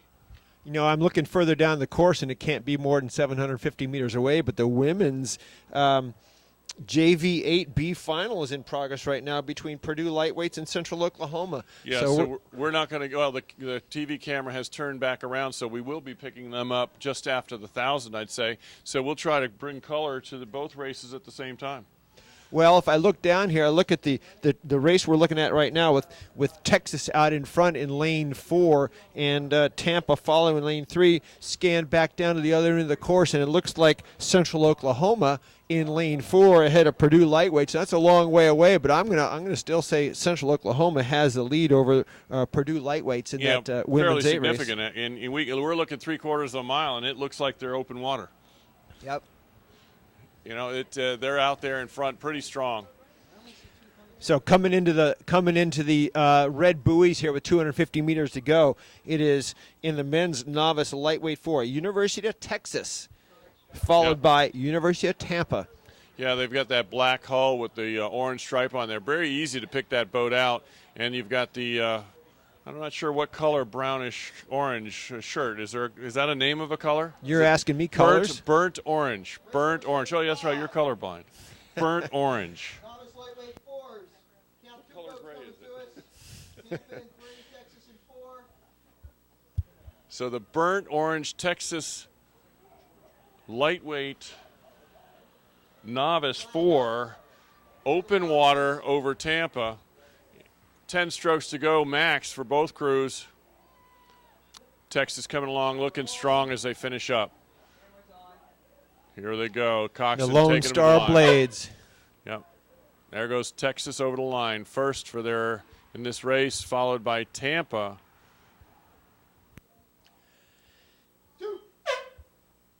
Down the course, it is Central Oklahoma, University of Central Oklahoma, UCO, with a commanding lead over Purdue's lightweight We're junior in varsity. Henley, I think the word would be easily.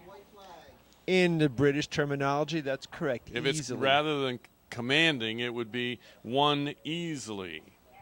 You never want to get that easily category. No, you want to stay away from easily, unless you're in the commanding position. That's true. Yeah, that's right. And I think it goes 1, 2, 3, 4 lengths, and then after 4 lengths, they are gracious to cut it off and say easily. Yeah, I agree. And I think that we're close to that now as we see this last event of the day. What time are we going to be back here in the morning? Does anybody know? 8 o'clock. It starts again tomorrow morning, so make sure you set your alarms, get down here early, and bring your warm clothes. Hopefully no ice on the boats or on your cars in the morning. Yeah, we're going to start off the morning, with men's novice 4s, the men varsity 4s. Then we're going into the women's varsity 8, D, and C finals. So we're going to start off. We're going to be done just before noon at 11:53 with the men's varsity 8. So it'll be 4 hours of pretty exciting racing. No, very exciting racing. Yeah, so Central Oklahoma here with less than 500 meters to go, swinging along. If you're one of those girls in that boat, you got to be feeling pretty good, like, okay, At this point, it's a matter of just rowing as hard as you can because they don't have another race at this. They're going to do as good a time as they possibly can, see how they compare with the other 8s that have been out here today. Yeah, and I unfortunately or fortunately, I've been in that bow position, or lead position, and it looks like, you're way ahead. Would you feel? But that's a euphoric situation. You're rowing probably the best you've ever feel because there's no pressure on you. Yeah, so you're relaxed and you can concentrate and you can really put the power down. So usually when a crew comes through like this, it's rare they would ever say, "Oh, it didn't feel good, coach." They probably says that was a really great row. Yeah, and a lot of coaches I've spoken to even today said, when they get fast crews beside them, people tend to get a little shaky about that, and their focus leaves their boat. This crew, obviously out in front, doesn't have to worry about that. That's right.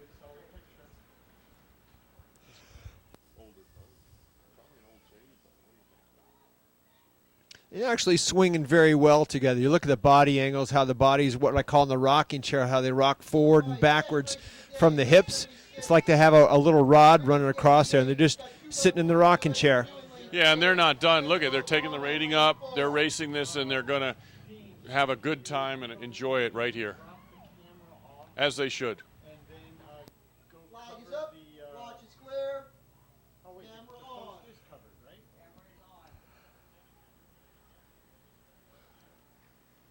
Oh, the post is uncovered? Eyes on the line. Okay. Yeah, go ahead. Go cover the post and come back here and drop the camera off. That was University of Central Oklahoma from Oklahoma City. Coming across the line there first in that women's JV8B final, followed by Purdue Lightweights in that yellow boat. Yeah, that's something to point out there, Casey. The Purdue are lightweights going against women don't like to be called heavyweights, but you got the open category of Central Oklahoma, and you got Purdue with lightweights that are, under a weight limit, I believe around 125 to 130 pounds. Well, lightweight women are 130 pounds. Yeah. Got to be under that. So, when you competed against someone who's bigger than you, bigger, stronger, taller, all those things, you got to give kudos to the lightweight women for going out there and saying, we're just going to give it our all. That's right. Well, Casey, it's been a wonderful day, from the venue, and I wanted lots of thanks for the referees today that brought to us a great, safe, and timely regatta. For U.S. Rowing to give us the opportunity to stream this on YouTube. And if you can reach out to your friends tomorrow and send that website that you guys found on YouTube and send it out to all the other people. We got tweets and some information, texts from all over the world, actually. You reached out outside the United States. Yeah, we did. We got him from outside the mainland U.S., so that was pretty interesting. And so do that. And then, thank you for the SIRA administration and President Jim Buckaloo to put this together, and he had a nice nap this afternoon because it was all carefree, everything was organized. So we'll see you tomorrow morning at 8 o'clock, and we'll have some great racing for everybody. Great job, Brad. Thanks a lot.